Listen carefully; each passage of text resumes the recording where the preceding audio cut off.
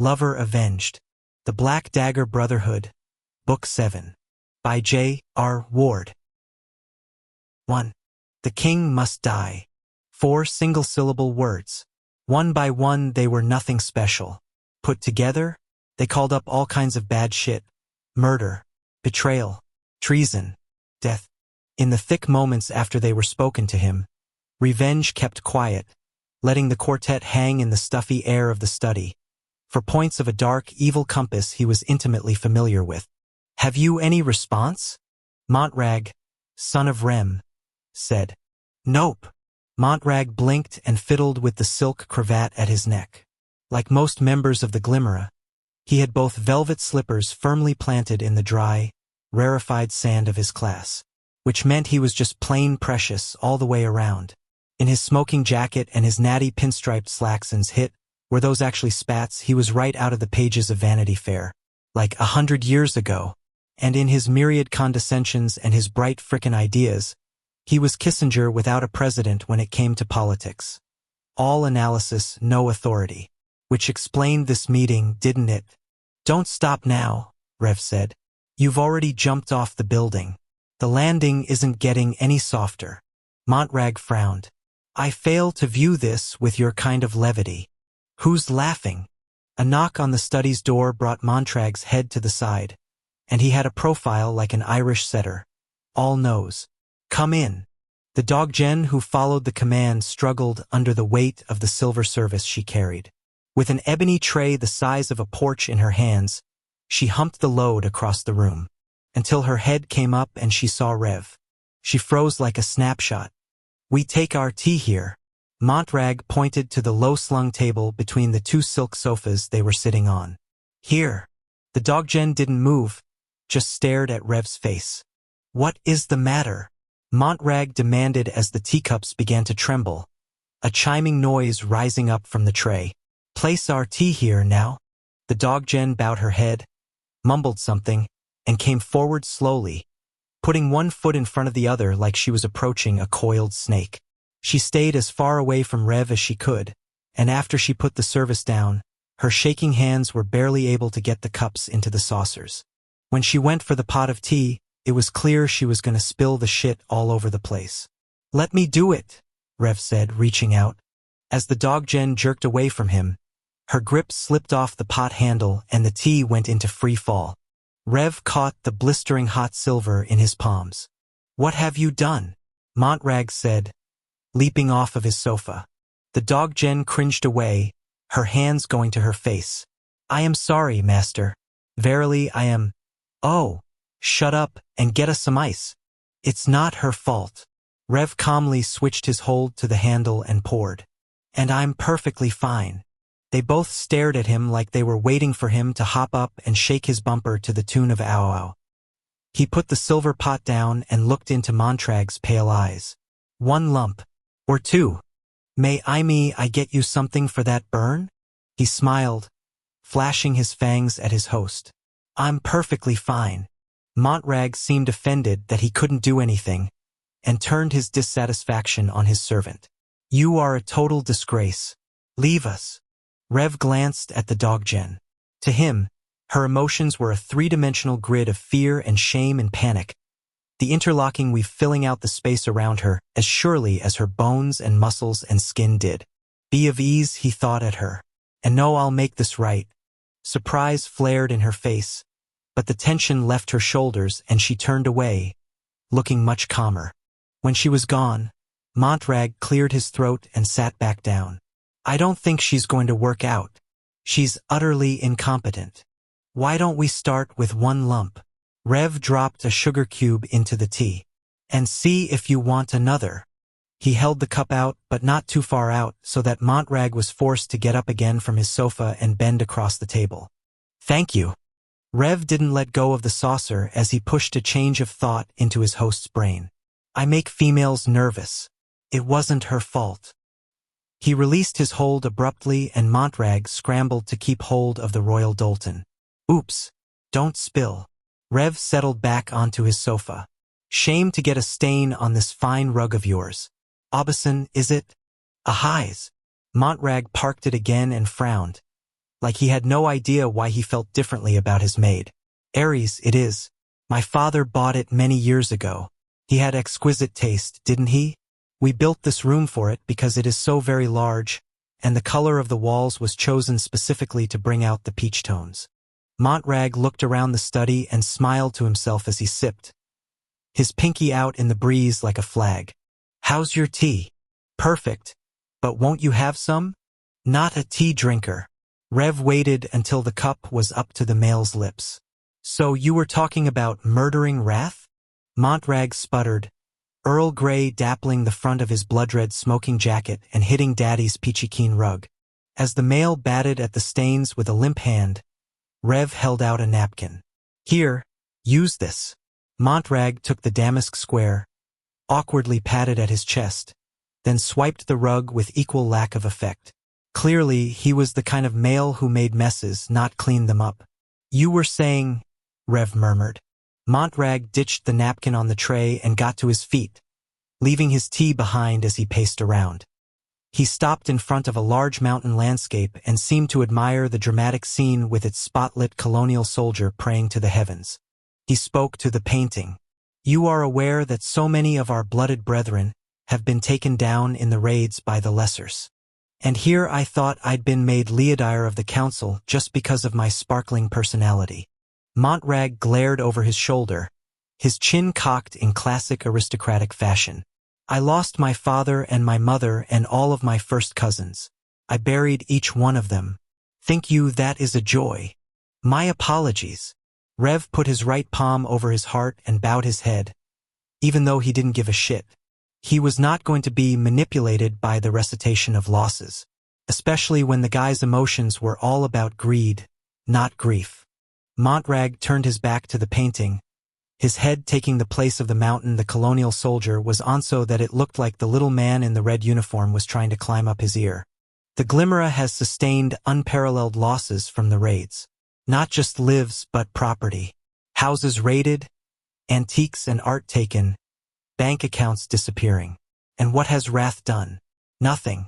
He's given no response to repeated inquiries about how those families' residences were found, why the Brotherhood didn't stop the attacks, where all those assets went. There is no plan to make sure it never happens again. No assurance that, if what few remaining members of the aristocracy return to Caldwell proper, we are protected. Montrag really got on a roll, his voice rising and bouncing off the crown molding and gilded ceiling. Our race is dying out and we need real leadership. By law, though, if Wrath's heart beats within his chest, he is king. Is the life of one worth the lives of many? Search your heart. Oh, Rev was looking into it, all right, black, evil muscle that it was. And then what? We take control and do what is right. During his tenure, Wrath has restructured things. Look at what has been done to the Chosen. They are now allowed to tally on this side, unheard of, and slavery is outlawed, along with seclusion for females. Dearest Virgin Scribe, next thing you know there'll be someone wearing a skirt in the Brotherhood. With us in charge, we can reverse what he has done and recast the laws properly to preserve the old ways. We can organize a new offensive against the lessening society. We can triumph. You're using a lot of Wes here, and somehow I don't think that's exactly what you are thinking. Well, of course there needs to be an individual who is first among equals. Montrag smoothed the lapels of his smoking jacket and angled his head and body as if he were posing for a bronze statue or maybe a dollar bill. A chosen male who is of stature and worth. And in what manner is this paragon going to be picked? We're going to move to a democracy. A long overdue democracy that shall replace the unjust and unfair convention of monarchy. As a whole lot of blah-blah-blahing got its groove on, Rev eased back, crossed his legs at the knees and steepled his fingers. Sitting on Montrag's fluffy sofa, the two halves him of Ward, the vampire and the Symphoth clashing. The only bene was that the internal shouting match droned out the sound of all that nasally everything. The opportunity was obvious. Get rid of the king and seize control of the race. The opportunity was unthinkable. Kill a fine male and a good leader and a friend of sorts. And we would choose who leads us. Make him accountable to the council. Ensure that our concerns are responded to. Montrag returned to the couch he'd been on, sitting down and getting comfortable as if he could hot air it about the future for hours. The monarchy is not working and democracy is the only way. Rev cut in. Democracy typically means that everyone gets a vote. Just in case you're unfamiliar with the definition. But we would. All of us who serve on the council would be on the electoral board. Everyone would be counted. FYI, the term everyone encompasses a couple more folks over and above everyone like us. Montrag shot over a load of "Oh please do be serious. Would you honestly trust the race to the lower classes? Not up to me. It could be. Montrag brought his teacup up to his mouth and looked over the brim with eyes that were sharp. It absolutely could be. You are our Leodire. Staring at the guy, Rev saw the path as clearly as if it were paved and lit with halogen beams. If Wrath were killed, his royal line would end, because he had yet to sire young. Societies, particularly those at war as the vampires were, abhorred leadership vacuums, so a radical shift from monarchy to democracy wouldn't be as unthinkable as it would have in another, saner, safer time. The Glimmer might be out of Caldwell and hiding in their safe houses throughout New England, but that bunch of effete motherfuckers had money and influence and had wanted to take over forever. With this particular plan, they could clothe their ambitions in the vestments of democracy and make like they were taking care of the little people. Rev's dark nature seethed, a jailed criminal impatient for probation. Bad acts and power plays were a constitutional compulsion for those of his father's blood, and part of him wanted to create the void and step into it. He cut into Montrag's self-important driveling. Spare me the propaganda. What exactly are you suggesting? The male made elaborate work of putting down his teacup, as if he wanted to appear as if he were corralling his words. Whatever. Rev was willing to bet the guy knew exactly what he was going to say.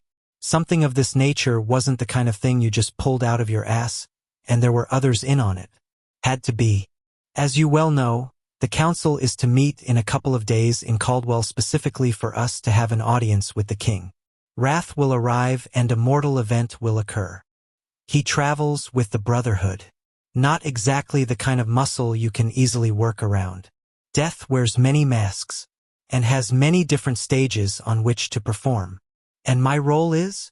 Even though he knew. Montrag's pale eyes were like ice, luminescent and cold. I know what kind of male you are, so I know exactly what you are capable of.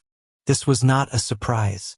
Rev had been a drug lord for the past 25 years, and though he hadn't announced his avocation to the aristocracy, vampires did hit his clubs regularly, and a number of them were in the ranks of his chemical customers. No one but the brothers knew about his sympath side, and he would have kept it from them if he'd had the choice. For the past 2 decades, he'd been paying his blackmailer well to make sure the secret was his to keep. That is why I come to you, Montrag said. You will know how to take care of this. True enough. As Leodire of the council, you would be in a position of enormous power. Even if you are not elected as president, the council is going nowhere. And let me reassure you about the Black Dagger Brotherhood. I know your sister is mated to one of them. The brothers will not be affected by this. You don't think it's going to piss them off? Wrath is not just their king. He's their blood. Protecting our race is their primary mandate. Whither we go they must follow. And you have to know that there are many who feel they have been doing a poor job of late. Methinks perhaps they require better leadership. From you, right? Of course. That would be like an interior decorator trying to command a tank platoon. A shitload of noisy chirping until one of the soldiers offed the lightweight flash in the pan and churned over the body a couple of times. Perfect plan there. Yup. And yet who said Montrag had to be the one elected? Accidents happen to both kings and aristocrats. I must say unto you, Montrag continued, as my father always said unto me, timing is everything. We need to proceed with haste. May we rely on you, my friend? Rev got to his feet and towered over the other male. With a quick tug on his jacket cuffs, he straightened his Tom Ford, then reached for his cane. He felt nothing in his body, not his clothes or the weight shifting from his ass to his soles or the handle against the palm he'd burned. The numbness was a side effect of the drug he used to keep his bad side from coming out in mixed company, the prison in which he jailed his sociopathic impulses. All he needed to get back to basics was one missed dose, though. An hour later, the evil in him was alive and kicking and ready to play. "What say you?" Montrag prompted. Wasn't that the question? Sometimes in life, from out of the myriad of prosaic decisions like what to eat and where to sleep and how to dress, a true crossroads is revealed. In these moments, when the fog of relative irrelevancy lifts and fate rolls out a demand for free will, there is only left or right no option of 4x4ing into the underbrush between two paths, no negotiating with the choice that has been presented. You must answer the call and pick your way, and there is no reverse. Of course, the problem was navigating a moral landscape was something he'd had to teach himself to do to fit in with the vampires. The lessons he'd learned had stuck, although only to a point, and his drugs only sort of worked. Abruptly, Montrag's pale face became cast in variations of pastel pink, and the male's dark hair went magenta and his smoking jacket became the color of ketchup. As a red wash tinted everything, Rev's visual field flattened out so it was like a movie screen of the world, which perhaps explained why Symphyths found it so easy to use people. With his dark side taking over, the universe had all the depth of a chessboard, and the people in it were pawns to his omniscient hand. Every one of them, enemies and friends. "I'll take care of it," Rev announced. "As you said, I know what to do." "Your word." Montrag put forward his smooth palm. "Your word that this shall be carried out in secret and in silence." Rev let that hand hang in the breeze, but he smiled, once again revealing his fangs. "Trust me." 2. As Wrath, son of Wrath, pounded down one of Caldwell's urban alleys, he was bleeding in 2 places. There was a gash along his left shoulder, made by a serrated knife, and a hunk out of his thigh, thanks to the rusty corner of a dumpster. The lesser up ahead, the one he was about to gut like a fish, had been responsible for neither. The asshole's 2 pale-haired, girly-smelling buddies had done the damage. Right before they'd been reduced to a matched set of mulch bags 300 yards and 3 minutes ago. This bastard up ahead was the real target. The Slayer was hauling ass, but Wrath was faster, not just because his legs were longer, and despite the fact that he was leaking like a corroded cistern. There was no question the third would die. It was an issue of will. The lesser had chosen the wrong path tonight, although not in picking this particular alley. That had been the only right and just thing the undead had probably done for decades, because privacy was important for fighting. Last thing the Brothers or the lessening society needed was for human police to get involved in anything so much as a nose blow in this war. No, the bastards, I'm sorry that is not the correct answer, had happened when he'd killed a male civilian about 15 minutes ago. With a smile on his face, in front of Wrath. The scent of fresh vampire blood had been how the king had first found the trio of slayers, catching them in the act as they tried to abduct one of his civilians. They'd clearly known he was at least a member of the Brotherhood, because this lesser up ahead had killed the male so he and his squadron could be hands-free and fully focused for the fight. The sad part was, Wrath's arrival had spared his civilian a long, slow, tortured death in one of the Society's persuasion camps. But it still burned his ass to see a terrified innocent sliced open and dropped like an empty lunch box onto the icy, cracked pavement. So this motherfucker up here was going down. Eye for an eye and then some style. At the alley's dead end, the lesser did a pivot and prepare, spinning around, planting his feet, bringing up his knife. Wrath didn't slow. In mid-stride, he slipped free one of his hero shuriken and sent the weapon out with a flick of his hand, making a show of the throw. Sometimes you wanted your opponent to know what was coming at him. The lesser followed the choreography perfectly, shifting his balance, losing his fighting form. As Wrath closed the distance, he winged another throwing star and another, driving the lesser into a crouch. The blind king dematerialized right on the motherfucker, striking from above with fangs bared to lock into the back of the Slayer's neck. The stinging sweetness of the lesser's blood was the taste of triumph, and the chorus of victory was not long in coming either as Wrath grabbed onto both of the bastard's upper arms. Payback was a snap, or two as it were. The thing screamed as both bones popped out of their sockets, but the howl didn't travel far after Wrath clapped his palm over its mouth. "That's just a warm-up," Wrath hissed. "It's important to get loose before you're worked out." The king flipped the Slayer over and stared down at the thing. From behind Wrath's wraparounds, his weak eyes were sharper than usual, the adrenaline cruising along his highway of veins giving him a shot at visual acuity. Which was good. He needed to see what he killed in a way that had nothing to do with ensuring the accuracy of a mortal blow. As the lesser strained for breath, the skin of its face sported an unreal plastic sheen as if the bone structure had been upholstered in the shit you made grain sacks out of, and the eyes were popping wide. The sweet stench of the thing like the sweat of roadkill on a hot night. Wrath unclipped the steel chain that hung from the shoulder of his biker jacket and unwound the shiny links from under his arm. Holding the heavy weight in his right hand, he wrapped his fist, widening the spread of his knuckles, adding to their hard contours. Say cheese. Wrath struck the thing in the eye. Once, twice, 3 times. His fist was a battering ram, the eye socket below giving way like it was nothing more than a pocket door. With every cracking impact, black blood burst up and out, hitting Wrath's face and jacket and sunglasses. He felt all the spray even through the leather he wore and wanted more. He was a glutton for this kind of meal. With a hard smile, he let the chain uncoil from his fist, and it hit the dirty asphalt on a seething metallic laugh, as if it had enjoyed that as much as he had. Below him, the lesser wasn't dead. Even though the thing was no doubt developing massive subdural hematomas on the front and back of its brain, it would still live because there were only 2 ways to kill a slayer. One was to stab it in the chest with the black daggers the brothers wore strapped to their chests. This sent the POS back to its maker, the Omega, but was only a temporary fix, because the evil would just use that essence to turn another human into a killing machine. It was not death, but delay. The other way was permanent. Wrath got out his cell phone and dialed. When a deep male voice with a Boston accent answered, he said, 8th and trade. 3 down. Butch O'Neill, aka the Destroyer, descendant of Wrath, son of Wrath, was characteristically phlegmatic in his response. Real middle of the road. Easygoing. Leaving so much room for interpretation in his words. Oh, for fuck's sake. Are you kidding me? Wrath, you have got to stop this moonlighting shit. You're the king now. You're not a brother any. Wrath clipped the phone shut. Yup.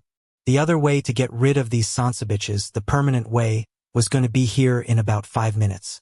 With his mouth riding shotgun. Unfortunately, Wrath sat back on his heels, recoiled the chain on his shoulder, and looked up at the squat box of night sky that was visible above the rooftops. As his adrenaline ebbed, he could only slightly differentiate the rising dark torsos of the buildings against the flat plane of the galaxy, and he squinted hard. You're not a brother anymore. The hell he wasn't. He didn't care what the law said. His race needed him to be more than a bureaucrat. With a curse in the old language, he got back with the program, going through the Slayer's jacket and pants, looking for ID. In an ass pocket, he found a thin wallet with a driver's license and $2 in it. You though the was one of yours. The Slayer's voice was both reedy and malicious, and the horror movie sound triggered Wrath's aggression once more. In a rush, his vision sharpened, bringing his enemy into semi-focus. What did you say to me? The lesser smiled a little, seeming not to notice that half its face had the consistency of a runny omelet. He was always one of ours. What the fuck are you talking about? How do you think? The lesser took a shuddering breath. We found all those houses this summer. A vehicle's arrival cut off the words, and Wrath's head shot around. Thank fuck it was the black Escalade he was hoping for and not some human with a cell phone cocked and loaded with a 911 call. Butch O'Neill stepped out from behind the wheel, his gum flapping in full swing. Have you lost your damn mind? What are we going to do with you? You're gonna give. As the cop kept riding the holy hell trail, Wrath looked back at the Slayer. How did you find them? The houses. The Slayer started laughing. The weak was the kind of thing you heard out of the deranged. Because he'd been in them alt hats. How? The bastard passed out, and shaking him didn't help bring him back. Neither did a palm slam or 2. Wrath got to his feet, frustration triggering the rise. Do your business, cop. The other 2 are back behind the dumpster on the next block. The cop just stared at him. You're not supposed to fight. I'm the king. I can do whatever the fuck I want. Wrath started to walk away, but Butch grabbed onto his arm. Does Beth know where you are? What you're doing? You tell her? Or is it only me you're asking to keep this secret? Worry about that. Wrath pointed to the slayer. Not me and my shellin'. As he pulled free, Butch barked, "Where are you going?" Wrath marched up into the cop's grill. "I thought I would pick up a civilian's dead body and carry it to the Escalade. You got a problem with that, son?" Butch held his ground. "Just one more way their shared blood showed. We lose you as king and the whole race is fucked. And we got 4 brothers left in the field. You like that math? I don't. But do your business, Butch, and stay out of mine." Wrath stalked the 300 yards back to where the fighting had started. The beaten slayers were right where he'd left them. Moaning on the ground, their limbs at wrong angles, their black blood seeping out into filthy slush puddles beneath their bodies. They were no longer his concern, though. Going around behind the dumpster, he looked at his dead civilian and found it hard to breathe. The king knelt down and carefully brushed the hair back from the male's beaten to shit face. Clearly, the guy had fought back, taking a number of hits before getting stabbed through the heart. Brave kid. Wrath cupped the nape of the male's neck, slid his other arm under the knees, and slowly rose. The weight of the dead was heavier than the pounds of the body. As he stepped away from the dumpster and started for the Escalade, Wrath felt as though he held his whole race aloft in his arms, and he was glad he had to wear sunglasses to protect his weak eyes. His wraparounds hid the sheen of tears. He passed Butch as the cop jogged off toward the broken slayers to do his thing. After the guy's footfalls halted, Wrath heard a long, deep inhale that sounded like the hiss of a balloon slowly deflating. The retching that followed was much louder. As the suck and gag was repeated, Wrath laid the dead out in the back of the Escalade and went through the pockets. There was no thingno wallet, no phone, not even a gum wrapper. Fuck! Wrath pivoted around and sat on the SUV's back bumper. One of the lessers had cleaned him out already in the course of the fighting, and that meant that as all the slayers had just been inhaled, the civilian's ID was ashed.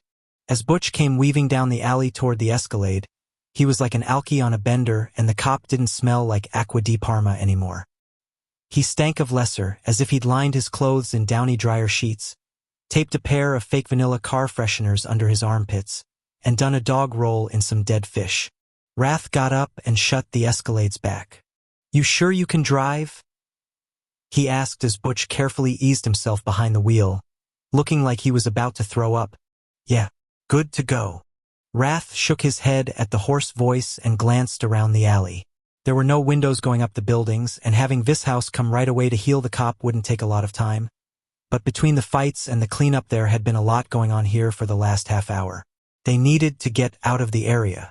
Originally, Wrath's plan had been to take a picture of the Slayer's ID with his camera phone, enlarge it enough so he could read the address and go after the jar of that fucker. He couldn't leave Butch on his own, though. The cop seemed surprised when Wrath got into the Escalade's shotgun seat. "What are you? We'll take the body to the clinic.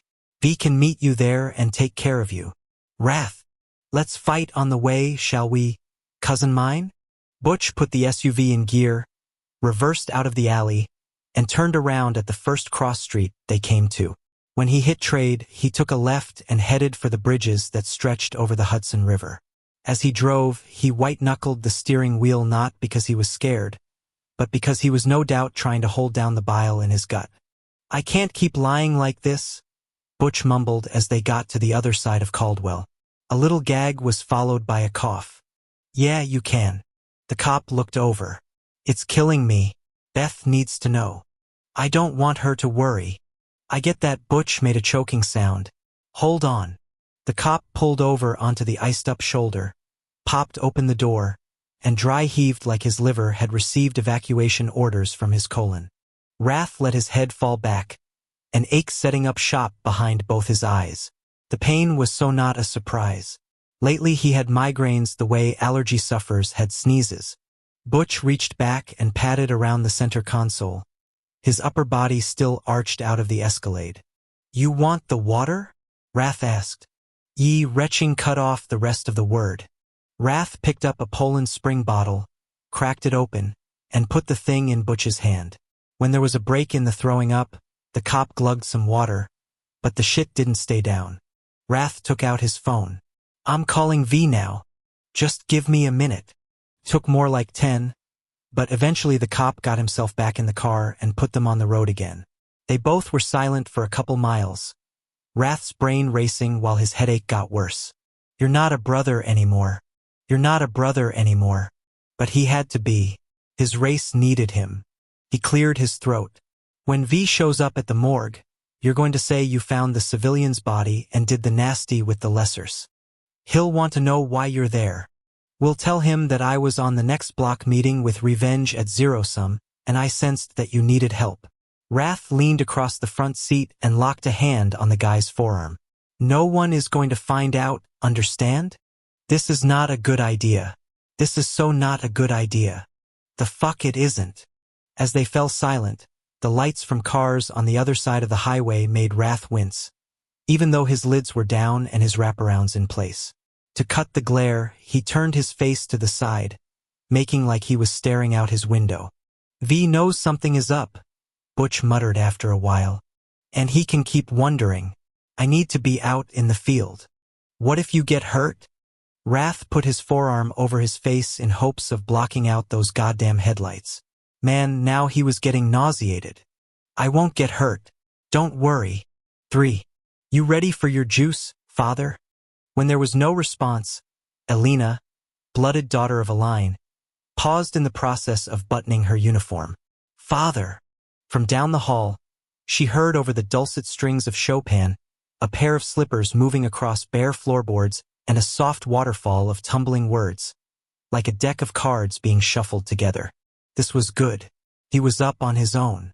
Alina pulled her hair back, twisted it, and put a white scrunchie on to hold the knot in place.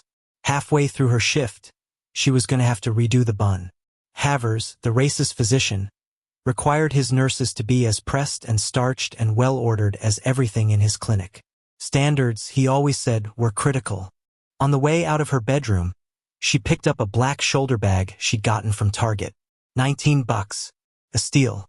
In it was the shortish skirt and the knockoff polo sweater she was going to change into about 2 hours before dawn.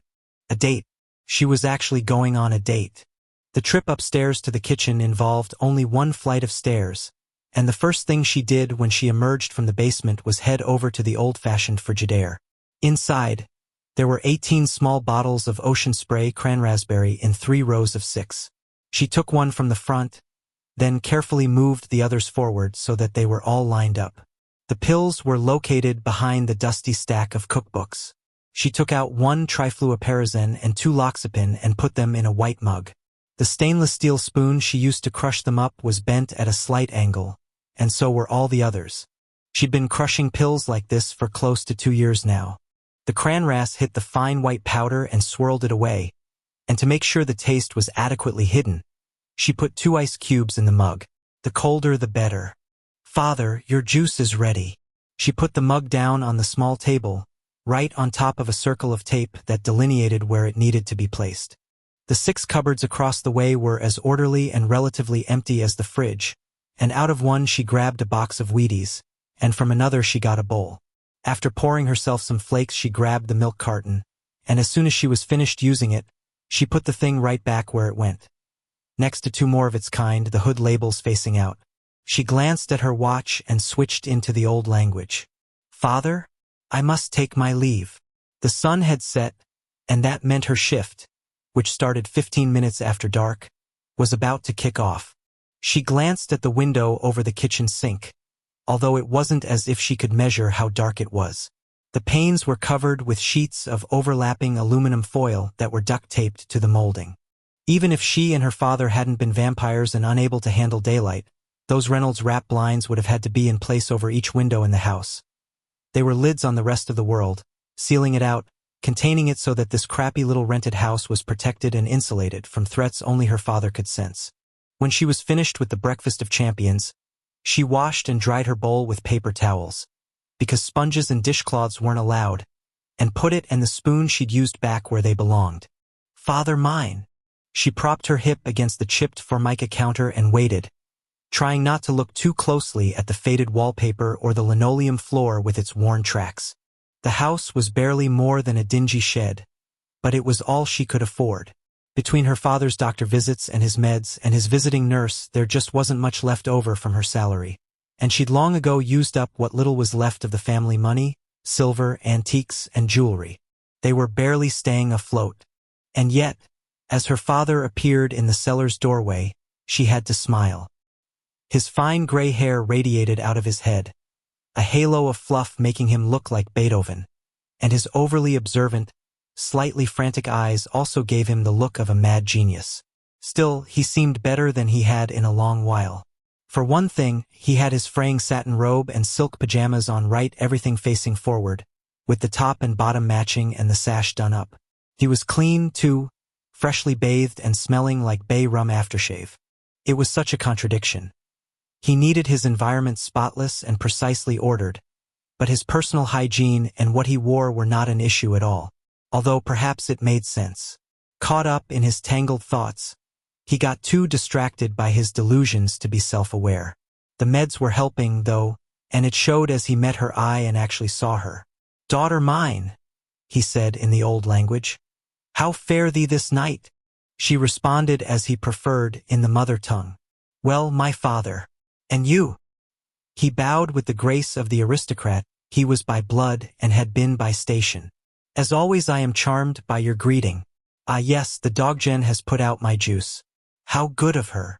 Her father sat with a swish of his robes, and he picked up the ceramic mug as if it were fine English china. "Whither thou goest?" "To work. I am going to work."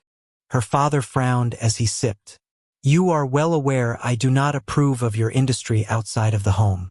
A lady of your breeding should not be tendering her hours as such." "I know, father mine, but it makes me happy." His face softened. "Well, that is different. Alas, I do not understand the younger generation. Your mother managed the household and the servants and the gardens, and that was plenty to engage her nightly impulses." Alina looked down, thinking that her mother would weep to see where they had ended up. "I know. You shall do as you will, though, and I shall love you more." She smiled at the words she'd heard all of her life. "And on that note, father." He lowered the mug. "Yes. I shall be a bit late in getting home this evening." "Indeed? Why for?" "I am going to have coffee with a mail." "What is that?" The change in his tone brought her head up, and she looked around to see what. "Oh, no, nothing, father, verily, it is nothing." She quickly went over to the spoon she'd used to crush the pills and picked it up, rushing for the sink like she had a burn that needed cold water stat. Her father's voice quavered. What was it doing?" Alina quickly dried the spoon and slipped it in the drawer. "See? All gone. See?" She pointed to where it had been. "The counter is clean. There's nothing there. It was there I saw it. Metal objects are not to be left. It's not safe to who left it out, who left the spoon." "The maid did." "The maid? Again. She must be fired. I have told her nothing metal is left out. Nothing metal isleftoutingmetalistleftoutingare and they will punish this odissabithiara closer than we know on. In the beginning, when her father's attacks had first occurred, Alina had reached out to him as he got agitated, thinking a pat on the shoulder or a comforting hand in his own would help. Now she knew better. The less sensory input into his brain, the faster the rolling hysteria slowed. On the advice of his nurse, Alina pointed out the reality to him once and then didn't move or speak. It was hard, though, to watch him suffer and be unable to do anything to help, especially when it was her fault. Her father's head shook back and forth, the agitation frothing his hair up into a fright wig of crazy frizz, while in his wobbling grip, Cranras jumped out of the mug, splashing on his veined hand and the sleeve of the robe and the pitted formica tabletop. From his trembling lips, the staccato beats of syllables increased, his internal record getting played at an ever higher speed, the flush of madness riding up the column of his throat and flaring in his cheeks. Alina prayed this wasn't going to be a bad one. The attacks, when they came, varied in intensity and duration, and the drugs helped shrink both metrics. But sometimes the illness bested the chemical management. As her father's words became too crowded to comprehend and he dropped the mug on the floor, all Alina could do was wait and pray to the scribe virgin that this would pass soon.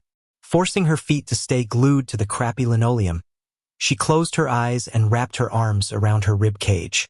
If she had just remembered to put the spoon away. If she had just... When her father's chair scraped back and crashed to the floor, she knew she was going to be late for work. Again. Humans really were cattle, Shex thought as she looked over all the heads and shoulders packed in tight around zero-sum's general population bar. It was like some farmer had just grained up a trough and the milking stock was jockeying for muzzle space.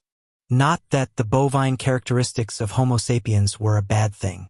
The herd mentality was easier to manage from a security point of view, and in a way, like cows, one could feed off of them. That crush around those bottles was all about wallet purge, with the tide flowing only one way into the coffers. Liquor sales were good, but the drugs and sex had even higher profit margins. Shex walked by the bar's outer rim slowly, dousing the hot speculation of heterosexual men and homosexual women with hard looks.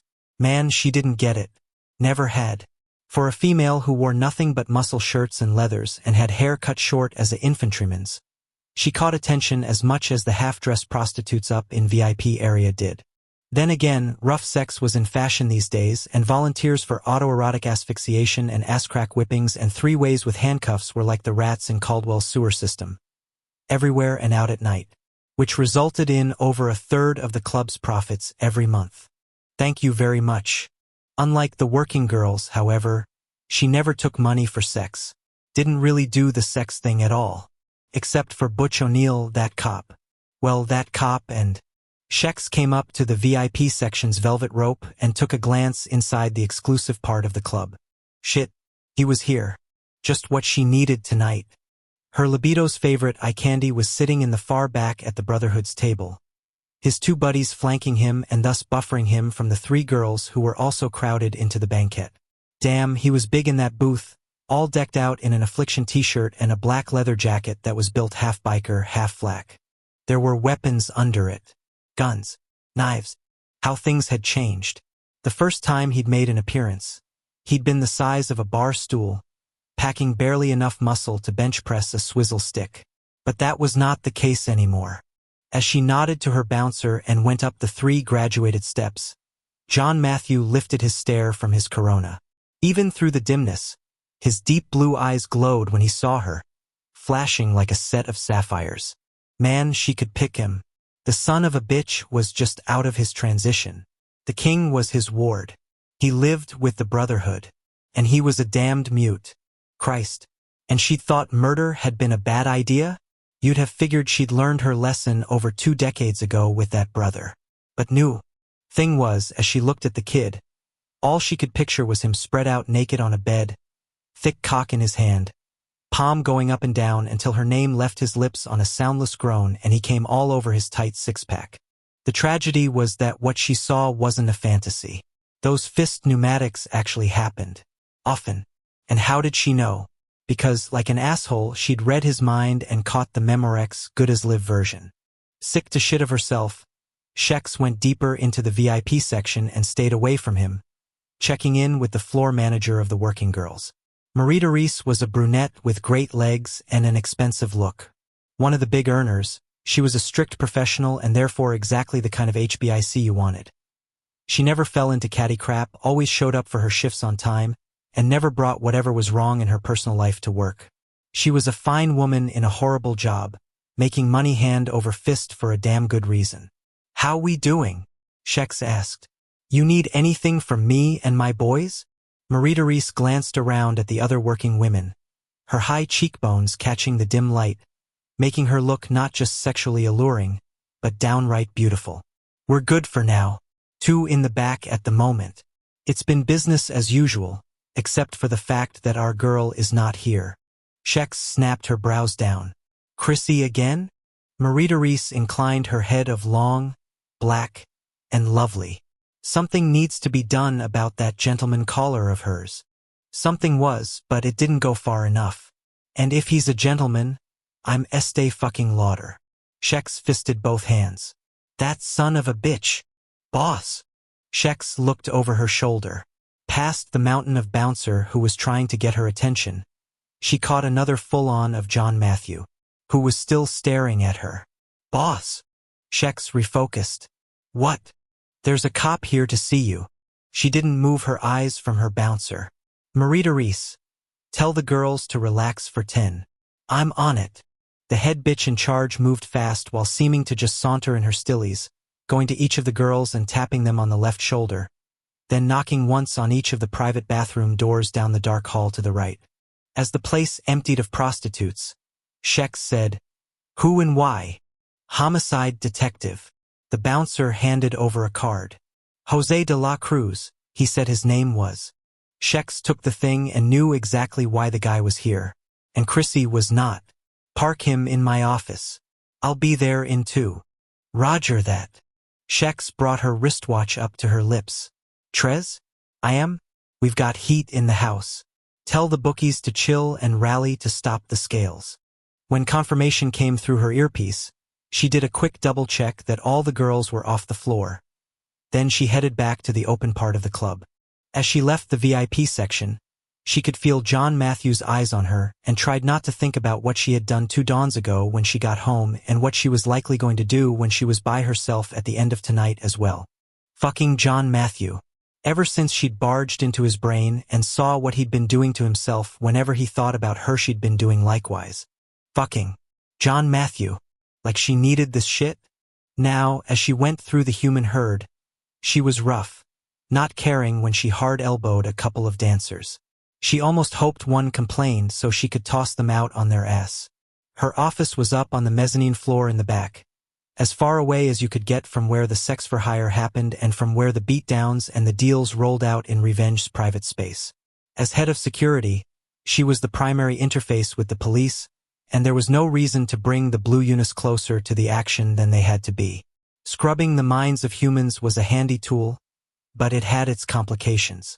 Her door was open and she sized up the detective from behind. He wasn't too tall, but he had a thick build she approved of. His sports coat was Men's Warehouse, his shoes were Florsheim. Watch peeking out of his cuff was Seiko. As he turned to look at her, his dark brown eyes were Sherlock smart. He might not be making a lot of paper, but he was no dummy. "Detective," she said, shutting the door and going past him to take a seat behind her desk. Her office was all but naked. No pictures, no plants, not even a phone or a computer. The records in the 3 locked fireproof filing cabinets pertained only to the legitimate side of the business, and the wastepaper basket was a shredder. Which meant Detective de la Cruz had learned absolutely nothing about anything during the 120 seconds he'd spent alone in the room. De la Cruz took his badge out and flashed it.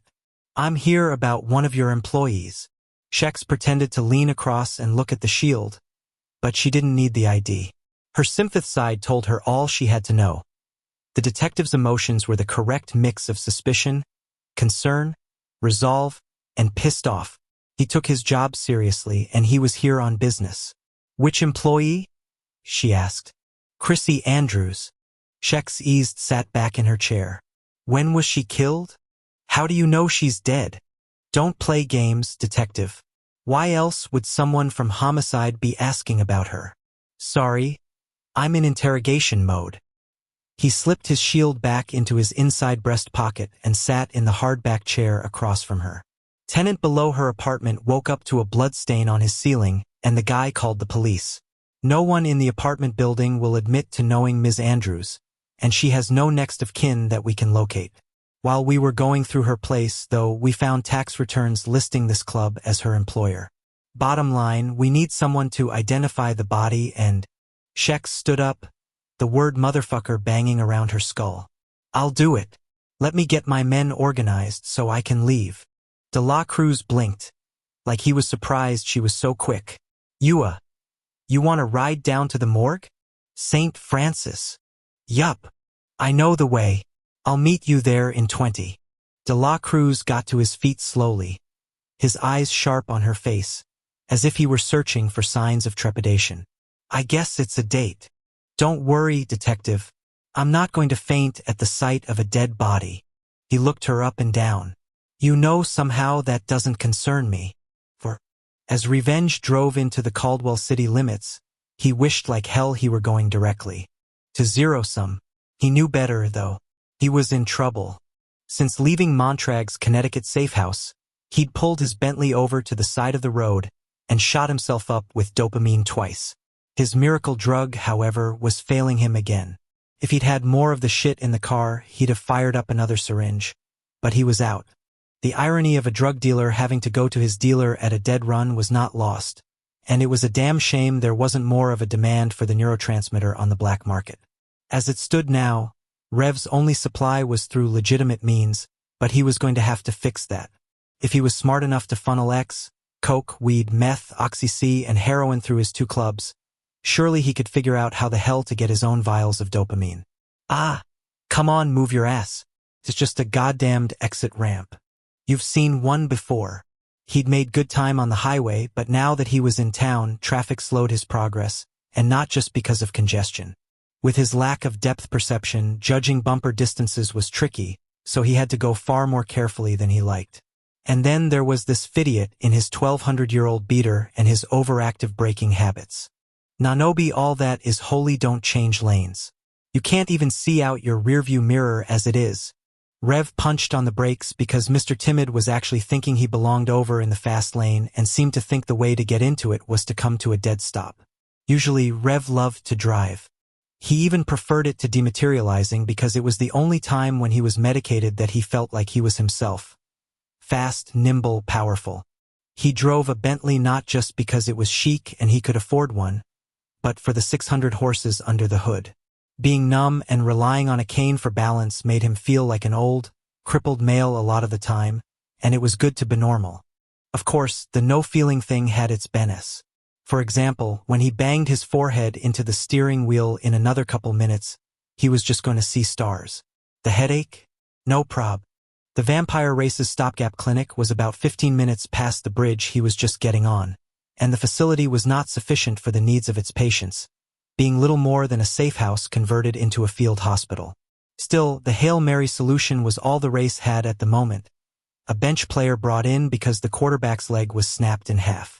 Following the raids over the summer, Rath was working with the race's physician to get a new permanent location, but like everything, it was taking time. With so many places sacked by the lessening society, no one thought it was a good idea to use real estate currently owned by the race, because God only knew how many other locales had been leaked. The king was looking to buy another place, but it had to be secluded, and Rev thought of Montrag. Had the war really come down to murdering Rath? The rhetorical, initiated by his mother's vampire side, rippled through his mind, but triggered no emotion whatsoever. Calculation carried his thoughts. Calculation unencumbered by morality. The conclusion he'd reached as he'd left Montrag's did not waver, his resolution only growing stronger. "Thank you, dearest virgin scribe," he muttered as the beater slid out of his way and his exit presented itself like a gift. The reflective green sign, a tag with his name on it. Green? Rev looked around. The red wash had started to drain out of his vision, the other colors of the world reappearing through the two-dimensional haze, and he took a deep breath of relief. He didn't want to go juice to the clinic. As if on schedule, he started to feel cold, even though the Bentley was no doubt a balmy 70 degrees, and he reached forward and cranked the heat. The chills were another good, if inconvenient sign the medication was starting to work. For as long as he had been alive, he'd had to keep secret what he was. Sin-eaters like him had 2 choices. They either passed as normals or they got sent upstate to the colony, deported from society like the toxic waste they were. That he was a half-breed didn't matter. If you had any sympath in you, you were considered one of them, and with good reason.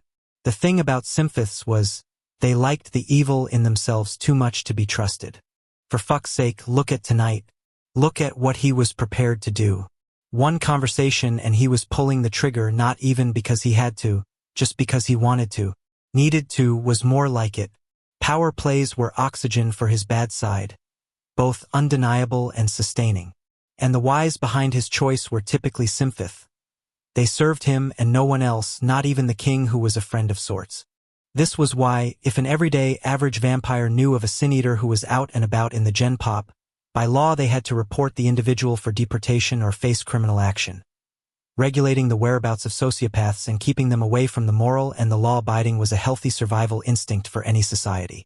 20 minutes later, Rev pulled up to an iron gate that was downright industrial in its function over form. The thing was without any grace whatsoever. Nothing but solid shafts bolted together and topped with a curly wig of barbed wire coil.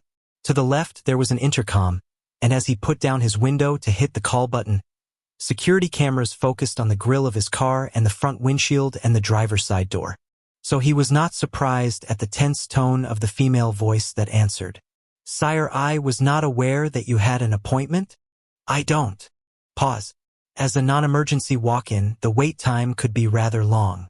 "Perhaps you would like to schedule." He glared into the closest camera eye.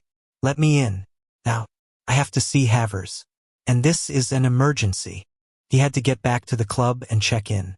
The 4 hours he'd blown already this evening were a lifetime when it came to managing the likes of Zero Sum and the Iron Mask. Shit didn't just happen in places like those, it was SOP, and his fist was the one with "Buck Stops Here" tatted on the knuckles.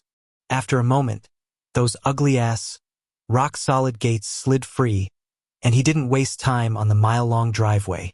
As he came around the last turn, the farmhouse up ahead didn't warrant the kind of security it had, at least not if you took it at face value. The two-story clapboard was barely a colonial, and it was totally pared down. No porches, no shutters, no chimneys, no plantings. Compared to Havers's old crib and clinic setup, it was the poor relation to a garden shed. He parked opposite the detached bank of garages where the ambulances were kept and got out. The fact that the cold December night made him shiver was another good sign, and he reached into the Bentley's back seat to take out his cane and one of his many sable dusters. Along with numbness, the downside of his chemical mask was a drop in core temperature that turned his veins into air conditioning coils. Living out his nights and days in a body he couldn't feel or warm was not a party. But it wasn't as if he had a choice. Maybe if his mother and his sister hadn't been normals, he might have Darth Vadered himself and embraced the dark side, living out his days fucking with the minds of his comrades in harm. But he'd put himself in the position of being head of his household, and that kept him in this stretch of neither here nor there. Rev walked around the side of the Colonial, pulling the sable in close to his throat. When he came up to a nothing-looking door, he rang the button that was tacked onto the aluminum siding and stared into an electronic eye. A moment later, an airlock popped with a hiss, and he pushed his way into a white room the size of a walk-in closet. After he stared into a camera's face, another seal popped free. A hidden panel shifted back, and he descended a set of stairs. Another check-in, another door, and then he was in. The reception area was every clinic's patient and family parking lot, with rows of chairs and magazines on little tables and a TV and some plants.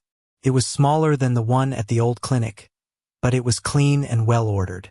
The two females sitting in it both stiffened as they saw him. "Right this way, sire." Rev smiled at the nurse who came around the reception desk. For him, a long wait was always one in an exam room. The nurses didn't like him spooking the folks in those rows of chairs, and they didn't like him around themselves either. Worked for him. He wasn't the socializing kind. The exam room he was led down to was located on the non-emergency side of the clinic, and it was one he'd been in before. He'd been in all of them before. "The doctor is in surgery and the rest of the staff are with other patients, but I'll have a colleague come take your vitals as soon as I can." The nurse left him like somebody had just coded down the hall and she was the only one with paddles. Rev got up on the table, keeping his coat on and his cane in his palm. To pass the time, he closed his eyes and let the emotions in the place seep into him like a panoramic vista. The walls of the basement dissolved away, and the emotional grids of each individual emerged from out of the darkness. A host of different vulnerabilities and anxieties and weaknesses exposed to his sympath side. He held the remote to all of them, instinctually knowing what buttons to push on the female nurse next door, who was worried that her Hellrin wasn't attracted to her anymore, but who had still had too much to eat at first meal. And the male she was treating who had fallen down the stairs and cut his arm because he'd been into the booze. And the pharmacist across the hall who up until recently had been lifting Xanax for his personal use until he'd found the hidden cameras put in place to catch him. Self-destruction in others was a sympatha's favorite reality show to watch, and it was especially good when you were the producer. And even though his vision was now back to normal and his body was numb and cold, what he was at his core was just banked, not spent. For the kind of shows he could put on, there was an endless source of inspiration and funding. Shit. As Butch parked the Escalade in front of the clinic's garages, Wrath's mouth did some more pull-ups on the curse bar. In the headlights of the SUV, this house was spotlit like some frickin' calendar girl, all sprawled out on the hood of a very familiar Bentley. Wrath unclipped his seatbelt and opened his door. "Surprise, surprise, my lord," V said as he straightened and knocked on the sedan's hood. "Must have been a short meeting downtown with our buddy Revenge. Huh. Unless that guy's figured out how to be in two places at once. In which case, I need to know his secret, true. Mother. Fucker." Wrath got out of the SUV and decided the best course was to ignore the brother. Other options included trying to reason his way out of the lie, which would suck because of all V's failings, none were intellectual. Or in the alternative, instigating a fistfight, which would be only a temporary diversion and would waste time when they both had to get their Humpty Dumptys put back together. Going around, Wrath opened the rear door of the Escalade. "Heal your boy. I'll deal with the body." As he lifted the civilian's lifeless weight up and turned, V's stare locked on a face that was beaten beyond recognition. "God damn it," V breathed. At that moment, Butch stumbled out from behind the wheel looking like a hot mess. As the smell of baby powder wafted over, his knees went loose and he barely caught the door for support in time. This house flashed over and took the cop into his arms, holding him close. "Shit, man, how you doing?" "Ready for anything." Butch clung to his best friend. "Just need to be under the heat lamp for a bit." "Heal him," Wrath said as he started for the clinic. "I'm going in." As he walked off, the doors of the Escalade shut one after the other, and then there was a glow like clouds had broken free of the moon. He knew what the two were doing inside the SUV, because he'd seen the routine once or twice. They were wrapped around each other, the white light of V's hand suffusing them both, the evil that Butch had inhaled leaching out into V. Thank God there was a way to cleanse that shit out of the cop. And being a healer was good for V too. Wrath came up to the first door of the clinic and just stared up into the security camera. He was buzzed in immediately, and the instant the airlock had resealed, the hidden panel to the stairs popped open. Took no time at all to get down into the clinic. The king of the race with a dead male in his arms wasn't stopped for a nanosecond. He paused at the landing as the last door lock was sprung. Looking into the camera, he said, "Get a gurney and a sheet first." "We're coming right now, my lord," said a tinny voice. No more than a second later, two nurses opened the door, one turning a sheet into a privacy curtain, while the other rolled a gurney right up to the bottom of the stairs. With strong and gentle arms, Wrath laid out the civilian as carefully as if the male had been alive and had every bone in his body fractured. Then the nurse who'd handled the gurney flapped another sheet out of its folded square. Wrath stopped her before she draped the body. "I do that," he said, taking it from her. She gave the thing over to him with a bow. Speaking sacred words in the old language, Wrath turned the humble cotton sheath into a proper death shroud. After he was done praying for the male's soul and wishing it a free and easy carry unto the fade, he and the nurses had a moment of silence before the body was draped. "We don't have ID on him," Wrath said quietly as he smoothed out the edge of the sheet. "Do either of you recognize his clothes? The watch? Anything?" Both nurses shook their heads and one murmured, "We'll put him in the morgue and wait. It's all we can do. His family will come looking for him." Wrath hung back and watched as the body was rolled away. For no particular reason, he noticed the wheel on the front right wiggled as it went along, like it was new on the job and worried about its performance, although this was not because he saw the thing clearly, but rather from the soft whistle of its miscalibration. Out of whack. Not pulling its weight. Wrath could so relate. This fucking war with the lessening society had gone on too long, and even with all the power he had and all the resolve in his heart, his race wasn't winning. Holding steady against your enemy was just a case of losing by increments because innocents kept dying. He turned around toward the stairs and smelled the fear and awe of the two females sitting in the plastic chairs of the waiting area. With a mad shuffle, they got to their feet and bowed to him, the deference resounding in his gut like a kick in the balls. Here he was delivering the latest but far from the last casualty in the fight, and these two still paid him respect. He bowed back to them, but couldn't marshal any words. The only vocabulary he had at the moment was full of George Carlin's best, and all of it was directed at himself. The nurse who'd been on shield duty finished folding up the sheet she'd used. "My lord, perhaps you would have a moment to see Havers. He should be out of surgery in about 15 minutes? It appears you are wounded. I have to get back to the—" He stopped himself before the word field slipped out. "I've got to get going. Please let me know about that male's family. Okay? I want to meet with them." She bowed at the waist and waited, because she wanted to kiss the massive black diamond that rested on the middle finger of his right hand. Wrath squeezed his weak eyes shut and held out what she was seeking to pay homage to. Her fingers were cool and light on his flesh, her breath and her lips the barest of brushes. And yet he felt flayed. As she righted herself, she said with reverence, "Fare thee well this night, my lord, and you with your hours as well, loyal subject." He wheeled around and jogged up the stairs, needing more oxygen than there was in the clinic. Just as he hit the final door, he ran into a nurse who was coming in as fast as he was busting out. The impact knocked her black shoulder bag off, and he barely caught her before she hit the ground along with it. "Oh, fuck!" he barked, dropping to his knees to get her stuff. "Sorry. My lord."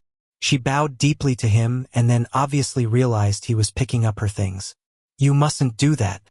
Please, let me." "No, it's my fault." He shoved what seemed to be a skirt and a sweater back into the bag and then nearly cracked her with a head but as he shot to his feet. He grabbed onto her arm once more. "Shit, sorry. Again. I'm fine, honest." Her bag changed hands in a messy scramble, going from someone who was in a rush to someone who was flustered. "You got it?" he said, ready to start begging the scribe virgin to get outside. "Ah, yes," but her tone shifted from reverent to medical. "You're bleeding, my lord."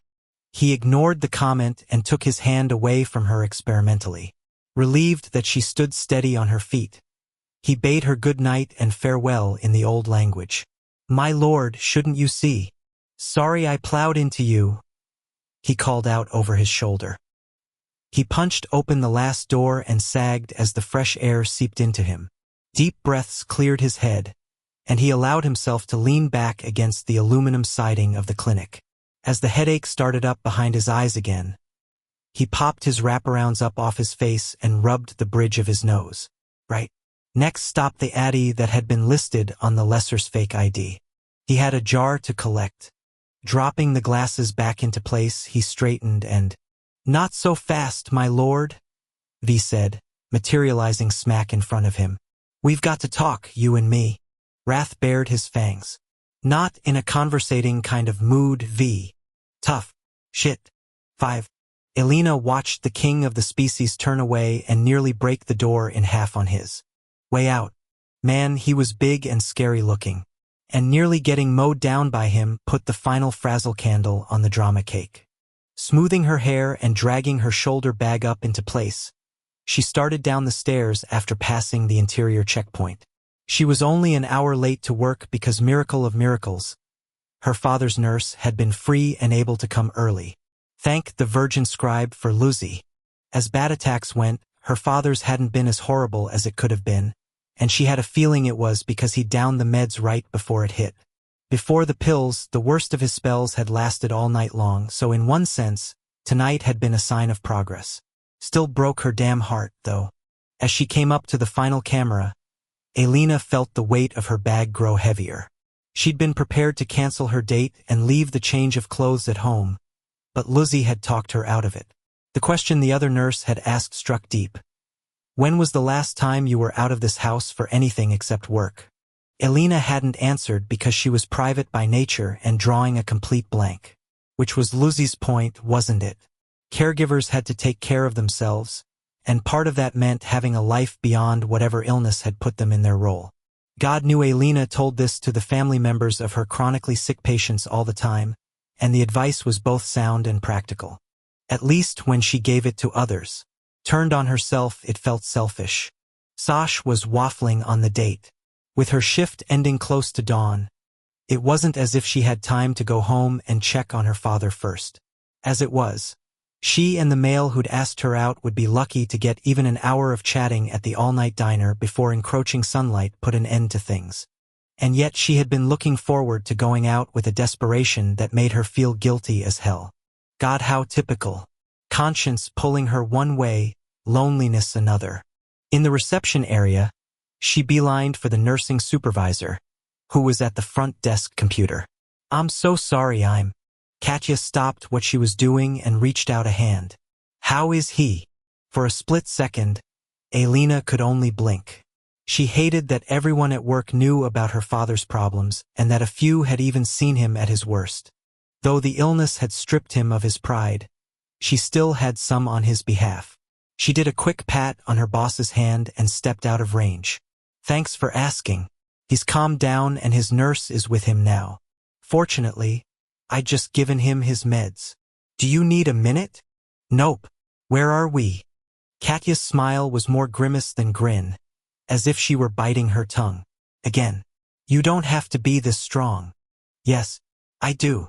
Alina looked around and kept her wince to herself. More of the staff were coming at her from down the hallway, a 10-strong posse riding shotgun on a truckload of concerned purpose. "Where do you need me?"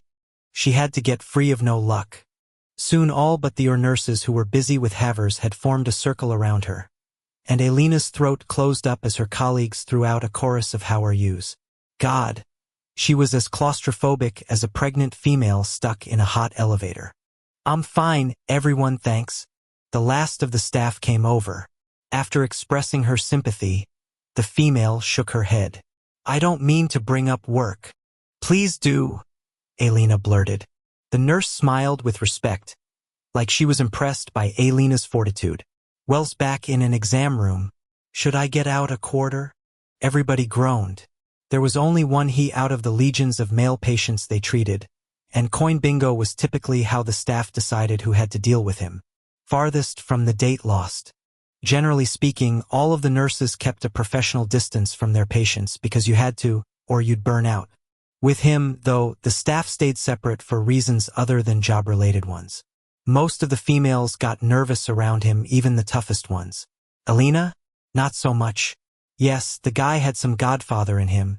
Those black pinstriped suits and his cropped mohawk and his amethyst eyes throwing off a "don't F with me if you want to keep breathing" vibe. And it was true, when you were shut into an exam room with him, there was the impulse to keep your eye on the exit in case you needed to use it. And there were those tattoos on his chest and the fact that he kept his cane with him as if it were not just an aid for walking but a weapon. And, okay, so the guy made Alina nervous, too. And yet she cut through an argument over who got to have the year 1977.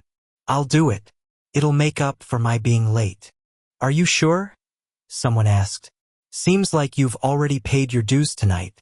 Just let me get some coffee." "What room?" "I parked him in 3, the nurse said. Amid a cheer of, "Atta girl," Alina went to the staff room, put her things in her locker, and poured herself a mug of hot, steaming percursup. The coffee was strong enough to be considered an accelerant and did the job nicely, wiping her mental slate clean. Well, mostly clean. As she sipped, she stared at the banks of buff-colored lockers and the pairs of street shoes tucked here and there and the winter coats hanging on pegs. In the luncheon area, folks had their favorite mugs on the counter and the snacks they liked on the shelves, and sitting on the round table there was a bowl full of what was it tonight? Little packs of Skittles. Above the table was a bulletin board covered with flyers for events and coupons and stupid comic strip jokes and pictures of hot guys. The shift roster was next to it, the whiteboard marked with a grid of the next 2 weeks that was filled in with names in different colors. It was the detritus of normal life, none of which seemed significant in the slightest until you thought about all those people on the planet who couldn't keep jobs or enjoy an independent existence or spare the mental energy on little distractions like, say, the fact that Cottonelle toilet paper was 50 cents off if you bought the 12-pack of the double rolls. Taking it all in, she was reminded yet again that going out into the real world was a luck of Thedra privilege, not a right, and it bothered her to think of her father holed up in that awful little house, wrestling with demons that existed only in his head. He'd once had a life, a big life. He'd been a member of the aristocracy and had served on the council and been a scholar of note. He'd had a Shellin he adored and a daughter he'd been proud of and a mansion renowned for its celebrations. Now all he had were delusions that tortured him. And though they were only perception, never reality, the voices were a jail no less ironclad for the fact that no one else could see the bars or hear the warden. As Elena rinsed out her mug, she couldn't help thinking of the unfairness of it all, which was good, she supposed. Even with all she saw on her job, she hadn't gotten used to suffering, and she prayed she never did. Before she left the locker room, she did a quick check in the full-length mirror next to the door. Her white uniform was perfectly pressed and clean as sterile gauze. Her stockings were without runs. Her crepe-soled shoes were smudge and scuff-free. Her hair was as frazzled as she felt. She did a quick pull-free, retwist and scrunchie up, then headed out for exam room 3. The patient's chart was in the clear plastic holder mounted on the wall by the door, and she took a deep breath as she picked it out and opened it up.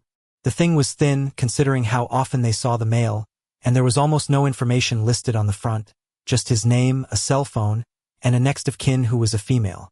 After she knocked, she walked into the room with confidence she didn't feel. Her head up, her spine straight, her unease camoed by a combo of posture and professional focus. "How are you this evening?" she said, as she looked the patient right in the eye. The instant his amethyst stare met hers, she couldn't have told a soul what had just come out of her mouth or whether he replied. "Revenge, son of Rampun," sucked the thought right out of her head. Sure, as if he drained the tank of her brain's generator and left her with nothing to catch a mental spark off of. And then he smiled. He was a cobra, this male. He truly was mesmerizing because he was deadly and because he was beautiful. With that mohawk and his hard, smart face and his big body. He was sex and power and unpredictability all wrapped up in a black pinstriped suit that clearly had been made for him. "I'm good, thank you," he said, solving the mystery as to what she'd asked him. "And you?" As she paused, he smiled a little, no doubt because he was fully aware that none of the nurses liked being in the same enclosed space with him, and evidently he enjoyed this fact. At least, that was how she read his controlled, hooded expression. "I asked how you were doing," he drawled. Elena put his chart down on the desk and took her stethoscope out of her pocket. "I'm very well." "You sure about that?" "Absolutely positive." Turning to him, she said, "I'm just going to take your blood pressure and your heart rate." "My temperature, too?" "Yes." "Do you want me to open my mouth for you now?" Elena's skin flushed, and she told herself it was not because that deep voice of his made the question seem as sexual as a lazy stroke over a naked breast. "No. Pity. Please take off your jacket." What a great idea. I totally take back the pity. Good plan, she thought, or she was liable to feed the word back to him with the thermometer. Revenge's shoulders rolled as he did what she'd asked him to, and with a casual flick of the hand, he tossed what was clearly a piece of menswear art onto the sable coat he'd carefully draped over a chair. It was odd. No matter what the season was, he always had one of those furs on. Things were worth more than the house Elena rented. As his long fingers went to the diamond cuff link on his right wrist, she stopped him. "Could you please roll up the one on the other side?" She nodded toward the wall beside him. "More space for me on your left." He hesitated, then went to work on his opposite sleeve. Taking the black silk up past his elbow and onto his thick biceps, he kept his arm turned into his torso. Elena took the blood pressure equipment from a drawer and ripped it open as she approached him. Touching him was always an experience, and she rubbed her hand on her hip to get ready. Didn't help. When she came in contact with his wrist, as usual the current that licked up her arm landed in her heart, James Browning the damn thing until the shimmy-shimmies had her sucking back a gasp. With a prayer that this wouldn't take long, she moved his arm into position for the cuff and, good Lord, the veins running up through the crook of his elbow were decimated from overuse, swollen, black and blue, as ragged as if he'd been using nails, not needles on himself. Her eyes shot to his. "You must be in such pain." He rolled his wrist out of her grasp. "Nope, doesn't bother me." Tough guy. Like she was surprised? "Well, I can understand why you wanted to come in to see Havers." Pointedly, she reached out and rotated his arm back around, gently prodding at a red line that was traveling up his biceps, heading in the direction of his heart. "There are signs of infection." I'll be fine. All she could do was raise her eyebrows. You ever hear of sepsis? The indie band? Sure, but I wouldn't think you'd have. She shot him a look. Sepsis as in an infection of the blood? You want to lean over the desk a little and draw me a picture? His eyes drifted down her legs. I think I'd find that very educational. If any other male had pulled that kind of line, she'd have slapped them down until they saw stars. Unfortunately, when it was that heavenly bass voice doing the talking and that amethyst stare doing the walking, she didn't really feel laychate upon. She felt caressed by a lover. Elena resisted the urge to V8 her forehead. What the hell was she doing? She had a date tonight, with a nice, reasonable civilian male who'd been nothing but nice, reasonable, and very civil. I don't have to draw you a picture. She nodded down at his arm. You can see for yourself right there. If you don't treat this, it's going to go systemic. And even though he wore fine clothes like every tailor's dream mannequin, death's cold gray cloak would not look good on him. He held his arm against his tight abs. I'll take that under advisement. Elena shook her head and reminded herself that she couldn't save people from their own stupidity just because she had a white coat hanging from her shoulders and the letters RN at the end of her name. Besides, Havers was going to see that in all its gory glory when the doctor examined him. Fine, but let's take your reading on the other arm. And I'm going to have to ask you to take your shirt off. The doctor's going to want to see how far up that infection goes. Revenge's mouth lifted in a smile as he reached for his top button. You keep this up and I'll be naked. Elena looked away fast and wished like hell she found him sleazy. She could sure use an injection of righteous indignation to help fend him off. You know, I'm not shy, he said in that low voice of his. You can watch if you like. No, thank you. Pity. In a darker tone, he added, I wouldn't mind you watching me.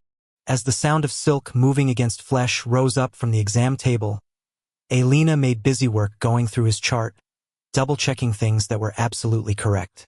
It was weird. From what the other nurses had said, he didn't pull this Lothario stuff with them. In fact, he barely talked to her colleagues, and that was part of the reason they were anxious around him. With a male this big, silence read as menacing. Fact of life. And that was before you added the tat/mohawk chaser. I'm ready, he said. Elena pivoted around and kept her eyes pinned on the wall next to his head. Her peripheral vision, however, worked just fine, and it was hard not to be grateful. Revenge's chest was magnificent, the skin a warm golden brown, with muscles that were defined even though his body was relaxed. On each of his pecs he had a 5-pointed red star tattooed on the upper part, and she knew he had more ink. On his stomach. Not that she'd looked. Right, because actually she'd been gawking. Are you going to examine my arm? He said softly. No, that's for the doctor. She waited for him to say, pity. Again. I think I've used that word enough around you. Now her eyes shifted to his. It was the rare vampire who could read his own species' minds. But somehow it didn't surprise her that this male was among that small, rarefied group.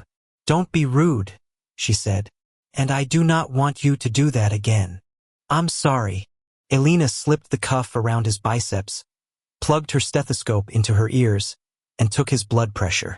With the little piff-piff-piff of the balloon inflating the sleeve until it was tight, she felt the edge in him, the tense power, and her heart tripped over itself. He was particularly sharp tonight, and she wondered why. Except that was not her business, was it? As she released the valve and the cuff let out a long, slow hiss of relief, she took a step back from him. He was just too much all the way around, especially right now. Don't be frightened of me, he whispered. I'm not. Are you sure? Absolutely positive, she lied. 6. She was lying, Rev thought. She was definitely frightened of him. And talk about a pity. This was the nurse Rev hoped he would get each time he came in. This was the one who made these visits even partially bearable. This was his Elena. Okay, so she wasn't his in the slightest. He knew her name only because it was on the blue and white pin on her coat. He saw her only when he came to be treated, and she didn't like him at all. But he still thought of her as his, and that was just the way of it. The thing was, they had something in common. something that crossed species lines and eclipsed social stratifications and bonded them together even though she would have denied it. She was lonely, too, and in the same way he was.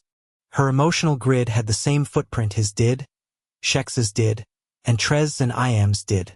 Her feelings were surrounded by the disconnected void of someone separated from her tribe, living among others but essentially apart from it all. A shutout, a castaway, one who had been expelled. He didn't know the whys, but he sure as fuck knew what life was like for her. And that was what had first gotten his attention when he met her. Her eyes and her voice and her scent had been next. Her intelligence and quick mouth had sealed the deal. 168/95. That's high. She ripped the cuff's lip free with a quick jerk, no doubt wishing it were a strip of his skin. I think your body's trying to fight off the infection in your arm. Oh, his body was fighting something off, all right, but it had fuck all to do with whatever was cooking in his needle sights.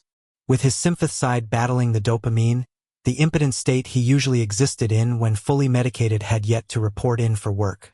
Result? His cock was stiff as a bat in his slacks, which, contrary to popular opinion, was actually not a good sign, especially tonight. Coming off that convo with Montrag, he was feeling hungry, driven a little crazy from the inner burn. Although not in the way his working girls were, not in that obvious, over-the-top, injected, implanted, sculpted way. Alina was naturally lovely, with fine small features and that strawberry blonde hair and those long, lean limbs. Her lips were pink because they were pink not from some 18-hour, glossy, frosted grease coat. And her toffee-colored eyes were luminescent because they were yellow and red and gold all mixed together, not from a whole lot of paint-by-numbers shimmery shadow and slathered on mascara. And her cheeks were flushed because he was getting under her skin, which, even though he sensed she'd had a hard night, didn't bother him at all. But that was a sympath for you, wasn't it, he thought with derision. Funny, most of the time he didn't care that he was what he was. His life, as he'd always known it, had been a constantly shifting mirage of lies and deceptions, and that was that. Around her, though, he wished he were normal. Let's see what your temperature is, she said, bringing an electronic thermometer over from the desk. It's higher than usual. Her amber stare flipped up to his. Your arm. No, your eyes. She blinked, then seemed to shake herself. I seriously doubt that. Then you underestimate your appeal. As she shook her head and clicked one of the plastic covers onto the silver wand, he caught a whiff of her scent. His fangs elongated. Open. She brought the thermometer up and waited. Well?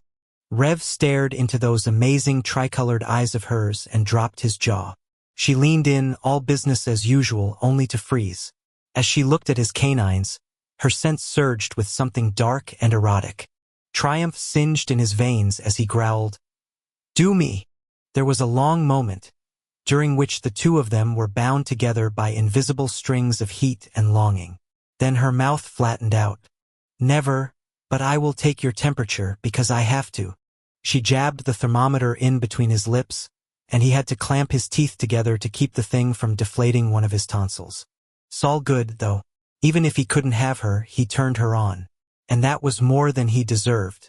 There was a beep, an interval, and another beep. 109, she said as she stepped back and released the plastic cover into the biohazard bin. Havers will be with you as soon as he's able. The door clapped shut behind her with the hard syllabic smack of the F word. Man, she was hot. Rev frowned, the whole sexual attraction thing reminding him of something he didn't like to think about. Someone, rather. What erection he had instantly limped out as he realized it was Monday night, which meant tomorrow was Tuesday, the first Tuesday of the last month of the year. The sympath in him tingled even as every inch of skin he had tightened like his pockets were full of spiders. He and his blackmailer had another one of their dates tomorrow night. Christ, how was it possible another month had gone by? It seemed like every time he turned around it was the first Tuesday again, and he was making the drive upstate to that godforsaken cabin for another command performance. The pimp becoming the whore. Power plays and hard edges and base fucking were the currency of the meetings with his blackmailer, the basis of his love life for the past 25 years. It was everything dirty and wrong and evil and degrading, and he did it over and over again to keep his secret safe. And also because his dark side got off on it.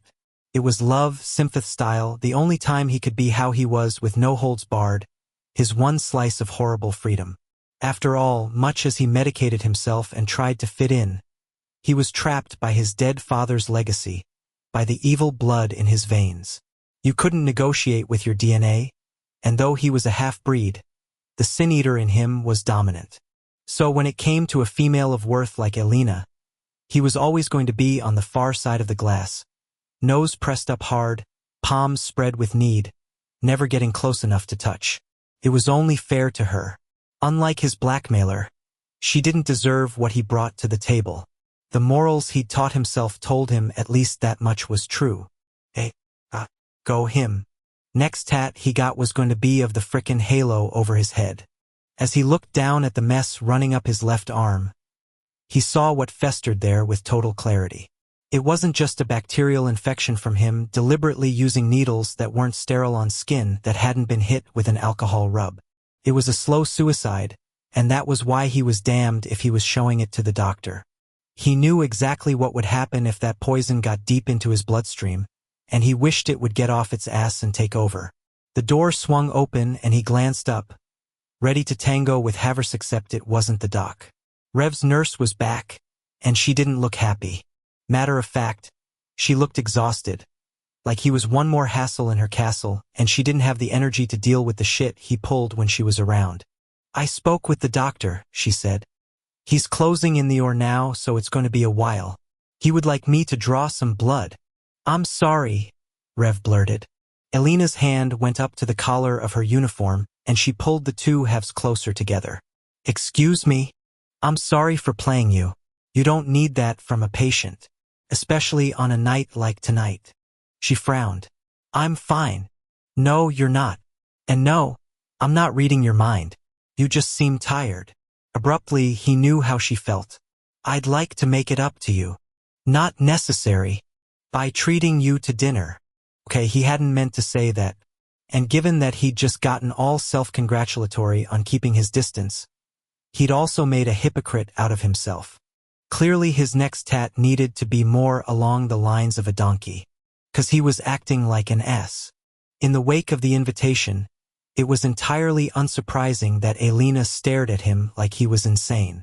Generally speaking, when a male behaved like he did, the last thing any female wanted to do was spend more time with him. I'm sorry, no?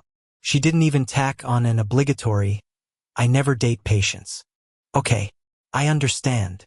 While she got the blood-drawing supplies ready and snapped on a pair of rubber gloves, Rev reached over to his suit jacket and took out his card, hiding it in his big palm. She was quick with the procedure, working on his good arm, filling up the aluminum vials fast. Good thing they weren't glass, and Havers did all the testing himself. Vampire blood was red. Simphith ran blue. The color of his was somewhere in between, but he and Havers had an arrangement. Granted, the doctor was unaware of how things worked between them, but it was the only way to be treated without compromising the racist physician. When Elena was finished, she capped the vials with white plastic stoppers, snapped off the gloves, and went for the door like he was a bad smell. Wait, he said. Do you want some pain meds for the arm? No, I want you to take this. He held out his card. And call me if you're ever in the mood to do me a favor. At the risk of sounding unprofessional, I'm never going to be in the mood for you. Under any circumstances. Not that he blamed her. The favor is forgiving me. Got nothing to do with a date. She glanced down at the card, then shook her head. You'd better keep that. For someone who might ever use it. As the door shut, he crushed the card in his hand. Shit, what the hell had he been thinking? Anyway, she probably had a nice little life in a tidy house with 2 doting parents. Maybe she had a boyfriend, too, who would someday become her Hellrin. Yeah, his being your friendly neighborhood drug lord, pimp, and enforcer really fit in with the Norman Rockwell routine. Totally.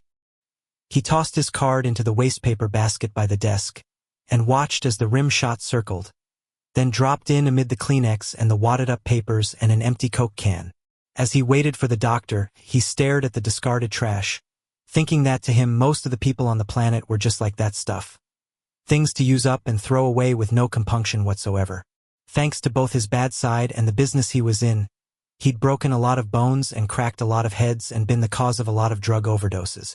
Elena, on the other hand, spent her nights saving people. Yeah, they had shit in common, all right. His efforts kept her in business. Oh, perfect. Outside the clinic in the frosty air, Wrath was chest to chest with Vishouse. Get out of my way, V. Vishouse, of course, was having none of the back off. Not a surprise. Even before the little news flash about the scribe virgin having birthed him, the fucker had been a total free agent. A brother'd have better luck giving orders to a rock. Wrath. No, V. Not here. Not now. I saw you. In my dreams this afternoon. The ache in that dark voice was the kind normally associated with funerals. I had a vision. Wrath spoke without wanting to. What did you see? You standing in a dark field alone. We were all around your periphery, but no one could reach you. You were gone from us and us from you. The brother reached out and grabbed hard. Because of Butch, I know you're going out into the field alone and I've kept my mouth shut. But I can't let you do this anymore. You die and the race is fucked, to say nothing of what it'll do to the Brotherhood. Wrath's eyes strained to focus on V's face, but the security light over the door was a fluorescent and the glow from the thing stung like a bitch. You don't know what the dream means. And neither do you. Wrath thought of the weight of that civilian in his arms. It could be nothing. Ask me when I first had the vision. But a fear you have. Ask me. When I had the vision first. When? 1909. It's been 100 years since I saw it first. Now ask me how many times I've had it this past month. No. 7 times, Wrath. This afternoon was the final straw. Wrath broke out of the brother's hold. I'm leaving now. If you follow me, you're going to find a fight. You can't go out alone. It's not safe. You're kidding me, right? Wrath glared through his wraparounds. Our race is failing and you want to bust my balls for going after our enemy? Fuck that for a laugh. I'm not getting stuck behind some bitch-ass desk pushing papers while my brothers are out there actually doing something. But you're the king. You're more important than us. The hell I am. I'm one of you. I was inducted. I drank of the brothers and they of me. I want to fight. Look, Wrath V assumed a tone that was so reasonable it made a guy want to knock all his teeth out. With an axe. I know exactly what it's like not to want to be who you're born as. You think I get off on having these fucked up dreams? You think this lightsaber of mine is a party? He held up his gloved hand as if the visual aid was a value add to their discussion. You can't change who you are. You can't undo the coupling of whatever parents you had. You're the king, and the rules apply differently to you, and that's the way it is. Wrath did his best to cop to V's calm, cool, and collected. And I say I've been fighting for over 300 years, so I'm not exactly a greenhorn out there in the field. I'd also like to point out that being king doesn't mean I lose the right to choose. You have no heir. And from what I hear from my Shellin, you shut Beth down when she told you she wanted to try for one when she has her first meeting. Shut her down hard. How did she say you put it? Alright. I don't want any young in the foreseeable future if at all. Wrath's breath exhaled in a rush. I can't believe you just went there. Bottom line? You end up dead? The fabric of the racist society is going to unravel, and if you think that's going to help in the war, you've got your head so far up your ass you're using your colon as a mouthpiece. Face it, Wrath. You are the beating heart of all of us-o. No, you can't just go out there and fight alone because you want to. Shit don't work like that for you. Wrath grabbed onto the brother's lapels and slammed him against the clinic. Watch it, V. You're walking a damn fine line of disrespect here. If you think roughing me up is going to change things, have at me. But I'll guarantee you that after the punches are over and we're both bleeding on the ground, the situation will be exactly the same. You can't change who you're born.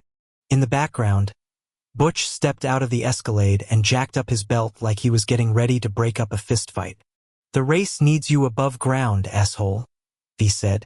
Don't make me pull the trigger on you, because I will. Wrath shifted his weak eyes back to V. I thought you wanted me alive and kicking. Besides, shooting me would be treason and punishable by death. No matter whose son you are. Look, I'm not saying you shouldn't. Shut it, V. For once, just shut your damn mouth. Wrath let go of the guy's leather jacket and stepped back. Jesus Christ, he had to leave or this confrontation was going to escalate into exactly what Butch was bracing himself for. Wrath jammed a finger in V's face. Don't follow me. We clear? You don't follow me. You stupid fool, V said with total exhaustion. You're the king. We all must follow you. Wrath dematerialized with a curse, his molecules scrambling across town. As he traveled, he couldn't believe V had thrown Beth and the baby thing under the bus. Or that Beth had shared that kind of private stuff with Doc Jane. Talk about having your head up your ass, though.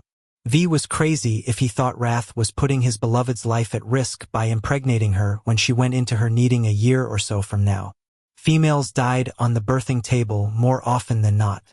He would give his own life for the race if he had to, but no fucking way was he putting his shellins at risk like that. And even if she were guaranteed to live through it, he didn't want his son ending up right where he was trapped and choiceless, serving his people with a heavy heart as one by one they died in a war he could do little if anything to end. 7. The St. Francis Hospital complex was a city all unto itself, the sprawling conglomeration of architectural blocks erected from different eras, each component forming its own mini-neighborhood, the parts connected to the whole by a series of winding drives and sidewalks. There was the McMansion-style administration section and the suburban simplicity of the ranch-level outpatient units and the apartment-like inpatient high-rises with their stacked windows. The sole unifying feature on the acreage, which was a godsend, was the red and white directional signs with their arrows pointing left and right and straight ahead, depending on where you wanted to go. Shex's destination was obvious, however. The emergency department was the newest addition to the medical center, a state-of-the-art, glass and steel facility that was like a brilliantly lit, constantly humming nightclub. Hard to miss, hard to lose sight of. Shex took form in the shadow of some trees that had been planted in a circle around some benches. As she walked toward the ER's bank of revolving doors, she was at once in the environment and utterly away from it. Though she altered her path around other pedestrians and smelled the tobacco from the designated smoker's hut and felt the cold air on her face, she was too distracted by a battle within herself to notice much. As she entered the facility, her hands went clammy and cold sweat bloomed on her forehead. The fluorescent lights and the white linoleum and the staff milling around in their surgical scrubs paralyzing her.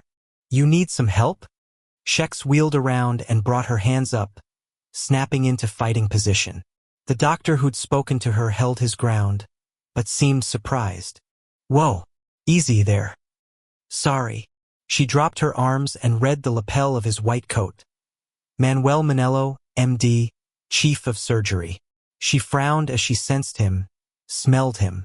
You okay? Whatever. None of her biz. I need to go to the morgue. The guy didn't seem shocked, as if someone with her kind of moves might well know a couple of toe-tagged stiffs. Yeah, okay. That hallway over there? Take it all the way back. You'll see a sign for the morgue on the door. Just follow the arrows from there. It's in the basement. Thanks. You're welcome. The doctor walked out the revolving door she'd come in, and she went through the metal detector he'd just passed through. Not a peep, and she shot a tight smile at the rent-a-cop who was once overing her. The knife she carried at the small of her back was ceramic, and she'd replaced her metal chiliches with ones made of leather and stone. No probs. Evenin', officer, she said. The guy nodded her along, but kept his hand on the butt of his gun. Down at the end of the hallway, she found the door she was looking for, punched through it, and hit the stairs, tracking the red arrows like the doctor had said. When she hit a stretch of whitewashed concrete wall, she figured she was getting close. And she was right. Detective De La Cruz was standing farther down the corridor, next to a pair of double stainless steel doors marked with the words morgue and authorized staff only. Thank you for coming, he said as she got closer. We're going into the viewing room farther down. I'll just tell them you're here. The detective pushed open one side of the doors, and through the crack she saw a fleet of metal tables with blocks for the heads of the dead. Her heart stopped, then roared, even though she told herself over and over again that this wasn't her damage. She wasn't in there. This wasn't the past. There was no one with a white coat standing over her doing things in the name of science. And besides, she'd gotten over all of that like a decade ago. A sound started off softly and grew in volume, echoing from behind her. She spun around and froze, fear so strong it stuck her feet to the floor. But it was just a janitor coming around the corner, pushing a laundry bin the size of a car. He was leaning forward against the rim, throwing his back into it, and he didn't look up as he passed. For a moment, Shex blinked and saw another rolling cart. One full of tangled, unmoving limbs, the legs and arms of the dead bodies overlapping like kindling. She rubbed her eyes. Okay, she had gotten over what had happened as long as she wasn't in a clinic or a hospital. Jesus Christ, she had to get the fuck out of here. You okay to do this? De La Cruz asked from right next to her. She swallowed hard and manned up, doubting the guy would understand that what was spooking her was a pile of sheets on a ride, not the corpse she was about to see. Yup. Can we go in now? He stared at her for a moment. Listen, you want to take a minute? Have some coffee? Nope. When he didn't move, she headed to the door marked private viewing herself. De La Cruz scooted in front of her and opened the way. The anteroom beyond had 3 black plastic chairs and 2 doors, and it smelled like chemical strawberries, the result of formaldehyde mixing with a Glade plug-in. Over in the corner, away from the seats, there was a short table with a pair of paper cups half filled with what looked like mud puddle coffee. Apparently, you had pacers and sitters, and if you were a sitter, you were expected to balance your vending machine caffeine on your knee. As she looked around, the emotions that had been felt in the space lingered, like mold left after fetid water. Bad things happened here for people who walked through that door. Hearts were broken. Lives were shattered. Worlds were never the same. Coffee was not what you should feed these folks before they did what they'd come here to do, she thought. They were nervous enough. This way. De La Cruz took her into a narrow room that was wallpapered in flocked claustrophobia as far as she was concerned. The thing was pint-sized with almost no ventilation, had fluorescent lights that hiccuped and flickered, and its one window hardly looked out over a meadow of wildflowers. The curtain hanging on the far side of the glass was pulled across, blocking the view. You okay? The detective asked again. Can we just do this? De La Cruz leaned to the left and hit a doorbell button. At the sound of the buzz, the drapes parted down the middle in a slow swish, revealing a body that was covered by the same kind of white sheet that had been in the laundry bin. A human male in pale green scrubs stood at the head, and when the detective nodded, the man reached forward and folded the shroud back. Chrissy Andrews's eyes were closed, her lashes down on cheeks that were the pale gray of December's clouds. She did not look peaceful in her perma pose. Her mouth was a slash of blue, her lips cracked from what might have been a fist or a frying pan or a door jamb. The folds of the sheet resting on her throat mostly hid the strangulation marks. I know who did this, Shex said. Just so we're clear, you are identifying her to be Chrissy Andrews? Yup, and I know who did this. The detective nodded at the clinician, who covered Chrissy's face and closed the drapes. The boyfriend? Yup. Long history of domestic violence calls. Too long. Course that's over now. Motherfucker finally got the job done, didn't he? Shex went out the door and into the anteroom, and the detective had to hustle to keep up with her. Hold up. I have to go back to work. As they burst out into the basement corridor, the detective forced her to a stop. I want you to know that the CPD is conducting a proper murder investigation, and will be handling any suspects in an appropriate, legal manner. I'm sure you will. And you've done your part. Now you have to let us take care of her and see this thing through. Let us find him. Okay? I don't want you pulling a vigilante move. The image of Chrissy's hair came to mind. The woman had been fussy about the stuff, always backbrushing it, then smoothing the top layer out and spraying it in place till it was like the top on a chess pawn. Total Melrose Place rerun, Heather Locklear golden helmet time. The hair under that shroud had been flat as a cutting board, mashed in on both sides, no doubt from the body bag she'd been transported in. You've done your part, De La Cruz said. Not yet, she hadn't. Have a good evening, officer. And good luck finding Grady. He frowned, then seemed to buy the "I'll be a good girl" act. Do you need a ride back? No thanks. And really, don't worry about me. She smiled tightly. I won't do anything stupid. On the contrary, she was a very smart assassin, trained by the best. And an eye for an eye was more than just a catchy little phrase. José de la Cruz was not a rocket scientist or a Mensa member or a molecular geneticist. He was also not a betting man, and not just because of his Catholic faith. No reason to bet. He had instincts like a fortune-teller's crystal ball. So he knew exactly what he was doing as he followed Ms. Alex Hess out of the hospital at a discreet distance. When she got past the revolving doors, she didn't go left to the parking lot or right toward the 3 taxis parked by the entrance. She went straight ahead, walking between the cars picking up and dropping off patients and around the cabs that were free. After stepping up on the curb, she hit the frozen lawn and kept right on going, crossing the road and going into the trees the city had planted a couple of years ago to green up downtown. Between one blink and the next she was gone, as if she had never been, which was, of course, impossible. It was dark and he'd been up since 4 a.m. 2 nights before, so his eyes were as sharp as they were when he was underwater. He was going to have to watch that woman. He knew firsthand how hard it was to lose a colleague, and it was clear she cared about the dead girl. Still, this case did not need a wild-card civilian breaking laws and maybe even going so far as to murder the CPD's prime suspect. Jose headed for the unmarked he'd left around back where the ambulances were cleaned up and the medics waited on standby breaks. Chrissy Andrews's boyfriend, Robert Grady, aka Bobby G, had been renting an apartment month to month since she'd thrown him out over the summer.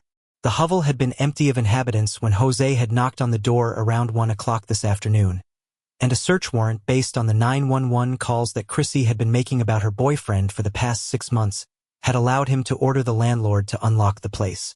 Lot of rotting food in the kitchen and dirty plates in the living room and laundry all over the bedroom. Also a number of cellophane baggies with white powder which OMG had been heroin. Go fig. Boyfriend had been nowhere to be seen. Last sighting of him at the apartment had been the night before at around 10. Next-door neighbor had heard Bobby G shouting.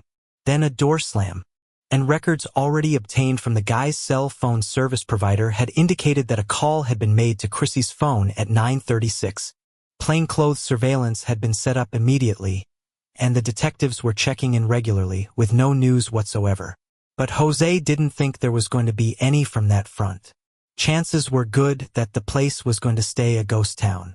So there were 2 things on his radar: find the boyfriend, and put a trail on Zero Sum's head of security. And his instincts told him it would be best for everyone if he found Bobby G before Alex Hess did. While Havers was in seeing revenge, Elena restocked one of the supply closets, which just happened to be outside of exam room 3. She stacked ace bandages, made a tower of plastic-wrapped gauze rolls, created a Modigliani-esque arrangement from boxes of Kleenex, Band-Aids, and thermometer covers. She was running out of things to organize when the door to the exam room opened with a click. She put her head out into the hall. Havers truly looked like a physician, with his tortoiseshell glasses and his precisely parted brown hair and his bow tie and the white coat. He also carried himself like one, always calmly and thoughtfully in charge of his staff, his facilities, and, most of all, his patients. But he didn't seem himself as he stood in the corridor, frowning as if confused, rubbing his head like his temples hurt. "Are you all right, doctor?" she asked. He glanced over, his eyes unusually vacant behind his lenses. "Aries, thank you." Shaking himself, he handed her a prescription slip from on top of Revenge's medical record. "Ia, would you be so kind as to bring the dopamine to this patient, as well as 2 doses of scorpion antivenin? I'd do it myself, but I do believe I need to have something to eat. I am feeling rather hypoglycemic." "Yes, doctor. Right away." Havers nodded and put the patient's file back into the holder beside the door. "Thank you so kindly." The doctor drifted away as if in a partial trance. The poor male had to be exhausted. He'd been in the OR for most of the past 2 nights and days, tending to a birthing female, a male who had been in a car accident, and a small child who had been badly burned when he'd reached for a pot of boiling water on the stove. And that was on top of the fact that he hadn't taken any time off in the 2 years she'd worked at the clinic. He was always on call, always there. Kind of like she was with her father. So yeah, she knew exactly how tired he must be. At the pharmacy, she handed the prescription to the pharmacist, who never made small talk and didn't break with tradition today. The male went into the back and returned with 6 boxes of dopamine bottles and some antivenin. As he handed the meds to her, he flipped a sign that said, "Be back in 15 minutes," and stepped through the cutout door in the counter. "Wait," she said, struggling to hold the load. "This can't be right." The male had his cigarette and his lighter already in his hands. "It is." "No, this is where's the slip?" Greater wrath faced no female than that she obstruct the path of a smoker finally getting his break. But she didn't give a crap. "Get me the slip." The pharmacist grumbled his way back through the counter, and there was an inordinate amount of paper rustling, as if he were hoping maybe to start a fire by rubbing prescriptions together. "Dispense 6 boxes dopamine." He flipped the script to face her. "See." She leaned in. "Sure enough, 6 boxes, not 6 vials. It's what the doctor always gives this guy. That and the antivenin. Always." The male's expression was all "Simon lady gimme a break," and he spoke slowly, as though she weren't fluent in English. "Yes, the doctor usually comes for the order himself. You satisfied, or you want to bring this up with Havers?" "No, thank you. You're so welcome." He tossed the slip back into the pile and beat feet out of there, as if he were afraid of her coming up with more bright ideas for research projects. What the hell kind of condition required 144 doses of dopamine? An antivenin? Unless Revenge was taking a Luong trip out of town. To a hostile place that had scorpions like something out of The Mummy. Alina went down the hall to the exam room, playing spinning plate with the boxes. As soon as she corralled one that was slipping free, she had to go after another.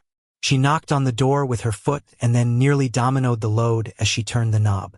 "Is that all of it?" Revenge said in a hard tone. Like he wanted a pallet of the stuff? "Yes." She let the boxes tumble onto the desk and quickly arranged them. "I should get you a bag." "That's okay. I'm good. Do you need any syringes?" "I have plenty of those," he said wryly. He was careful as he got off the exam table and drew that fur coat on, the sable widening the great width of his shoulders until he loomed even from across the room. With his eyes on her, he took his cane and came over slowly, as if he were unsure of his balance and his reception. "Thank you," he said. God, the words were so simple and so commonly spoken, and yet, coming from him, they meant more than she was comfortable with. Actually, it was less how he expressed himself than his expression. There was a vulnerability in that amethyst stare, buried deep within it. Or maybe not. Maybe she was the one feeling vulnerable and was seeking commiseration from the male who had put her in that state. And she was very weak at the moment. As Revenge stood close to her, taking the boxes one by one from the table and putting them in hidden pockets within the fur folds. She was naked though uniformed, unmasked though she had had nothing hiding her face. She looked away and saw only that stare. "Take care of yourself." His voice was so deep. "And like I said, thanks, for taking care of me." "You're welcome," she said to the exam table. "Hope you got what you needed. Some of it at any rate." Alina didn't turn back around until she heard the door click shut. Then, with a curse, she sat down on the chair at the desk and wondered again whether she had any business going on the date tonight. Not just because of her father, but because, oh right, there was some good thinking. Why didn't she push away a sweet, normal guy just because she was attracted to a total no-go from another planet where people wore clothes worth more than cars? Perfect. If she kept it up, she might win the Nobel Prize for stupidity, a life goal she was simply panting to accomplish. Her eyes drifted around as she pep-talked herself back to reality until they locked on the wastepaper basket. On top of a Coke can, in an unfurled wad, was a cream-colored business card. Revenge, son of Rempun. There was only a number underneath, no address. She bent down and picked the thing up, smoothing it flat on the desk. As she ran her palm down the face a couple of times, there was no raised pattern marring the surface, just a slight indent. Engraved, of course. Rempun. She knew that name, and now Revenge's next of kin made sense. Madalena, who was listed, was a fallen chosen who had taken to spiritually counseling others, a well-loved female of worth whom Elena had heard of though never met personally. The female had been mated of Rempun, a male from one of the oldest and most prominent bloodlines. Mother, father. So those sable coats were not just flash cash laid down by a nouveau riche climber. Revenge was from where Elena and her family used to belong, the Glimmerath highest level of vampire civilian society, the arbiters of taste, the bastion of civility, and the cruelest enclave of know-it-alls on the planet, capable of making Manhattan muggers look like people you'd rather have in for dinner. She wished him well among that bunch. God knew she and her family hadn't had a good time with them. Her father had been double-crossed and kicked to the curb, sacrificed so a more powerful branch of the bloodline could survive financially and socially. And that had been just the start of the ruinations. As she left the exam room, she tossed the card back into the trash and picked the medical chart out of the holder. After checking in with Katya, Elena went to registration to fill in for the nurse on break and to enter Havers's brief notes on revenge and the prescriptions given into the system.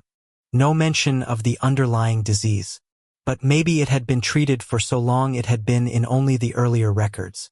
Havers didn't trust computers and did all his work on paper, but fortunately, Katya had insisted 3 years ago that they keep an electronic copy of everything as well as have a team of DogGen transfer the medical files of every single current patient into the server in their entirety. And thank the Virgin Scribe.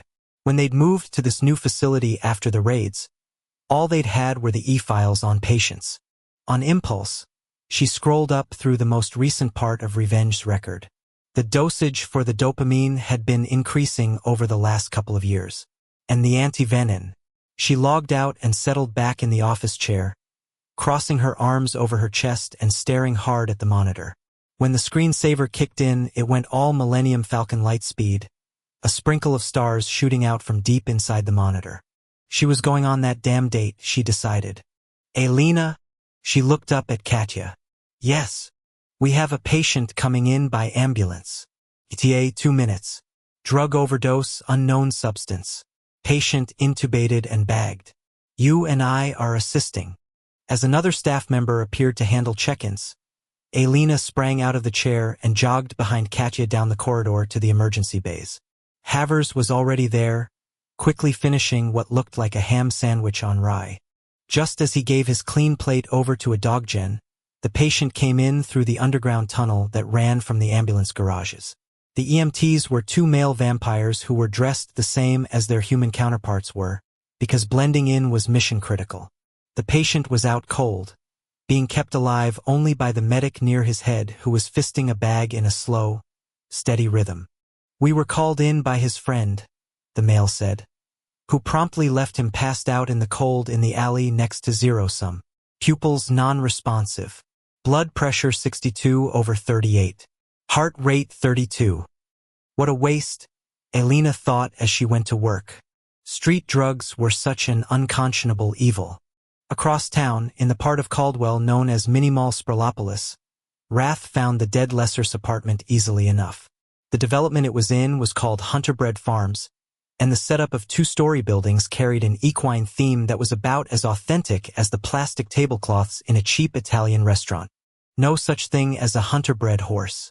And the word farm was not usually associated with 100 one-bedroom units sandwiched in between a Ford/Mercury dealership and a supermarket shopping center.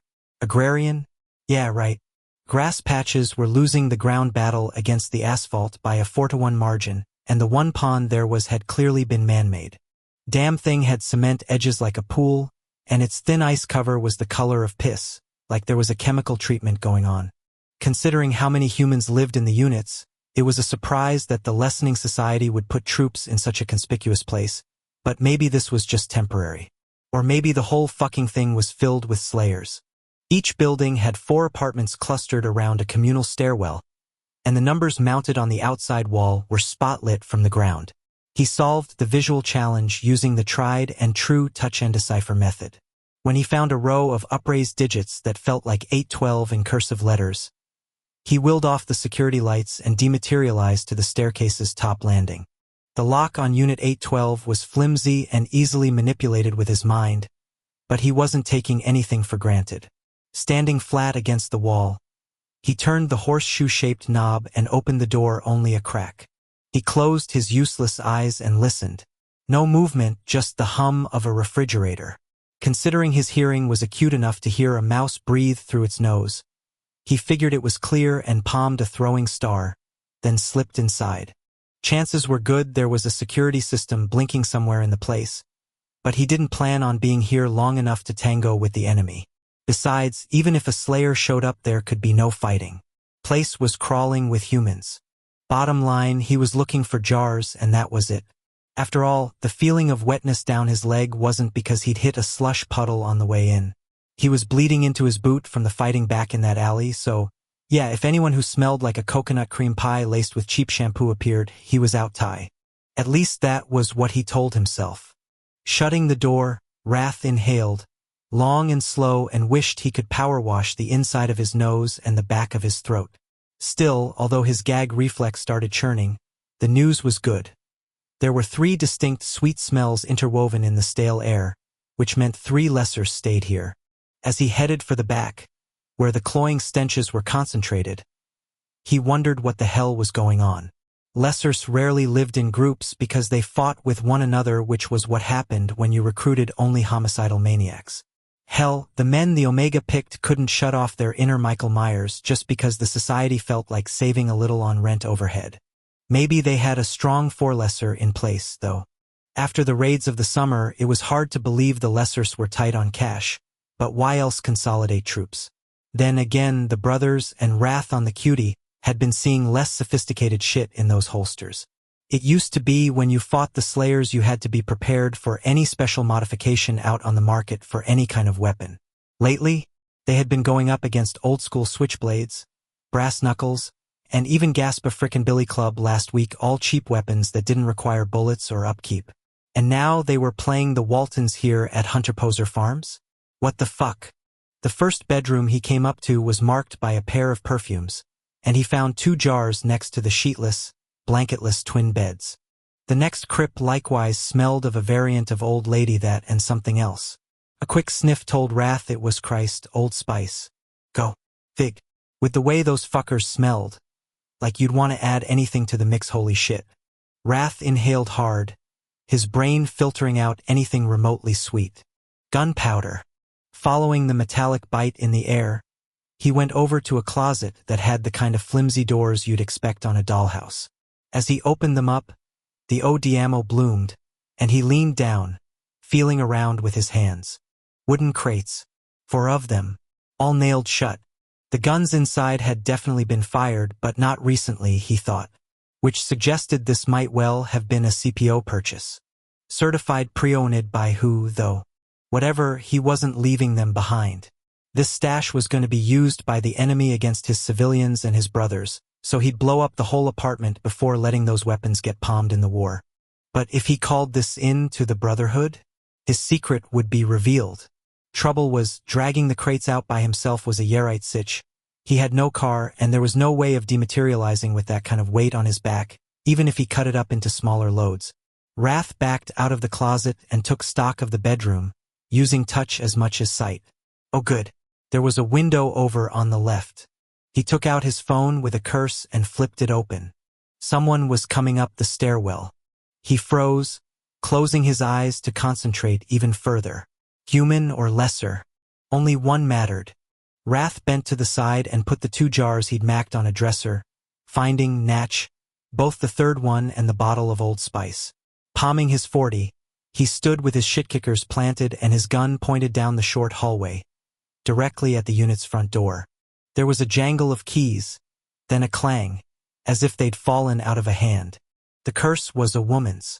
As his body eased up, he let his gun fall to his thigh. Like the Brotherhood, the society admitted only males into its ranks, so that was no slayer playing pick-up sticks with those keys. He heard the door to the apartment across the way close, and abruptly a surround sound TV came on loud enough so he could hear the rerun of The Office. He liked this AP. It was the one where the bat got loose. A bunch of screams rippled over, generated by the sitcom. Yup, the bat was flying around now. With the woman safely occupied, he refocused but stayed where he was, praying the coming home bit was a theme song the enemy would pick up and carry. Staying statue and breathing shallow didn't improve the ratio of lessers in the place, however. Some 15, maybe 20 minutes later, he was still completely surrounded by no slayers. But it wasn't a total loss. He was copping a nice little comedy contact buzz from Dwight's head and bat bagging scene in the office's kitchen. Time to get a move on. He hit up Butch, gave the brother the address, and told the cop to drive like his foot was made of stone.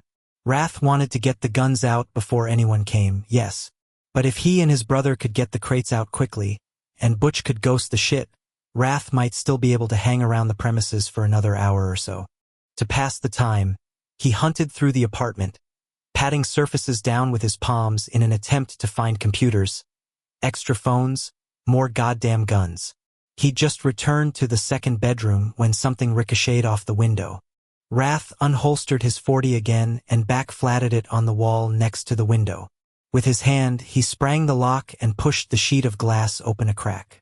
The cop's Boston accent was about as subtle as a loudspeaker. "Yo, Rapunzel, you going to let down your frickin' hair? There? Shoo. You want to wake the neighbors?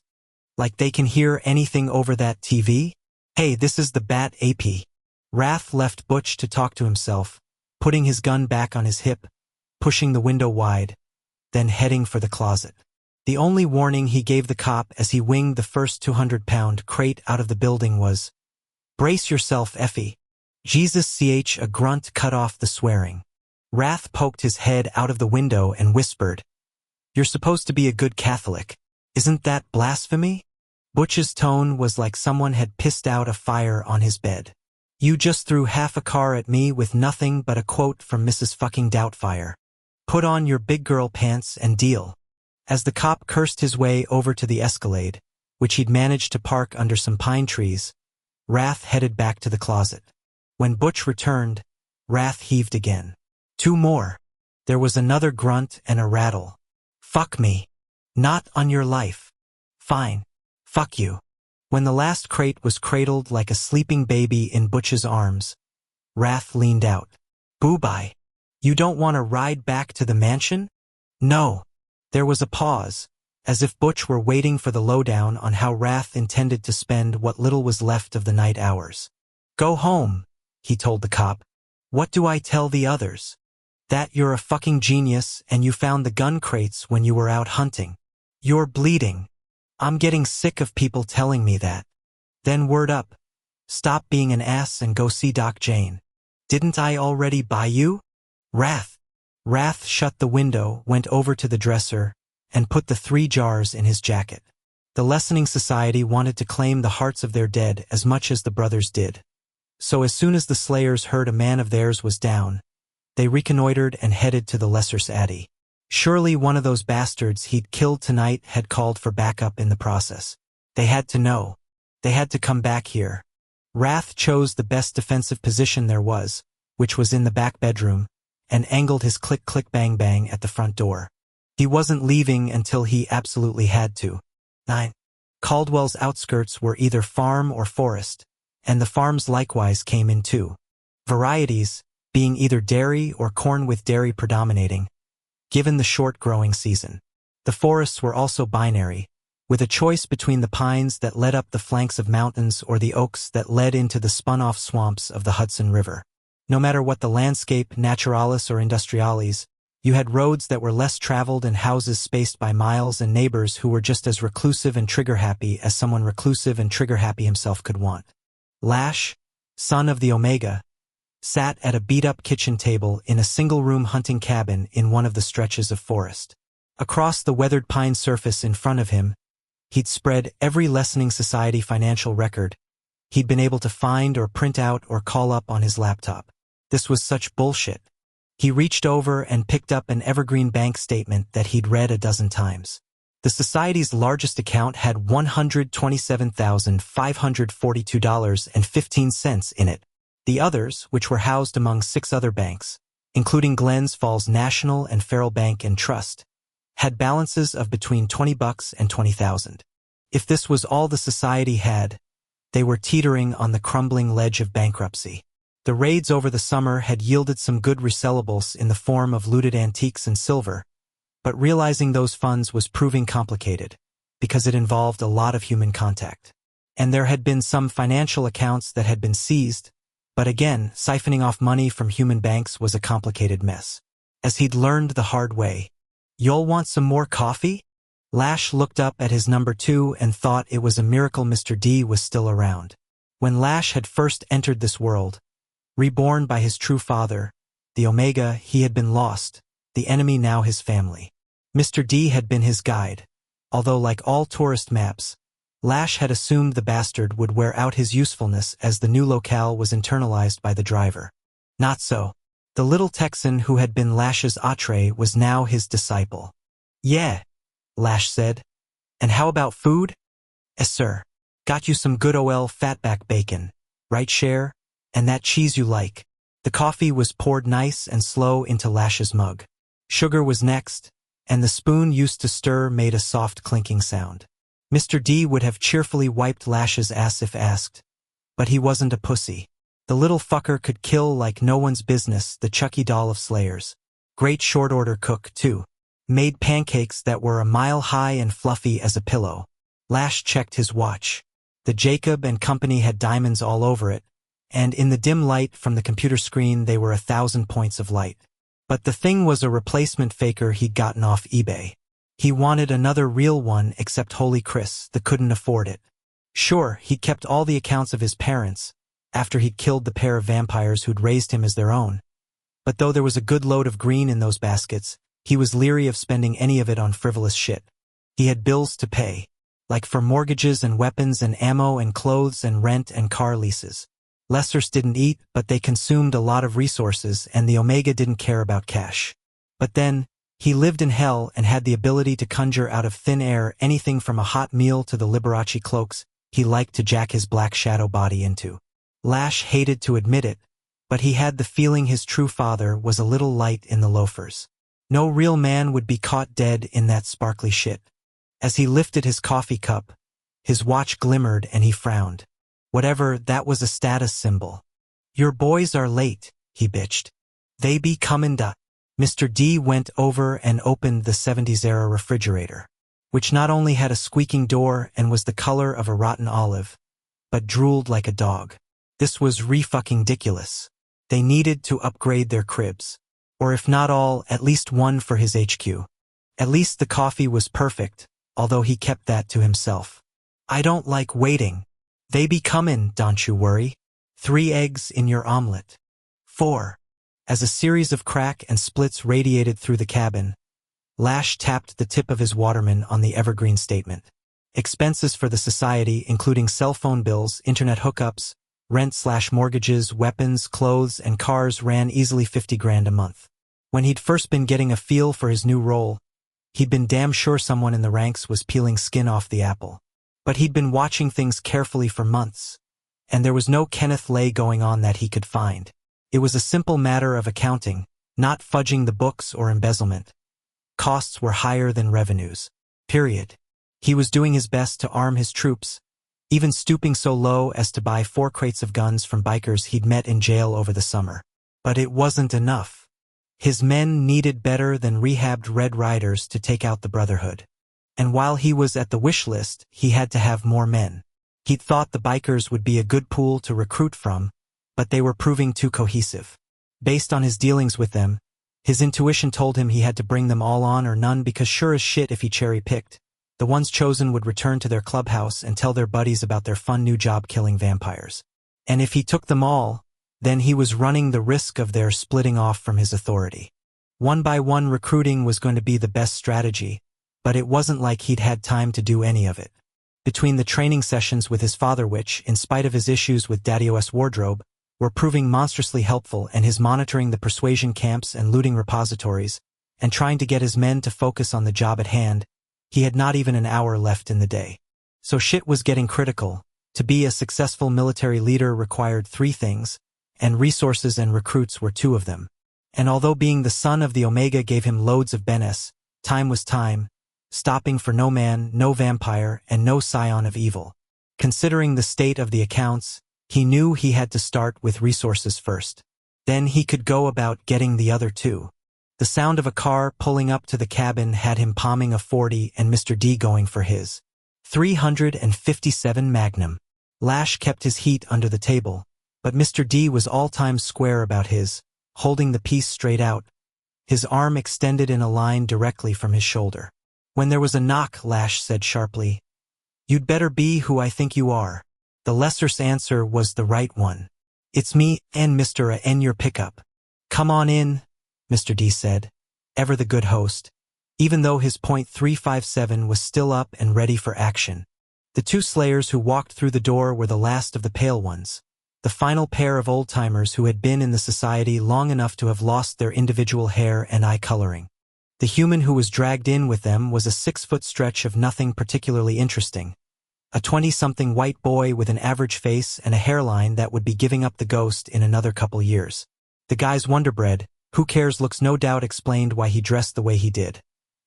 He had a leather jacket with an eagle embossed on the back, a Fender rock and roll religion shirt, chains hanging from his jeans, and kicks by Ed Hardy. Sad. Truly sad. Like putting 24s on a Toyota Camry. And if the boy was armed, no doubt it was with a Swiss Army knife that got used mostly for the toothpick. But he didn't have to be a fighter to be useful. Lash had those. From this POS he needed something else.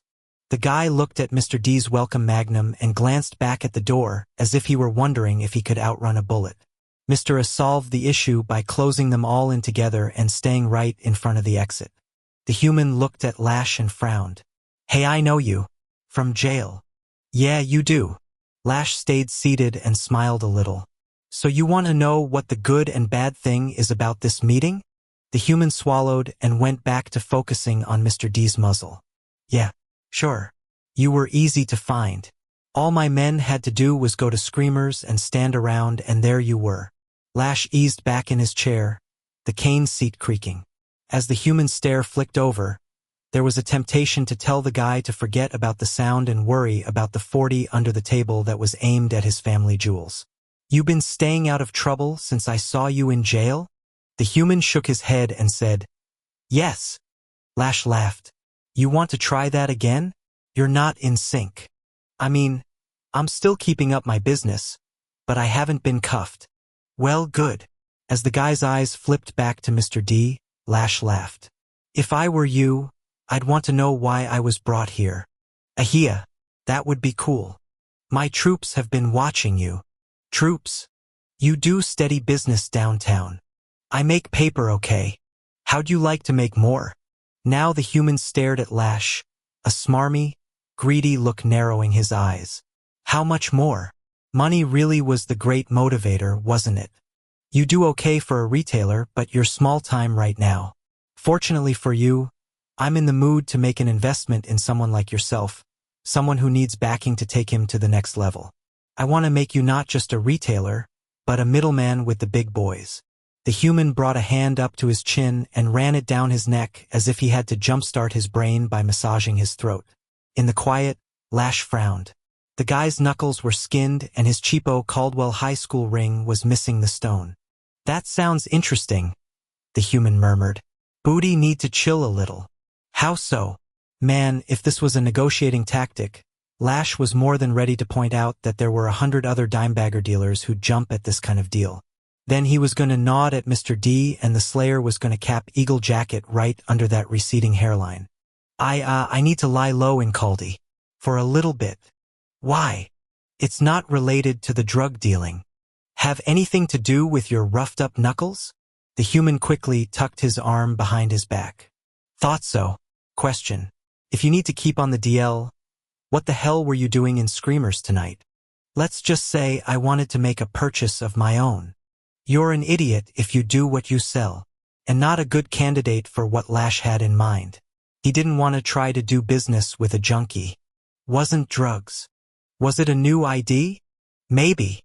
"Did you get what you were looking for?" "At the club." "No. I can help you with that. The society had its own laminating machine, for fuck's sake. And here's what I propose. My men, the ones to your left and behind you, will work with you. If you can't be the front man on the street, you can get the merchandise and they can move it after you show them the ropes." Lash glanced over at Mr. D. My breakfast. Mr. D put his gun down next to the cowboy hat. He took off only when indoors, and then he popped up a flame under a pan on the little stove. What kind of money are we talking about? The human asked. 100 grand for the first investment. The guy's eyes made like slot machines, all ding ding ding excited. Well's hit, that's enough to play ball. But what's in it for me? Profit sharing. 70 for me, 30 for you. Of all sales. How do I know I can trust you? You don't. As Mr. D laid some bacon out on the heat, the sizzle and hiss filled the room and Lash smiled at the sound. The human looked around, and you could practically read his thoughts. Cabin out in the middle of nowhere, for guys facing off at him, at least one of whom had a gun capable of blowing a cow into hamburger patties. Okay. Yeah. All right. Which was, of course, the only answer. Lash put the safety back on his weapon, and when he put his autoloader on the table, the human's eyes bugged. Come on. Like you didn't think I had you covered? Please. Yeah. Okay. Right. Lash stood up and came around to the guy. As he stuck his hand out, he said, What's your name, Eagle Jacket? Nick Carter. Lash laughed hard. Try again, dickhead. I want your real one. Bob Grady. They call me Bobby G. They shook and Lash squeezed hard, crunching those bruised knuckles together. Glad to do business with you, Bobby. I'm Lash. But you can call me God. John Matthews scanned the people in Zero Sum's VIP section not because he was looking for tail, as Quinn was, and not because he was wondering who Quinn was going to want to get with, as Blay was. No, John had his own fixations. Shex usually came around every half hour, but after her bouncer had approached her and she'd left in a hurry a while ago, she'd been missing. As a redhead eased on by, Quinn shifted in the banquette, his combat boot tapping it out under the table. The human woman was about 5'10" and had the legs of a gazelle, long and fragile and lovely. And she wasn't a professional, she was on the arm of a business-type guy. Didn't mean she wasn't giving it up for money, but it was in a more legal fashion called a relationship. Shit, Quinn muttered, his mismatched eyes predatory. John tapped his buddy on the leg and in American Sign Language said, Look, why don't you just go back with someone? You're driving me crazy with the twitching. Quinn pointed to the tear that was tattooed under his eye. I'm not supposed to leave you, ever. That's the point of having an ostrix nostrum. And if you don't have some sex soon, you're going to be useless. Quinn watched as the redhead arranged her short skirt so she could sit down without flashing what was no doubt nothing but a Brazilian wax. The woman looked around without interest until she got to Quinn. The moment she saw him, her eyes lit up like she'd found a good deal at Neiman Marcus. This was not a surprise. Most women and females did the same, and it was understandable. Quinn dressed simply, but with plenty of the hardcore. Black button-down tucked into dark blue zebrans. Those black combat boots. Black metal studs running all the way up one ear. Hair set in black spikes. And he'd recently pierced his lower lip in the center with a black hoop. Quinn looked like the kind of guy who kept his leather jacket in his lap because he carried his guns in it. Which he did. Nah, I'm cool, Quinn muttered before finishing off his Corona. I'm not into redheads. Blay looked away sharply, taking an abrupt, feigned interest in a brunette woman. Truth was, he was into only one person, and that person had shut him down as kindly and solidly as a best friend could. Quinn evidently really, truly didn't do redheads. When was the last time you were with anyone? John signed. I dunno. Quinn signaled for another round of beers. A while. John tried to think back and realized it hadn't been since Christ, back in the summer with that chick at Abercrombie and Fitch. Considering Quinn was usually good for at least 3 people a night, it was a hell of a dry spell, and it was hard to imagine that a steady diet of one-handed get-offs was going to hold the guy. Shit, even when he fed from the Chosen, he'd been keeping his hands to himself, in spite of the fact that his erection strained until he cold-sweated it. Then again, the 3 of them fed from the same female at the same time, and as much as Quinn had no problem whatsoever with an audience, his pants stayed on in deference to Blay and John. Seriously, Quinn, what the hell is going to happen to me? Blay's here. Wrath said always with you, so I need to be, always, with you. I think you're taking that too seriously. Like way too seriously. Across the VIP section, The red-headed gazelle moved around in her seat so that her below-the-waist assets were on full display, her smooth legs out from under the table and in full view of Quinn. This time when the guy shifted, it was pretty obvious he was rearranging something hard in his lap. And it wasn't one of his weapons. For fuck's sake, Quinn. I'm not saying it should be her, but we have to get you taken care of. He said he's tight, Blay interjected. Just leave him be. There is one way. Quinn's mismatched eyes shifted over to John. You could come with me. Not that we would do anything, 'cause I know you don't fly like that. But you could have someone, too. If you wanted. We could do it in one of the private bathrooms, and you could have the stall so I wouldn't be able to see you. You just say the word, 'kay? I won't bring it up again. As Quinn looked away all casual and shit, it was hard not to like the guy. Consideration, like rudeness, came in a lot of different variations, and the gentle offer of a cozy double sex session was a sort of kindness. Quinn and Blay both knew why, even 8 months past John's transition, he hadn't been with a female. Knew why and still wanted to hang with him. Dropping the bomb John had been hiding had been Lash's final fuck you before he died. Had been the reason Quinn had killed the guy. When the waitress brought freshies, John glanced over at the redhead and, to his surprise, she smiled at him when she caught him looking. Quinn laughed quietly. Maybe I'm not the only one she likes. John brought his Corona up to his mouth and took a drink to hide his blush. Thing was, he wanted sex and, like Blay, wanted it with someone in particular. But having already lost an erection in front of a naked, willing female, he was in no hurry to do that again. Especially not with the person he was interested in. Hell, no. Shex wasn't the kind of female you wanted to choke on a hot wing around. Going limp because you were chicken to do the deed? His ego would never be the same. Unrest in the crowd had him ditching the Poramies and straightening in the banquette. A wild-eyed guy was being escorted through the VIP section by 2 enormous Moors, each with a hand on his upper arm. He was tap-dancing with his expensive shoes, his feet barely touching the ground, and his mouth was likewise pulling some kind of Fred Astaire, although John couldn't hear what he was saying over the music. The trio went into the private office in the back. John tipped his Corona and stared at the door as it closed. Bad things happened to people who were taken in there, especially if they were being hovercrafted by that pair of private guards.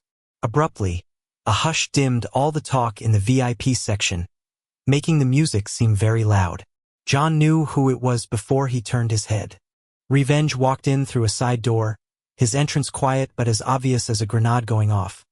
In the midst of all the sharp-dressed patrons with their arm candy and the working girls with their assets out for hire and the waitresses hustling trays, the guy shrank the size of the space, not just because he was a huge male dressed in a sable duster, but because of the way he looked around.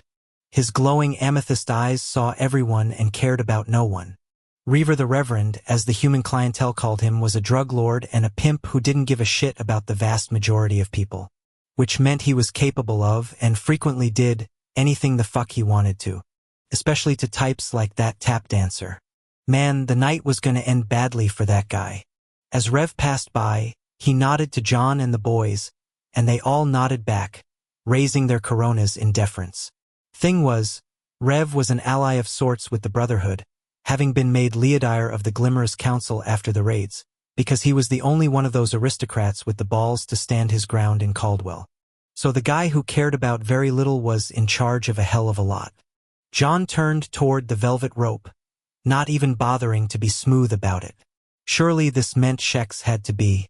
She appeared at the head of the VIP section, looking like $1 billion as far as he was concerned. As she leaned into one of her bouncers so the guy could whisper in her ear, her body was so tight her stomach muscles showed through the second skin of her muscle shirt. Talk about shifting in the seat. Now he was the one with the rearrangement issues. As she marched through to Rev's private office, though, his libido went on ice. She was never the type who smiled much, but as she went by, she was grim, just as Rev had been. Clearly, something was doing, and John couldn't help the knight in shining armor impulse that lit up in his chest. But come on. Shex didn't need a savior. If anything, she was the type who would be on the horse, fighting the dragon. You look a little tight there, Quinn said quietly as Shex went into the office. Keep my offer in mind, John. I'm not the only one hurting, am I? Will you excuse me? Blay said, getting to his feet and taking out his red Dunhills and his gold lighter. I need some fresh air. The male had started smoking recently, a habit Quinn despised in spite of the fact that vampires didn't get cancer. John understood it, though. Frustration had to be worked out, and there was only so much you could do alone in your bedroom or with your boys in the weight room. Hell, they'd all gained muscle weight over the last 3 months, their shoulders and arms and thighs outpacing their clothes. Made a guy think fighters had a point about no sex before matches. They kept adding hard pounds like this, they were going to look like a pack of pro wrestlers. Quinn stared down into his Corona. You want to get out of here? Please tell me you want to get out of here. John glanced at the door to Rev's office. Stay it is, Quinn muttered as he signaled to a waitress, who came right over. I'm going to need another of these. Or maybe a case. 10. Revenge shut the door to his office and smiled tightly, to keep his fangs from making an appearance. Even without the show of canines, though, the bookie hanging between Trez and IM was smart enough to know he was in deep shit. Reverend, what's this all about? Why you calling me in like this? The guy said in a staccato rush. I was just working my business for you and suddenly these two. I heard something interesting about you, Rev said, going around behind his desk. As he sat down, Shex came into the office, her gray eyes sharp. After she closed the door, she leaned back against it, better than any master lock when it came to keeping cheating sports bookies inside and prying eyes outside. It was a lie, a total lie. You don't like to sing? Rev leaned back in his chair, his numbed-out body finding a familiar position behind his black desk. That wasn't you popping a little Tony B for the crowd at Sal's the other night? The bookie frowned. Well, yeah, I got me some pipes. Rev nodded at IM, who was, as always, stone-faced. Guy never showed emotion, except when it came to a perfect cappuccino. Then you got a little bit of the bliss out of him. My partner over here, Hay, said you sang real well. Real crowd pleaser. What did he sing, IM? IM's voice was all James Earl Jones, low and gorgeous. 3 coins in the fountain. The bookie did a jack-up of his slacks. I got range. I got rhythm. So you're a tenor like good ol' Mr. Bennett, huh? Rev shrugged out of his sable. Tenors are my favorite. Yeah. The bookie glanced at the Moors. Look, you mind telling me what this is about? I want you to sing for me. You mean like, for a party? 'Cause I'd do anything for you, you know that, boss. All you had to do was ask. I mean, this weren't necessary. Not for a party, although all 4 of us will enjoy hearing the performance. It's to repay me for what you skinned off last month. The bookie's face drooped. I didn't skin. Yeah, you did. See, IM is a fantastic accountant. Every week, you give him your reports. How much in on what teams and which spreads. Do you think no one does the math? Based on the games last month, you should have paid in what was the figure IM. 178,482. What he said. Rev nodded a quick thanks to IM. But instead you came in at what was it? 130,982. IM shot back. The bookie started in immediately. He's wrong. He's added. Rev shook his head. Guess what the difference isn't that you don't already know? IM. 47,500. Which happens to be 25 grand on a 90% vig. Isn't that right, IM? As the Moor nodded once, Rev punched his cane into the floor and got to his feet. Which in turn is the courtesy rate charged by the Caldy mob. Trez then went and did a little digging, and what did you find? My boy Mike says he loaned 25 large to this guy right before the Rose Bowl. Rev left his cane on the chair and came around the desk, keeping one hand on the surface to steady himself. The Moors stepped back into position, crowding the bookie, holding his upper arms again. Rev stopped right in front of the guy. And so I ask you once more, did you think no one was going to double-check the math? Reverend, boss, please. I was going to pay you back. Yeah, you were going to make good on it. And you're paying my vig for fucktards who try to play me. 150% due at the end of this month or your wife's going to see you mailed back to her in pieces. Oh, and you're fired. The guy burst into tears, and they weren't the crocodile kind. These were real, the sort that made the man's nose run and his eyes puff up. Please, they were going to hurt me. Rev snapped his hand out and clamped on between the guy's legs. The poodle yelp told him that even though he couldn't feel anything, the bookie could, and the pressure was in the right spot. I don't like being stolen from, Rev said into the man's ear. Cranks my shit right out. And if you think what the mob was going to do to you was bad, I will guarantee you that I am capable of worse. Now I want you to sing for me, motherfucker. Rev twisted hard and the guy screamed for all he was worth, the sound loud and high, echoing in the low-ceilinged room. When the shriek began to trail off because the bookie had exhausted his air supply, Rev relented and gave him a chance to refresh those pipes with some gasping. And then it was. The second scream was louder and higher than the first, proving that vocalists did do better after a little warm-up. The bookie jerked and jangled in the hold of the Moors, and Rev kept at it, his sympath side watching raptly, like this was the best show on television. Took about 9 minutes until the guy lost consciousness. After it was lights out, Rev let go and returned to his chair. One nod and Trez and IM took the human through the back way into the alley, where the cold would revive him eventually. As they left, Rev had a sudden image of Elena balancing all those boxes of dopamine in her arms as she came into the exam room. What would she think of him if she knew what he did to keep his business running? What would she say if she knew that, when he told a bookie he either paid up or his wife got FedEx packages that leaked blood on her doorstep, it wasn't a threat? What would she do if she knew that he was fully prepared to do the slice and dice himself or order Shex, Trez, or IM to do it for him? Well, he already had the answer, didn't he? Her voice, that clear, lovely voice, replayed in his mind. You'd better keep that, for someone who might ever use it. Sure, she didn't know the particulars, but she was smart enough to turn down his business card. Rev focused on Shex, who hadn't moved from her position against the front door. As silence stretched out, she stared down at the short-napped black carpet, her boot heel making a circle around herself. What? He said. When she didn't look up at him, he sensed her struggling to collect herself. What the fuck happened? Trez and IM came back into the office and settled against the black wall across from Rev's desk. As they crossed their arms in front of their huge chests, they kept their mouths shut. Silence was characteristic of Shadows, but coupled with Shex's tight expression and the protractor routine she was pulling with that boot, shit had gone down. Talk. Now. Shex's eyes flipped up to his. Chrissy Andrews is dead. How? Even though he knew. Beaten and strangled to death in her apartment. I had to go down to the morgue and ID the body. Son of a bitch. I'm going to take care of it. Shex wasn't asking permission, and no matter what he said, she was going to go after that piece of shit boyfriend. And I'm going to do it fast. Generally speaking, Rev was in charge, but he wasn't standing in her way on this.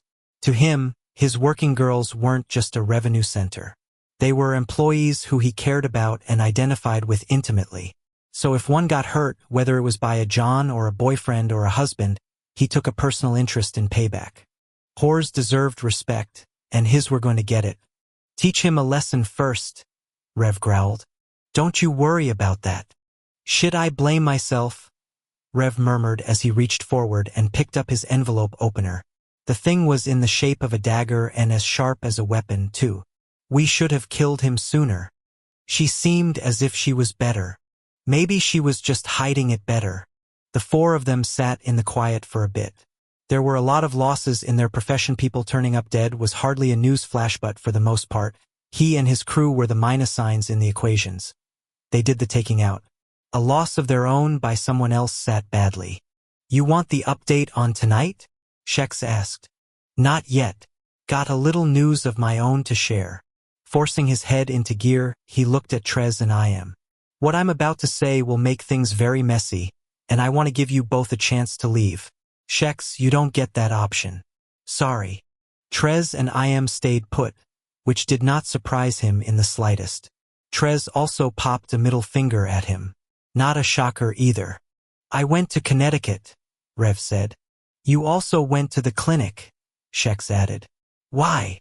GPS sucks sometimes. Hard to have any privacy. Forget the fucking clinic. Listen, I need you to do a job for me. Job as in. Think of Chrissy's boyfriend as a cocktail before dinner. This got a cold smile out of her. Tell me. He stared at the point of the envelope opener, thinking that he and Wrath had laughed because they both had one. The king had come in to visit after the raids during the summer, to discuss council business, and had seen the thing out on the desk. Wrath had joked that, in their day jobs, they both led by the blade, even if they had a pen in their hands. Wasn't that the truth? Although Wrath had morality on his side and Rev had only self-interest. So it was not with virtue that he'd made his decision and chosen the course. It was, as usual, what benefited him most. It's not going to be easy, he murmured. The fun ones never are. Rev focused on the sharp point of the opener. This one's not for fun. With the night closing down and her shift ending, Elena was antsy. Date time. Decision time. The mail was supposed to come and pick her up at the clinic in 20 minutes. God, she was back to waffling again. His name was Stefan. Stefan, son of Tem, although she didn't know him or his family. He was a civilian, not an aristocrat, and he'd come in with his cousin, who'd cut his hand splitting logs for firewood. While she'd been doing the discharge paperwork, she talked to Stefan about the kinds of things single people talked about. He liked Radiohead, she did too. She liked Indonesian food, he did too. He worked in the human world, doing computer programming thanks to virtual commuting. She was a nurse, duh. He lived at home with his parents, the only son in a solidly civilian family, or at least they'd sounded solidly civilian. His father doing construction for vampire contractors, his mother teaching the old language freelance. Nice, normal, trustworthy. Considering what the aristocrats had done to her father's sanity, she figured that all seemed like a good bet, and when Stefan had asked her out for a coffee, she'd said yes. They'd agreed on tonight and exchanged cell phone numbers. But what was she going to do? Call him and say she couldn't because of a family situation? Go anyway, and worry about her father? A quick call to Luzzie from the locker room, though, and the news from home was favorable. Elena's father had had a long rest and was now calmly working on his papers at his desk. Half an hour at an all-night diner. Maybe a shared scone. What was the harm? As she decided to go once and for all, she didn't appreciate the image that flashed through her mind. Rev's bare chest with those red star tattoos on it was not what she needed to be thinking about as she resolved to go on a date with another male. What she needed to concentrate on was getting out of her uniform and at least nominally improving her appearance. With the overday staff funneling in and those who had been on during the night leaving, she changed from her uniform into the skirt and sweater she'd brought with her. She'd forgotten her shoes. Great. White crepe soles were so sexy. What's wrong? Katya said. She turned around. Any chance these two white boats on my feet don't totally ruin this outfit? Honestly, they're not that bad. You so don't lie well. I gave it a shot. Elena packed her uniform into her bag, redid her hair, and checked the makeup situation. Of course, she'd forgotten her eyeliner and mascara as well, so the cavalry was out of horses on that front, so to speak. I'm glad you're going, Katya said as she erased the night roster from the whiteboard. Considering you're my boss, that makes me nervous. I'd rather have you happy to see me coming into the clinic. No, it's not about work. I'm glad you're going out tonight. Elena frowned and looked around. By some miracle, they were alone. Who says I'm going anywhere but home? A female going home doesn't change out of her uniform here, and she doesn't worry about how her footwear goes with her skirt. I'll spare you the who is he. That's a relief. Unless you want to volunteer? Elena laughed out loud. No, I'd rather keep it private. But if it goes anywhere I'll spill. And I'll keep you to that. Katya went over to her locker and just stared at it. You okay? Elena said. I hate this damn war. I hate having the dead come in here and seeing the pain they went through on their faces. Katya opened the locker and got busy getting her parka out. Sorry, don't mean to be a downer. Elena went over and put her hand on the female's shoulder. I know just how you feel. There was a moment between them as their eyes clung to each other's, and then Katya cleared her throat. Right, off you go. Your mail awaits. He's picking me up here. Oh. Maybe I'll just hang around and have a cigarette outside. You don't smoke. Drat, foiled again. On her way to the exit, Alina checked in at the registration desk to make sure there was nothing else she needed to do with the handoff to the new shift. Satisfied everything was in order, she went through the doors and up the stairs until she was finally free of the clinic. The night was out of the cool zip code and into Chill City, the air smelling blue to her, if the color did indeed have a scent. There was just something so fresh and icy and clear as she breathed deep and exhaled in soft clouds. With each inhale, she felt as if she were taking the sapphire sprawl of the heavens above into her lungs, and that the stars were sparks skipping through her body. As the last of the nurses departed, dematerializing or driving off, depending on what they had planned, she said goodbye to the stragglers. Then Katya came and went. Alina stamped her feet and checked her watch. The mail was 10 minutes late. No big deal. Leaning back against the aluminum siding, she felt her blood sing in her veins, an odd freedom swelling in her chest as she thought about going out somewhere with a mail on her own blood veins. Revenge hadn't had his arm treated. The thought slammed into her head and lingered like the echo of a big noise. He hadn't dealt with that arm.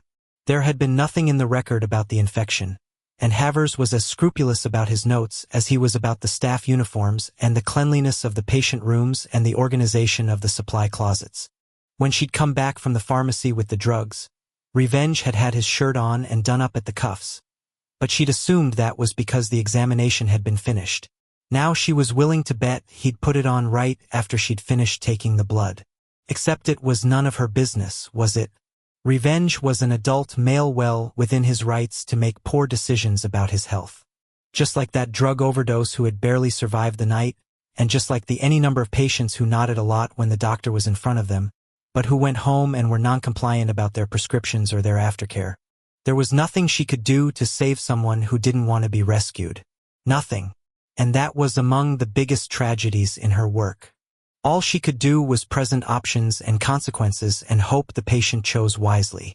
A breeze rolled in, shooting right up her skirt and making her envy Revenge's fur coat. Leaning out from the side of the clinic, she tried to see down the drive, looking for headlights. 10 minutes later, she checked her watch again. And 10 minutes after that, she lifted her wrist once more. She'd been stood up. It wasn't a surprise. The date had been so hastily thrown together, and they didn't really know each other, did they? As another cold breeze tackled her, she took out her cell phone and texted, "Hi, Stefan, sorry to have missed you tonight. Maybe some other time." She put her phone back in her pocket and dematerialized home.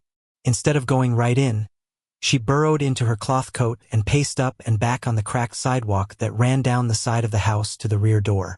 As the frigid wind kicked up again, a blast hit her face. Her eyes stung, turning her back to the gust. Wisps of her hair feathered forward as if they were trying to flee the chill, and she shivered.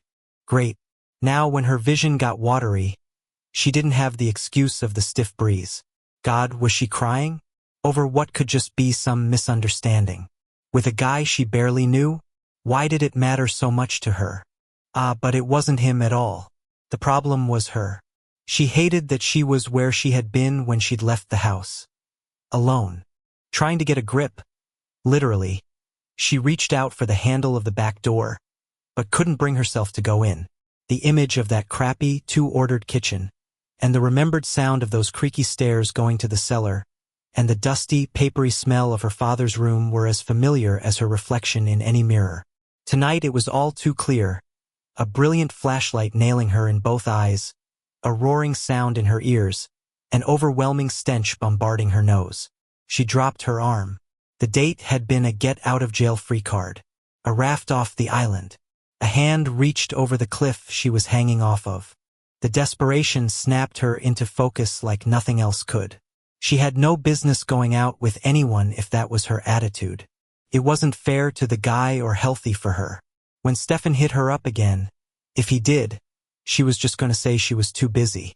"Alina? You okay?" Alina jumped back from the door that had evidently just opened wide. "Lucy. Sorry, just thinking too much. How's father doing?" "Fine, honestly fine. He's sleeping again now." Lucy stepped out of the house and closed off the escaping heat from the kitchen. After 2 years, she was an achingly familiar figure, her boho clothes and her long salt and pepper hair comforting. As usual, she had her medicine bag in one hand and her big purse hanging off her opposite shoulder. Inside the medicine bag there was a standard-issue blood pressure cuff, a stethoscope, and some low-level medications, all of which Elena had seen put to use. Inside the purse there was the New York Times crossword puzzle, some Wrigley's spearmint gum she liked to chew, a wallet, and the peach lipstick she slipped across her lips on a regular basis. Elena knew about the crossword puzzle because Lizzie and her dad did them together, the gum because of the wrappers that went into the trash, and the lipstick was self-evident. She was guessing on the wallet. "How are you?" Lizzie waited, her gray eyes clear and focused. "You're back a little early." "He stood me up." The way Lizzie's hand landed on Elena's shoulder was what made the female a great nurse.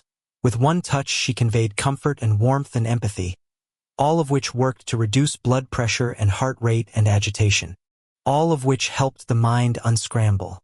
"I'm sorry," Lizzie said. "Oh no, it's better this way. I'm looking for too much." "Really? You sounded pretty level-headed to me when you told me about it. You were just going for coffee." For some reason she spoke the truth. "Nope, I was looking for a way out, which won't ever happen, because I will never leave him." Elena shook her head. "Anyway, thank you so much for coming. It doesn't have to be an either-or situation.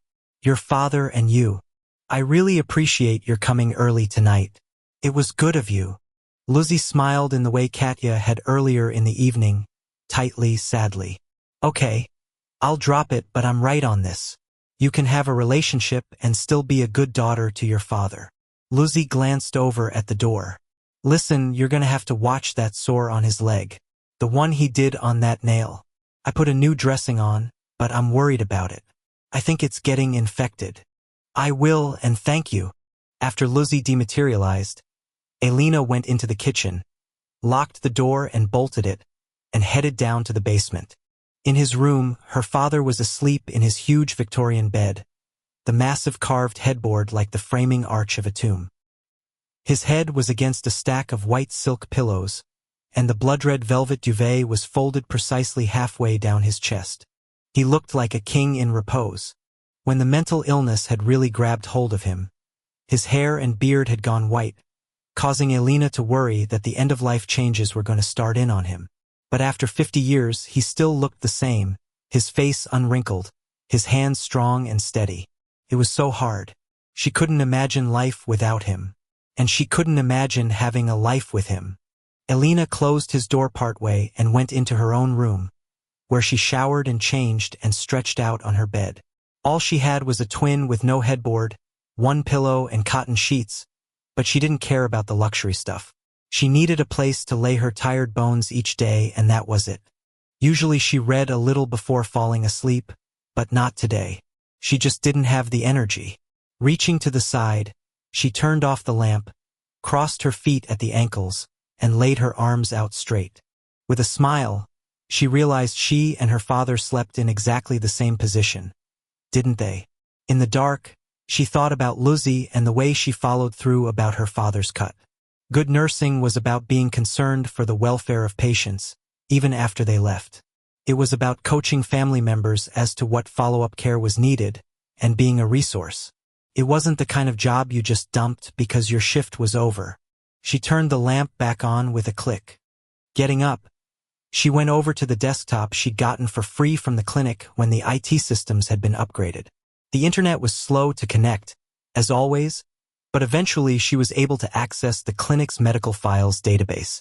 She signed in with her password, performed one search then another. The first was a compulsion, the second a curiosity. Saving them both, she shut down the laptop and picked up her phone. 11. At the razor's edge of dawn, just before the light began to gather in the eastern sky, wrath took form in the dense woods at the northern side of the Brotherhood's mountain. No one had showed back at Hunterbred, and the day's imminent rays had forced him to leave. Small sticks cracked loudly under his shit-kickers, the thin pine fingers brittle in the cold. There was not yet snow to muffle the sounds, but he could smell it in the air, feel that frosty bite deep in his sinuses. The hidden entrance to the Black Dagger Brotherhood's Sanctum Sanctorum was at the ass end of a cave, far in the back. His hands located the trigger on the stone door by feel, and the heavy portal slid behind the rock wall. Stepping onto smooth black marble pavers, he followed them forward as the door closed behind him. At his will, torches flamed up on either side of him, extending far, far, far into the distance and illuminating the massive iron gates that had been installed in the late 18th century, when the Brotherhood had turned this cave into the tomb. As he got closer, the gate's thick slats seemed to his blurry vision to be a lineup of armed sentries, the flickering flames animating what did not in fact move. With his mind, he parted the two halves and continued on, down a long hall fitted from floor to 40-foot ceiling with shelving. Lesser jars of all types and kinds were stacked side by side, a display that marked generations of kills made by the Brotherhood. The oldest jars were nothing but crude, hand-thrown vases that had been brought over from the old country. With each yard farther, the vessels grew more modern, until you got to the next set of gates and found mass-produced shit made in China and sold at Target. There wasn't a lot of space left on the shelves, and he was depressed by that. He had helped build with his own hands this repository of the enemy's dead, along with Darius and Torment and Vishouse, the bunch of them laboring for a month straight, working during the day, sleeping on the marble pavers. He had been the one to decide how far down into the earth to go, and he had extended the shelving corridor yards and yards past what he had thought was needed. When he and his brothers had finished erecting everything, and had stacked the older jars, he'd been convinced that they wouldn't need so much storage space. Surely by the time they had filled even 3/4 of this, the war would be over. And here he was, centuries later, trying to find enough room. With a dreaded sense of portent, Wrath measured with his bad eyes the last remaining spaces on the original set of shelving. It was hard not to take it as evidence that the war was coming to an end, that the vampire equivalent of the finite Mayan calendar was on these rough-hewn stone walls. It was not with victory's glow of success that he envisioned the final jar being set up next to the others. They were either going to run out of race to protect or run out of brothers to do the protecting. Wrath took the 3 jars out of his jacket and placed them together in a little group. Then he stepped back. He had been responsible for a lot of these jars. Before he'd become king. I already knew that you have been out fighting. Wrath's head shot around at the sound of the scribe virgin's commanding voice. Her holiness was hovering just inside the iron gates, her black robes about a foot off the stone floor, her light shining out from beneath the hems. It had once been blindingly bright, that glow of hers. Now it barely cast shadows. Wrath turned back to the jars. So that's what V meant, about pulling the trigger on me. My son came to me, yes, but you already knew. And that's not a question, by the way. Yeah, she hates those. Wrath looked over and watched V step through the gates. Well, check this shit out, Wrath uttered. The mother and son reunionis only a moment away. He let the paraphrased lyric drift. Not. The scribe virgin came forward, moving slowly past the jars. Back in the old days hell, as recently as the year before she would have assumed control of the conversation. Now she just floated along. V made a disgusted noise, like he'd waited long enough for his mommy dearest to no more Warhanger his king, and wasn't impressed that she hadn't manned up. Wrath, you didn't let me finish. And you think I will now? He reached up and fingered the lip of one of the 3 jars he'd added to the collection. You will let him finish? The scribe virgin said, her tone disinterested. Vishouse strode forward, his shitkickers solid against the floor he himself had helped lay. My point was, if you're gonna go out, do it with backup. And tell Beth. Otherwise you're a liar and you have a better chance of leaving her a widow. Damn it to hell, ignore my vision, fine. But at least be practical. Wrath paced up and back, thinking that the setting for this convo was too fucking perfect. He was surrounded by evidence of the war. Eventually, he stopped in front of the 3 jars he'd gotten tonight. Beth thinks that I'm going upstate to meet with Fury. To work with the Chosen. The lying sucks. But the idea we only have 4 brothers in the field? Worse.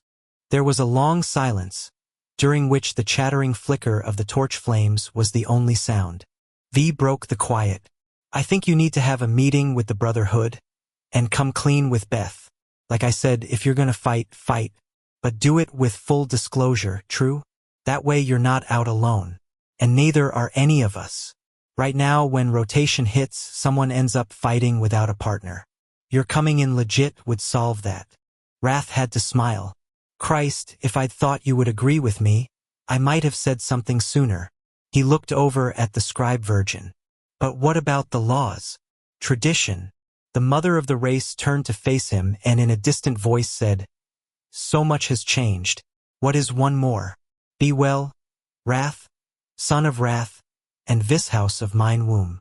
The scribe virgin disappeared like breath in the cold night, dissipating into the ether as if she'd never been. Wrath leaned back against the shelving, and as his head started to pound, he popped up his sunglasses and rubbed his useless eyes. When he stopped, he shut his lids and grew as still as the stone that surrounded him. You look beat, V murmured. Yes, he was, wasn't he? And how sad was that? Drug dealing was a very lucrative business. In his private office at Zero Sum, Revenge went over the night's receipts at his desk, meticulously checking off the amounts to the penny. I.M. was doing the same over at Sal's restaurant, and the first order of business at each nightfall was to meet here and compare results. Most of the time they came up with the same total. When they didn't, he deferred to I.M. Between the alcohol, drugs, and sex, gross receipts were over $290,000 for Zero Sum alone. 22 people worked at the club on salary, including 10 bouncers, 3 bartenders, 6 prostitutes, Trez, I.M. and Shex. Costs for them all ran about $75,000 a night. Bookies and authorized floor dealers, meaning those drug pushers he allowed to sell on his premises, were on commission, and whatever was left after they'd taken their cut was his. Also, every week or so, he or Shex and the Moores executed major product deals with a select number of distributors who had their own drug networks either in Caldwell or in Manhattan. All told, and after personnel costs, he had roughly $200,000 a night to pay the cost of the drugs and alcohol that he sold, cover heat and electricity and capital improvements, and take care of the cleaning crew of 7 that came in at 5 a.m. Every year he cleared about $50 million from his businesses, which sounded obscene, and it was, especially considering he paid taxes on only a fraction of it. The thing was, drugs and sex were risky businesses, but the profit potential was enormous. And he needed money, badly. Keeping his mother in the lifestyle to which she was accustomed and well deserving of was a multimillion-dollar proposition. Then he had his own homes, and every year he traded his Bentley in as soon as the new models were available. By far, however, the single highest personal expense he had came in small black velvet bags. Rev reached out over his spreadsheets and picked up the one that had been couriered up from the Big Apple's Diamond District. The deliveries arrived on Mondays, now used to be the last Friday of the month, but with the Iron Mask opening up, Zero Sum's close day had switched to Sundays. He pulled the satin cord loose and opened the bag's throat, dumping out a glittering palmful of rubies. $250,000 in bloodstones. He poured them back into the pouch, tied the cording in a tight knot, and looked at his watch. About 16 hours before he had to go up north. First Tuesday of the month was ransom time, and he paid the princess off in 2 ways. One was gemstones. The other was his body. He made it cost her, though. The thought of where he was going and what he was going to have to do made the back of his neck tingle. And he wasn't surprised when his vision began to change, dark pinks and blood reds replacing the blacks and whites of his office, his visual field bulldozing out into a flat plane. Popping open a drawer, he took out one of his lovely new boxes of dopamine and grabbed the syringe he'd used the last couple of times he'd shot up in the office. Rolling up the sleeve of his left arm, he tourniqueted the middle of his biceps out of habit, not necessity. His veins were so swollen it was as if moles had burrowed under his skin, and he felt a stab of satisfaction at the mess they were in. There was no cap on the needle's head to take off, and he filled the syringe's belly with the practice of a habitual user.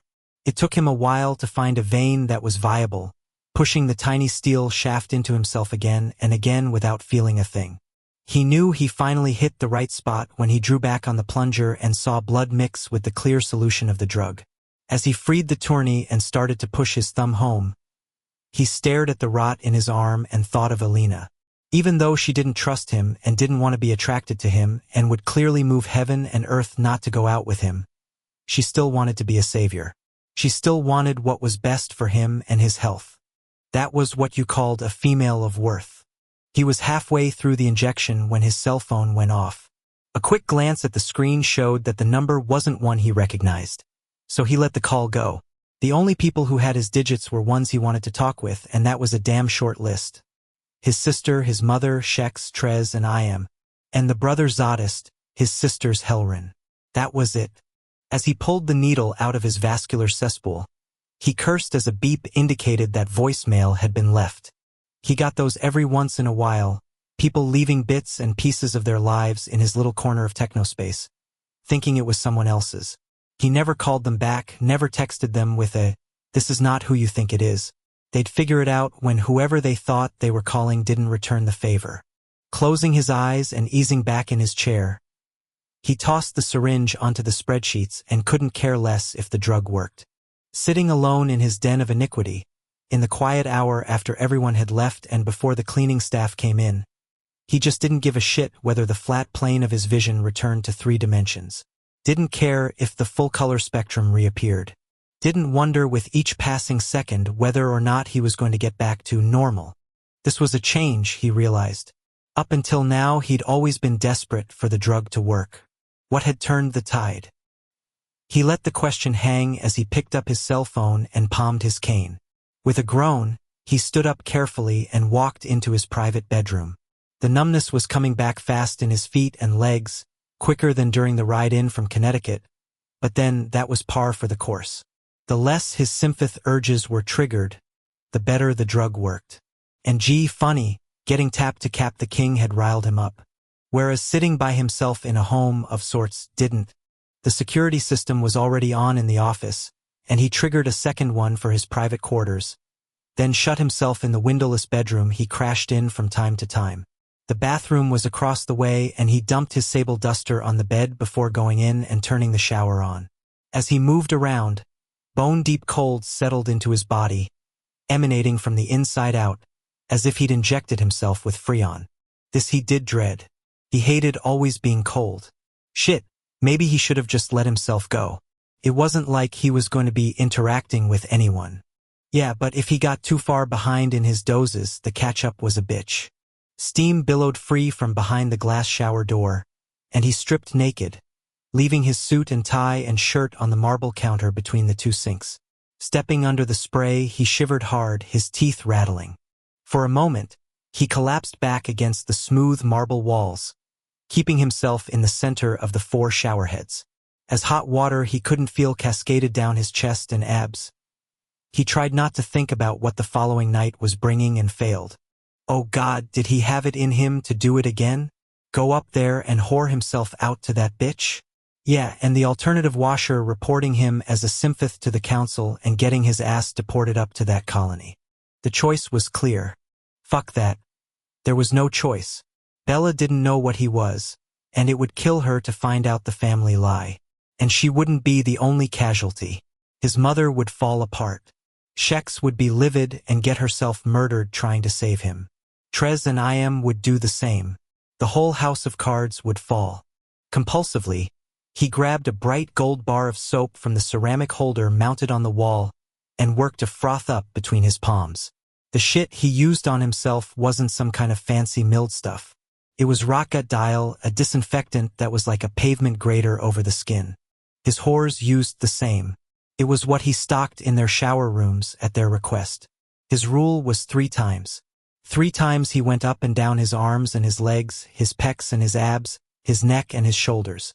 3 times he dipped between his thighs, soaping up his cock and sack. The ritual was stupid, but such were compulsions. He could have used up 3 dozen dial bars and still felt vile. Funny, his whores were always surprised at the way they got treated. Each time a new one came on, they expected to have to sex him up as part of their employment, and they were always prepared to be beaten. Instead, they got their own private dressing room with a shower, reliable hours, security that never, ever touched them, and this thing called respect, which meant they chose their Johns, and if the fuckers who paid for the privilege of being with them messed up even a hair of theirs, all they had to do was say the word and a mountain of shit fell on the offender. More than once, he'd had one of the women show up at his office door and ask to speak with him privately. It usually happened about a month into her tenure, and what she said was always the same and always spoken with a kind of confusion that, had he been a normal, would have broken his heart. Thank you. He wasn't big on hugging, but he'd been known to pull them into his arms and hold on to them for a short breath. None of them knew that it wasn't because he was a nice guy. It was because he was one of them. The hard reality was that life had put them all where they didn't want to be, namely on their backs for people they didn't want to be fucking. Yes, there were some who didn't mind the job, but like everyone, they didn't always want to be working. And God knew the Johns always showed up. Just like his blackmailer. Getting out of the shower was pure, undiluted hell, and he put off the deep freeze as long as he could, huddling under the spray while he argued with himself over the evac. As the debate continued, he heard the water tinkling against the marble and chattering down the brass drain, but his numbed-out body felt nothing except a slight easing of his inner Alaska. When the hot water ran out, he knew only because his shivering got worse and the beds of his fingernails went from pale gray to deep blue. He toweled off on the way to the bed and shot under the mink duvet as fast as he could. Just as he was yanking the covers up to his throat, his phone beeped. Another voicemail. Fucking Grand Central with his phone tonight. Checking his missed calls, he found the latest was from his mother, and he sat up quickly, even though the vertical shift meant his chest went bare. Lady that she was, she never called, not wanting to interrupt his work. He hit some buttons, put in his password, and got ready to delete the wrong number's confused message which would come up first. Your call from 518 blah blah blah. He hit the pound key to shoot past the ID shit and got ready to punch 7 to get rid of the thing. His finger was on the way down just as a female voice said, "Hi, That voice was Elena? Fuck."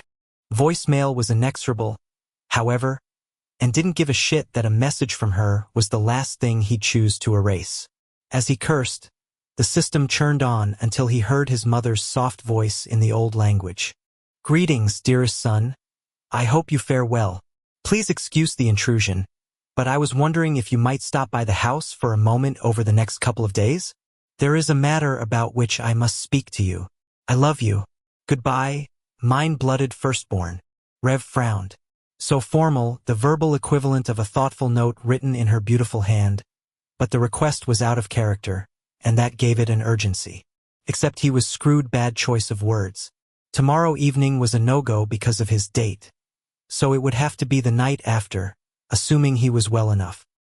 He called the house, and when one of her doggen picked up, he told the maid he'd be there Wednesday night as soon as the sun went down. "Sire, if I may," the servant said. "Verily, I am glad you are coming. What's going on?" When there was a long pause, his inner chill got worse. "Talk to me." "She is," the voice on the other end grew rough. "She is as lovely as ever, but we are all glad you are coming. If you will excuse me, I shall deliver your message." The line went dead. In the back of his mind, he had a sense as to what it was, but he studiously ignored the conviction. He just couldn't go there. Absolutely couldn't. Besides, maybe it was nothing. Paranoia, after all, was a side effect of too much dopamine, and God knew he was doing more than his fair share. He would go to the safe house as soon as he was able, and she would be fine wait the winter solstice. That had to be what it was. No doubt she wanted to plan festivities that included Bella and Z and the young, as it would be Nala's first solstice ritual, and his mother took that kind of thing very seriously. She might live on this side, but the chosen traditions she had been born into were still very much a part of her. That was totally it. Relieved, he put Elena's number into his Audiobook and hit her back. All he could think about as the phone rang, aside from pick up, was that he hoped like hell she was okay. Which was nuts. Like she would ever call him if she were in trouble? So why had she? "Hello." The sound of her voice in his ear did something the hot shower, the mink throw, and the 80-degree ambient air temperature couldn't. Warmth spread out from his chest, beating back the numbness and the cold, suffusing him with life. He extinguished the lights so he could concentrate all he had on her. "Revenge?" she said after a moment. He eased back down onto his pillows and smiled in the dark. "Hi. 12. There's blood on your shirtando, God your pant leg." "Wrath, what happened?" Standing in his study at the Brotherhood mansion, facing his beloved Shellen, Wrath pulled the two halves of his biker jacket more tightly across his chest, and thought, well, at least he'd washed the lesser blood from his hands. Beth's voice dropped. How much of what I'm looking at is yours? She was as beautiful as she had always been to him. The one female he wanted. The only mate for him. In her jeans and her black turtleneck, with her dark hair down around her shoulders, she was the most attractive thing he'd ever seen. Still, wrath. Not all of it. The cut on his shoulder had no doubt leaked all over his wife-beater, but he'd held the civilian male to his chest as well, so the male's blood had no doubt mixed with his own. Unable to keep still, he walked around the study, going from the desk to the windows and back. The rug his shit-kickers crossed was blue, gray, and cream, an aubusson whose colors matched the pale blue walls and whose curvilinear swirls played off the delicate Louis XIV furniture, fixtures, and swirly moldings. He'd never really appreciated the decor. And he didn't start now. Wrath, how did it get there? Beth's hard tone told him she knew the answer already, but was hoping there was another explanation. Manning up, he turned to face the love of his life across the expanse of the frilly-ass room. I'm fighting again. You're what? I'm fighting. As Beth went silent, he was glad the study door was closed. He saw the math she was doing in her head and knew the sum of what she was pulling together added up to one and only one thing. She was thinking about all those nights up north with Fury and the Chosen. All those times he'd worn long-sleeved, bruise-hiding shirts to bed because he had a chill. All the "I'm limping because I worked out too hard" excuses. You're fighting. She plugged her hands into the pockets of her jeans, and even though he couldn't see a hell of a lot, he knew damn well that black turtleneck was a perfect complement to her stare. Just to clarify, is this as in you're going to start fighting? Or have been fighting? That was a rhetorical, but clearly she wanted him to present the full lie. Have been. For the last couple of months. Anger and hurt rolled off her, spilling toward him, smelling to him of scorched wood and burned plastic. Look, Beth, I have to. You have to be honest with me, she said sharply. That's what you have to do. I didn't expect to be going out for more than a month or two. A month or two. How the hell long? She cleared her throat and lowered her voice. How long have you been doing this? When he told her, she went quiet again. Then, since August? August. He wished she would let loose with her temper. Yell at him. Call him a cocksucker. I'm sorry. Ish it. I'm really sorry. She didn't say anything else, and the scent of her emotions drifted away, dispersed by the hot air blowing up through the heating vents on the floor. Out in the hall, a dog Jen was vacuuming, the sound of the carpet attachment whirring up and back, up and back. In the silence between them, that normal, everyday sound was something he clung to, the kind of thing you heard all the time and rarely noticed because you were busy dealing with paperwork or distracted by the fact that you were peckish, or trying to decide whether you wanted to decompress by watching TV or hitting the gym. It was a safe sound. And during this devastating moment in his mating, he hung on to the Dyson's lullaby with a death grip, wondering if he was ever going to be lucky enough to ignore it again. It never occurred to me, she cleared her throat once more. It never occurred to me that there was something you couldn't talk to me about. I've always assumed that you were telling me everything you could. As she stopped talking, he was chilled to the bone. Her voice was now the one she used to answer wrong numbers on the phone. She addressed him as if he were a stranger, without warmth or particular interest. Look, Beth, I have to be out there. I have to. She shook her head and raised her hand to stop him. This isn't about you fighting. Beth stared up at him for a heartbeat. Then she turned and went for the double doors. Beth, was that strangled croak his voice? No, leave me alone. I need some space. Beth, listen, we don't have enough fighters in the field. It's not the fighting. She wheeled around and faced off at him. You lied to me. Lied. And not just once, but for 4 months straight. Wrath wanted to argue, to defend himself, to point out that he'd lost track of time, that those 120 nights and days had flown by at the speed of light, that all he'd been doing was putting one foot in front of the other in front of the first, going minute by minute, hour by hour, trying to keep the race afloat, trying to keep the lessers back. He hadn't meant it to go on for so long. He hadn't set out to deceive her for that long. Just answer me one thing, she said. One thing. And it had better be the truth or... So help me God. I'm going to. She put her palm to her mouth, catching a soft sob in her gentle hand. Honestly, Wrath, did you honestly think you were going to stop? In your heart, did you truly think you were going to? He swallowed hard as her words choked off. Wrath took a deep breath. In the course of his life, he had been wounded many, many times. But nothing, no pain ever inflicted upon him, hurt a fraction of what answering her felt like. No, he inhaled again. No, I don't think I was going to stop. Who talked to you tonight? Who was the one who made you decide to tell me? This house. I should have known. He's probably the only person other than Tor who could have. Beth crossed her arms around herself, and he would have given his dagger hand to have him being the one holding her. Your being out there fighting scares the shit out of me, but you forget something. I mated you without knowing that the king isn't supposed to be in the field.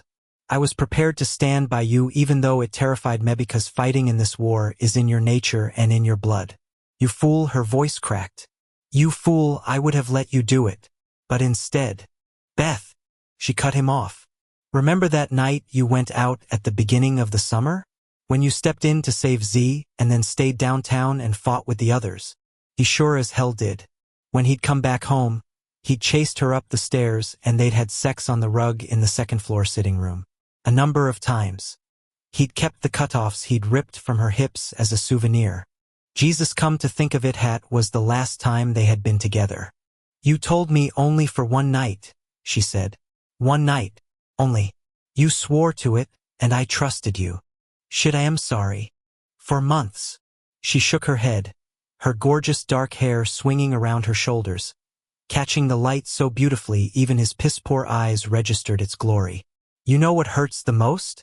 That the brothers knew and I didn't. I've always accepted this secret society stuff. Understood that there are things I can't know. They didn't have a clue either. Okay, Butch had known, but there was no reason to throw him under the bus. V only found out tonight. She wobbled, steadying herself against the pale blue walls. You've been going out alone? Yes. He reached out for her arm, but she tore it away from him. Beth. She yanked open the door. Don't touch me.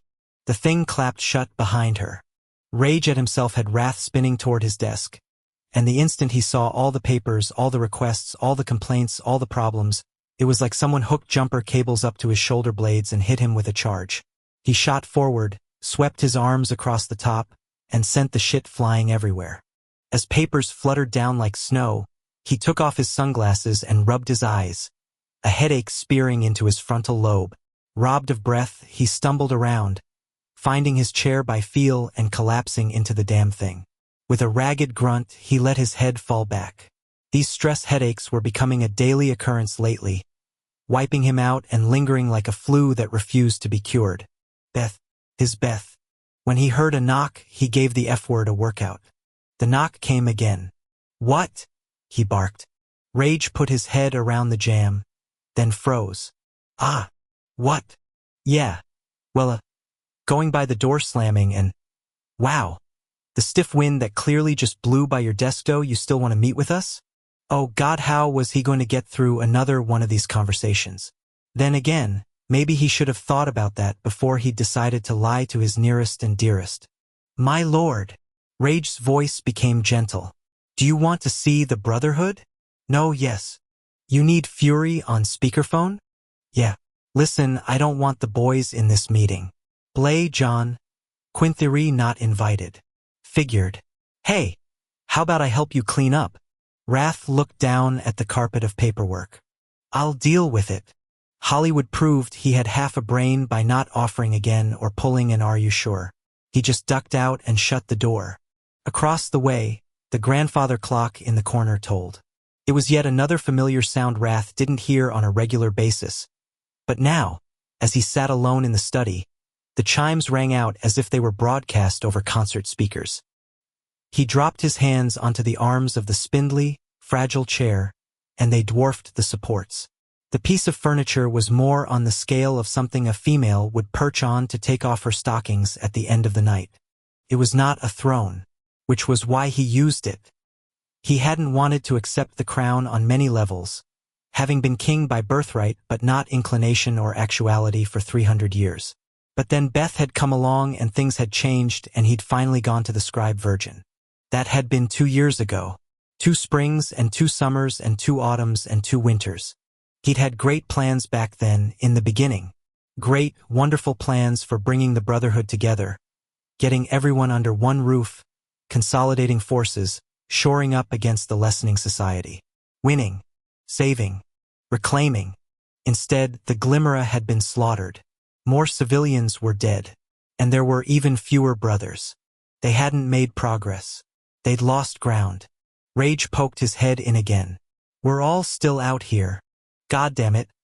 I told you I needed some. The grandfather clock chimed again, and as Wrath listened to the number of beats, he realized he'd been sitting by himself for an hour. He rubbed his aching eyes. Give me another minute. Whatever you need, my lord. Just take your time. 13. As Revenge's high came through the phone, Elena sat up from the pillow she'd been lying against and swallowed back a holy crap, except then she wondered why she was so surprised. She'd called him, and the textbook way people handled those kind of things was, well, hey, they called you back. Wow. Hi, she said. I didn't answer your call only because I didn't know the number. Man, his voice was sexy, deep, low, like a male's should be. In the silence that followed, she thought, and she had called him why? Oh, right. I wanted to follow up about your appointment. When I did your discharge papers, I noticed that you received nothing for your arm. Ah. The pause that followed was one she couldn't interpret. Maybe he was pissed she was interfering? I just want to make sure you're okay. Do you do this with patients a lot? Yes, she lied. Havers know you're checking his work? Did he even look at your veins? Revenge's laugh was low. I would rather you had called for a different reason. I don't understand, she said tightly. What? That someone might want to have something to do with you outside of work? You're not blind. You've seen yourself in mirrors. And surely you know you're smart, so it's not all just pretty window dressing. As far as she was concerned, he was speaking in a foreign language. I don't understand why you're not taking care of yourself.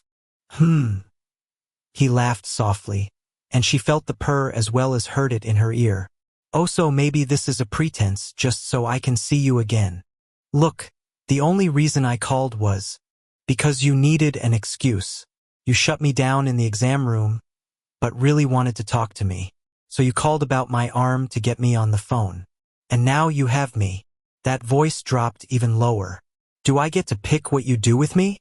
She stayed quiet, until he said, Hello. Are you finished? Or do you want to run around in circles a little longer? Reading into what I'm doing here. There was a beat of silence, and then he broke out in a rich baritone belly laugh. I knew there was more than one reason I liked you. She refused to be charmed. And was anyway. I called about your arm. Period. My father's nurse just left, and she and I were talking about his. She clammed up as she realized what she'd revealed, feeling like she'd tripped on the conversational equivalent of an untacked carpet edge. Go on, he said with gravity. Please. Elena? Lena. Are you there, Elena? Later, much later, she would reflect that those 4 words were the precipice. Are you there, Elena? Truly, it was the beginning of everything that followed, the starting line of a harrowing journey disguised in the form of a simple question. She was glad she didn't know where it would take her, because sometimes the only thing that got you through hell was that you were in too deep to pull out. While Rev waited for a response, his fist tightened on the cell phone so hard, it cranked in toward his cheek and one of the keys let out a beep of, Hey, man, lay off a little. The electronic curse seemed to break the spell for them both. Sorry, he muttered. It's okay. You were saying? He didn't expect her to answer, but then she did.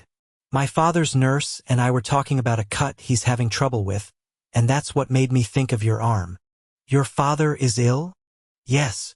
Rev waited for more, trying to decide whether prompting her would shut her up, but she solved the issue. Some of the medications he takes make him unsteady, so he bumps into things and doesn't always know he's hurt himself. It's a problem. I'm sorry. Caring for him must be hard on you. I'm a nurse. And a daughter. So it was clinical. When I called you, Rev smiled. Let me ask you something. Me first. Why won't you get your arm looked at?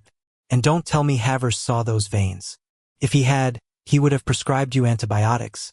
And if you refused them, there would have been a note in your chart that you'd pulled an AMA. Look, all you need to treat it is some pills, and I know you're not medicine phobic. You take a hell of a lot of dopamine. If you were worried about my arm, why didn't you just talk to me at the clinic? I did, remember. Not like this. Rev smiled in the dark and ran his hand up and down the mink duvet. He couldn't feel it, but he imagined the pelts were as soft as her hair. I still think you wanted to get me on the phone.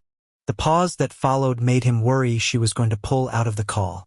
He sat up, like getting vertical would keep her from hitting her end button. I'm only saying, well, shit, my point is, I'm glad you called. Whatever the reason. I didn't talk to you at the clinic about it any further, because you left before I entered Havers's notes into the computer. That's when it all sank in. He still wasn't buying that the call was completely professional. She could have emailed him. She could have told the doctor. Could have turfed it to one of the day nurses to follow up. So there's no chance you feel bad for slamming me down as hard as you did? She cleared her throat. I am sorry for that. Well, I forgive you.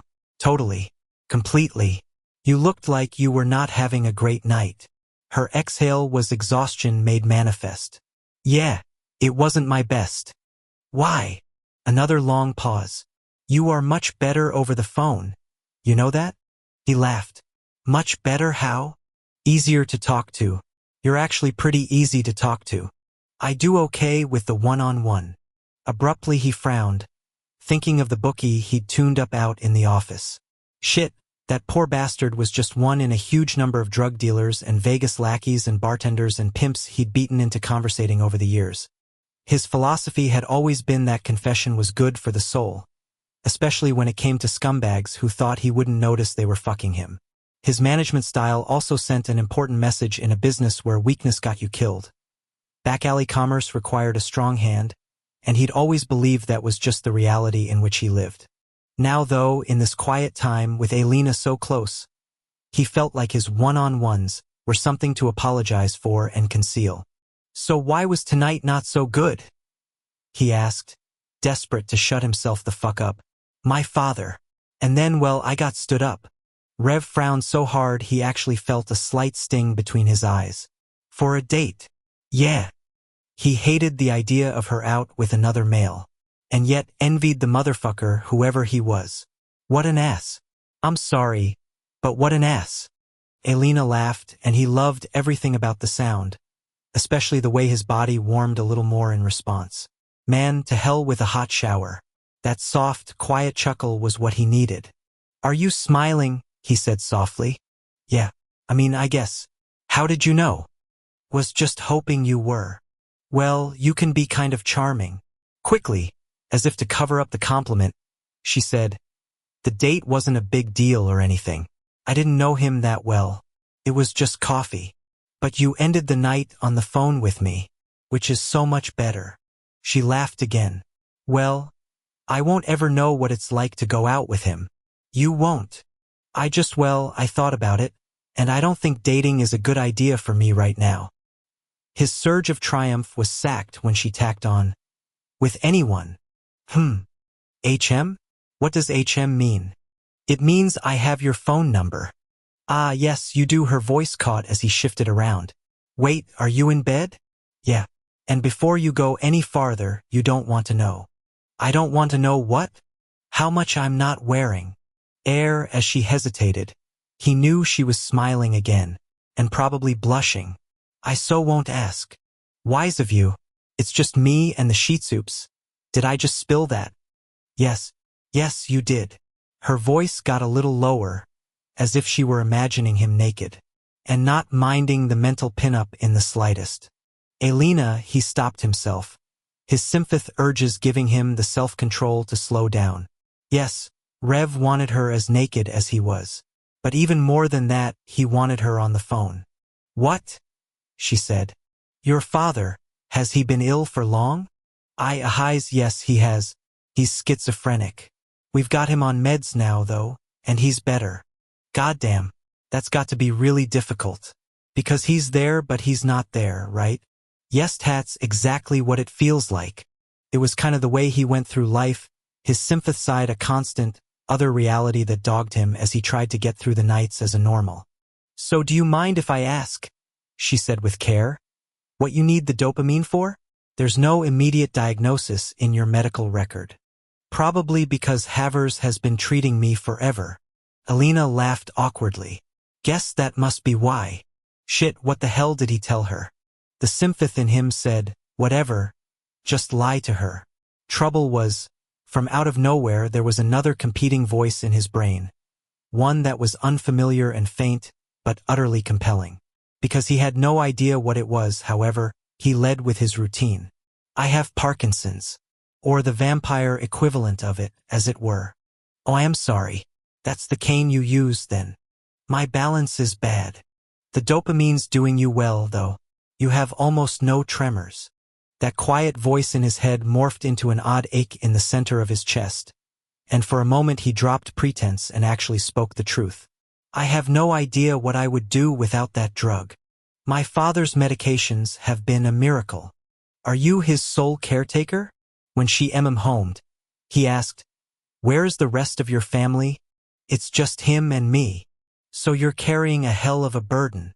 Well, I love him, and if the roles were reversed, he would do the same. It's what parents and children do for each other. Not always. Clearly you come from good people. Before he could stop himself, he continued, but that's why you're lonely, isn't it? You get guilty if you leave him even for an hour, except if you stay home you can't ignore the fact that your life is passing you by. You're trapped and screaming, but you wouldn't change a thing. I have to go. Rev squeezed his eyes shut, that ache in his chest spreading through his whole body like wildfire across dry grass. He willed a light on as the darkness became too symbolic of his own existence. It's just I know what it's like, Elena. Not for the same reasons, but I get that whole separated thing. You know, the idea that you're watching everybody else go through life. Oh fuck, whatever. I hope you sleep well. That is how I feel a lot of the time. Her voice was gentle now, and he was glad she got what he'd been trying to say. Even though he'd been as eloquent as an alley cat. Now he was the one who grew awkward. He wasn't used to talking like this or feeling as he did. Listen, I'm going to let you get some rest. I'm glad you called. You know so am I. And, Elena? Yes. I think you're right. It's not a good idea for you to get involved with anyone right now. Really? Yup. Good day. There was a pause. Good day. Wait. What? Your arm. What are you going to do about your arm? Don't worry, it'll be fine. But thank you for the concern. It means a lot. Rev hung up first and put the phone down on the mink duvet. Closing his eyes, he left the light on. And didn't sleep at all. 14. Back at the Brotherhood compound, Wrath gave up the idea that he was going to feel better about the situation with Beth anytime soon. Hell, he could spend the next month stewing on his spindly chair. But that would only get him a numb ass. And meanwhile, the rolling stones out in the hall were getting mossy and cranky. He willed the double doors wide, and as a unit his brothers came to attention. As he looked across the pale blue expanse of the study to their big, hard bodies out by the balcony. He knew them not by face or clothing or expression, but by the echo of each one in his blood. The ceremonies in the tomb that had bound them all together resonated no matter how long ago they had been done. Don't just stand there, he said as the Brotherhood stared back at him. I didn't open those fuckers to turn myself into a zoo exhibit. The brothers came in on their heavy boots except for Rage, who was in flip-flops, his standard house footwear no matter the season. Each of the warriors took up his usual station in the room, with Z going over to stand by the fireplace and V and Butch parking it on a recently reinforced pencil-legged sofa. Rage came over to the desk in a series of flips and hit speaker on the phone, letting his fingers do the walking to get Fury on the horn. No one said anything about all the papers on the floor. No one tried to pick them up. It was as if the mess weren't there, and that was how Wrath preferred it. As he shut the doors with his mind, he thought of Tor. The brother was in the house, just down the hall of statues by only a few doors, but he was on a different continent. Inviting him wasn't an option, more like a cruelty, given where his head was at. "Hello?" came Fury's voice out of the phone. "We're all here," Rage said before unwrapping a Tootsie Pop and flipping it over to an ugly-ass green armchair. The monstrosity was Tor's, moved up from the office for John Matthew to sleep in back after Wellesley had been murdered and Torment had disappeared. Rage tended to use the thing because at his weight it was really the safest option for his ass, steel-bolted sofas included. With everyone settled, the room went quiet except for the crunching grind of Hollywood's molars on that cherry thing he had in his pie hole. "Oh, for fuck's sake," Rage finally groaned around his lollipop. "Just tell us, whatever it is. I'm getting ready to scream over here. Is someone dead?" "No, but it sure as shit felt like he'd killed something." Wrath glanced in the brothers' direction, then looked at each one of them. "I'm going to be your partner, Hollywood." "Partner?" As in Rage glanced around the room as if checking to see whether everyone else had heard what he had. "You ain't talking about gin rummy, are you?" "No," Z said quietly. "I don't believe he is." "Holy shit."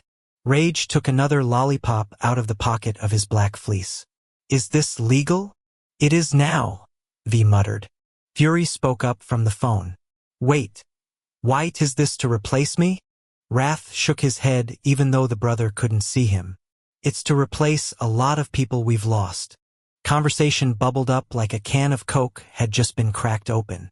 Butch, VZ, Rage all started talking at once until a tinny voice cut through the chatter. "I want to come back too then." Everyone looked at the phone except for Wrath, who stared over at Z in order to gauge the guy's reaction. Zodist had no trouble showing anger, ever. But he hid concern and worry like the stuff was loose money and he was surrounded by muggers. As his twin statement resonated, he was in full self-protection mode, tightening up, emitting absolutely nothing in terms of emotion. "Alright," Wrath thought. The tough-skinned bastard was scared cockless. "You sure that's a good idea?" Wrath said slowly. "Maybe fighting isn't what you need right now, my brother." "I haven't tokayed up in nearly 4 months, Fury said through the speaker. "And I've got no plans to go back to the drugging. Stress won't make that shit any easier." "Oh, but sitting on my ass while you're out there will?" "Wonderful." The king and the pre-male in the field for the first time in history. And why? Because the Brotherhood was on its last gasp. Great record to break there. Kind of like winning the 50-meter ass stroke in the Loser Olympics. Christ. Except then Wrath thought of that dead civilian. Was that a better outcome? No. Leaning back in his delicate chair, he stared hard at Z. As if he felt the eyes on him, Zodist stepped free of the mantle and stalked around the study. They all knew what he was picturing. Fury owed on a bathroom floor, an empty heroin syringe next to him on the tile. "Z?" came Fury's voice over the phone. "Z? Pick up the handset." When Zodist got on with his twin, his face, with its jagged scar, drew into such a nasty frown even Wrath could see the glare. And the expression didn't improve as he said, "Aha. Yeah. Aha. I know. Right." There was a long pause. "No, I'm still here." "Okay. All right." Pause. "Swear to me. On my daughter's life."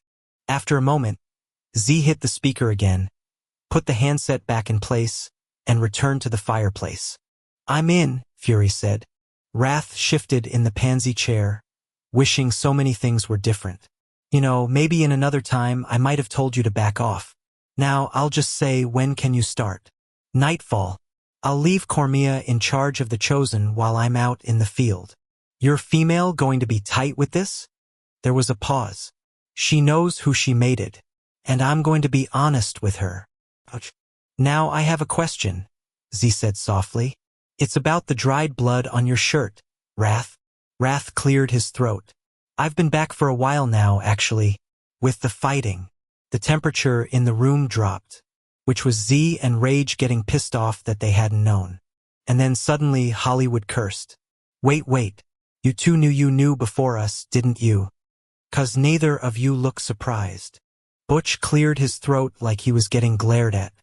"He needed me on cleanup. And V's tried to change his mind." "How long ago did this start, Wrath?" Rage bit out. Since Fury stopped fighting. Are you kidding me? Z stalked over to one of the floor-to-ceiling windows, and even though the shutters were down, he stared at the thing as if he could see the grounds beyond. Good goddamn thing you didn't get yourself killed out there. Wrath bared his fangs.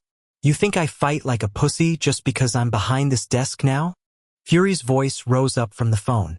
Okay, everyone just relax. We all know now, and things are going to be different going forward. No one's going to fight alone even if we go in threes. But I need to know, is this going to be common knowledge? Are you going to announce it at the council meeting the night after tomorrow? Man, that happy little face-to-face was not something he was looking forward to. I think we'll keep it quiet for now. Yeah, zeeb it out. 'Cause really, why be honest? Wrath ignored that. I'm going to tell Revenge, though. I know there are members of the Glimmera who are grumbling about the raids. If it gets to be too much, he'll be able to calm things down with that kind of intel. Are we done here? Rage said in a flat tone. Yeah, that's it. I'm out, Ty then. Hollywood stalked from the room, and Z was right behind him. 2 more casualties of the bomb Wrath had dropped. So how'd Beth take it? V asked. How do you think? Wrath got to his feet and followed the example set by the pair who had left. Time to go find Doc Jane and get stitched up, assuming the slices hadn't already closed. He needed to be ready to go out and fight again tomorrow. In the cold, bright morning light, Shex dematerialized past a high wall and into the bare branches of a stout maple tree. The mansion beyond rested in its landscaped acreage like a gray pearl in a filigree setting, wiry winter-stripped specimen trees rising up around the old stone manse, anchoring it to its rolling lawn, holding it to the earth. The weak December sun poured down, making what would have been dour at night seem merely venerable and distinguished. Her sunglasses were nearly black, the one concession she needed to make to her vampire side if she went out during the day. Behind the lenses, her vision remained acute, and she saw every motion detector and every security light and every leaded glass window that was covered by a shutter. Getting in was going to be a challenge. The panes of those fuckers were no doubt reinforced with steel, which meant dematerializing in even if the shutters were up was a no-go. And with her sympath side, she sensed there were a lot of people inside. The staff in the kitchen. The ones sleeping upstairs. The others moving around. It was not a happy house.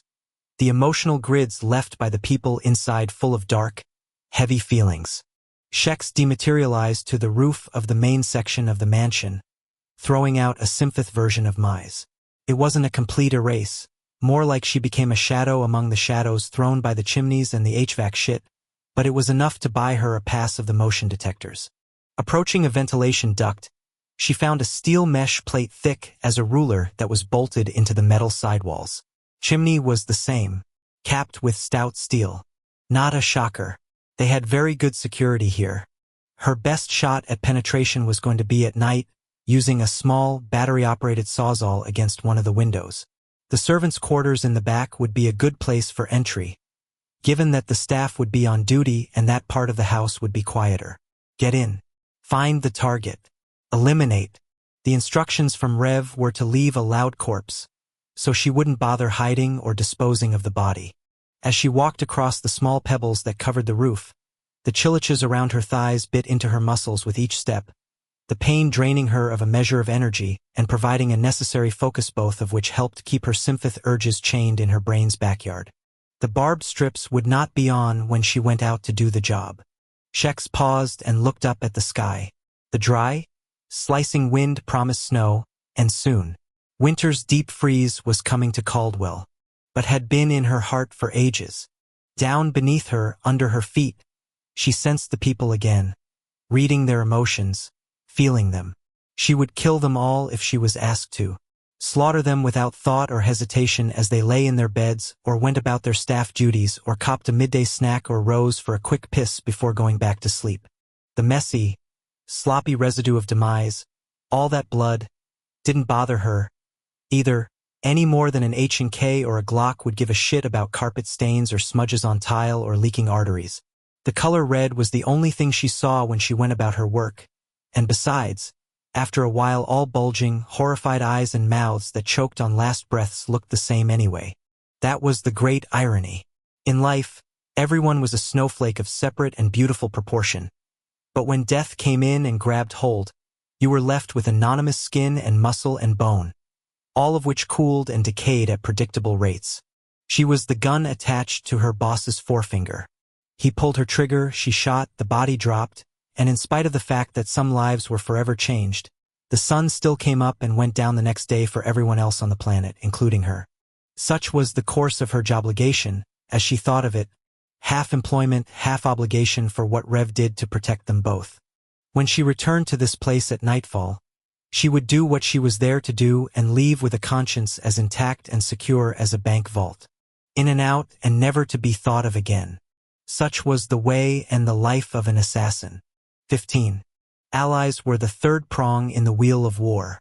Resources and recruits gave you the tactical engine that allowed you to meet, engage, and reduce the size and strength of your enemy's forces. Allies were your strategic advantage, people whose interests were aligned with your own, even if your philosophies and ultimate goals might not intersect. They were just as important as the first two if you wanted to win, but they were a little less controllable. Unless you knew how to negotiate. "We been drivin' for a while," Mr. D said from behind the wheel of Lash's adoptive dead father's Mercedes. "And we're going to drive a little longer." Lash glanced at his watch. "You ain't told me where we're going." "Nope. I haven't, have I?" Lash stared out the sedan's window. The trees at the side of the Northway looked like pencil drawings before the leafy bits had been sketched in. Nothing but barren oaks and spindly maples and twiggy birches. The only thing with any green were the stumpy coniferous stalwarts, the numbers of which had been increasing as they went farther into the Adirondack Park. Gray sky, gray highway, gray trees.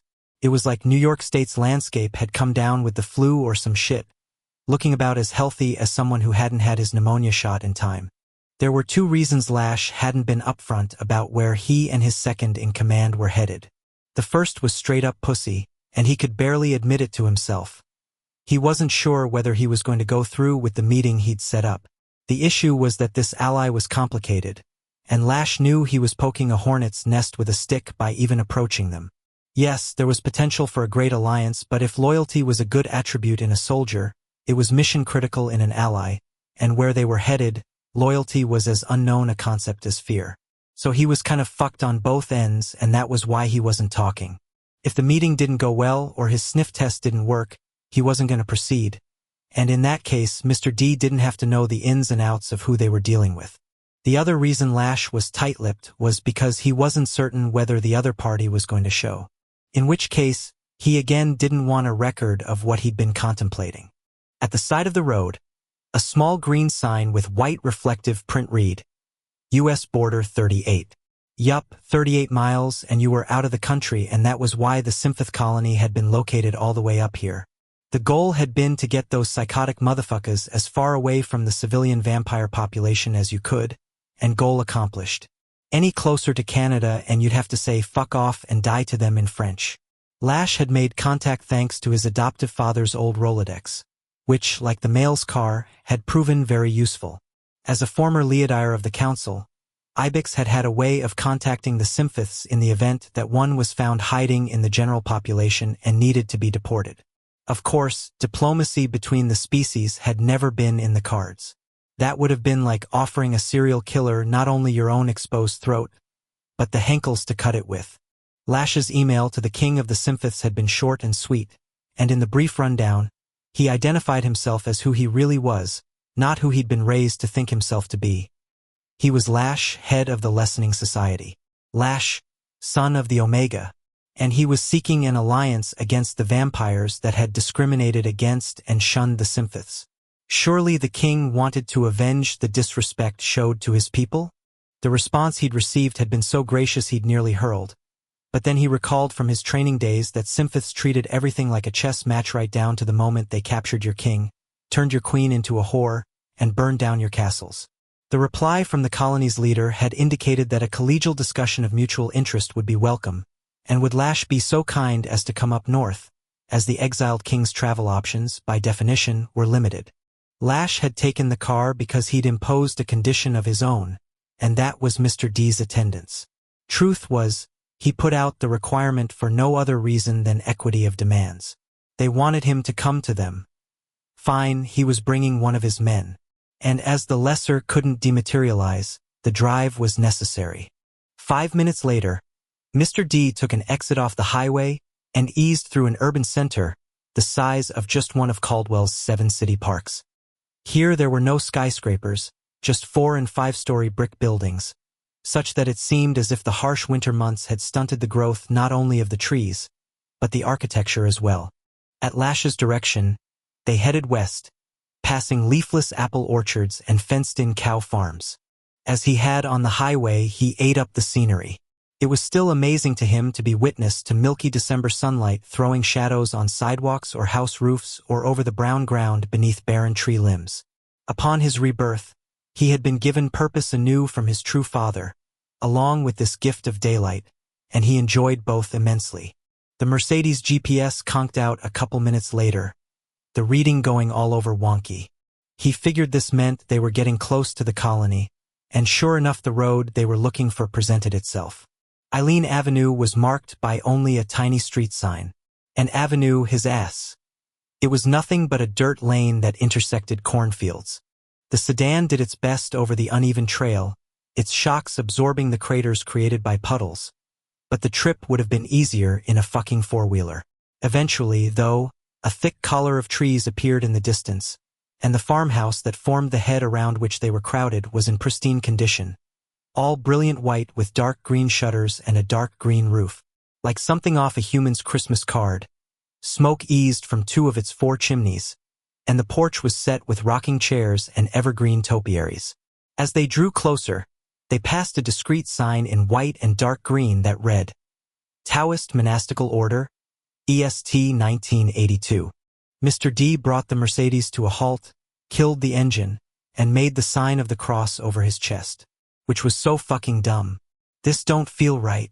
The thing was, the little Texan had a point.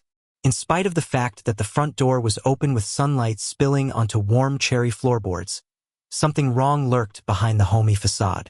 It was just too perfect, too calculated to set a person at ease and thus weaken his defensive instincts. This was a pretty girl with an STD, Lash thought. Let's go, he said. They both got out, and whereas Mr. D palmed his magnum, Lash didn't bother to reach for his gun. His father had given him many tricks, and unlike those instances when he dealt with humans, he had no problem bringing out his special skills in front of a sympath. If anything, putting on a show might help them see him in his proper light. Mr. D positioned his cowboy hat. This really don't feel right. Lash narrowed his eyes. Lace curtains hung in front of every one of the windows, but as Clorox bright as the fabric was, the shit was creepy. Whoa, was it moving? At that moment, he realized it wasn't lace, but spiderwebs, populated by white arachnids. Them spiders. Yup. Wouldn't be Lash's decor choice, for real, but he didn't have to live here. The 2 of them paused at the first of the 3 steps up onto the front porch. Man, some open doors were not welcoming, and that was so the case here's hi howria. More common so your skin can be used to make a superhero cape for one of Hannibal Lecter's patients. Lash grinned. Whoever was in this house was so his peeps. You be wantin' me to go up and ring the doorbell? Mr. D said. If there is one? Nope. We wait. They will come to us. And what do you know, someone appeared at the far end of the front hall. What came down toward them had enough robes hanging from its head and shoulders to give a Broadway stage a run for its money. The fabric was an odd, shimmering white, one that caught the light and refracted it in the thick folds, and the weight of it all was captured by a stout, brocaded white belt. Very impressive, if you were into the monarch as priest thing. Greetings, friend, came a low, seductive voice. I am the one whom you seek, the leader of those cast away. The SS were strung out until they were almost their own words, the accent sounding a lot like the warning tremble of a rattler's tail. A thrill went through Lash, tingling down into his cock. Power was, after all, better than ecstasy as a turn-on, and this thing that came to stand between the jambs of the front door was all about authority. Long, elegant hands reached up to the hood and eased the white folds back. The face of the Sympath's anointed leader was as smooth as his spectacular robing, the planes of the cheeks and chin cast in elegant, soft angles. The gene pool that had spawned this gorgeous, effete killer was so refined that the sexes were almost as one, male and female characteristics blending, with a preference toward the female. The smile was stone-cold, though, and the flashing red eyes were shrewd to the point of malevolence. "Won't you please come in?" The snake's lovely voice blended those words into one another, and Lash found himself liking the sound. "Yeah," he said, making his mind up on the spot. "We will." As he stepped forward, the king raised his palm. "One moment, if you will. Please tell your associate to fear not. Nothing will harm you here." The statements were kind enough on the surface, but the tone was hard, which Lash took to mean that they weren't welcome in the house if Mr. D's heat was in his hand. "Put the gun away," Lash said softly. "I've got us covered." Mr. D holstered the .357, his whiser unspoken, and the Symphoth moved out of the way of the door. As they went up the steps, Lash frowned and looked down. Their heavy combat boots made no sound on the wood, and the same happened on the porch slats as they approached the doorway. "We prefer things quiet." The Symphoth smiled, revealing even teeth, which was a surprise. Evidently, the fangs of these creatures, who had once been closely related to vampires, had been bred right out of their mouths. If they did still feed, it couldn't be very often, not unless they liked knives. The king swept his arm out to the left. "Shall we adjourn to the sitting room?" The sitting room could more accurately have been described as the bowling alley with rocking chairs.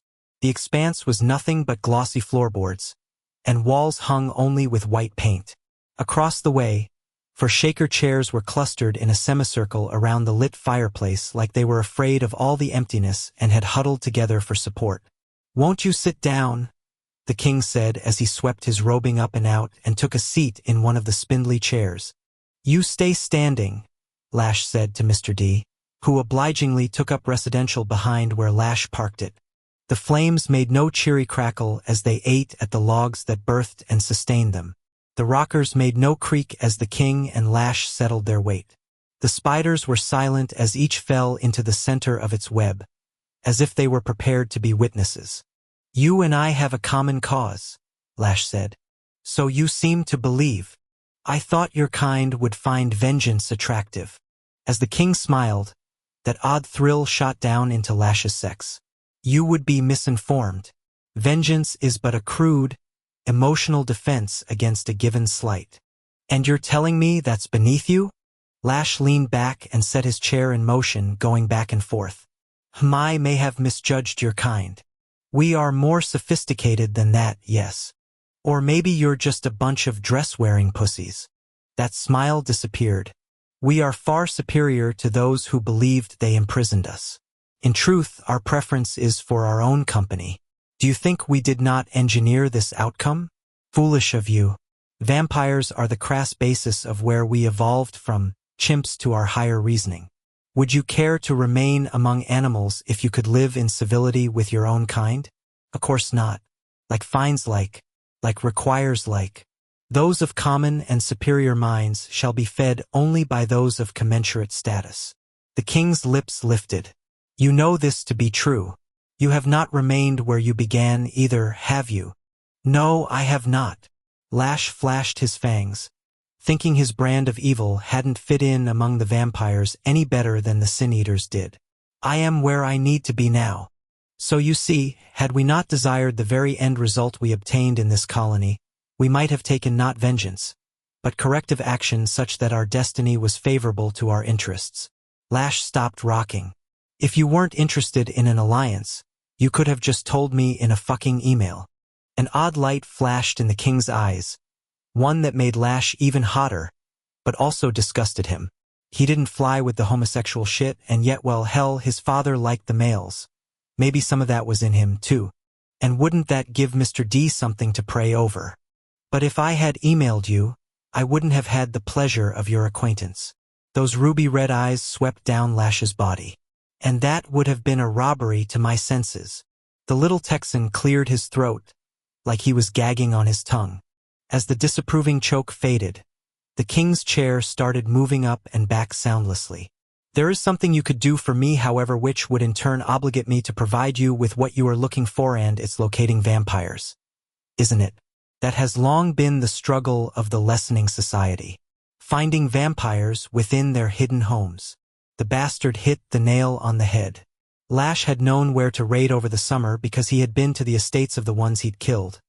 Having attended the birthday parties of his friends and the weddings of his cousins and the balls of the Glimmerer at those mansions. Now, though, what was left of the vampire elite had scattered out of town or to out-of-state safe houses, the addies of which he didn't know. And civilians? He didn't have a clue where to start there, because he'd never socialized with the proletariat. Symphyths, however, could sense others, humans and vampires alike, seeing them through solid walls and underground basement foundations. He needed that kind of insight if he were going to make progress. It was the one thing that was missing from all the tools his father was giving him. Lash pushed his combat boot into the floor again and fell into the same rhythm as the king. "And what exactly might you need from me?" he drawled. The king smiled. "Couplings are our fundamental congregations, are they not? A male and a female bound together. And yet, within these intimate relationships, discord is common. Promises are made but not kept. Vows are given and yet discarded. Against these transgressions, measures must be taken." Sounds like you're talking vengeance, there, big guy. That smooth face shifted into a self-satisfied expression. "Not vengeance, no. Corrective action. That a death would be involved is merely what the situation requires." "Death, huh? So Symphyths don't believe in divorce." Ruby eyes flashed with contempt. "In the case of a faithless mate whose actions outside of the bed run contrary to the core of the relationship, death is the only divorce." Lash nodded. "I get the logic. So who's the target? Are you committing yourself to act?" Not yet. It wasn't clear to him exactly how far he was willing to go. Getting his hands dirty inside the colony had not been part of his original plan. The king stopped rocking and got to his feet. "Think of it then, and be sure.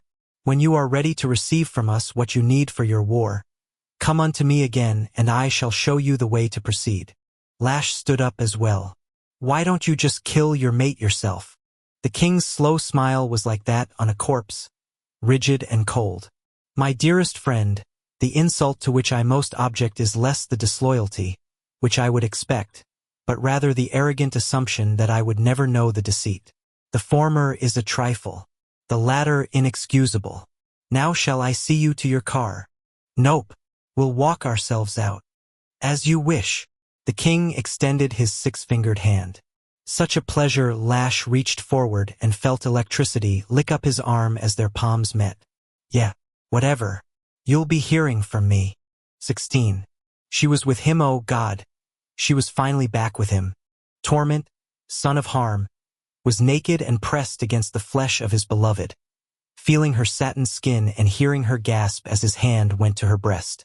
Red-haired hair everywhere on the pillow he'd rolled her back against, and on the white sheets that smelled like lemons, red hair wrapped around his thick forearm. Her nipple was tight against his circling thumb, and her lips soft beneath his own as he kissed her deep and slow. When she was begging for him, he was going to roll onto her and take her from above, driving into her hard, holding her down. She liked the weight of him. She liked the feel of him covering her. In their life together, Wellesley was an independent female with a strong mind and a stubborn streak to rival a bulldog's. But in bed, she liked him on top. He dropped his mouth to her breast, sucking her nipple in, rolling it around, kissing it. "Tor. What, Leland? More? Maybe I'll have you wait." But he couldn't. He nursed at her and stroked her stomach and her hips.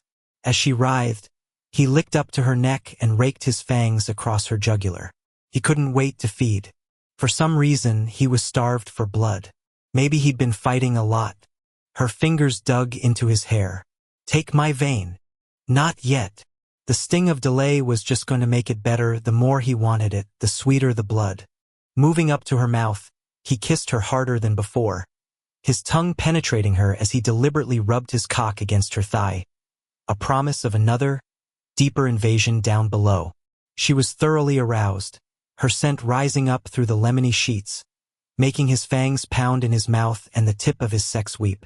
His Shellen had been the only female he'd ever known. They'd both been virgins on their mating night, and he'd never wanted anybody else. Tor. God, he loved the low sound of her voice. Loved everything about her.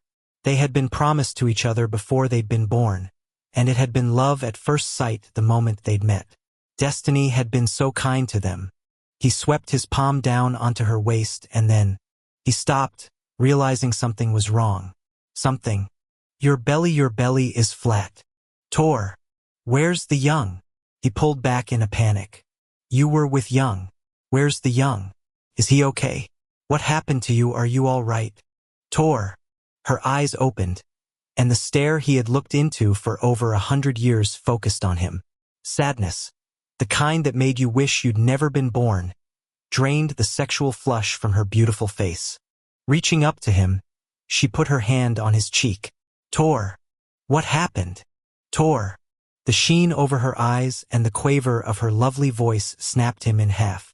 And then she began to drift away, her body disappearing under his touch, her red hair, her exquisite face, her despairing eyes fading so that only the pillows remained before him.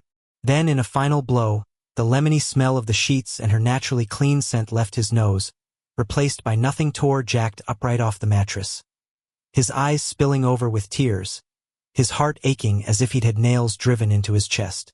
Breathing raggedly, he clutched at his breastbone and opened his mouth to scream. No sound came. He didn't have the strength. Falling back against the pillows, he wiped his wet cheeks with hands that shook and tried to calm the hell down. When he finally caught his breath, he frowned. His heart was skipping in his rib cage, not so much beating as fluttering, and no doubt because of the erratic spasms, dizziness spun his head in a tight circle. Pulling up his t-shirt, he stared down at his deflated pecs and his shrunken torso and willed his body to keep failing. The spells had been coming with increasing regularity and strength, and he wished to hell they'd just get organized and help him wake up dead. Suicide was not an option if you wanted to get into the Fade and be with your deceased loved ones, but he was operating under the assumption that you could effectively neglect yourself to death. Which wasn't technically suicide, like eating a bullet or throwing a noose around his neck or doing a slit-the-wrist special would be. The scent of food from out in the hallway had him looking at the clock. 4 in the afternoon. Or was it morning?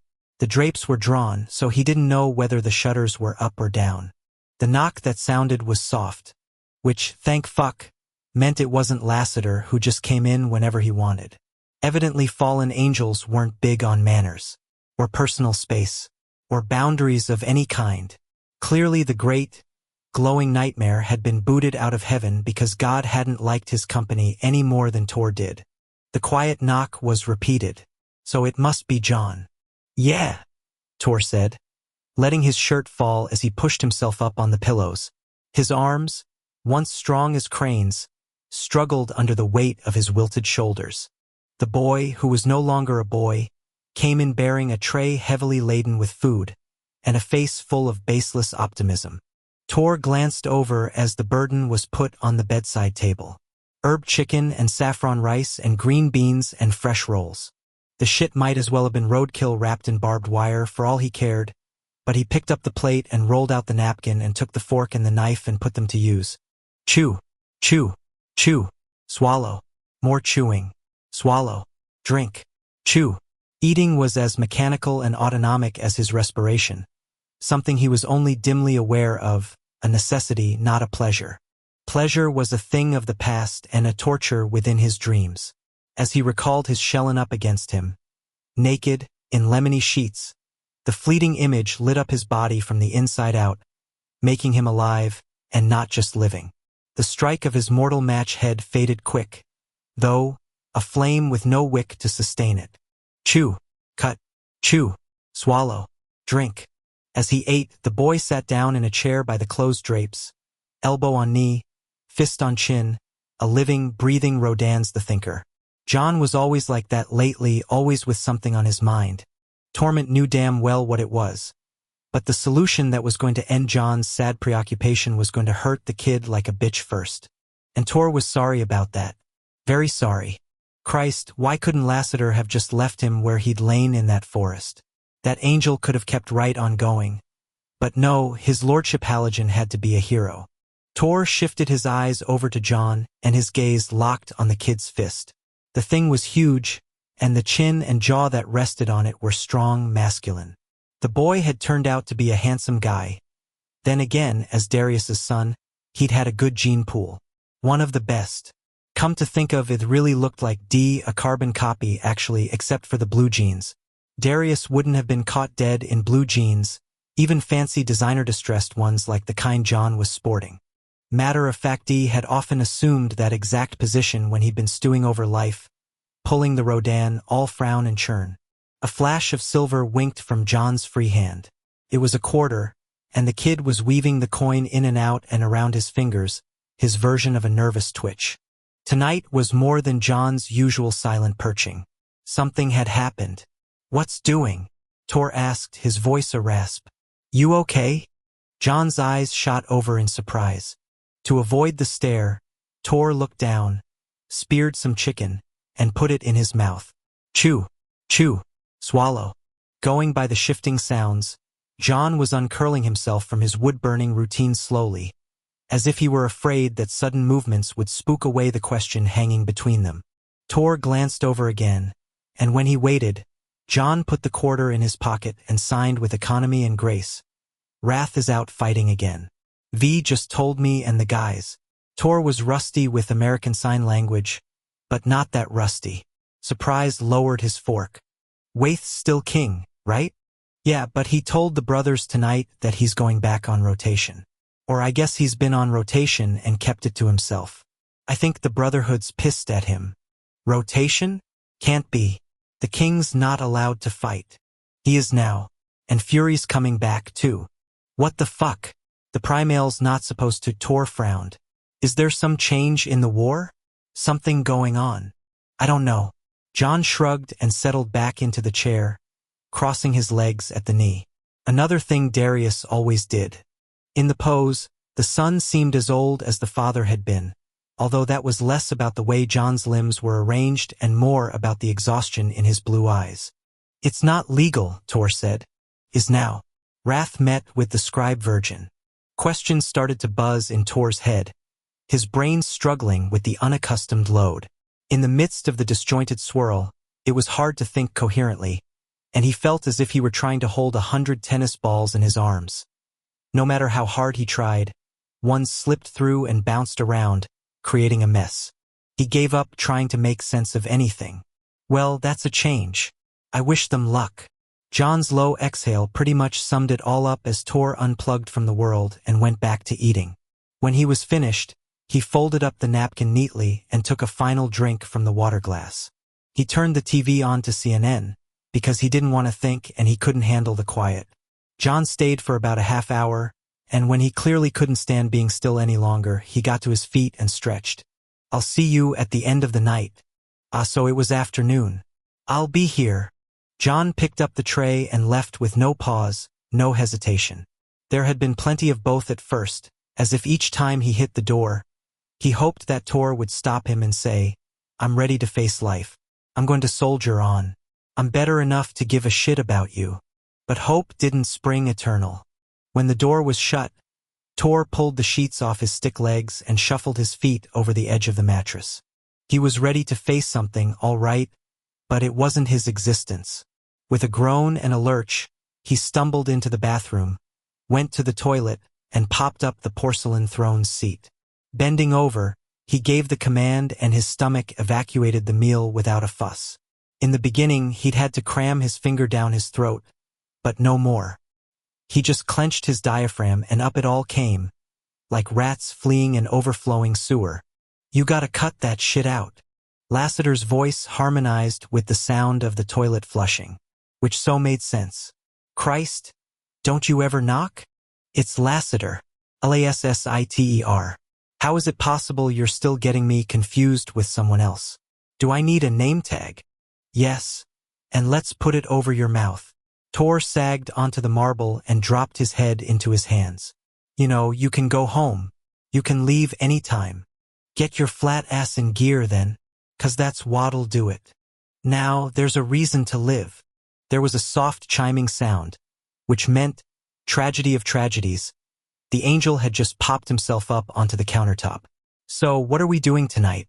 Wait, let me guess, sitting in morose silence. Or noyerie mixing it up. Brooding with soulful intensity. Right? What a fucking wild child you are. Who?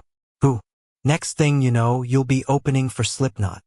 With a curse, Tor stood up and went over to turn on the shower, hoping that if he refused to look at the loudmouth, Lassiter would get bored more quickly and move on to ruin someone else's afternoon. Question, the angel said. When are we going to cut that rug that's growing out of your head? Shit gets any longer, we're gonna have to mow it down like hay. As Tor stripped out of his t-shirt and boxers, he enjoyed the only consolation to be had in suffering Lassiter's company. He flashed the motherfucker. Man, flat ass is right, Lassiter muttered. You're sporting a pair of deflated basketballs back there. Makes me wonder, hey, I'll bet Fritz has a bicycle pump. I'm just saying. You don't like the view? You know the door. It's the one you never knock on. Tor didn't give the water time to warm up. He just got under the spray, and he cleaned himself for no good reason. He knew Oph had no pride, so he didn't give a shit what anyone thought of his hygiene. The throwing up had a purpose. The showering, maybe it was simply habit. Closing his eyes, he parted his lips and stood facing the nozzle. Water licked into his mouth, whisking away the bile, and as the sting left his tongue, a thought walked into his brain. Wrath was out fighting. Alone. Hey, Tor. Tor frowned. The angel never used his proper name. What? Tonight is different. Yeah, only if you leave me alone. Or hang yourself in this bathroom. Got 6 shower heads to choose from in here. Tor picked up the bar of soap and went over his body, feeling the hard, jabbing thrusts of his bones and joints coming through his thin skin. Wrath out alone. Shampoo. Rinse. Turn back to the spray. Open mouth. Alone. He ended the shower, and the angel was front and center with a towel, all manservant and shit. Tonight is different, Lassiter said softly. Tor looked at the guy truly, seeing him for the first time, even though they had been together for 4 months. The angel had black and blonde hair that was as long as Wrath's, but he was no cross-dresser in spite of all the share dripping down his back.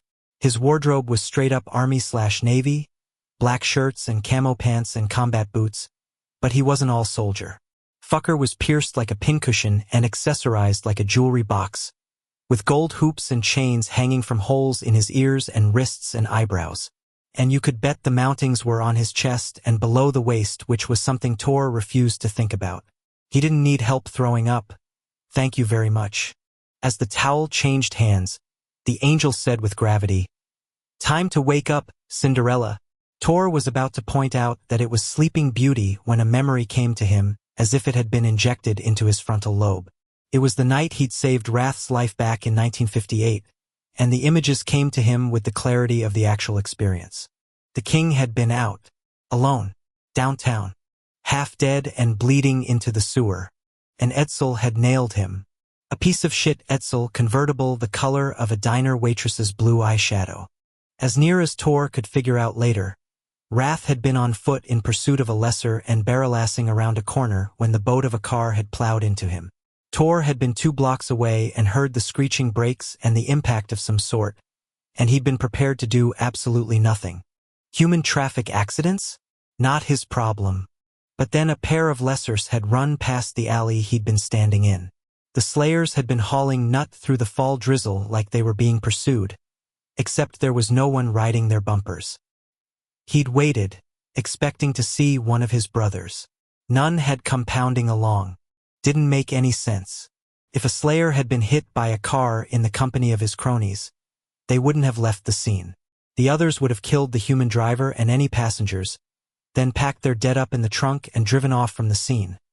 The last thing the Lessening Society wanted was an incapacitated lesser leaking black blood on the street.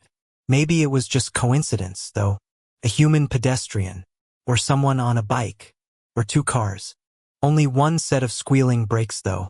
And none of that would explain the pair of paled-out flip heels who'd passed him like they were arsonists running from a fire they'd lit. Tor had jogged onto trade and around the corner and caught sight of a human male in a hat and trench coat crouched over a crumpled body twice his size.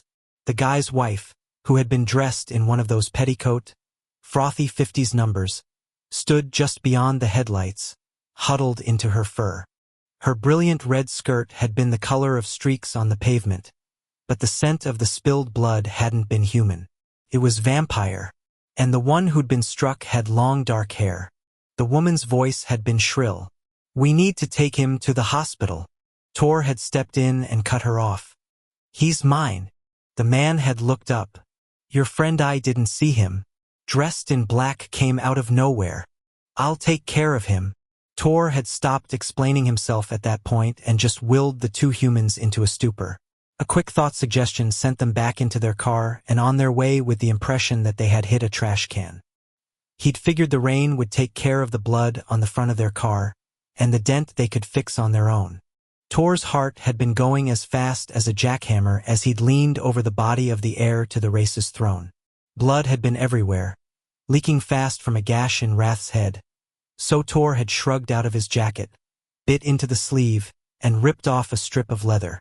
After wrapping up the heir's temples and tying the makeshift bandage as tight as he could, he'd flagged down a passing truck, pulled a gun on the greaser behind the wheel, and been chauffeured by the human out to Havers's neighborhood. He and Wrath had ridden in the back bed, with him keeping pressure on Wrath's head wound, and the rain had been cold. A late November rain, maybe December. Good thing it hadn't been summer, though. No doubt the chill had slowed Wrath's heart and eased his blood pressure. Quarter of a mile from Havers's, in the ritzy part of Caldwell, Tor had told the human to pull over and brainwashed him on his way.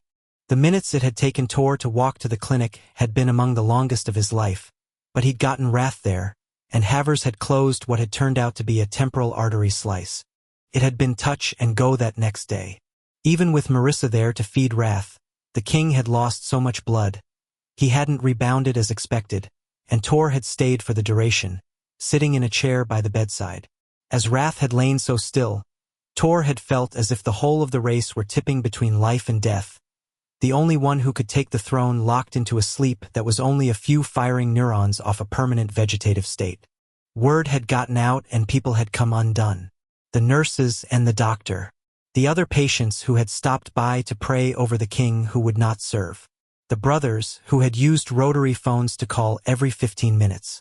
The collective sense was that without Wrath, there was no hope, no future, no chance.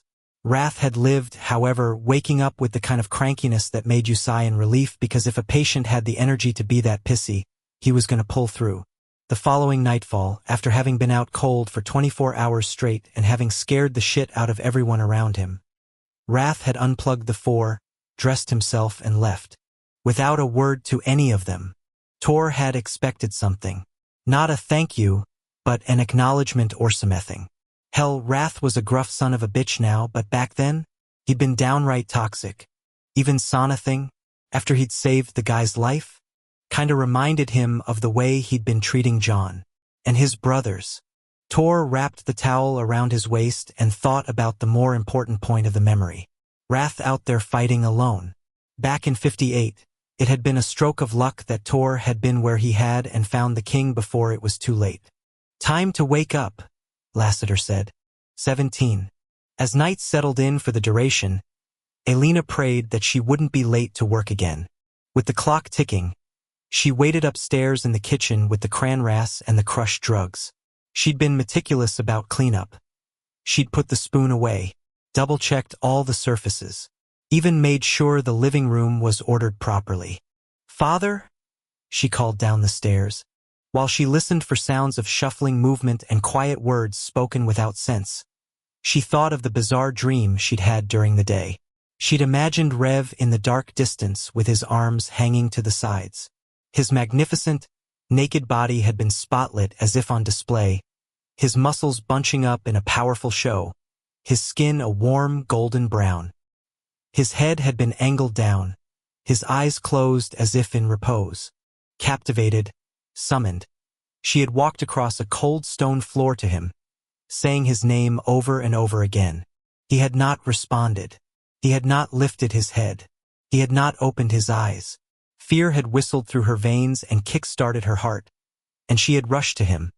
But he had stayed ever distant, a goal never realized, a destination never reached. She had awoken with tears in her eyes and a body that trembled.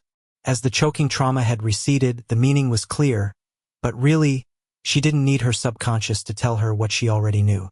Snapping herself out of it, she called down the stairs again, "Father!" When there was no reply, Elena took her father's mug and walked down to the cellar.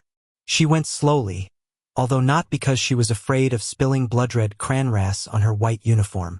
Every once in a while her father didn't rouse himself and she had to make this descent, and each time she took the steps in this way, she wondered if it had finally happened, if her father had been gathered up unto the fade. She wasn't ready to lose him. Not yet, and no matter how hard things were. Putting her head through the doorway into his room, she saw him seated at his hand-carved desk, shaggy stacks of papers and unlit candles surrounding him. "Thank you, Virgin Scribe." As her eyes adjusted to the dimness, she worried over how the lack of light might damage her father's vision. But the candles were going to stay as they were, because there were no matches or lighters in the house. The last time he'd gotten his hands on a match had been back at their old place, and he'd lit the apartment on fire because his voices told him to. That had been 2 years ago, and the reason he'd been put on meds. "Father!" He looked up from the mess and seemed surprised. "Daughter mine, how fare thee this night?" Always the same question, and she always gave him the same answer in the old language. "Well, my father. And you?" "As always I am charmed by your greeting. Ah yes, the doggen has put out my juice." "How good of her." Her father took the mug. "Whither goest thou?" This led to their verbal pas de deux over him not approving of her working and her explaining that she did it because she liked to and him shrugging and not understanding the younger generation. "Verily I am departing now," she said.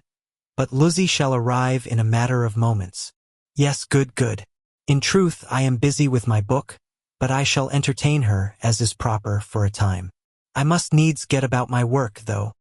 He waved his hand around the physical representation of the chaos in his mind, his elegant sweep at odds with the ragged sheaves of paper that were filled with nonsense. "This needs tending to." "Of course it does, father." He finished the cranras and, as she went to take it from him, he frowned. "Surely the maid will do that? I should like to help her. She has many duties." Wasn't that the truth? The doggen had to follow all the rules for objects and where they belonged, as well as do the shopping and earn the money and pay the bills and watch after him. The doggen was tired. The doggen was worn out. But the mug absolutely had to go up to the kitchen. "Father, please let go of the mug so that I may take it upstairs. The maid fears disturbing you, and I should like to spare her the concern." For a moment, his eyes focused on her the way they used to. "You have a beautiful and generous heart. I am so proud to call you daughter." Elena blinked fiercely and in a rough voice said, "Your pride means everything to me." He reached out and squeezed her hand. "Go, my daughter. Go to this job of yours, and come home to me with stories of your night." Oh God. Just what he had said to her way back when she'd been in private school and her mother had been alive and they lived among the family and the Glimmer like people who mattered. Even though she knew that by the time she got home likely as not he would have no memory of asking her his old lovely question. She smiled and ate up the tasty crumbs of the past. "As always, father mine. As always." She left to the sound of shifting pages and the tink-tink-tink of a quill nib on the edge of a crystal ink bottle. Upstairs, she rinsed out the mug, dried it and put it in the cupboard, then made sure that everything in the refrigerator was where it needed to be. When she received the text that Luzzie was on her way, she ducked out the door, locked it, and dematerialized to the clinic. As she came into work, she felt such a relief at being like everyone else, showing up on time, putting things in her locker, talking about nothing in particular before the shift started. Except then Katya came up to her when she was at the coffee pot, all smiles. "Soulless night was? Come on, do tell." Elena finished filling her mug and hid a wince behind a deep first draw that burned her tongue. "I think no show would cover it." "No show?" "Yup. As in, he didn't show." Katya shook her head. "Damn it. No, it's fine. Really. I mean, it's not like I had much invested. Yeah, only a whole fantasy about the future that included things like a Hellrin, a family of her own, a life worth living. Nothing much at all. It's fine. You know, I was thinking last night. I have a cousin who is... Thanks, but no. With my dad the way he is, I shouldn't be dating anyone. Elena frowned, recalling how quickly Rev had agreed with her on that. Even though you could argue that it made him some kind of gentleman, it was hard not be a little annoyed. Caring for your father doesn't mean, hey, why don't I go man the front desk during the shift change? Katya stopped, but the female's light eyes were sending plenty of messages, most of which could be filed under. When is this girl going to wake up? I'll head out there now, Elena said, turning away. It doesn't last forever. Of course not. Most of our shift is already here. Katya shook her head. That wasn't what I meant, and you know it. Life doesn't last forever.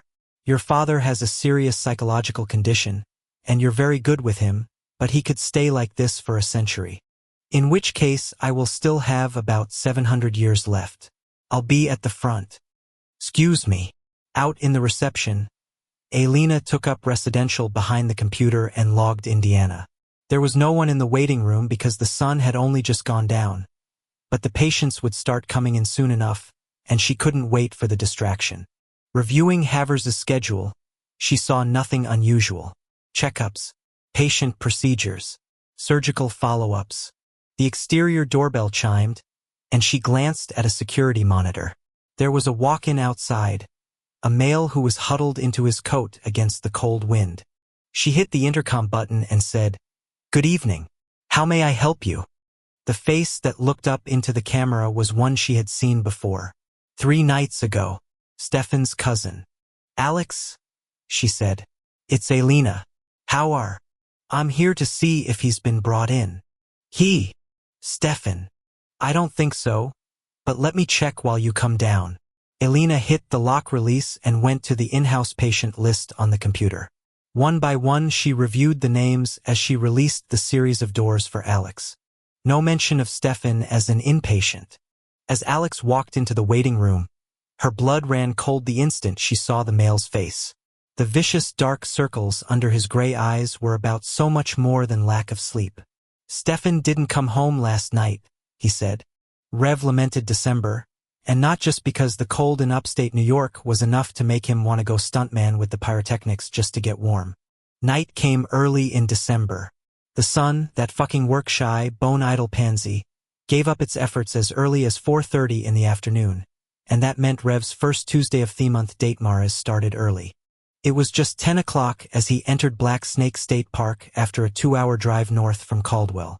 Trez, who always dematerialized up, was no doubt already in position around the cabin, making himself scarce and preparing to act as a guard, as well as a witness. The fact that the guy who was arguably his best friend had to watch the whole thing was just part of the clusterfuck carousel, an added ball crusher. The trouble was, after it was all over, Rev needed help getting back home, and Trez was good at that kind of shit. Shex wanted the job, of course, but you couldn't trust her. Not around the princess. If he turned his back for 1 second, the cabin would end up with a fresh new paint job on its walls of the gruesome variety. As always, Rev parked in the dirt lot that was around the dark side of the mountain. There were no other cars, and he expected the trails fanning out from the lot's ass to be empty also. Staring out of the windshield, everything was red and flat to his eyes, and though he despised his half-sister and hated looking at her and wished that this dirty fucking business of theirs would just stop, his body was not numb and cold, but alive and humming. In his slacks, his hard cock was primed and ready for what was going to happen. Now if only he could make himself get out of the car. He put his hand on the door release, but couldn't pull the lever back. So quiet. Only the gentle, ticking sounds of the Bentley's cooling engine disturbed the silence. For no good reason, he thought of Elena's lovely laughter, and that was what got him to open the door. With a quick lunge, he shoved his head out of the car just as his stomach clenched up tight as a fist and he nearly threw up. As the cold settled his nausea, he tried to get Elena out of his mind. She was so clean and honorable and kind that he couldn't bear even having her in his thoughts when he was about to do this, which was a surprise. Protecting someone from the cruel world, from the deadly and dangerous, from the tainted, the obscene, and the revolting wasn't part of his hardwiring. But he'd taught himself to do just that when it came to the only 3 normal females in life. For the one who had borne him and the one he had raised as his own and the young his sister had recently birthed, he would level all manner of threats, kill with bare hands anything that would hurt them, seek out and destroy even the slightest menace. And somehow the cozy conversation he'd had with Elena in the early hours had put her on that very, very short list, which meant he had to shut her out, along with those other 3. He'd been fine living as a whore because he exacted an expensive price out of the one he fucked, and besides, prostitution was nothing better than he deserved, considering the way his true father had forced his conception on his mother. But the buck stopped with him. He alone went into the cabin and made his body do what it did. Those few normals in his life had to stay far, far away from this whole thing, and that meant wiping them out of his thoughts and his heart when he came up here. Later, after he'd recovered and showered and slept, then he could go back to remembering Elena's toffee-colored eyes and the way she smelled of cinnamon and how she had laughed in spite of herself when they talked. For now, he shut her and his mother and his sister and his beloved niece out of his front lobe, packing up every memory he had into a separate section of his brain and locking them down. The princess always tried to get into his skull, and he didn't want her to know anything about those he cared for or about. When a bitter gust nearly slammed the door on his head, Rev drew his sable loosely around himself, got out and locked the Bentley. As he walked to the trailhead, the ground beneath his coal hans was frozen, the dirt crunching under his soles, hard and resistant. Technically, the park was now closed for the season, a chain hanging across the wide-mouthed path that took you past the map of the mountain and the cabins that were for rent. The weather, rather than the Adirondack Park Service, was more likely to keep people away, though. After stepping over the links, he bypassed the sign-in sheet that hung on a clipboard even though no one was supposed to be using the trails. He never left his name. Yeah, 'cause human rangers really needed to know what was doing between 2 symphoths in one of those cabins. Right? One good thing about December was that the forest was less claustrophobic in the winter months. Its oaks and maples nothing but skinny trunks and branches that let in plenty of the starry night. All around them, the evergreens were having a ball, their fluffy boughs and arboreal fuck you to their now naked brethren, payback for all the showy fall foliage the other trees had just sported. Penetrating the tree line, he followed the main trail as it gradually narrowed. Smaller trails broke off on the left and the right, marked with rough wooden signs with names like Hobnob's Walk, Lightning Strike, Summit Long, and Summit Short. He kept on going straight, his breath leaving his lips in puffs, the sound of his loafers on the frozen ground seeming very loud. Overhead, the moon was brilliant, a knife-edged crescent that, with his symphoth urges firmly not in check, was the color of his blackmailer's ruby eyes. Trez made an appearance in the form of an icy breeze rolling down the trail. "Hey, my man," Rev said quietly. Trez's voice floated into his head as the guy's shadow form condensed into a shimmering wave. "Make it quick with her. Sooner we get you what you need afterward, the better." "It is what it is. Sooner. Better. We'll see." Trez cursed him and dissolved back into a cold gust of wind, shooting forward out of sight. Truth was, as much as Rev hated coming here, sometimes he didn't want to leave. He liked hurting the princess, and she was a good opponent. Smart, fast, cruel. She was the only outlet for his bad side, and, like a runner starved for a workout, he needed the exercise. Plus, maybe it was like his arm. The festering felt good. Rev took the 6th left, walking on a footpath that was wide enough for only one, and soon enough the cabin came into view. In the bright moonlight, its logs were a color of something like rose wine. As he got to the door, he reached forward with his left hand, and as he gripped the wooden toggle, he thought of Elena and how she had cared enough to call him about his arm. For a brief, lapsing moment, the sound of her voice in his ear came back to him. "I don't understand why you're not taking care of yourself." The door whipped out of his hold, opening so fast it slammed against the wall. The princess stood in the center of the cabin, her brilliant red robes and the rubies at her throat and her blood-red eyes all the color of hatred. With her stark hair twisted up off her neck, and her pale skin, and the live albino scorpions she wore as earrings, she was an exquisite horror, a kabuki doll constructed by an evil hand.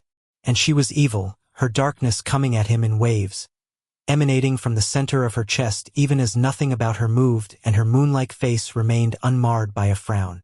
Her voice, likewise, was slick as a blade. No beach scene tonight in your mind. No, no beach this night. Rev covered Elena up quickly by picturing a glorious Bauman stereotype. All sun and sea and sand. It was one he'd seen on TV years ago, a getaway special. As the announcer had said, with people in swimsuits strolling hand in hand. Given its vividness, the image was the perfect jockstrap over his gray matter's nads. Who is she? Who is who? He said as he stepped inside. The cabin was warm, thanks to her, a little trick of molecular agitation of the air that was enhanced by her being pissed off. The heat she generated was not cheery like that from a fire, however, more like the kind of hot flash you got along with a case of the shits. Who is the female in your mind? Just a model from an ad on TV, my dearest bitch, he said as smoothly as she did. Without turning his back on her, he shut the door quietly. Jealous. To be jealous, I would have to be threatened.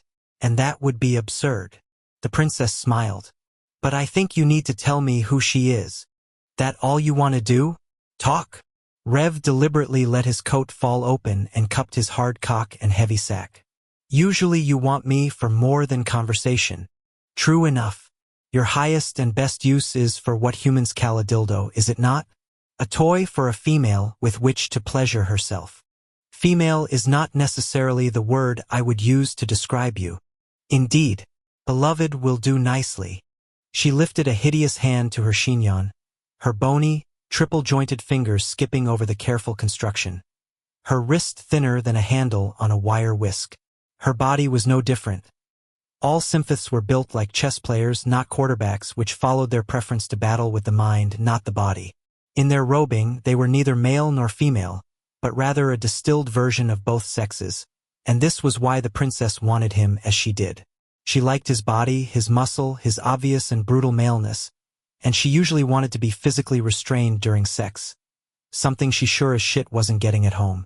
As far as he understood it, the symphoth version of the act was no more than some mental posturing followed by 2 rubs and a gasp on the male's part.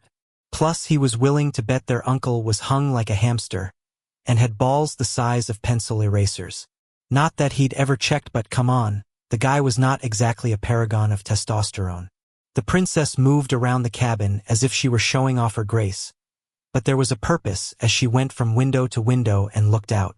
Damn it to hell, always with the windows. Where is your watchdog tonight? She said. I always come alone. You lie to your love. Why ever would I want anyone to see this? Because I am beautiful.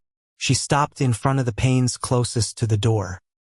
He is over to the right, by the pine. Rev didn't need to lean to one side and look out to know she was right. Of course she could sense Trez. She just couldn't be exactly sure where or what he was. Still, he said, there is nothing but trees. Untrue. Afraid of shadows, princess? As she looked over her shoulder, the albino scorpion hanging from her earlobe made eye contact with him as well. Fear is not the issue. Disloyalty is. I do not abide by disloyalty. Unless you're practicing it, of course. Oh, I am quite faithful to you, my love. Except for our father's brother, as you know. She turned and lifted her shoulders to her full height. My mate is the only one apart from you, and I come here alone. Your virtues abound, although, as I've said, please take more into your bed. Take 100 other males. None would compare to you. Rev wanted to throw up every time she paid him a false compliment, and she knew it, which naturally was why she insisted on saying shit like that. Tell me, he said to change the subject, since you brought up our uncle, how does the motherfucker fare? He still believes you dead, so my half of our relationship remains honored. Rev put his hand in the pocket of his sable coat and took out the $250,000 in cut rubies. He tossed the happy little packy onto the floor at the hem of her robe and removed his fur. His suit jacket and his loafers were next. Then it was his silk socks and his slacks and his shirt. No boxers to take off. Why bother? Revenge stood before her fully erect, feet planted, breath easing in and out of his heavy chest. And I'm ready to complete our transaction. Her ruby eyes went down his body and stopped at his sex, her mouth parting, her split tongue running over her lower lip. The scorpions in her ears twirled their clawed limbs in anticipation, like they were responding to her sexual flush. She pointed to the velvet bag. Pick this up and give it to me properly. No. Pick it up. You like to bend over in front of me. Why should I rob you of your favorite hobby? The princess tucked her hands into the long sleeves of her robe and came to him in the smooth manner of symphets, all but floating over the wooden floor. As she approached, he held his ground, because he would be dead and decayed before he took a step back for the likes of her. They stared at each other, and in the deep, vicious silence, he felt a terrible communion with her. They were like of like, and though he hated it, there was a relief in being his true self.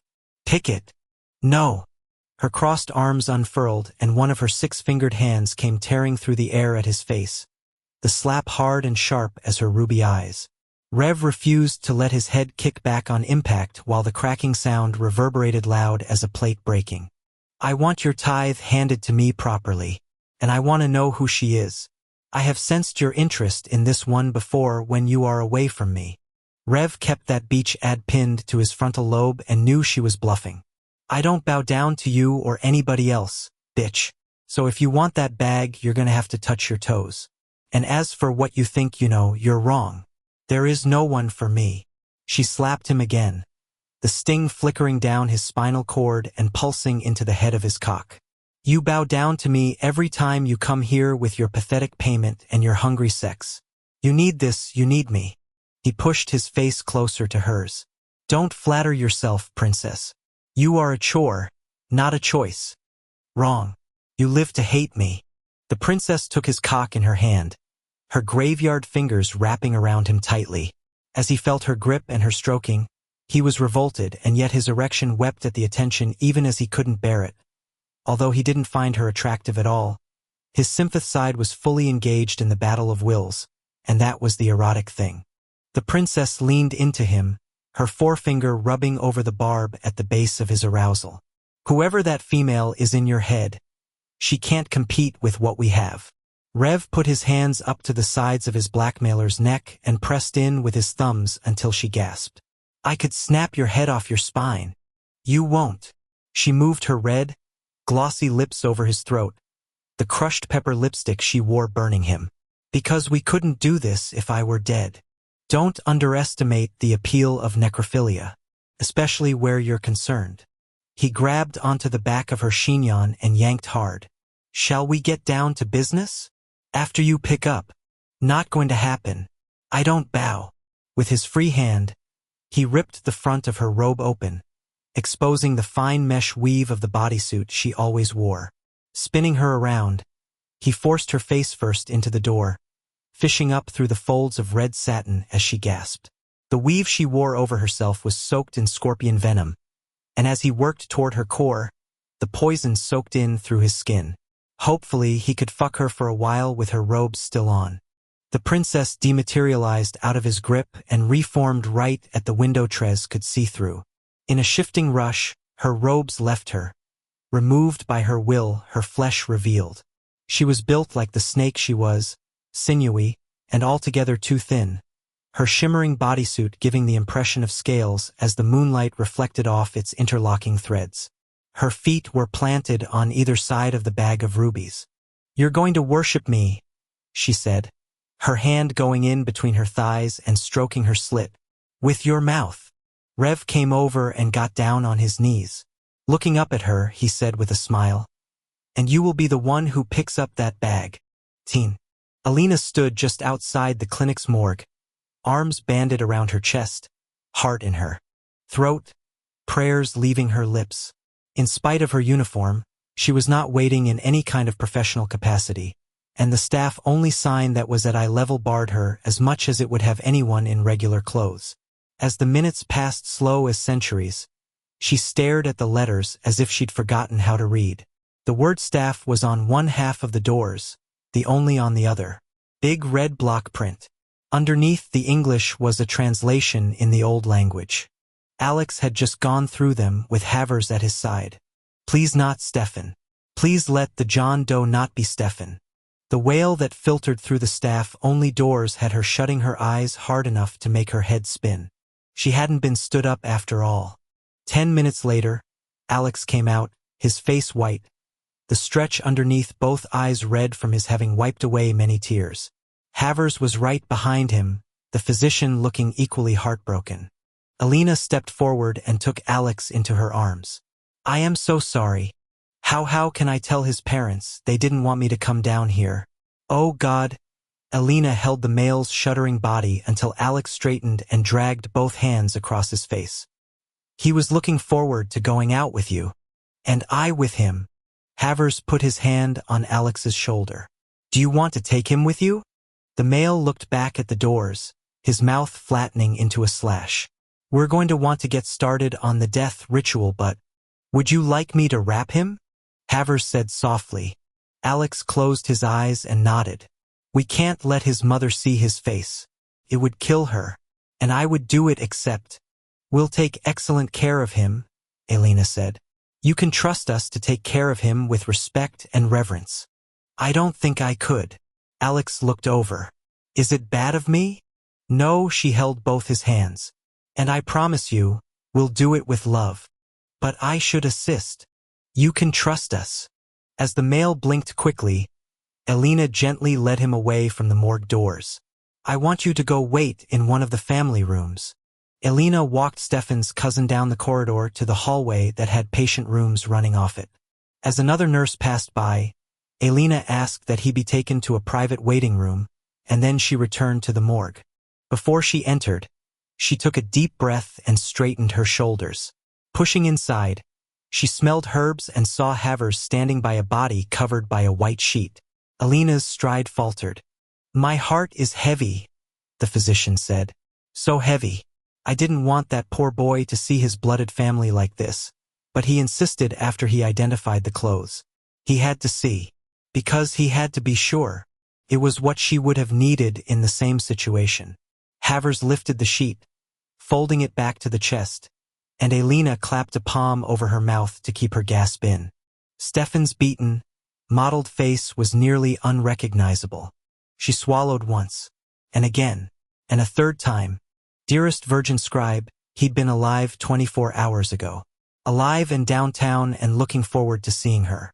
Then a wrong choice to go one way and not another, and he ended up here, lying on a cold stainless steel bed, about to be prepared for his death ritual. I'll get the wraps, Alina said roughly as Havers took the sheet completely off the body. The morgue was small, with only 8 refrigerated units and 2 examination tables, but it was well stocked with equipment and supplies. The ceremonial wraps were kept in the closet by the desk, and as she opened the door, a fresh waft of herbs drifted out. The linen strips were 3 inches wide and came in rolls that were the size of 2 of Alina's fists. Soaked in a combination of rosemary, lavender, and sea salt, they let out a pleasant enough smell that nonetheless made her recoil every time she caught a whiff of it. Death. It was the smell of death. She took out 10 rolls and stacked them in her arms, then returned to where Stefan's body was fully exposed, only a cloth over his loins. After a moment, Havers came out of a changing room in the back wearing a black robe tied with a black sash. Around his neck, suspended on a long, heavy silver chain, was a sharp-edged, ornate cutting tool that was so old, the filigree work on the handset had blackened nooks within its curvilinear design. Alina bowed her head as Havers said the requisite prayers to the scribe virgin for Stefan's peaceful rest within the tender embrace of the Fade. When the doctor was ready, she handed him the first of the scented rolls, and they started with Stefan's right hand, as was proper. With every gentleness and care, she held the cold, gray limb aloft as Havers wrapped the flesh tightly, doubling up the linen strip upon itself. When they worked their way up to his shoulder, they moved to the right leg. Then it was left hand, left arm, left leg next. As the loincloth was lifted, Alina turned away, as was required because she was female. In the event of a female body, she would not have had to, although a male assistant would have done so out of respect. After the hips were wrapped, the torso was bound up to the chest and the shoulders covered. With each pass of the linen, The scent of the herbs hit her nose anew until she felt like she couldn't breathe. Or maybe it wasn't the smell in the air. It was more the thoughts in her head. Had he been her future? Would she have known his body? Could this have been her Helrin and the father of her young? Questions that would never be answered. Alina frowned. No, actually, they had all been answered. Each one of them with a no.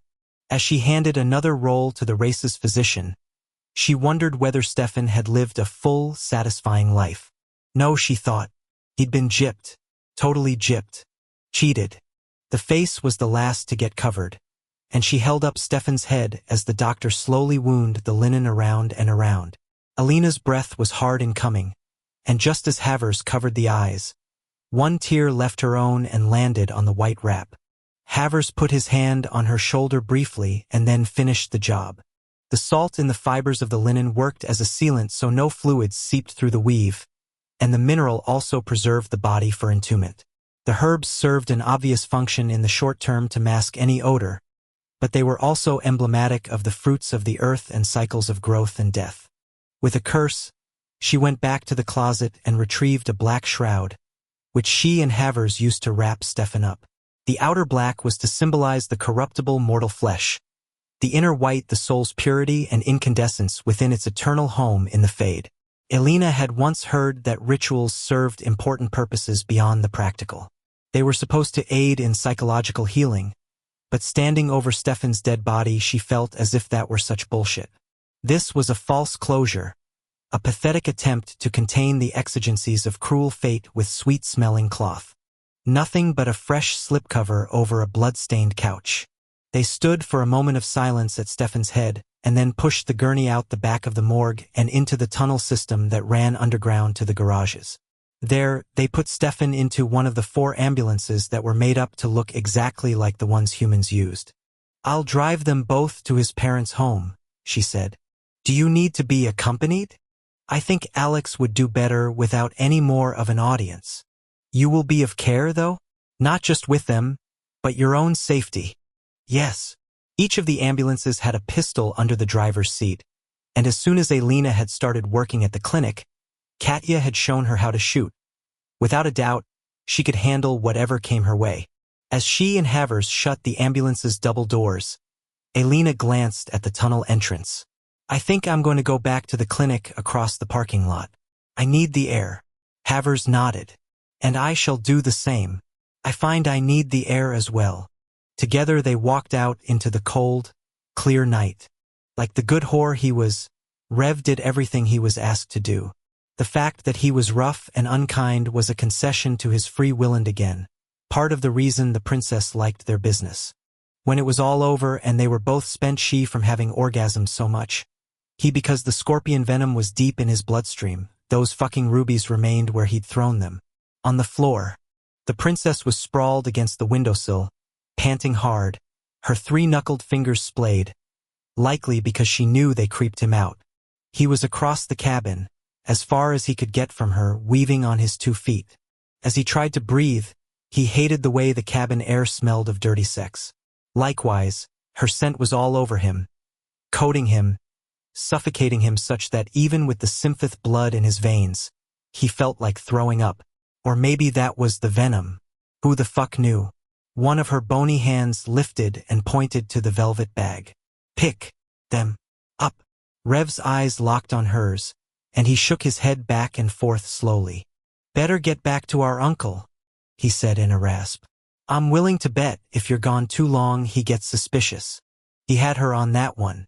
Their father's brother was a calculating, suspicious sociopath. Just like the 2 of them. All in the family, as they said. The princess's robes lifted from the floor and floated over to her, and as they hung in the air beside her, she took a wide red sash out of an inner pocket. Slipping it between her legs, she bound up her sex, keeping what he'd left behind inside of her. Then she clothed herself, covering up the half of the robe he'd torn by making it wrap under the top layer. The golder, at least he assumed it was gold, given the way it reflected light, belt was next. "Send my uncle my regards," Rev drawled. "Ornit, pick them up. You're either bending over to get that bag, or you're leaving it behind." The princess's eyes flashed with the kind of nastiness that made murderers so much fun to spar with, and they glared at each other for long, hostile minutes. The princess cracked, just as he'd said she would. To his ever-loving satisfaction, she was the one who did the retrieving, and her capitulation nearly made him come again. That barb of his threatening to engage even though there was nothing for it to lock in against.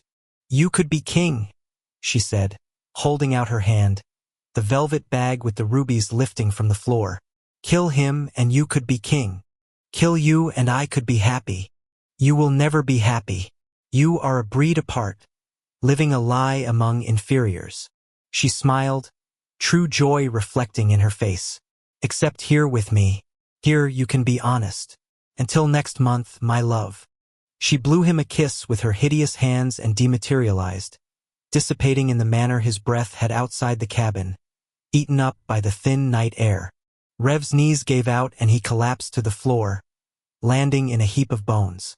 Lying on the rough-hewn planks, he felt everything. The twitching muscles of his thighs, the tickle at the tip of his cock as his foreskin eased back into place, the compulsive swallows which were caused by the scorpion venom. As the warmth in the cabin leached out, nausea rolled into him on a fetid, oily tide, his stomach curling into a fist, a whole lot of wee rowdy here tightening up his throat. His gag reflex followed orders and he popped open his mouth, but nothing came out. He knew better than to eat before he had a date. Trez came through the door so quietly that it wasn't until the guy's boots were in front of Rev's face that he noticed his best friend was with him. The Moor's voice was gentle. "Let's get you out of here." Rev waited for a break in the heaving to try to push himself up off the floor. "Let Medjit dressed." The scorpion poison was barreling through his central nervous system, jamming up his neurohighways and byways, making it so that dragging his body over to his clothes involved an embarrassing display of weakness. The trouble was, the antivenin had to stay in the car because the princess would have found it, and showing a core weakness like that was like handing over your loaded weapon to the enemy. Trez clearly lost patience with the show, because he went over and picked up the coat. "Just put this on, so we can get you treated." "I get dressed." It was horse pride. Trez cursed and knelt down with the coat. "For fuck's sake, Rev." No, wild wheezing cut him off and took him flat on the floor, giving him a quick close-up of the knots in the pine boards. Man, it was bad tonight. The worst it had ever been. "Sorry, Rev, but I'm taking over." Trez ignored his pathetic attempts to fend off help, and after the sable was wrapped around him, his friend picked him up and carried him out like a broken piece of equipment. "You can't keep doing this," Trez said as his long legs took them quickly to the Bentley. "Watch me." To keep him and Shex alive and out in the free world, he had to. 19. Rev woke up in his bedroom in the Adirondack Great Camp he used as a safe house. He could tell where he was by the floor-to-ceiling windows, the cheery fire across the way, and the fact that the footboard on the bed had putty carved in the mahogany. What he wasn't clear on was how many hours had passed since his date with the princess. 100? Across the dim room, Trez was sitting in an oxblood club chair, reading in the dim yellow light of a goosenecked lamp. Rev cleared his throat. "What book is that?" The Moor looked up, his almond-shaped eyes focusing with a sharpness Rev could have done without. "You're awake." "What book?" "It's the Shadow Death Lexicon." "Light reading. And here I thought you were a Candace Bushnell fan. How are you feeling?" "Fine. Great. Perky as shit." Rev grunted as he pushed himself up higher on the pillows. In spite of his sable coat, which was wrapped around his naked body, and the quilts and throw blankets and down comforters on top of him, he was still cold as a penguin's ass, so Trez had obviously hit him with a lot of dopamine. But at least the antivenin had worked, so the wheezing and shortness of breath were gone. Trez slowly closed the ancient book's cover. "I'm just getting ready, Isol. For going into the priesthood? I thought the whole king thing was up your alley." The Moor put the tome on the low table next to him and rose to his full height. After a full body stretch, he came over to the bed. "You want food?" "Yeah, that'd be good. Gimme 15. As the door shut behind the guy, Rev fished around and found the sable's inside pocket. When he took out his phone and checked, there were no messages, no texts. Elena hadn't reached out and touched him. But then, why would she have? He stared at the phone and traced the keyboard with his thumb. He had a striking hunger to hear her voice, as if the sound of her could wipe away everything that had happened in that cabin. As if she could wipe away the past 2.5 decades. Rev went into his contacts and fired up her number on the screen. She was probably at work, but if he left a message, maybe she'd call him on her break. He hesitated, but then hit send and put the phone up to his ear. The instant he heard ringing, he got a vivid, vile image of him having sex with the princess. His hips pounding away, the moonlight casting obscene shadows on rough floorboards. He ended the call on a quick punch, feeling as if his body were coated in shit lotion. God, there were not enough showers in the world for him to be clean enough to talk to Elena. Not enough soap or bleach or steel wool. As he pictured her in her pristine nurse's uniform, her strawberry blonde hair back in a neat ponytail, her white shoes unscuffed, he knew that if he ever touched her he'd stain her for life.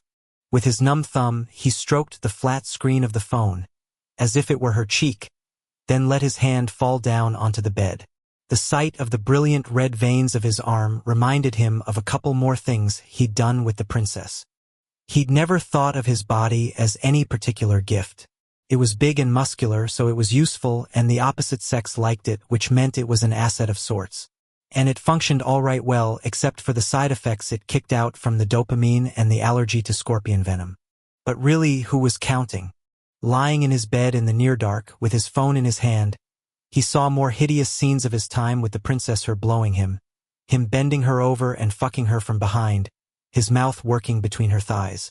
He remembered what it felt like when his cock's barb engaged and the two of them were locked together. Then he thought of Elena taking his blood pressure and how she'd stepped away from him. She was right to do that. He was wrong to call her. With deliberate care, he moved his thumb around the buttons and accessed her contact information. He didn't pause as he erased her out of his phone, and as she disappeared, an unexpected warmth filled his chest and told him that according to his mother's side, he'd done the right thing. He would ask for another nurse the next time he went to the clinic. And, if he saw Elena again, he would leave her alone. Trez came in with a tray of oatmeal, some tea, and some dry toast. "Yum," Rev said without enthusiasm. "Be a good boy and finish that. Next meal I'll bring you bacon and eggs." As the tray was settled over his legs, Rev tossed the phone on the fur and picked up a spoon. Abruptly, and for absolutely, positively no reason at all, he said, "You ever been in love, Trez?" "Nah." The Moor returned to his chair in the corner, the curved lamp illuminating his handsome, dark face. "I watched I Am give it a try and decided it wasn't for me." "I Am? Get the fuck out.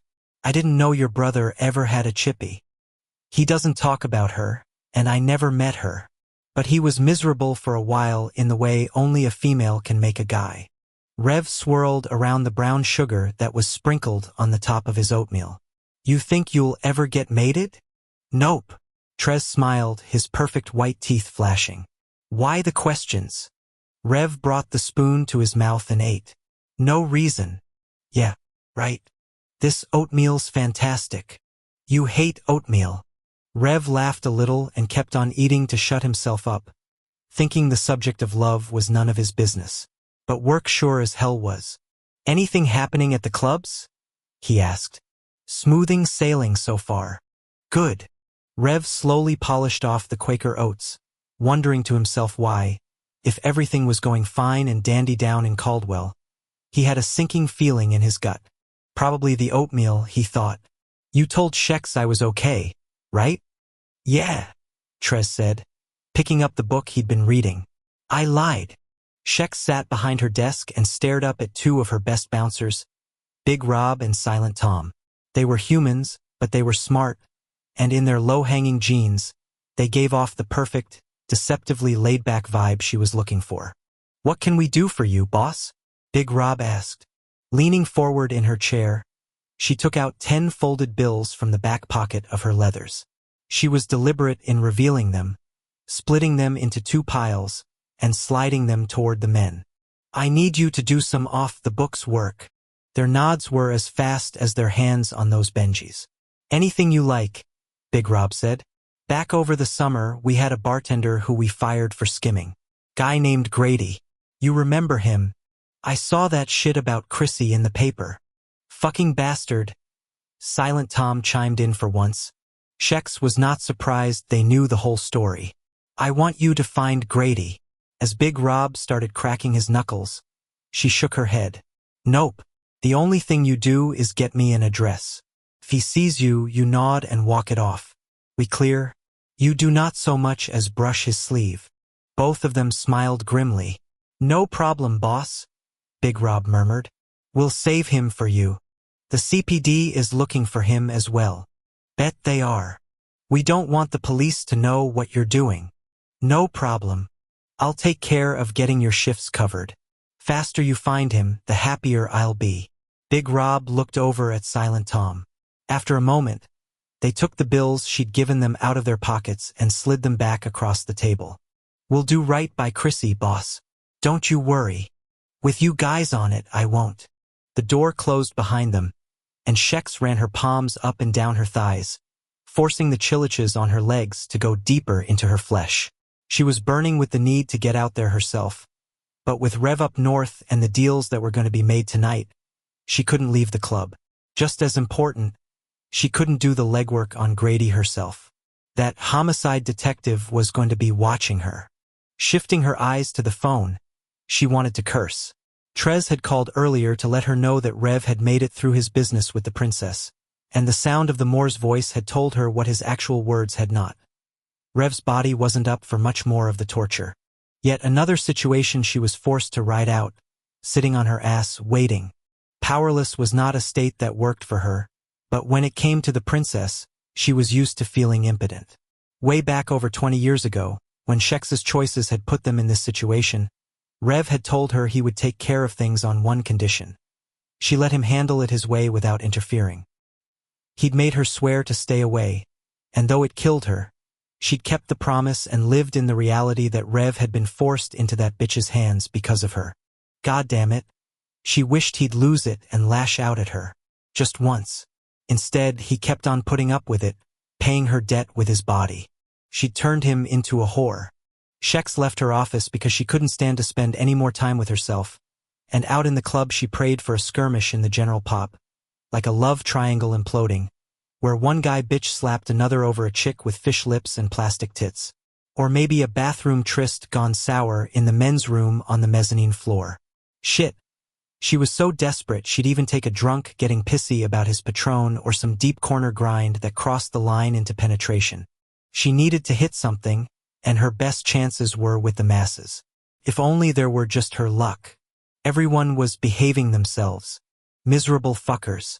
Eventually, she ended up in the VIP section because she was making the floor bouncers mental as she prowled around, trolling for a throwdown. And more to the point, she had to play muscle on a major deal. As she walked past the velvet rope, her eyes went right to the Brotherhood's table. John Matthew and his buddies were not there. But then, this early, they'd be out hunting for lessers. Deep-throating Coronas would come later in the night, if at all. She did not care whether John showed. Whatsoever. Walking up to IM, she said, "We ready?" The Moor nodded. "Rally's got the product ready. Buyers should be here in 20 minutes. Good. 2 six-figure deals for Coke were being executed tonight, and with Rev down for the count and Trez up north with him, she and IM were in charge of the transactions. Although the money was going to change hands in the office, the product was going to be loaded into the cars in the back alley, because 4 kilos of pure South American dust wasn't the kind of thing she wanted dancing through the club. Shit, the fact that the buyers were coming in with cash in briefcases was enough of a problem. Shex was just at the office door when she caught sight of Marita Reese easing up to a guy in a suit. The man was looking at her with awe and wonder, as if she were the female equivalent of a sports car someone had just given him the keys to. Light glinted off the wedding band he wore as he reached for his wallet. Marita Reese shook her head and put her graceful hand out to stop him, then pulled the wrapped guy to his feet and led the way to the private bathrooms in the back, where the cash would change hands. Shex turned around and found herself in front of the Brotherhood's table. As she looked at where John Matthew usually sat, she thought about Marita Reese's most current John. Shex was willing to bet that SOB, who was about to shell out $500 to get sucked or fucked or maybe $1,000 for both, didn't look at his wife with that kind of excitement and lust. It was the fantasy. He knew nothing about Marie Therese, had no clue that 2 years ago her son had been abducted by her ex-husband, and she was working off the cost of getting the kid back. To him, she was a gorgeous piece of meat, something to be played with and left behind. Neat, clean. All the Johns were like that, and so was Shex's John. She was a fantasy to him, nothing more. An erotic lie he called to mind to jerk off Tohich actually wasn't something she blamed him for, because she was doing the same thing with him. And the irony was that he was one of the better lovers she'd ever had, although that was because she could do whatever she wanted to him for however long she needed to get sated, and there were never any complaints, reservations, or demands. Neat, clean. Iam's voice came over her earpiece. Buyers just walked in. Perfect. Let's do this. She would get through both of the deals, and then she had a private job of her own to do. Now that was something to look forward to. By the end of the night, she was going to get exactly the kind of release she needed. Across town, in a quiet cul-de-sac in a safe neighborhood, Elena was parked in front of a modest colonial, going nowhere fast. The key wouldn't go into the ambulance's ignition. Having gotten what should have been the hardest part of the trip over with, having delivered Stefan safely into the arms of his blooded relations, it was a surprise that getting the goddamn key in the frickin' ignition was more difficult. Come on. Elena focused on steadying her hand, and ended up watching really closely as the slip of metal skipped around the hole it belonged in. She sat back in the seat with a curse, knowing that she was adding to the misery in the house, that the ambulance parked right outside was just another loud, screaming declaration of the tragedy. As if the family's beloved son's body weren't enough of one. She turned her head and stared at the colonial's windows. Shadows moved around on the other side of gauze curtains. After she'd backed into the driveway, Alex had gone inside and she'd waited in the cold night. A moment later, the garage door had trundled up, and Alex had come forward with an older male who looked a lot like Stefan. She had bowed and shaken his hand, then opened the ambulance's rear bay. The male had had to clamp a hand over his mouth as she and Alex wheeled the gurney out. "My son," he had moaned. She would never forget the sound of that voice. Hollow, hopeless, heartbroken. Stefan's father and Alex had carried him home, and just as at the morgue, moments later there had been a wail. This time, though, it had been a female's higher-pitched mourning call. Stefan's mother. Alex had returned as Elena had pushed the gurney into the ambulance's belly, and he had been blinking fast, like if he was facing a stiff headwind. After paying her respects and saying goodbye to him, she'd gotten behind the wheel and not been able to start the damn vehicle. On the other side of the gauze curtains, she saw two shapes cleave together. And then it was three, and then more came. For no evident reason, she thought of the windows in the house she rented for her and her father, all of them covered with aluminum foil, sealing out the world. Who would stand over her wrapped body when her life ended? Her father knew who she was most of the time, but he wasn't connected to her more than rarely. The staff at the clinic were very kind, but that was work, not personal. Lizzie was paid to come when she did. Who would take care of her father? She'd always assumed he would go first, but then, no doubt Stefan's family had thought along the same lines. Elena looked away from the mourners and stared out the ambulance's front windshield. Life was too short, no matter how long you lived. When it was their turn, she didn't think anybody was ready to leave their friends and their family and the things that made them happy, be they 500 years old like her father or 50 years like Stefan. Time was an endless source of days and nights only for the galaxy at large. It made her wonder, what the hell was she doing with the time she had? Her job gave her a purpose, sure, and she took care of her father, which was what one did for family. But where was she going? Nowhere. And not just because she was sitting in this ambulance with hands that shook so badly she couldn't work a key. The thing was, it wasn't that she wanted to change everything. She just wanted something for herself. Something that made her know she was alive. Revenge's deep amethyst eyes came at her from out of nowhere, and like a camera pulling back, she saw his carved face and his mohawk and his fine clothes and his cane.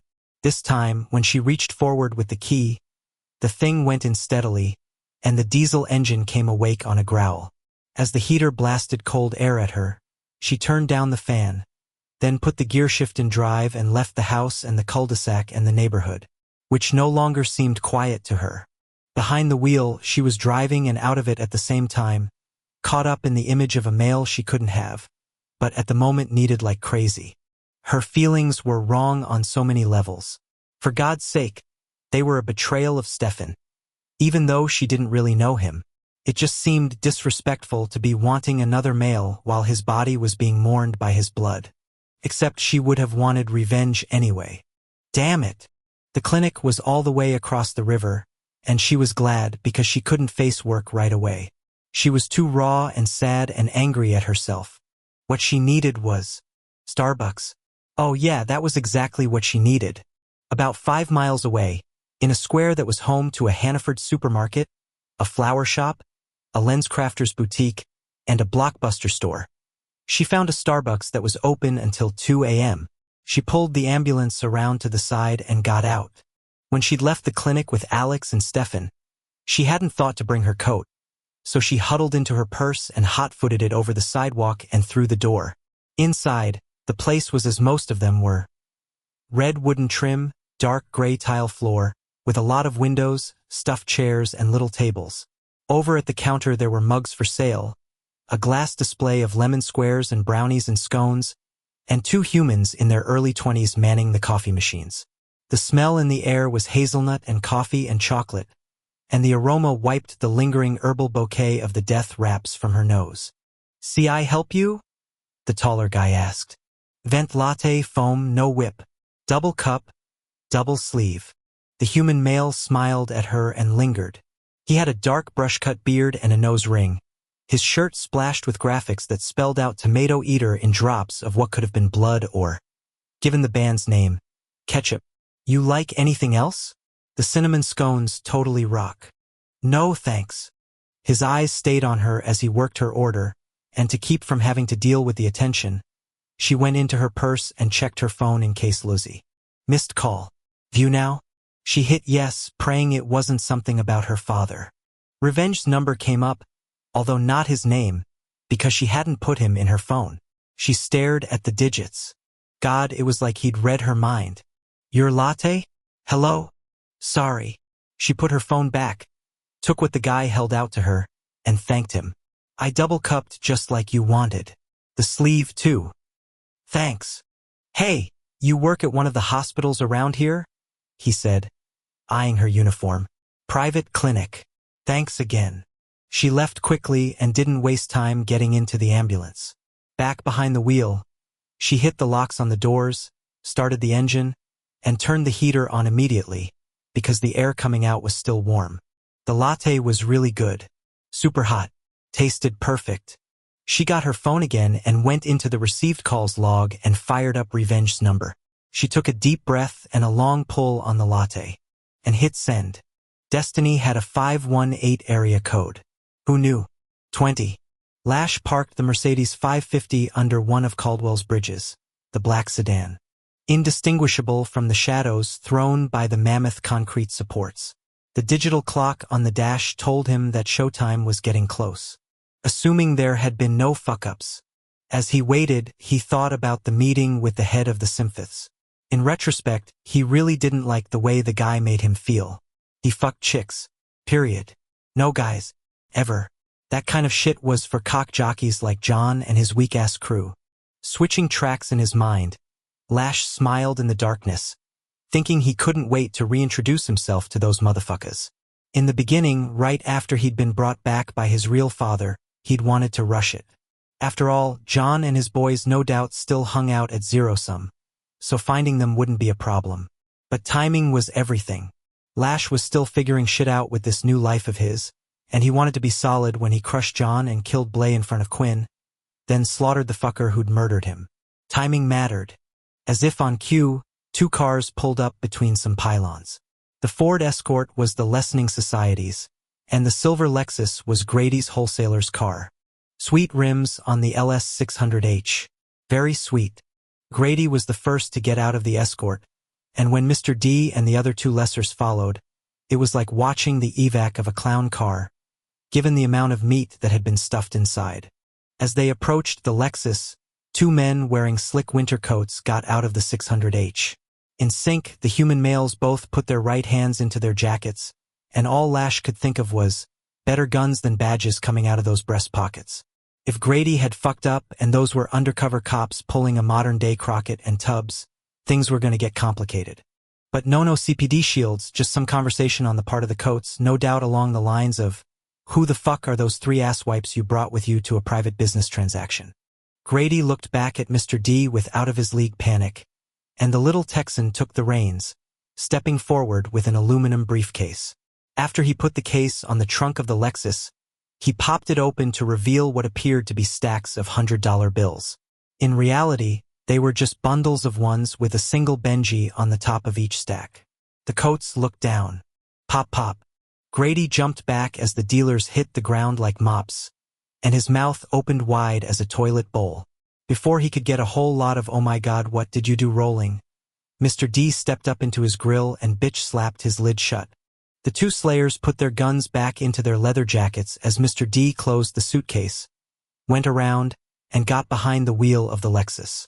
While he drove off, Grady looked up into the faces of the pale men like he was waiting to get plugged himself. Instead, they just headed back to the escort. After a moment of confusion, Grady followed in a sloppy jog like all his joints had been over-oiled. But when he went to open the back door, the slayers refused to let him get in the car. As Grady realized he was getting left behind, he started to panic, his arms flopping, his mouth shouting, which was pretty fucking dumb, considering he was standing 15 feet away from two guys with bullets in their brains. Quiet would be good right about now. Evidently one of the slayers thought the same thing. With a calm hand, he outed his gun and leveled the muzzle at Grady's head. Silence. Stillness. At least from the idiot. Two doors shut and the escort's engine turned over on a crank and a wheeze. With a buzz of tires, the slayers took off, speckling Grady's boots and shins with frozen dirt.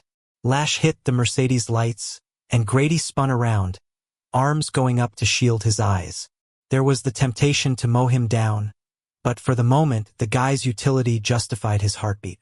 Lash started the Mercedes, pulled up to the SOB, and dropped his window down. "Get in the car."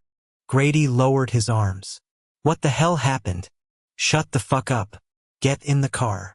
Lash closed the window and waited while Grady flopped into the passenger seat. As the guy put his belt on, his teeth were doing the castanets and not from the cold. Fucker was the color of salt and sweating like a tranny in Giants Stadium. "You might as well have killed him in broad daylight," Grady stammered as they headed out onto the surface road that ran beside the river. "There are eyes all over the place." Which was the point. Lash's phone rang, and he answered as he accelerated up a ramp and onto the highway. "Very nice, Mr. D.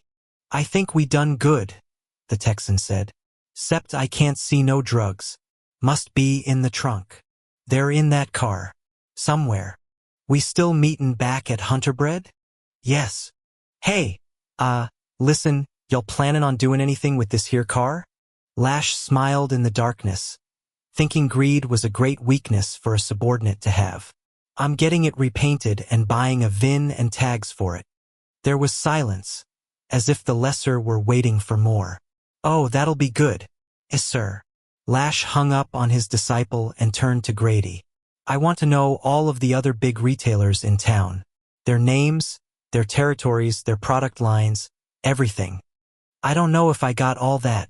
"You'd better find it out then." Lash tossed his phone into the guy's lap. "Make the calls you need to. Do the digging. I want every single dealer in town. Then I want the elephant that's feeding them. The Caldwell wholesaler." Grady's head fell back against the seat. "Shit, I thought this was going to be, like, about my business." "That was your second mistake. Start dialing and get me what I want." "Look, I don't think this ISI should probably go home." Lash smiled at the guy, revealing his fangs and flashing his eyes. "You are home." Grady shrank back in the seat, then started pawing for the door handle, even though they were cruising down the highway at 70 miles an hour. Lash hit the locks. "Sorry, you're on the ride now, and there's no getting off in the middle." Now dial the fucking phone and do me right, or I'm going to carve you up piece by piece and enjoy every second of the screaming. Wrath stood outside Safe Place in a ball-numbing wind, not caring two shits about the nasty weather. Rising before him like something out of a Leave It to Beaver Rockwell daydream, the house that was a haven to victims of domestic violence was big and rambling and welcoming, the windows covered with quilted drapery, a wreath on the door, the mat on the top step reading welcome in cursive letters. As a male, he couldn't go inside, so he waited like lawn sculpture on the hard brown grass, praying that his beloved Leland was inside and willing to see him. After having spent all day in the study hoping that Beth would come to him, he'd finally gone through the mansion searching her out. When he hadn't found her, he'd prayed she was volunteering here, as she often did. Marissa appeared on the back stoop and shut the door behind herself. Butch's Shellen and Wrath's former blood mate looked typically professional in her black slacks and jacket, her blonde hair twisted into an elegant chignon, her scent like the ocean. "Beth just left," she said as he walked over to her. "She go back home?" "Red Avenue." Wrath stiffened. "What the why's she over there?" "Shit, is Shellen out alone in Caldwell?" "You mean at her old apartment?" Marissa nodded. "I think she wanted to go back to where things started." "Is she alone?" "As far as I know." "Jesus Christ, she's already been abducted once," he snapped. As Marissa recoiled, he cursed himself. "Look, I'm sorry. I'm not real rational right now." After a moment, Marissa smiled. "This is going to sound bad, but I'm glad you're frantic. You deserve to be." "Yeah, I was a shit. Big time." Marissa tilted her head up to the sky. "On that note, a word of advice when you go over to her. Hit me." Her perfect face leveled again, and as she refocused on him, her voice grew rueful. "Try not to be angry. You look like an ogre when you're pissed. And right now, Beth needs to be reminded of why she should let her guard down around you, not why she shouldn't." "Good point. Be well, my lord." He nodded to her with a quick bob of the head and dematerialized directly to the Red Avenue address where Beth had had an apartment when they'd first met. As he went, he got a good goddamn taste of what his Shellen had to deal with every night he was out in the city. Dearest Virgin Scribe, how did she deal with the fear? The idea that everything might not be all right? The fact that there was more danger to be found out where he was than safety? As he took form in front of the apartment building, he thought of the night he had gone to find her after her father's death. He'd been a reluctant, unsuitable savior, tasked by his friend's last will and testament to see her through her transition when she hadn't even known what she was. His first approach hadn't gone well, but the second time he tried to talk to her, that had gone very well. God, he wanted to be with her again like that. Naked skin on naked skin, moving together, him deep inside of her, marking her as his. But that was a long way off, assuming it ever even happened again. Wrath walked around to the backyard. His shit-kickers were quiet, his shadow large on the frosty ground beneath his feet. Beth was huddled on a rickety picnic table he'd once sat on himself, and she was staring into the apartment straight ahead just as he had when he'd come for her. Cold wind blew her dark hair around, making it seem as if she were underwater and swimming amid strong currents. His scent must have carried over to her, because her head snapped around. As she looked at him, she sat up straighter and kept her arms locked around the North Face parka he'd bought her. "What are you doing here?" she said. "Marissa told me where you were." He glanced at the apartment's sliding glass door, then back at her. "Mind if I join you?" "Okay, that's fine." She shuffled over a little as he came to her. "I wasn't going to be here long." "No, I was going to come see you. I wasn't sure when you were going out to fight and thought maybe there was time before, but then, I don't know, As she let the sentence drift, he got up on the table beside her, the supports squeaking as the thing accepted his heft.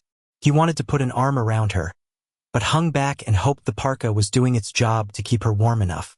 In the silence, words buzzed in his head, all of them of the apologetic variety, all of them bullshit. He'd already said he was sorry, and she knew he meant it, and it was going to be a long time before he stopped wishing there were more he could do to make it up to her. On this cold night, as they sat suspended between their past and their future, All he could do was sit with her and stare at the darkened windows of the apartment she had once lived in back before fate had put them together. "I don't remember being especially happy in there," she said softly. "No." She swept her hand across her face, clearing wisps of hair from her eyes. "I didn't like coming home from work and being there alone. Thank God for Boo. Without that cat, TV only does so much for a person." He hated that she had been on her own. "So you don't wish you could go back?" "Christ, no." Wrath exhaled. "I'm glad. I was working for that leering asshole, Dick, at the paper, doing the jobs of 3 people, getting nowhere because I was a young woman and the good old boys didn't have a club, they were in a cabal." She shook her head. "But you know what the worst of it was?" "What?" "I was living with this sense that there was something going on, something important, but I didn't know what it was. It was like I knew the secret was there, and it was a dark one, but I just couldn't reach it. Nearly drove me mad. So finding out you weren't just a human was. These last months with you have been worse." She looked over at him.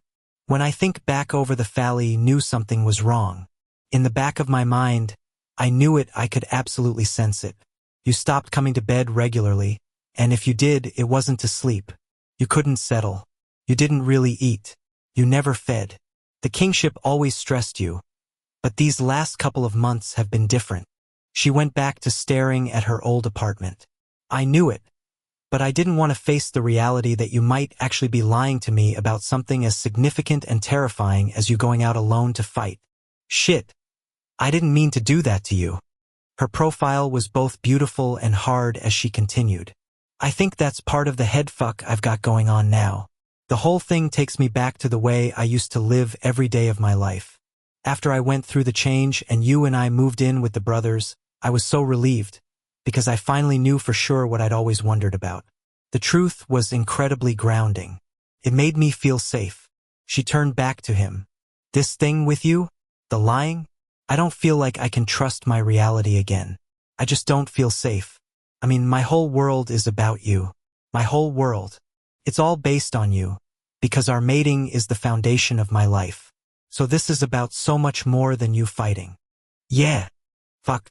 What the hell did he say?" "I know you had your reasons." "Yeah. And I know you didn't mean to hurt me." This was spoken with a lift at the end, the words a question, rather than a statement. "I absolutely didn't mean to. But you knew it would, didn't you?" Wrath put his elbows on his knees and leaned into his heavy arms. "Yeah, I did. That's why I haven't been sleeping. It felt wrong not to tell you. Were you afraid I'd refuse to let you go out or something? That I'd turn you in for violating the law? Or, here's the thing. At the end of every night I came home and told myself I wasn't doing it again. And every sunset I found myself strapping on my daggers. I didn't want you to worry, and I told myself I didn't think it would continue. But you were right to call me on that. I had no plans to stop." He rubbed his eyes under his wraparounds as his head started to pound. "It was so wrong, and I couldn't face up to what I was doing to you. It was killing me." Her hand went to his leg and he froze, her kind touch more than he deserved. As she stroked his thigh a little, he dropped his sunglasses back in place and carefully captured her hand. Neither said a thing as they held on to each other, palm to palm. Sometimes words were less valuable than the air that carried them when it came to getting close. As the cold wind blew across the backyard, causing some brown leaves to crackle by in front of them, the lights went on in Beth's old place, illumination flooding the galley kitchen and the single main room. Beth laughed a little. "They put their furniture right where mine was, the futon against that one long wall," which meant they had a full view of the couple who came stumbling into the studio and beelined for the bed. The humans were locked lip to lip, hip to hip, and they landed on the futon in a messy scramble, the man mounting the woman. As if embarrassed by the show, Beth got off the table and cleared her throat. "I guess I'd better get back to safe place. I'm off rotation tonight. I'll be at home, all night." "That's good. Try to get some rest." God, the distance was horrid, but at least they were talking. "You want me to see you back there?" "I'll be fine." Beth burrowed into her parka, her face sinking into the down collar. "Man, it's cold." "Yeah, it is. As the time for parting came, he was anxious about where they stood, and fear made his vision fairly clear. God, how he hated the lonely look on her face. You can't know how sorry I am. Beth reached up and touched his jaw. I hear it in your voice. He took her hand and placed it over his heart. I'm nothing without you. Not true. She stepped out of his hold. You are the king. No matter who your Shellin is, you are everything. Beth dematerialized into the thin air, her vital, warm presence replaced with nothing but frigid December wind. Wrath waited for about 2 minutes. Then he dematerialized to safe place. She had so much of his blood in her after all their time of feeding from each other that he sensed her presence inside the stout walls of the security-laden facility, and he knew she was protected. With a heavy heart, Wrath dematerialized again and headed back to the mansion.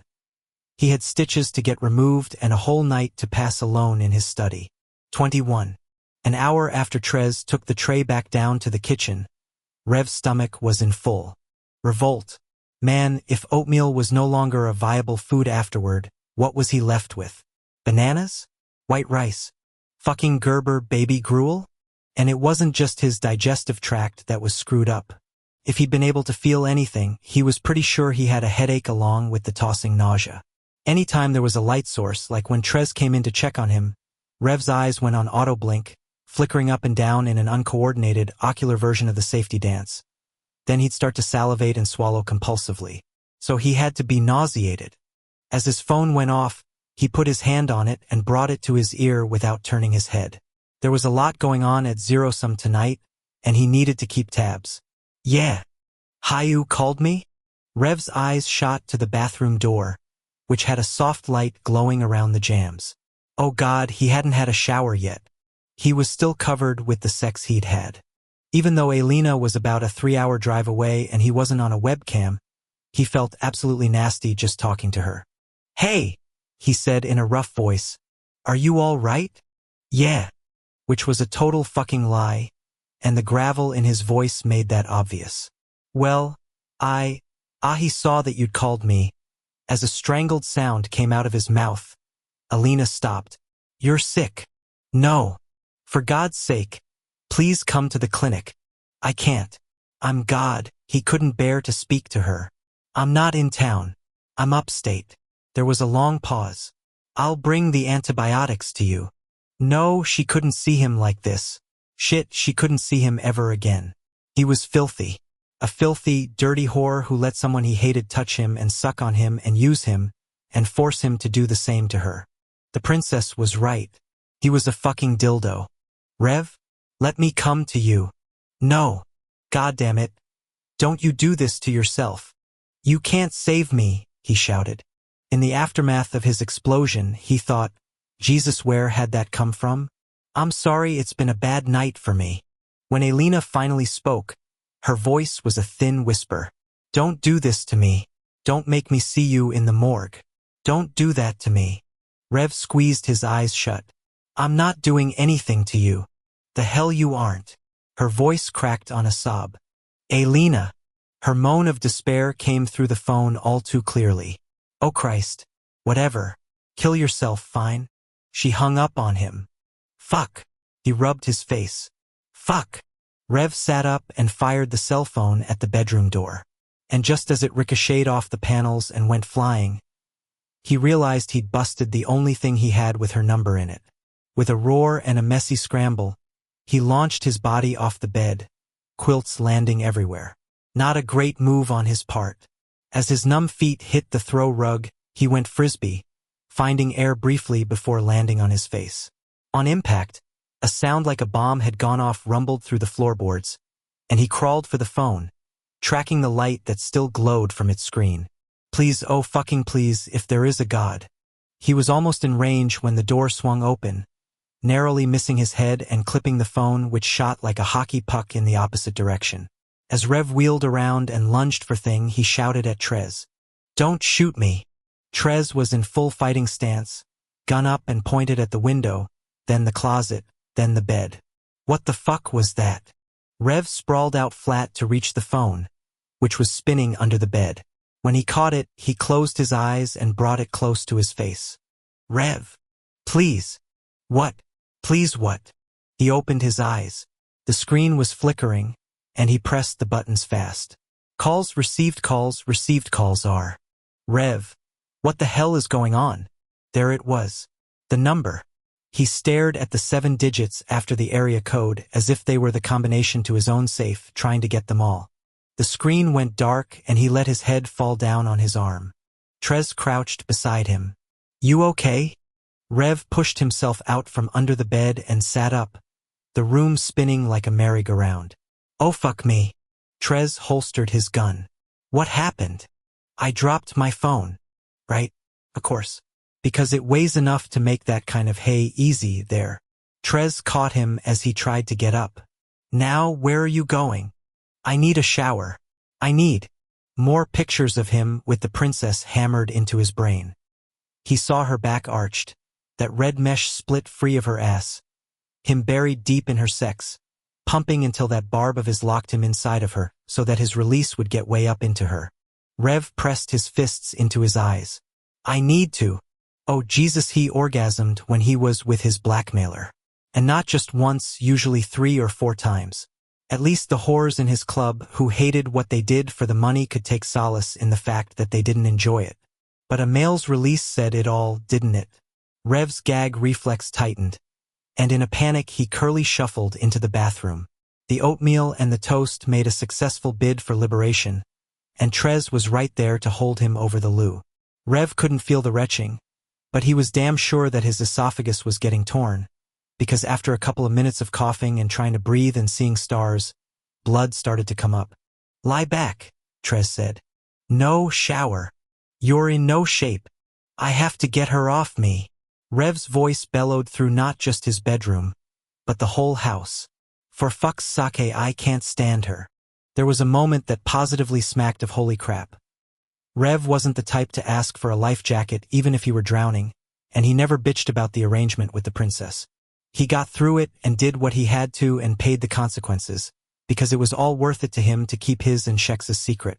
And part of you likes it, an inner voice pointed out. You get to be you without apology when you're in her. Fuck off, he told himself. I'm sorry I yelled at you, he said to his friend hoarsely. Nah, it's cool. Don't blame you. Trez gently lifted him up from the tile and tried to reposition him on the sinks. It's about time. Rev lurched for the shower. Nope, Trez said, pushing him back. Let me get the water warm. I won't feel it. Your core temperature has enough problems already. Just stay there. As Trez leaned into the marble shower and turned on the water, Rev stared down at his cock, which lay loose and long down his thigh. It seemed like the sex of someone else, and that was a good thing. You realize I could kill her for you, Trez said. I could make it look like an accident. No one would know. Rev shook his head. I don't want you sucked into this shithole. We got enough people down it already. The offer stands. Duly noted. Trez reached in and put his hand under the spray. With his palm in the rushing water, his chocolate eyes drifted back and abruptly became white from anger. Just so we're clear. You die? I'm gonna skin that bitch alive in the Shisby tradition and send the strips back to your uncle. Then I'm going to spit roast her carcass and chew the meat from her bones. Rev smiled a little, thinking it wasn't cannibalism, because on a genetic level shadows had as much in common with sympaths as humans did with chickens. Hannibal Lecter motherfucker, he murmured. You know how we do. Trez shook the water off his hand. Sympaths, it's what's for dinner. You going to bust out the fava beans? Nah, but I might have a nice Chianti with her and some pommes frites. I gotta have some tater with my meat. Come on. Let's get you under the water and wash that bitch's stank off. Trez walked over and got Rev up off the counter. Thank you, Rev said quietly as they limped toward the shower. Trez shrugged, knowing damn well they weren't talking about the visit to the bathroom. You'd do the same for me. I would. Under the spray, Rev worked the dial over himself until his skin was red as a raspberry, and got out of the shower only after he'd done his 3 times over wash. When he stepped free of the water, Trez handed him a towel, and he dried off as fast as he could without losing his balance. Speaking of favors, he said, I need your phone. Your phone and some privacy. Okay. Trez helped him back to bed and covered him up. Man, good thing this duvet didn't land in the fire. So can I have your phone? You going to play soccer with it? Not as long as you leave my door closed. Trez handed him a Nokia. Take care of her. She's brand new. When he was alone, Rev dialed carefully and hit send on a wing and a prayer, having no clue whether or not he got the number right. Ring, ring, ring. Hello. Elena. I'm so sorry. Elena? The female voice said. Sorry. There isn't any Elena at this number. Elena sat in the ambulance holding in her tears out of habit. It wasn't like anyone could see her, but the anonymity didn't matter. As her latte cooled in its double cup, double sleeve, and the heater ran intermittently, she kept herself together because that's what she always did. Until the CB radio went off with a squawk and scared her out of her numb colds. Base to 4, Katya said. Come in 4. As Elena reached for the handset, she thought, see, this was exactly why she could never let her guard down. If she'd been a wilted mess and had to answer, not where she needed to be, she hit the talk button with her thumb. This is 4. Are you okay? Ah yes, I am coming back right now. There's no hurry. Take your time. I only wanted to make sure you were okay. Elena glanced at the clock. God, it was nearly 2 a.m. She'd been sitting out here, gassing herself by running the engine and the heater, for almost 2 hours. I'm so sorry. I had no idea what time it was. Do you need the ambulance for a pickup? No, we were just worried about you. I know you assisted Havers on that body and I'm fine. She rolled down the window to let some air in and put the ambulance in gear. I'm coming back right away. Don't rush, and listen, why don't you take the rest of the night off? That's okay.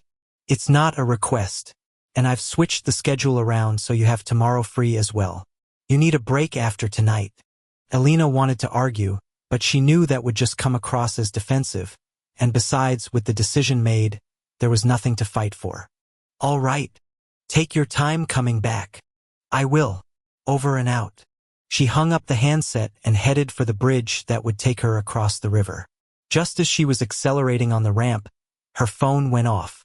So Rev was calling her back. Huh. Not a surprise. She took out the phone only to confirm that it was him. Not because she was intending to answer his call.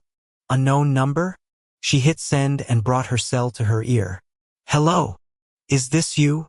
Rev's deep voice still managed to shoot through her on a warm thrill, even though she was pissed off at him, and herself, basically at the whole situation. Yes, she said. This isn't your phone number, though. No, it's not. My cell had an accident.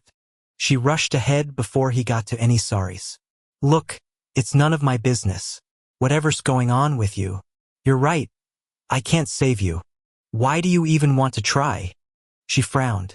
If the question had been self-pitying or accusatory, she would have just ended the call and changed her number. But there was nothing but sincere confusion coming through in his voice.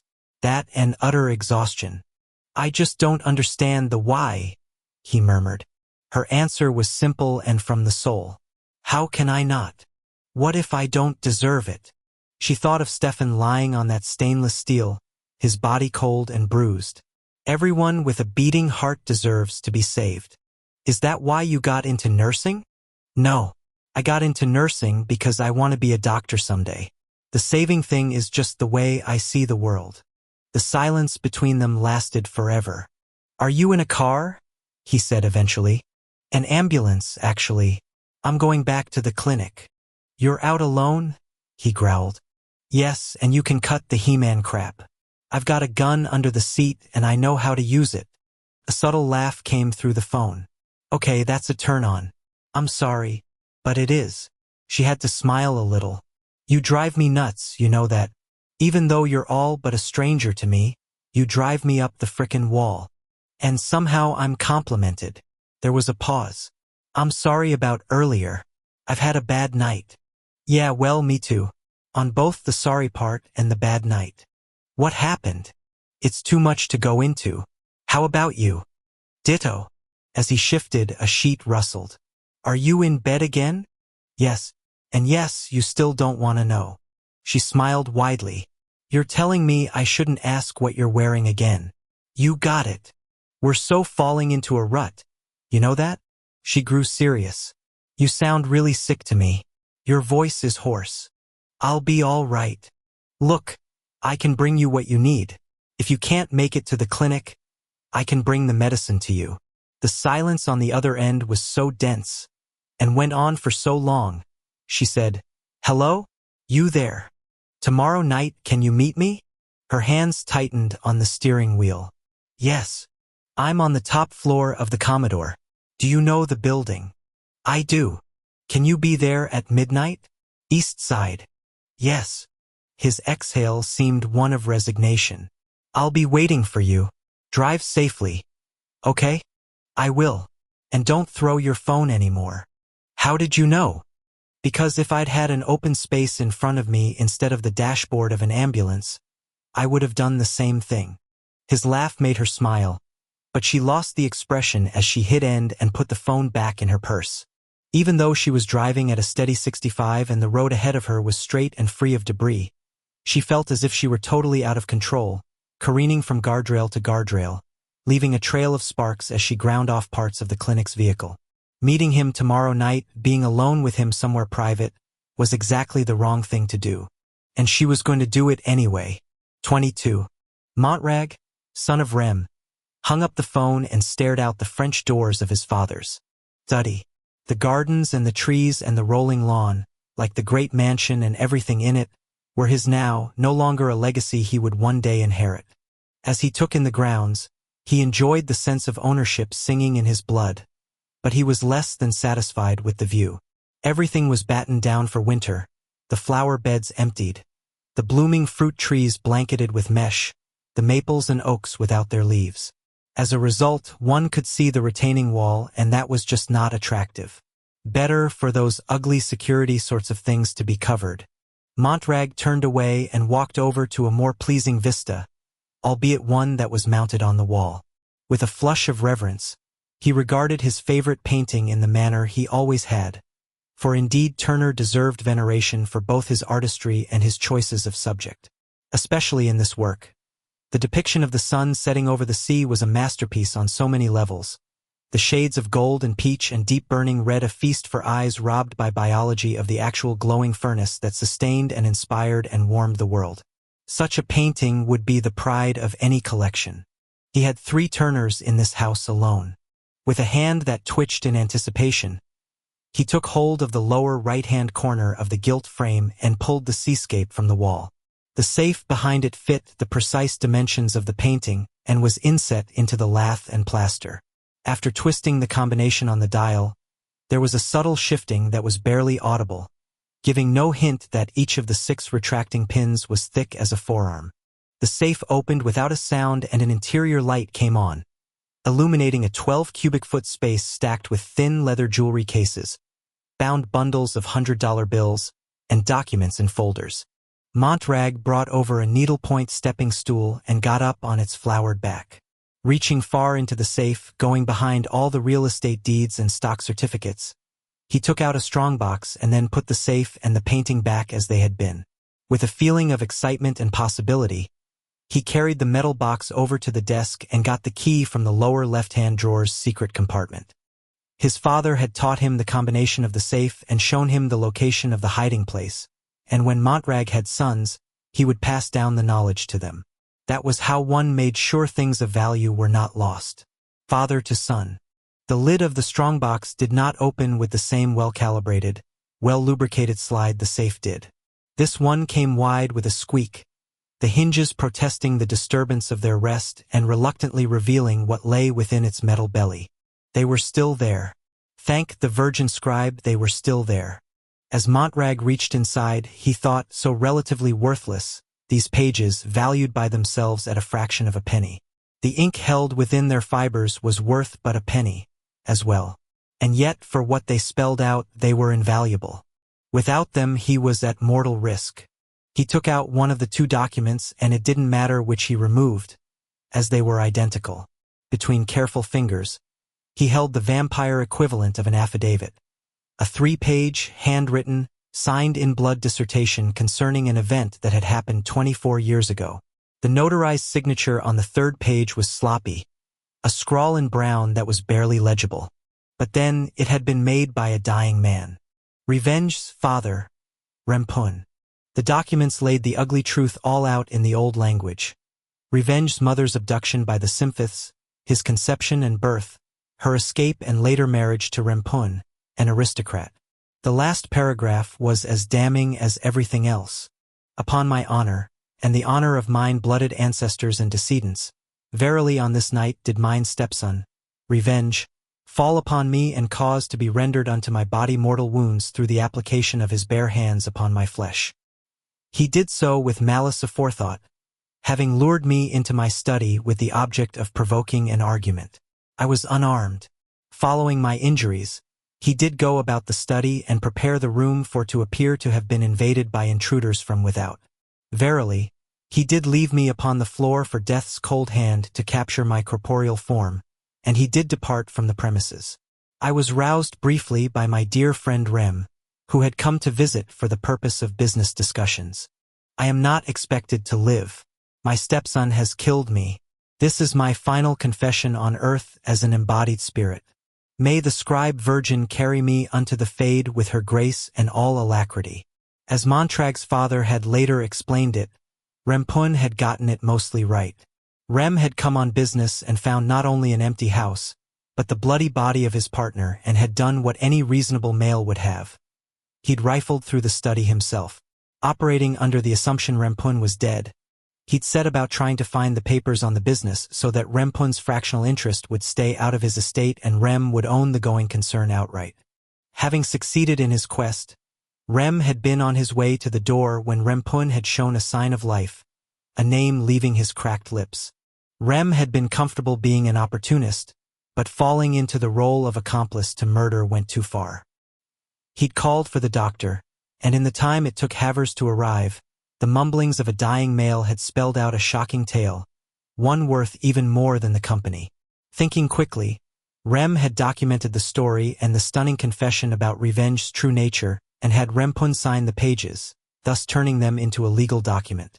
The male had then lapsed into unconsciousness and been dead when Havers had arrived.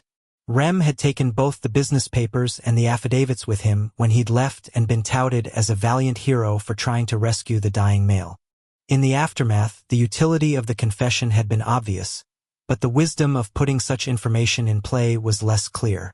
Tangling with a Simphith was dangerous, as Rempun's spilled blood had attested. Ever the intellectual, Rem had sat on the information and sat on it until it was too late to do anything with it. By law, you had to turn a Simphith in, and Rem had the kind of proof that met the threshold for reporting someone. However, in considering his options for so long, he found himself in the dicey position of arguably protecting Revenge's identity. If he'd come forward 24 or 48 hours later, fine. But 1 week, 2 weeks, a month, too late. Rather than squander the asset completely, Rem had told Montrag about the affidavits, and the son had understood the father's mistake. There had been nothing that could be done in the short run, and only one scenario where it was still worth anything, and that had come to pass over the summer. Rem had been killed in the raids and the son had inherited everything, including the documents. Montrag couldn't be blamed for his father's choice not to reveal what was known. All he had to do was state that he'd stumbled upon the papers in his father's things, and in turning them and Rev in, he was just doing what he was supposed to. It would never come out that he'd known about them all along, and nobody would ever believe that Rev hadn't been the one who'd decided to kill Wrath. He was, after all, a Simphith, and nothing they said could be trusted. More to the point, his hand was either going to be on the trigger, or if he just ordered the murder of the king, he was the Leodire of the council and in the position to profit from the death the most, which was precisely why Montrag had had the male elevated into the role. Revenge would do the deed with the king, and then Montrag would go to the council and prostrate himself before his colleagues. He would say that he didn't find the papers until he had properly moved into the Connecticut house a month after both the raids and after Rev had been made Leodire. He would swear that as soon as he found them he reached out to the king and revealed the nature of the issue over the phone, but Wrath, had forced his silence because of the compromising position it put the brother Zodist in. After all, the brother was mated to Revenged's sister, and that would make her related to a Symphoth. Wrath, of course, could say nothing to the contrary after he was dead. And more to the point, the king was disliked already for the way he had ignored the Glimmer's constructive criticism. The council was primed to embrace another fault of his, real or manufactured. It was intricate maneuvering, but it was going to work, because with the king gone, the remnants of the council would be the first place the race would go looking for the murderer, and Rev, a Symphoth, was the perfect scapegoat. Of course a Symphoth would do such a thing. And Montrag would help the motive assumption along by testifying that Rev had come to see him before the murder and talked with bizarre conviction about change of an unprecedented variety. In addition, crime scenes were never completely clean. Undoubtedly, there would be things left behind that would tie Rev to the death, whether because it was actually there or because everyone would be looking for exactly that kind of evidence. When Rev fingered Montrag, no one would believe him, primarily because he was a Symphoth, but also because, in the tradition of his father, Montrag had always cultivated a reputation for thoughtfulness and trustworthiness in his business dealings and social conduct. As far as his fellow members of the council knew, he was above reproach, incapable of deception, a male of worth from impeccable bloodlines. None of them had a clue that he and his father had double-crossed many a partner or associate or blood relation, because they had been careful to choose the ones they preyed upon so that appearances were maintained. The result? Rev would be brought up on charges of treason, arrested, and either put to death according to vampire law or deported to the Symphoth colony, where he would be killed for being a half-breed. Either outcome was acceptable. It was all set, which was why Montrag had called his closest friend just now. Taking the affidavit, he folded it in on itself and slid it into a thick, creamy envelope. Drawing a page of his personalized stationery from an embossed leather box, he penned a quick missive to the male who he would tap as his second-in-command, and cemented the stage for Revenged's fall. In the note, he explained that, as they discussed over the phone, this was what he had found in his father's private papers, and if the document was validated, he was concerned for the future of the council. Naturally, the thing would be verified by the law office of his colleague. And by the time it was, Wrath would be dead and Rev poised for blame. Montrag lit a stick of red wax, dripped some of it on the envelope's flap, and sealed the affidavit in. On the front, he wrote the male's name, and in the old language spelled out hand delivery only. Then he closed up and locked the metal box, tucking it under his desk, and returning the key to its safe place in the secret drawer. A button on the phone summoned the butler, who took the envelope and immediately headed off to complete the task of getting it into the correct hands. Satisfied, Montrag took the lockbox over to the wall safe, pivoted the painting outward, put his father's combination to use, and returned the remaining affidavit to its home. Keeping one copy for himself was only prudent, a safeguard in the event something happened to the document that was on its way across the border into Rhode Island. As he eased the turner back into place, the landscape spoke to him as always, and for a moment, he allowed himself to step out of the bedlam he was creating with purpose and seep into the peaceful, lovely sea. The breeze would be warm, he thought. Dearest Virgin Scribe, how he missed the summer during these cold months. But then, it was contrast that enlivened the heart. Without the cold of winter, one would not truly appreciate the sultry nights of July and August. He pictured where he would be in 6 months when a full solstice moon rose o'er Caldwell's sprawling city. Come June, he would be king, an elected and respected monarch. If only his father had been alive to see. Montrag coughed, breathed in with a hiccup, felt something wet on his hand. He looked down. Blood was all over the front of his white shirt. Opening his mouth to shout in alarm, he tried to draw in a deep breath, but there was only a gurgling sound. His hands snapped up to his neck and found a geyser jumping free of his exposed carotid artery. Wheeling around, he saw a female standing before him with a man's haircut and black leathers. The knife in her hand had a red blade, and her face was a calm mask of detached disinterest. Montrag fell to his knees before her and then pitched over to his right, his hands still trying to keep his lifeblood in his body and not all over his father's obeson. He was still alive when she rolled him over, took out a rounded tool made of ebony, and knelt down to him. As an assassin, Shex's job performance was measured in 2 dimensions. First, Did she get her target? Self-explanatory. Second, was it a clean kill? Meaning, was there no collateral damage in the form of other deaths to protect herself, her identity, and/or the identity of the individual who had tasked her with the job? In this case, the first was going to be a snap, given the way Montrag's artery was doing the drainpipe. The second was still open to question, so she needed to work fast. She took the liss out of her leathers, bent over to the bastard, and didn't waste more than a nanosecond watching his eyes roll around. She grabbed his chin and forced his face to hers. "Look at me. Look at me." His wild stare shot to hers, and when it did, she brought the list forward. "You know why I'm here and who sent me. It's not wrath." Montrag clearly had enough air still going to his brain, because his lips mouthed, "Revenge" in horror, before those eyeballs of his started rolling again. She let go of his chin and slapped him hard. "Pay attention, asshole. Look at me." With their stares locked and her grip back on his jaw, she peeled the upper and lower lids of his left eye even wider. "Look at me." As she took the liss and pressed it into the socket at the corner near his nose, she reached into his brain and triggered all sorts of memories. Interesting. He'd been a conniving fucker for real, specializing in screwing people about money. Montrag's hands slapped into the rug and dug in hard as he gurgled his way through a scream. The eyeball came out of the skull like a scoop of honeydew off its rind, as perfectly round and clean as you'd want. The right eye was just the same, and she put both of them in a lined velvet pouch as Montrag's arms and legs jerked and flopped on his expensive rug, his lips peeling back such that every single one of his teeth, including his molars, showed. Shex left him to his sloppy death, walking right out of the French door behind the desk and dematerializing to the maple she'd first cased the place from the day before. She waited there for about 20 minutes and then watched as a dog Jen entered the study, saw the body, and dropped the silver tray she was carrying.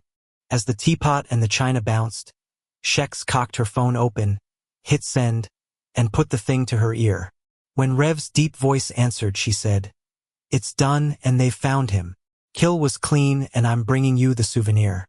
ETA 10 minutes. Well done," Rev said in a husky voice. "Well fucking done." 23. Wrath frowned as he spoke into his cell phone. "Now? You want me to come upstate? Now?" Rev's voice was all about the "I'm not fucking around. This has to be done in person, and I'm immobile." Across the study, Vishouse, who had been about to report on the work he'd been doing tracking those crates of guns, mouthed, "What the fuck?" Which was exactly what Wrath was thinking. A Symphoth calls you 2 hours before dawn and asks you to come upstate because he has something he needs to give you. Yeah, okay, the bastard was Bella's brother, but his nature was what it was, and sure as shit, the something was not a fruit basket. "Wrath, this is important," the guy said. "Okay. I'm coming right now." Wrath clipped his phone shut and looked at Vishouse. Fury's out hunting tonight. You can't go there alone. The Chosen are in the house, and had been staying off and on at Rev's great camp since Fury had taken the reins as Premale. Not exactly the kind of protection I had in mind. I can handle myself. Fuck you very much. V crossed his arms over his chest, his diamond eyes flashing. Are we going now? Or after you waste time trying to change my mind? Fine. Whatever. I'll meet you in the foyer in 5. As they left the study together, V said, "About those guns? I'm still working on the trace. Right now I've got nothing, but you know me. That ain't going to last, true. I don't care if the serial numbers are scrubbed. I'm going to find out where the hell they got them. Confidence is high, my brother. Confidence is very high." After they were fully armed, the two of them traveled in a loose dance of molecules up north, zeroing in on Rev's great camp in the Adirondacks and materializing on the shores of a quiet lake. Up ahead, the house was a huge rambler of a Victorian, shingled and diamond-paned, with cedar post porches on both stories. Lot of corners, lot of shadows, and a lot of those windows looked like eyes. The mansion was spooky enough on its own, but with it surrounded by a force field of the Symphoth equivalent of Mize, a guy could credibly believe that Freddy, Jason, Michael Myers, and that redneck crew with all the chainsaws lived inside.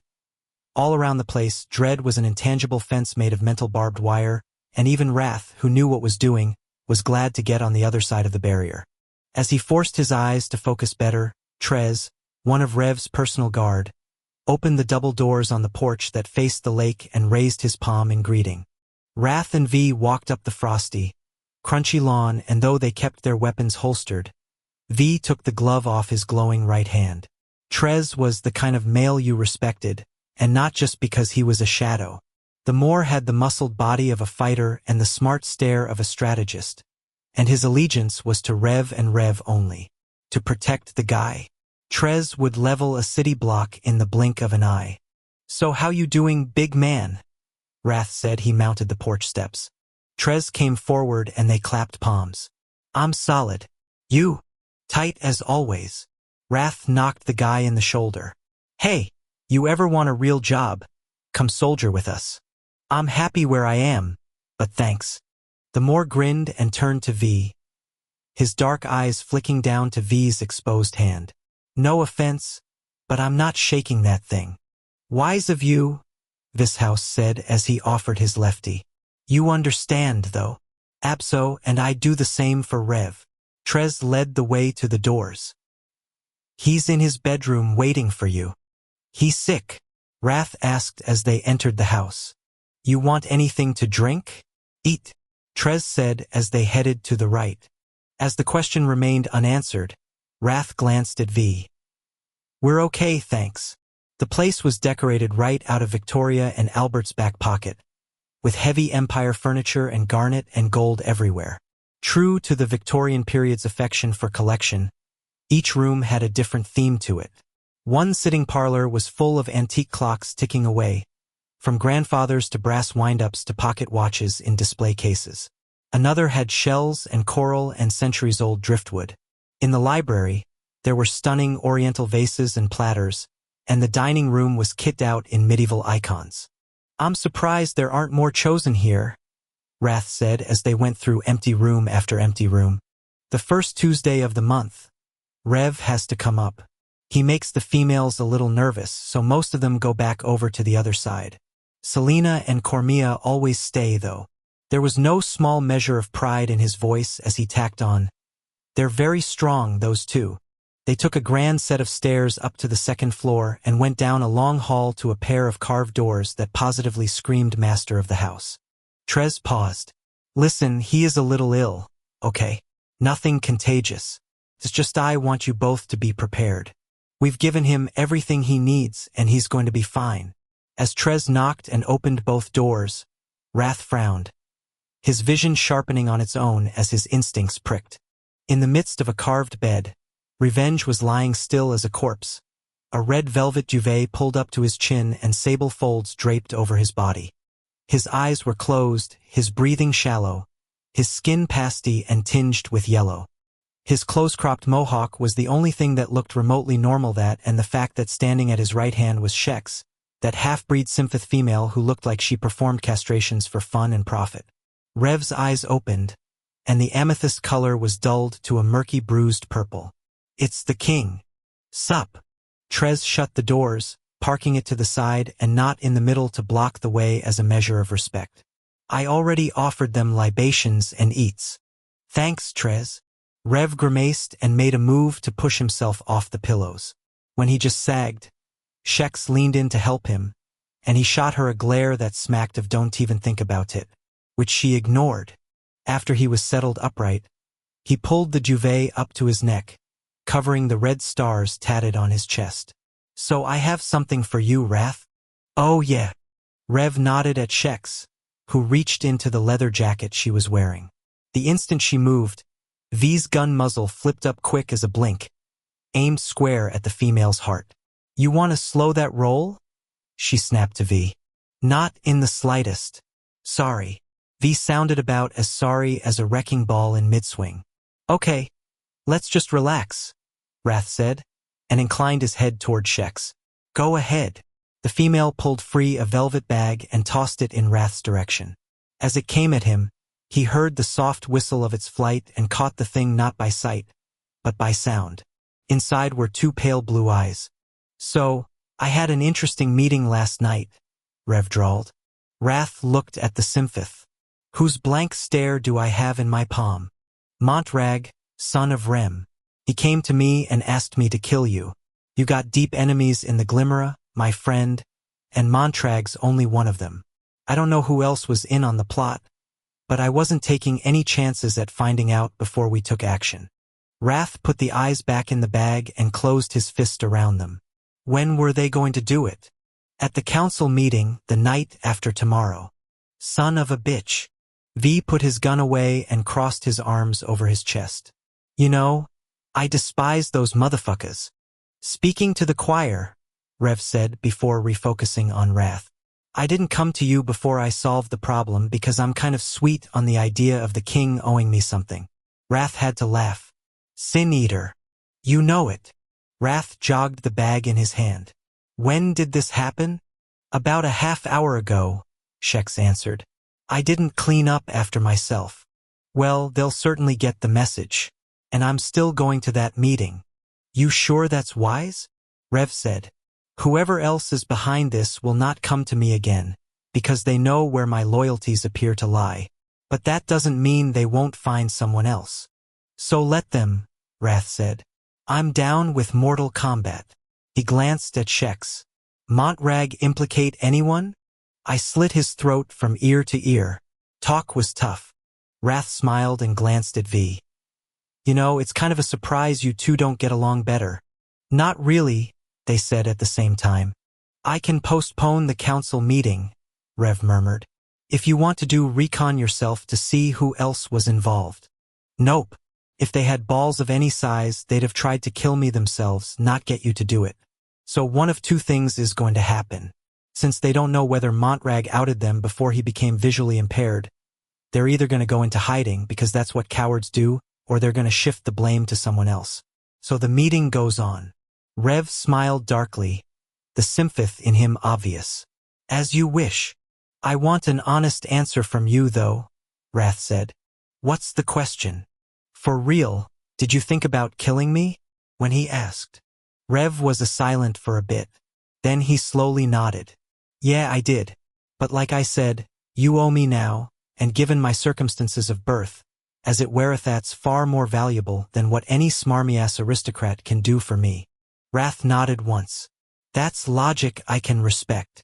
Plus, let's face it, Rev smiled again, my sister's married into the family. That she has sympathy. That she has. After Elena put the ambulance in the garage, she went across the parking lot and down into the clinic. She needed to get her things from her locker, but that wasn't what was driving her. Usually at this time of night, Havers would be doing charts in his office, and that was where she headed.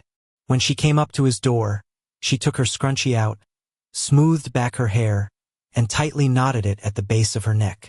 Her coat was still on, but even though it hadn't been that expensive, it was made of black wool and looked tailored, so she figured she looked okay. She knocked on the jamb, and when a cultured voice called out, she went in. Havers's former office had been a splendid old-world study, filled with antiques and leather-bound books. Now that they were at this new clinic, his private workspace was no different from anyone else's. White walls, linoleum floor, stainless steel desk, black rolling chair. Elena, he said as he glanced up from the charts he was reviewing. How fare you? Stefan is where he belongs. My dear, I had no idea you knew him, Katya told me. It did. But maybe she shouldn't have mentioned that to the female. Dearest virgin scribe, why didn't you say? Because I wanted to honor him. Havers removed his tortoiseshell glasses and rubbed his eyes. Alas, that is something I can understand.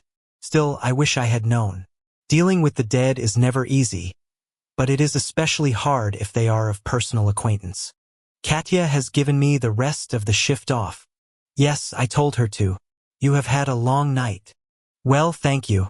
Before I leave, though, I want to ask you about another patient. Havers put his glasses back on. Of course. Which one? Revenge. He came in last evening. So I recall. Is he having some difficulty with his medications? Did you by any chance see his arm? Arm. The infection in the veins on the right side. The racist physician pushed his tortoiseshell glasses up on his nose. He didn't indicate that his arm was giving him bother. If he wants to come back in and see me, I'll be happy to look at it. But as you know, I can't prescribe anything without examining him. Alina opened her mouth to argue when another nurse poked her head in. Doctor, the female said, your patient is ready in exam room 4. Thank you. Havers looked back at Alina. Now do go home and have a rest. Yes, doctor. She ducked out of his office and watched the racist physician hurry off and disappear around the corner. Revenge wasn't coming back in here to see Havers. No way. 1, he'd sounded too sick to, and 2, he'd already proven he was a hard-headed idiot when he'd deliberately hidden that infection from the doctor. Stupid. Male. And she was stupid as well, considering what was banging around in her head. Generally speaking, ethics were never a problem for her. Doing the right thing didn't require thought or a negotiation of principles or a cost and benefit calculation. For example, it would be wrong to go into the clinic's supply of penicillin and lift, say, 8,500 milligram tablets. Especially if you were giving those tablets to a patient who had not been seen by the doctor for the ailment being treated. That would just be wrong. All the way around. The right thing would be to call the patient and persuade him to come into the clinic and get seen by the doctor, and if he wouldn't get his ass in gear, then that was that. Yup, not a lot of complications there. Alina headed for the pharmacy. She decided to leave it up to fate. And what do you know, it was cigarette break time. The little be right back clock read 3:45. She checked her watch. 3:33. Unlatching the counter door, she went into the pharmacy, beelined for the penicillin jugs, and shook out those 8,500 milligram tablets into the pocket of her uniform, exactly what had been prescribed for a patient with a similar issue 3 nights ago. Revenge was not going to come back to the clinic anytime soon, so she would bring what he needed to him. She told herself that she was helping a patient and that was the most important thing. Hell, she was probably saving his life. She also pointed out to her conscience that this was not OxyContin or Valium or morphine. As far as she was aware, no one had ever crushed up some psyllin and snorted it for a high. As she went into the locker room and picked up the lunch she'd brought but hadn't eaten, she didn't feel guilty. And as she dematerialized home, she felt no shame in going to the kitchen and putting the pills in a Ziploc bag and tucking them into her purse. This was the course she was choosing. Stefan had been dead by the time she got to him, and the best she'd been able to do was help wrap his cold, stiff limbs in ceremonial linen. Revenge was alive and suffering, and whether he was the cause of it or not, she could still help him. The outcome was moral even if the method was not. And sometimes that was the best you could do. 24. By the time Shex got back to Zero Sum, it was 3:30 a.m., just in time to close the club. She also had a little work to do on herself, and unlike zeroing out the cash registers and sending the staff and the bouncers off into the night, she couldn't wait on her personal biz. Before she'd left Rev's great camp, she'd gone into a bathroom and put her chiliches back on, but the fuckers weren't working. She was buzzing, twitchy with power, right on the edge. For all the good they were doing, she might as well have been wearing a pair of shoelaces tied around her thighs.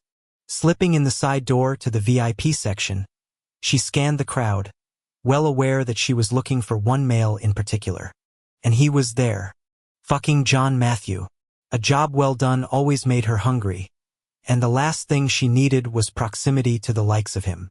As if he felt her eyes on him, his head lifted and his deep blue marbles flashed. He totally knew what she wanted, and given the way he discreetly rearranged himself in his pants, he was ready to be of service.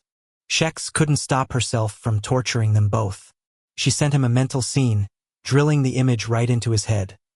The two of them in a private bathroom, him up on the sink and leaning back, her with one foot planted on the counter, his sex deep in hers, the two of them panting. While he stared across the crowded room, John's mouth parted, and the flush on his cheeks had nothing to do with embarrassment and everything to do with the orgasm that was no doubt pounding up his shaft. God, she wanted him. His buddy, the redhead, snapped her out of the madness. Blaylock came back to the table with 3 beers hanging from their necks, and as he took a look at John's hard, sexed-up face, he stopped short and glanced over at her in surprise. Shit. Shex waved off the bouncers who were coming up to her and walked out of the VIP section so fast, she nearly bowling-pinned a waitress. Her office was the only place that was safe, and she headed there at a dead run. Assassination was an engine that, once she turned it on, was hard to slow, and memories of the kill, of the sweet moment when she'd met Montrag's eyes with her own and then taken his sight from him, were juicing up her sympath side. Burning off that energy, taking herself back down, required one of two things. Sex with John Matthew was definitely one of them. The other was much less pleasurable, but beggars couldn't be choosers, and she was about to take her Liz out and go to work on all the humans in her way, which wouldn't be good for business. 100 years later, she closed her door on the noise and the cattle-like crush of people, but there was no relaxing in her barren haven. Hell, she couldn't even calm herself enough to tighten her chilaches. She paced around the desk, caged, ready to boil over, trying to get herself level so she could. With a roar, the change thundered down upon her, her visual field flipping into shades of red like someone had just put a visor down over her eyes. All at once, the emotional grids of every single living thing in the club popped into her brain, walls and floors disappearing and being replaced by the vices and the desperations, the angers and the lusting wants, the cruelties and the pain that were as solid to her as the club's structure had once been. Her sympath side had had it with the let's play nice and was ready to make hides out of that herd of simpering, strung-out humans outside. As Shex took off like the dance floor was on fire and she was only one with an extinguisher, John sank back down into his banquette. After what he'd seen in his head dissipated, the pinprick tingles over his skin started to fade, but his erection was having none of the "oh well maybe another time." His cock was hard in his jeans, trapped behind the button fly. Shit, John thought. Shit. Just shit. Way to cockblock, Blay, Quinn muttered. I'm sorry, Blay said as he slid in and passed out the beers. I'm sorry. Shit. Well, didn't that cover things perfectly? You know, she's really into you, Blay said with a hint of admiration. I mean, I thought we came here just so you could stare at her. But I didn't know she was looking at you like that, too. John ducked his head to cover up his cheeks as they way surpassed the red of Blay's hair. You know where her office is, John? Quinn's mismatched eyes stayed level as he tilted back his freshie and drank hard. Go there. Now, at least one of us can get a little relief. John eased back and rubbed his thighs, thinking exactly what Quinn was. But did he have the balls for that? What if he approached her and she turned him down? What if he lost his hard-on again? As he remembered what he'd seen in his head, though he wasn't so worried about that. He was ready to orgasm right where he sat. You could go back into her office alone, Quinn continued softly. I can wait at the head of the hall and make sure no one interrupts. You'll be safe and it will be private. John thought of the one and only time he and Shex had been in an enclosed space alone together. It had been back in August in the men's bathroom on the mezzanine floor, and she'd found him careening out of a stall, drunk as shit. Even as polluted as he'd been, one look at her and he'd been ready to go, desperate for her sex, and thanks to a boatload of Corona confidence. He'd had the colossal cojones to go up to her and write her a little message on a paper towel. It had been payback for what she herself had demanded of him. Fair was fair. He wanted her to say his name when she got herself off.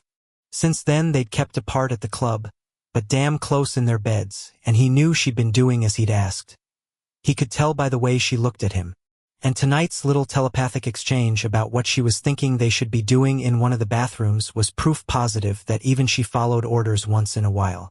Quinn put a hand on John's arm, and when he looked over, the guy signed, Timing is everything, John. Too true. She wanted him, and tonight it was not just in the fantasy Home Alone sense. John didn't know what had changed for her or what the trigger was, but his cock didn't give a shit about those kinds of details. Outcome was all that mattered. Literally.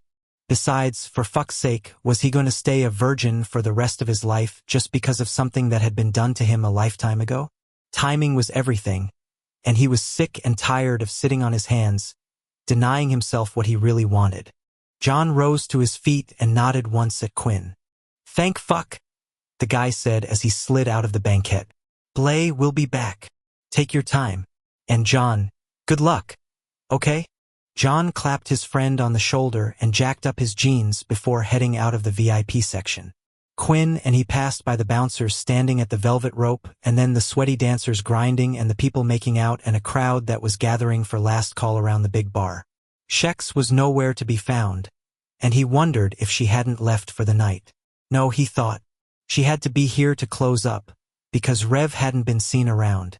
Maybe she's already in her office, Quinn said. As they went up the stairs to the mezzanine floor, he thought of the first time he'd met her. Talk about wrong foot. She'd dragged him down this hallway and interrogated him after she'd caught him tucking a gun so Quinn and Blay could have some tail in peace. That was how she'd learned his name and his ties to Wrath and the Brotherhood. And the way she'd manhandled him had been a total turn-on-ance. He'd gotten over the conviction that she was going to tear him limb from limb. "I'll be right here." Quinn stopped at the head of the corridor. "It's going to be fine." John nodded and then put one foot after the other, the hall getting darker and darker as he went along. When he got to her door, he didn't pause to gather himself. Too afraid he'd pull a pussy and bolt back to his buddy. Yeah, and how ball-less would that look? Besides, he wanted this. He needed this. John lifted his knuckles to knock and froze. Blood. He smelled blood. Hers. "Oh, my God," he mouthed. Shex's head snapped up from what she was doing, and the sight of her burned his eyes. Her leathers were off and draped on the edge of the chair. Her legs streaked with her own blood that welled from the barbed metal bands that were locked around both her thighs. She had one black boot up on the desk and was in the process off-tightening them. "Get the fuck out of here." "Why," he mouthed, coming at her, reaching out. "Oh God, you have to stop." With a deep growl in her throat, she pointed at him. "Don't come near me." John started to sign fast and sloppy, even though she didn't understand ASL. "Why are you doing that to yourself? Get the fuck out of here. Now." "Why?" he shouted at her silently. As if in answer, her eyes flashed ruby red, like there were colored flashbulbs mounted in her skull, and John went utterly cold. There was only one thing in the Brotherhood's world that did that. "Go!" John spun around and fast-tracked to the door. As he reached for the knob, he saw that it was lockable from the inside, and with a quick twist of the stainless steel ridge, he locked her in so no one else would see her. As he came up to Quinn, he didn't stop. He just kept right on going, not caring whether his friend and personal guard was behind him. Of all the things he could ever have learned about her, this was one he couldn't possibly have foreseen. Shex was a frickin' sympath. 25. Cross Caldwell, on a tree-lined street, Lash was sitting inside a brownstone apartment in a club chair that was slip-covered in dark velvet. Hanging beside him were the only other remnants of the stylish, wealthy humans who'd previously lived in the place. Swaths of beautiful damask drapery ran from floor to ceiling, accentuating the bay windows that bowed out over the sidewalk. Lash loved the damn drapes. They were wine, gold, and black, and fringed with gold satin balls the size of marbles. In their lush glory, they reminded him of the way things had always been when he'd lived in that big Tudor mansion up on the hill. He missed the elegance of that life. The staff, the meals, the cars. He was spending so much time with the lower classes. Shit, the human lower classes, considering the pool where lessers were drawn from. He reached out and stroked one of the drapes, ignoring the blush of dust that bloomed in the still air as soon as he touched it. Lovely. So heavy and substantial with nothing cheap about it. Not the fabric, not the dyes, not the hand-sewn hems or borders. The feel of it made him realize he needed a good house of his own, and he thought maybe this brownstone could be it. According to Mr. D, the Lessening Society had owned this place for the last 3 years, the property having been purchased by a forelesser who was convinced vampires were in the area. A 2-car garage was tucked in the back alley, so there was privacy, and the home was as close to graceful as he was going to get anytime soon. Grady came in with a cell phone up to his ear, on the final lap of the pacing trail he'd developed over the past 2 hours. As he talked, the guy's voice echoed up to the high, ornate ceilings. Now properly motivated by his adrenal gland, the guy had coughed up the names of 7 dealers and had been calling them one after another and schmoozing his way into meetings. Lash glanced down at the piece of paper Grady had scribbled his list on. Whether all the contacts worked out only time would tell, but one of them was definitely solid. The seventh person, whose nomenclature was circled in black at the bottom, was someone Lash knew. The Reverend K.A. Revenge, son of Rempun, owner of Zero Sum, aka territorial fucker who had booted Lash out of the club because he'd sold a few grams here and there. Shit, Lash couldn't believe he hadn't thought of it sooner. Of course Revenge would be on the list. Hell, he was the river that spawned all the streams, the guy the South Americans and the Chinese manufacturers dealt with directly. Didn't this make things even more interesting? Okay, I'll see you then, Grady said into the phone. As he hung up, he looked over. I don't have the Reverend's number. But you know where to find him, right? Duh. Everybody in the drug trade, from pushers to users to the police, knew where the guy hung out, and for that reason it was a wonder the place hadn't been shut down long ago. That's going to be a problem, though. I'm banned from Zero Sum. Join the club. We'll work around that. Although not by sending a lesser in to try to make a deal. They were going to need a human for that. Unless they could lure Revenge out of his den, which was unlikely. Am I done now? Grady asked, glancing desperately at the front door, like he was a dog who badly needed to go out for a piss. You said you needed to stay under the radar. Lash smiled, flashing his fangs. So you're going back with my men to their place. Grady didn't argue, just nodded and crossed his arms over the front of that fakakta eagle jacket of his. His acquiescence was equal parts personality, fear, and exhaustion. Clearly, it had dawned on him that he was in much deeper shit than he'd first realized. No doubt he thought the fangs were cosmetic add-ons, but someone who thought he was a vampire could be almost as deadly and dangerous as someone who really was. The butler's door from the kitchen opened, and Mr. D came in with 2 square packages wrapped in cellophane. The pair were each the size of a head, and Lash saw a whole lot of dollar signs as the lesser brought them over. I done found them in quarter panels. Lash took out his switchblade and punctured a small hole in each. A quick lick of the white powder and he was smiling again. Good quality. We're gonna cut the shit out of it. You know where to put it. Mr. D nodded and went back into the kitchen. When he returned, the other 2 slayers were with him, and Grady wasn't the only one who looked beat. Lessers needed to recharge every 24 hours, and at last count they had been going for like 48 straight. Even Lash, who could power up for days, was feeling drained. Time to crash out. Getting up from the chair, he drew on his coat. I'm driving. Mr. D, you're going sit in the back of the Mercedes and make sure Grady enjoys being chauffeured. You other 2 take the POS. They all departed, leaving the Lexus in the garage with the plates off and the VIN stripped. The trip over to the Hunterbred apartment complex didn't take long, but Grady managed to fit a nap in. In the rearview mirror, the fucker was out like a light, his head lying back against the seat, his mouth open as he snored, which bordered on disrespect. Really. Lash pulled up to the apartment where Mr. D and his pair of buddies stayed, and craned around, looking back at Grady. Wake up, asshole. As the guy blinked and yawned, Lash despised the weakness, and Mr. D likewise seemed unimpressed. Rules are simple. If you try to bolt, my men will either shoot you on the spot or call the police and tell them exactly where you are. Nod your dumbass head if you understand what I'm saying. Grady nodded, although Lash had a feeling he would have done that no matter what he'd been told. Eat your own feet. 'Kay, sure, fine. Lash released the locks. Get the fuck out of my car. More nodding as the doors were opened and the bitter wind shot in. As he stepped free of the Mercedes, Grady huddled into his coat, that stupid fucking eagle getting its wings crowded as the human curled around himself.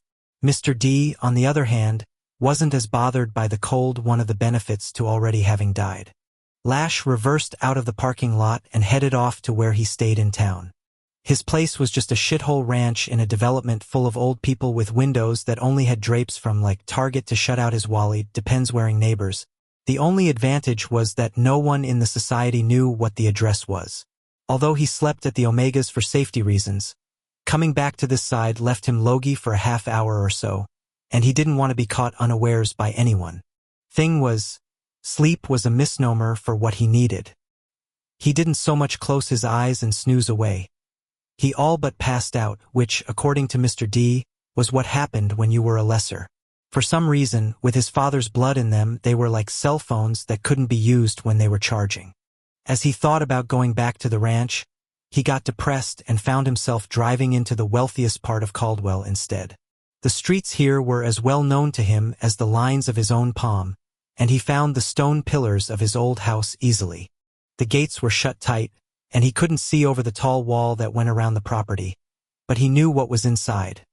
The grounds and the trees and the pool and the terrace, everything perfectly kept. Shit, he wanted to live like that again. This downmarket existence with the lessening society felt like a cheap suit of clothes. Not him. On any level. He put the Mercedes in park and just sat there, staring at the drive. After murdering the vampires who'd raised him and burying them in the side yard here, he'd stripped the tutor of everything that wasn't nailed down, the antiques being stored at various lesser houses around and outside of town. He hadn't been back since he'd gone to pick up this car, and he assumed that through his parents' wills, the property had passed to whatever blooded relative of theirs was left after the raids he'd performed on the aristocracy. He doubted the estate was still in the race's name. After all, it had been infiltrated by lessers and was therefore permanently compromised. Lash missed the mansion, though he couldn't have used it as HQ. Too many memories, and more to the point, it was too close to the vampire world. His plans and his accounts and the lessening society's intimate details were not the kind of shit he wanted to risk falling into Brotherhood hands. There would be a time when he met up with those warriors again, but it would be on his terms. Since he'd been murdered by that mutant defective Quinn, and his true father had come for him, no one but that fucker John Matthew had seen him, and even with that mute-s idiot it had been in only a hazy way, the kind of thing that, considering they'd all seen his dead body, someone would write off as a misperception. Lash liked making big entrances. When he came out to the vampire world, it was going to be from a position of dominance. And the first thing he was going to do was avenge his own death. His future plans made him miss the past a little less, and as he looked up at the leafless trees getting blown around in the stiff wind, he thought of the force of nature, and wanted to be exactly that. As his cell phone went off, he cocked it and put it to his ear. "What?" Mr. D's voice was all business. "We've had an infiltration, Sue." Lash's palms squeezed the wheel hard. "Where?" "Here." "Motherfucker. What did they get?" "Jars. All 3 of them. That's why we done know it was the brothers. Doors are solid, windows too, so no idea how they got in.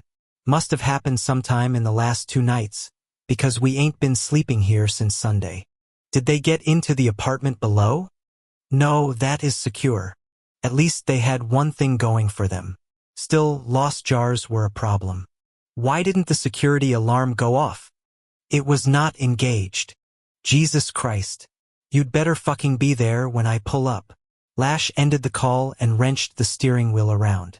As he floored the Mercedes, the sedan shot toward the gates, the front bumper raking across the iron slates. Fucking wonderful.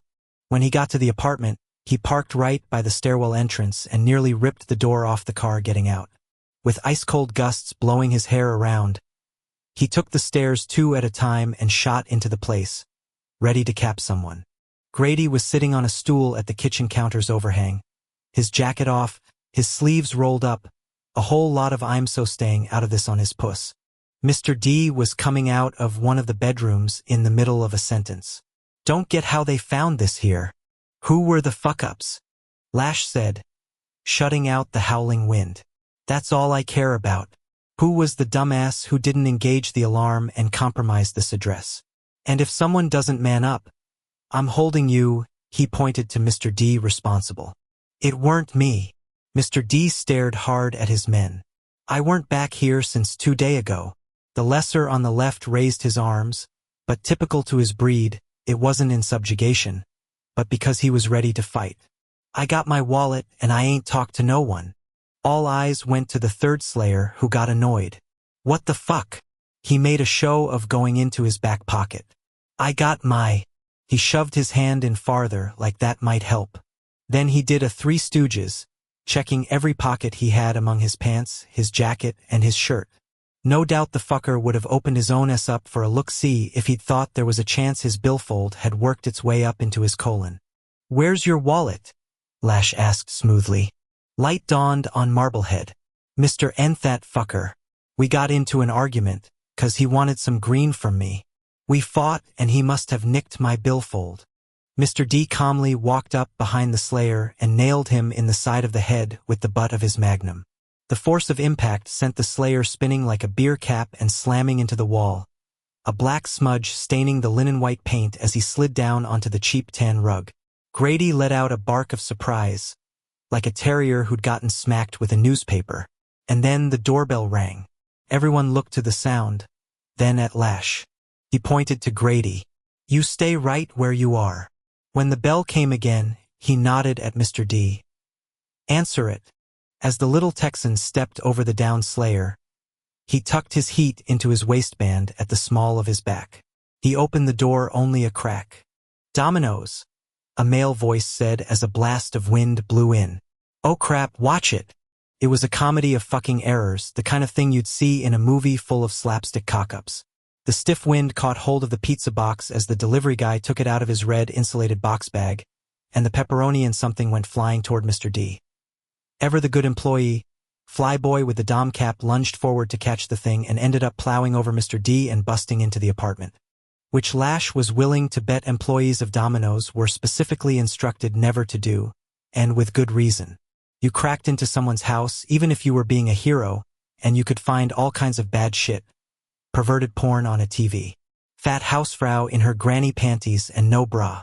A nasty-ass hovel with more cockroaches than people. Or a member of the undead bleeding black blood from a head wound. There was no way Pizza Guy wasn't gonna see what was doing across the way. And that meant he would have to be dealt with. After having spent what was left of the night roaming around downtown Caldwell looking for a lesser to fight, John took form in the courtyard at the Brotherhood's mansion, next to all the cars that were parked in an orderly row. Bitter wind shoved at his shoulders, a bully wanting to knock him down, but he stood tall against the onslaught. A Symphoth. Shex was a Symphoth. As his mind churned over the revelation, Quinn and Blay materialized beside him. To their credit, neither had asked him what the hell had happened back at Zero Sum. Both, however, continued to look at him like he was a beaker in a science lab, as if they were waiting for him to change colors or froth up all over himself or something. "I need some space," he signed without meeting either of their stares. "No problem," Quinn replied.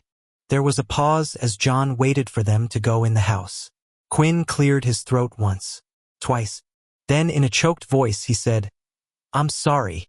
I didn't mean to push you again." John shook his head and signed, "It's not related to sex. So don't worry. 'Kay?" Quinn frowned. "Okay. Yeah, cool. You need us, we're around. Come on, Blay." Blay followed, the two of them walking up the shallow stone steps and going into the mansion. Standing alone, finally, John had no idea what to do or where to go. But dawn was coming soon, so short of a quick jog through the gardens, he had few outdoor options. Although, God, he wondered whether he could even go inside. He felt contaminated by what he'd learned. Shex was a Symphoth. Did Revenge know? Did anyone else? He was well aware of what the law required him to do. He'd learned that in training, when it came to Symphoths, you reported them for deportation or you were deemed an accomplice. Pretty damn clear-cut. Except what happened then. Yeah, no guessing at that.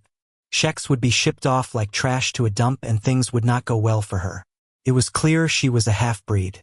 He'd seen photographs of Symphoths, and she looked nothing like those tall, thin, creepy-ass SOBs. So chances were very good she'd be killed up in the colony because from what he knew, Symphoths were like the Glimera when it came to discrimination. Save for the fact that they liked to torture what they derided. And not in the verbal sense. What the fuck did he do?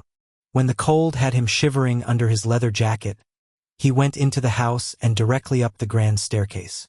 The doors of the study were open, and he could hear Wrath's voice, but he didn't stop to see the king. He kept walking, going around the corner to the Hall of Statues. He wasn't heading for his room, though. John pulled up in front of Tor's door and paused to stroke his hair flat. There was only one person he wanted to talk this through with, and he prayed that for once there would be something coming back to him. He needed help. Badly. John knocked softly. No answer. He knocked again. As he waited and waited, he stared at the panels of the door and considered the last 2 times he'd burst into rooms uninvited. The first had been over the summer when he'd barged into Cormia's bedroom and found her naked and curled on her side with blood on her thighs. Result? He'd pummeled the holy hell out of fury for no reason, as the sex had been consensual. The second had been Shek's, tonight. And look at the situation that had put him in. John knocked harder, his knuckles banging loud enough to wake the dead. No answer. Worse, no sounds at all. No TV, no shower, no voices. He stepped back to see if there was a glow coming from under the door. Nope. So Lassiter wasn't in there. Dread made him swallow hard as he slowly opened the door wide. His eyes went first to the bed, and when Tor wasn't lying there, John flat out panicked. Racing across the oriental rug, he shot through into the bath, fully expecting to find the brother sprawled out in the jacuzzi with his wrists cut. There was no one in either room. A strange, giddy hope flared in his chest as he went back into the hall. Looking left and right, he decided to start with Lassiter's bedroom. No answer, and, looking inside, he found a whole lot of neat and tidy along with the dimming scent of fresh air. This was good. The angel had to be with Tor. John hot-stepped it down to Rath's study, and after he knocked on the jamb, he put his head in, doing a quick review of the spindly sofa and the armchairs and the mantel by the fireplace that the brothers liked to lean against. Rath looked up from the desk. "Hey son, what's doing?" "Oh, nothing. Just excuse me." John headed down the grand staircase at a jog, knowing that if Tor was having his first foray back into the world, he wouldn't want to make a big deal out of it. He'd probably start simple, just going into the kitchen for food with the angel. Downstairs, John hit the foyer's mosaic floor, and when he heard male voices to the right, he looked inside the billiards room. Butch was bent over the pool table about to take a shot, and Vishouse was behind him, heckling. The widescreen was showing a whole lot of ESPN, and only 2 squat glasses were out, one with amber liquid in it, the other with crystal clear stuff that was not water. Tor wasn't there, but he'd never been big into games.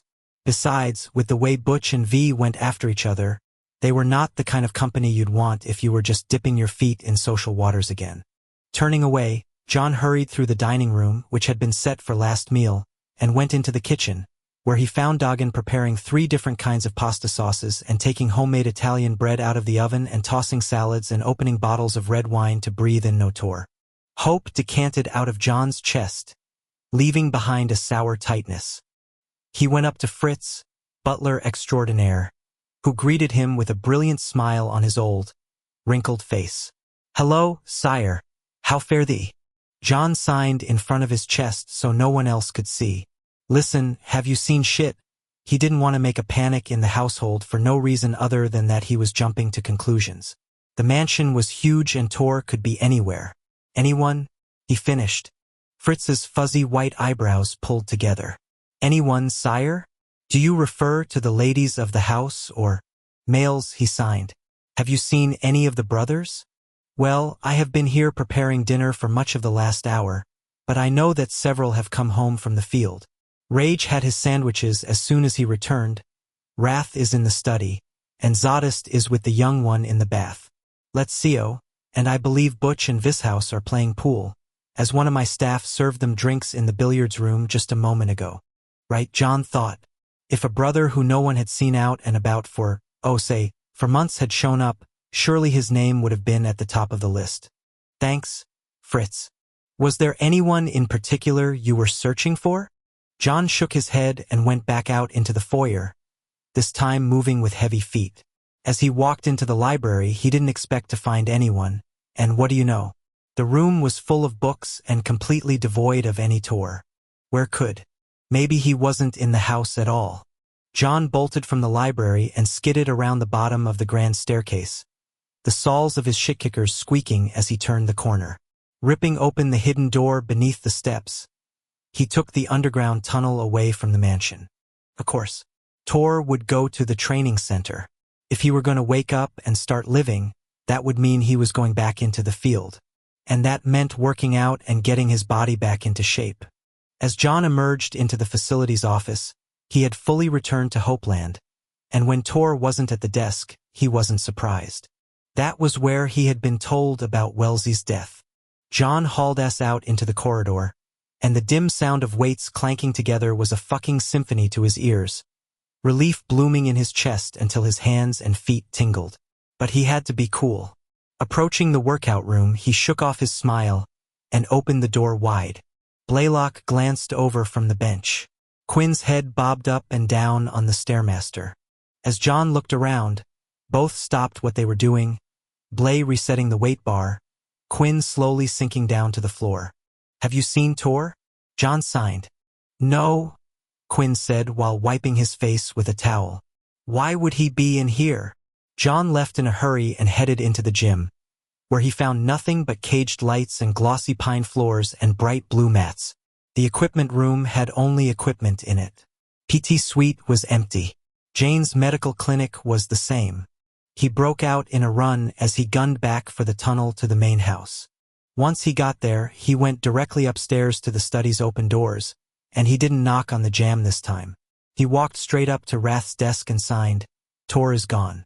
As the Domino's delivery guy fumbled to catch the pizza box, everyone else went stock-still. "That was close," the human said. "Don't want to get it."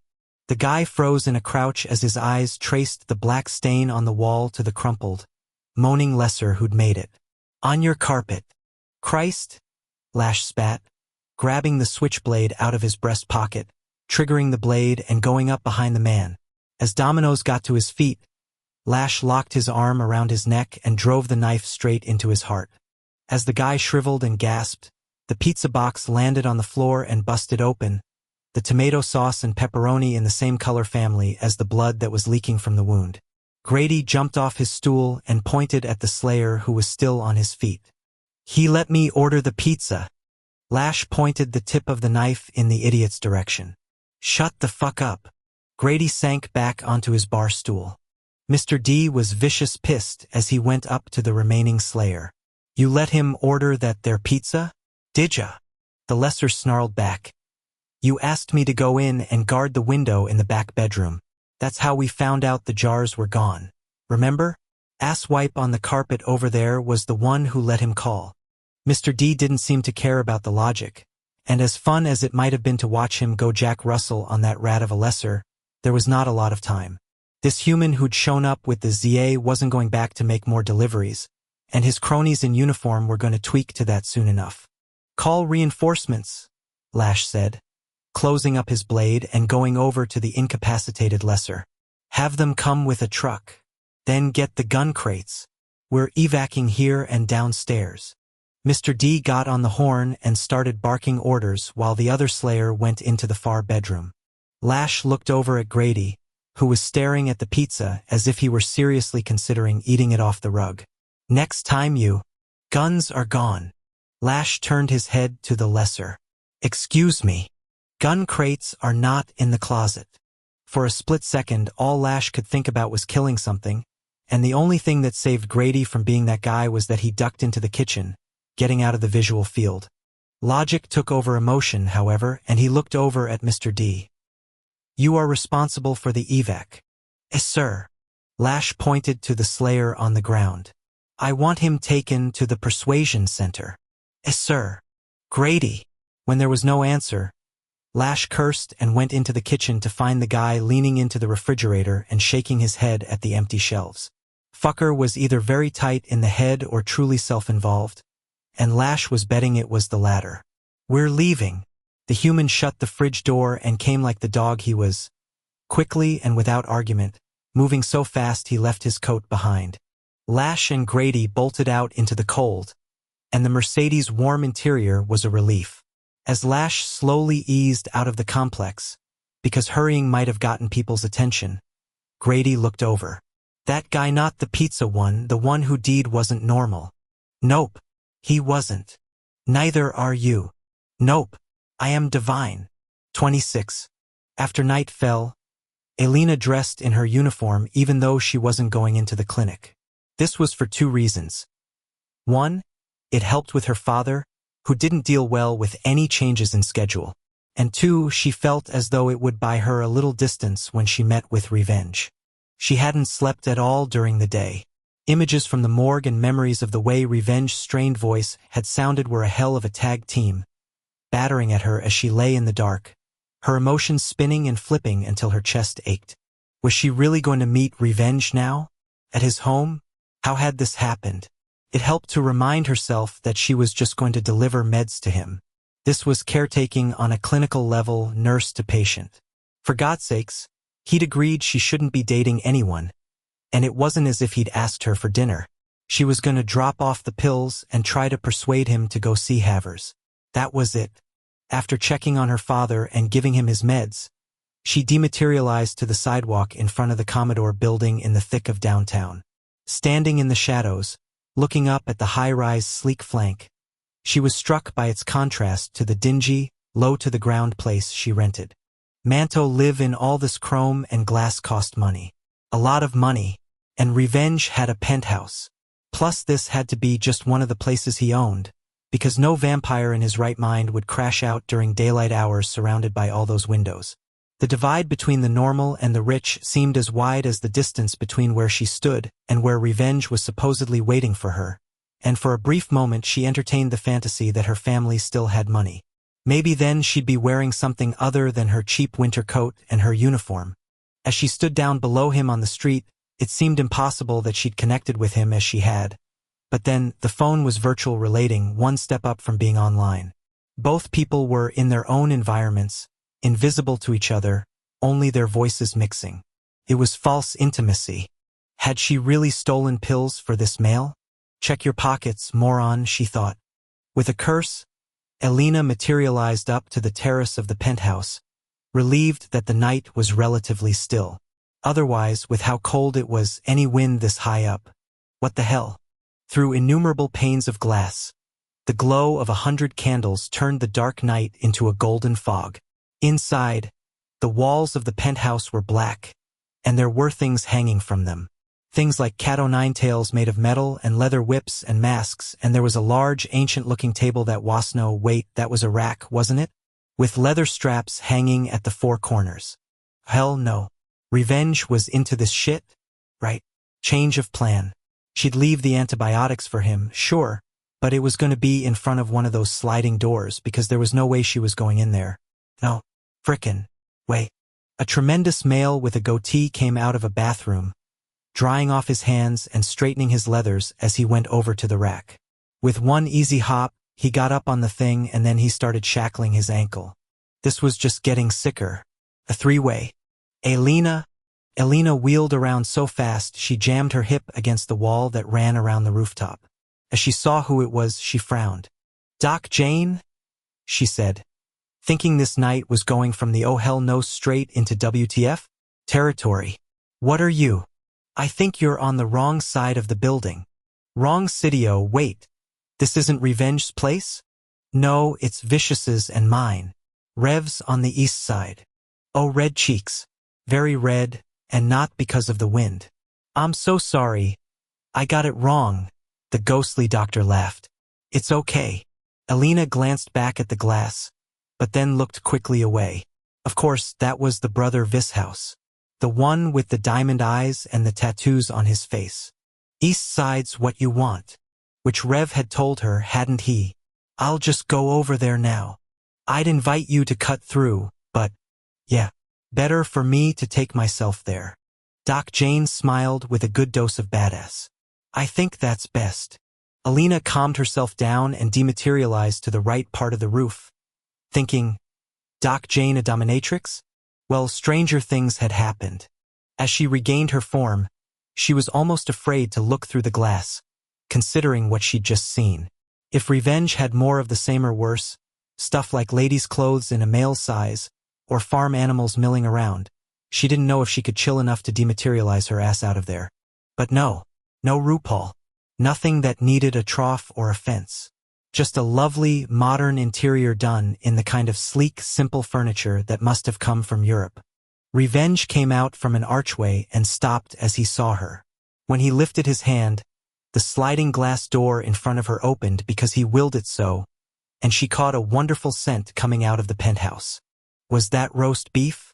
Revenge came over to her, moving with a smooth gait in spite of the fact that he relied on his cane. Tonight, he wore a black turtleneck that was clearly cashmere and a stunning black suit, And in his fine clothes, he was something off the cover of a magazine, glamorous, seductive, ever out of reach. Alina felt like a fool. Seeing him here in his beautiful home, it wasn't that she thought she was beneath him. It was just clear they had nothing in common. What kind of delusions had struck her when they'd talked or been at the clinic? Welcome. Revenge stopped at the door and extended his hand toward her. I would have waited for you outside, but it's too cold for me. Two totally different worlds, she thought. Alina? Sorry. Because it would be rude not to. She put her hand in his and stepped into his penthouse. But in her mind, she had already left him. As their palms met, Rev was robbed, mugged, burgled, broken, and entered. He felt nothing as their hands melded, and desperately wished he could sense Alina's warmth. Still, even though he was numb, just watching their flesh come together was enough to make his chest sparkle like it had been steel-wooled to a bright shine. Hi, she said in a husky way as he drew her in. He shut the door and kept hold of her hand until she broke the contact, ostensibly to walk around and look at his place. He sensed, though, that she needed physical space. The view here is extraordinary. She stopped and stared out at the sprawling vista of the twinkling city. Funny. It looks like a model from way up here. We are high, that's for sure. He watched her with obsessive eyes, absorbing her through his sight. I love the view, he murmured. I can see why. And it's quiet, private, just them and no one else in the world. And alone with her here now, he could almost believe all the dirty things he'd done had been crimes committed by a stranger. She smiled a little. Of course it's quiet. They're using ball gags next door, Rev laughed. You get the wrong side of the building? Did I ever? That blush told him she had seen more than just inanimate objects from V's Bondage R Us collection. And suddenly Rev was dead serious. Do I need to say something to my neighbor? Alina shook her head at him. It was totally not his fault, and fortunately he and Jane hadn't started. Thank God. You're not into that kind of thing, I take it. Alina went back to staring at the view. Hey, they're consenting adults, so it's all good. But me personally, not on your life. Talk about bubble burst. If BDSM was too much for her, he guessed that meant she wouldn't understand the fact that he was fucking for ransom a female he hated, who happened to be his half-sister. Oh, and who was a sympath, like him. His silence brought her head over her shoulder. I'm sorry. Have I offended you? I'm not into that either. Oh, not at all. He was a whore with standards. Kinky crap was okay only if you were forced into it. Fuck the consensual shit V and his mate were into. Yeah, 'cause that was just wrong. Christ, he was beneath her. Alina wandered around, her soft-soled shoes making no sound on his black marble floors. As he watched her, he realized that under her black wool coat she was in her uniform. Which was logical, he pointed out to himself, if she had to go to work after this. Come on, he told himself. Did he really think she was going to stay the night? May I take your coat? He said, knowing she must be warm. I have to keep this place hotter than most people are comfortable with. Actually, I should just head off. She put a hand in her pocket. I only came to give you the penicillin. I was hoping you'd stay for dinner. I'm sorry. She held out a plastic bag to him. I can't. Flashes of the princess tripped through Rev's brain, and he reminded himself of how good it felt to do right by Ellen and erase her number from his phone. He had no business courting her. None at all. I understand. He took the pills from her. And thank you for these. Take 2 4 times a day. 10 days. Promise me? He nodded once.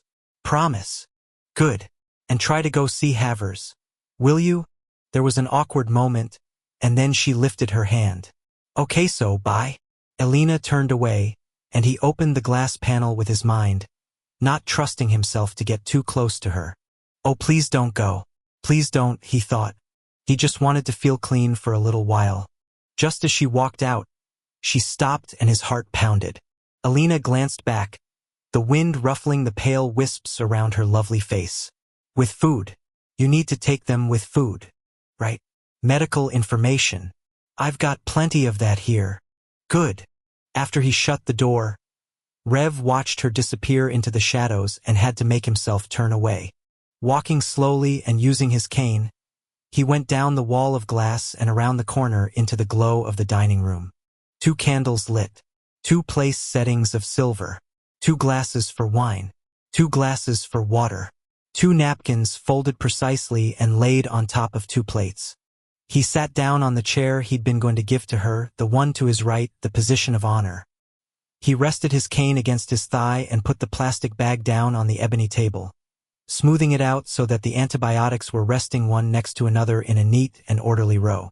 He wondered why they hadn't come in a little orange bottle with a white label on it. But whatever, she had brought them to him here. That was the main thing. Sitting in the silence, surrounded by candlelight and the scent of the roast beef he'd just taken out of the oven, Rev stroked the plastic bag with his numb forefinger. Sure as shit he was feeling something, though. In the dead center of his chest, he had an ache behind his heart. He'd done a lot of evil deeds over the course of his life. Big ones and small. He'd set people up just to mess with them, whether they were rogue dealers infringing on his turf, or Johns who didn't treat his whores right, or idiots who screwed around at his club. He'd leveraged the vices of others to his benefit. Sold drugs, sold sex, sold death in the form of Shex's special skills. He'd fucked for all the wrong reasons. He'd maimed. He'd murdered. And yet none of that had bothered him at the time. There had been no second thoughts, no regrets, no empathy. Just more schemes, more plans, more angles to be discovered and exploited. Here at this empty table, though, in this empty penthouse, he felt the ache in his chest and knew it for what it was. Regret. It would have been extraordinary to deserve Elena, but that was just one more thing he wasn't ever going to feel. 27. As the Brotherhood met in his study, Wrath kept an eye on John from his vantage point. Behind the frilly desk, across the way, the kid looked like roadkill. His face was pale and his big body was still, and he hadn't participated in the discussion at all. The scent of his emotions was the worst part of it, though there was none. Not the stinging, nostril-bracing bite of anger. Not the acrid, smoky blow of sadness. Not even the lemony pitch of fear. Nothing. As he stood among the brothers and his 2 best friends, he was insulated by his non-responsiveness and his numbed-out trance with them, but not really. Not good. Wrath's headache, which like his eyes and his ears and his mouth seemed to be permanently attached to his skull, made a renewed assault into his temples, and he sat back in his pansy-ass chair in the hope that a spinal realignment might ease the squeeze. No luck. Maybe a cranial amputation would work. God knew Doc Jane was good with a saw. Over in the ugly green armchair, rage bit down on a Tootsie Pop, breaking one of the many thumb-up-the-ass silences that had marked the meeting. Tor couldn't have gone far, Hollywood muttered. He's not strong enough. I checked the other side, Fury said from the speakerphone. He's not with the Chosen. How about we do a drive-by of his old house? Butch suggested. Wrath shook his head. I can't imagine he'd go there. So many memories. Shit, not even the mention of that home John had spent time in elicited anything from the kid. But at least it was finally dark so they could go out and look for Tor. I'm going to stay here and see if he comes back, Wrath said as the double doors opened and V strode in. I want the rest of you out searching for him in the city. But before you go, first let's get an update from our very own Katie Couric. He nodded at V's house. Katie. V's glare was the ocular version of a fully extended middle finger, but he got on with it. Last night, on the police blotter, there was a report filed by a homicide detective. Dead body was found at the address where those gun crates came from. Human. Pizza delivery guy. Single knife wound through the chest. No doubt the poor bastard walked into something he shouldn't have. I just finished hacking into the case details, and what do you know? I found a note in it about a black, oily stain on the wall next to the door. There was a grumble of curses, many of which included the F word. Yeah, well, here's the interesting part. Police noted that a Mercedes had been spotted in the parking lot about 2 hours before the Domino's manager called, in that his employee hadn't returned to work after delivering to that Addy. And one of the neighbors saw a blonde man, Natch, get into it with another guy who was dark-haired. She said it was weird seeing that kind of flashy sedan in the area.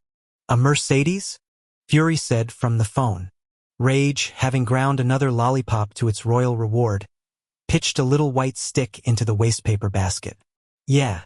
Since when has the lessening society put that kind of cash into their wheels?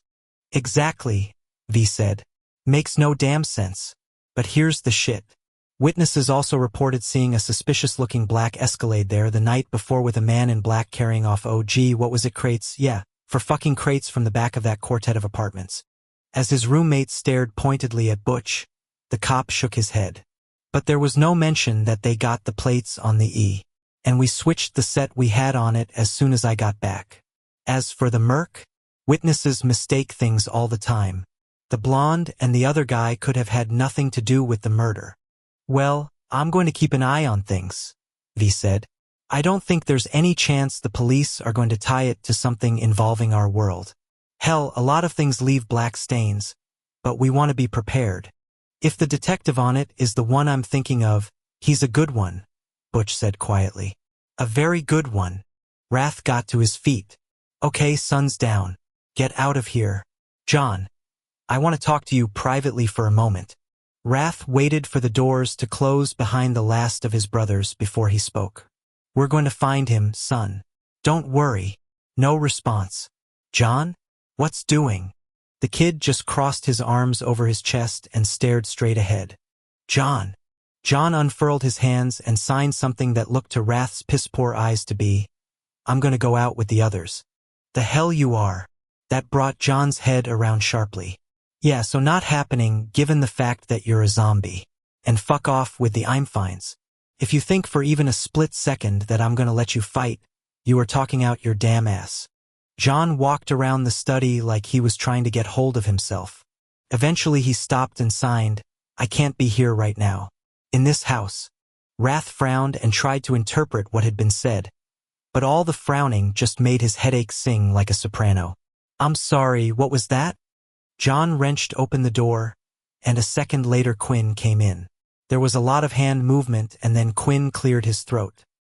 He says he can't be in this house tonight. He just can't. Okay, then go to a club and get faced until you pass out. But no fighting. Wrath said a silent prayer of thanks that Quinn was grafted to the kid's side. And, John, I am going to find him. More signing, and then John turned to the door. What did he say, Quinn? Wrath asked. He said it doesn't matter to him if you do. John, you don't mean that. The kid pivoted and signed and Quinn translated. He says yes, he really does. He say she can't live like this anymore waiting, wondering every night and day when he goes into that room whether Tor has John. Slow down a little. Whether the male has hanged himself or taken off again. Even if he comes back, John says he's done. He's been left behind too many times. Hard to argue with that. Tor hadn't been a great father lately. His sole accomplishment on that front being the creation of the next generation of the living dead. Wrath winced and rubbed his temples. Look, son. I'm not a rocket scientist, but you can talk to me. There was a long, quiet stretch marked by an odd scent of dry, almost stale smell. Regret? Yeah, that was regret. John bowed a little as if in thanks and then ducked out the door. Quinn hesitated. I won't let him fight. Then you'll save his life. Because if he takes up arms in the shape he's in right now, he'll be coming home in a pine box. Roger that. As the door shut, pain roared in Wrath's temples and forced him to sit back down. God. All he wanted to do was go to his and Beth's room and get into their big bed and lay his head down on pillows that smelled like her. He wanted to call her and beg her to come join him just so he could hold on to her. He wanted to be forgiven. He wanted to sleep. Instead, the king got back to his feet, picked up his weapons from the floor beside his desk, and strapped all of them on. Leaving the study with his leather jacket in his hand, he went down the grand staircase, out the vestibule, and into the bitter night. Way he saw it was, the headache was going to be with him wherever he went, so he might as well be useful and go look for Tor. As he drew on his coat, he was struck by the thought of his Shellen and where she had gone the night before. Holy shit. He knew exactly where Tor was. Elena meant to leave Revenge's terrace right away, but while stepping into the shadows, she had to look back at the penthouse. Through the banks of glass, she watched Revenge turn away and walk slowly down the flank of the penthouse. Her shin caught something hard. Damn it! Hopping around on one foot and rubbing her leg, she shot a nasty look at the marble urn she'd nailed herself with. Revenge had gone into another room and stopped in front of a table set for two. Candles glowed amidst a shimmer of crystal and silver, the long wall of glass showing her all the trouble he had gone to for her. Damn it, she whispered. Revenge sat down as slowly and deliberately as he walked, looking behind himself first, as if to make sure the chair was where it should be, then bracing both hands and lowering himself down. The baggie of what she'd given him was placed on the table, and as he seemed to stroke it, his gentle fingers were at odds with those heavy shoulders and the dark power inherent in his hard face. Staring at him, Elena no longer felt the cold or the wind or the pain in her shin. Bathed in the candlelight, with his head tilted down and his profile so strong and true, Revenge was incalculably beautiful. Abruptly, his head snapped up and he looked right at her, even though she was in the darkness. Elena stepped back and felt the terrace wall against her hip, but she did not dematerialize. Even as he plugged his cane into the floor and rose to his full height, even as the door before him parted at his will. It would have taken a better liar than she was to pretend she just was looking off into the night. And she wasn't a coward to bolt. Elena walked up to him. You didn't take a pill. Is that what you're waiting for? Elena crossed her arms over her chest. Yes. Revenge glanced back at the table and the pair of empty plates.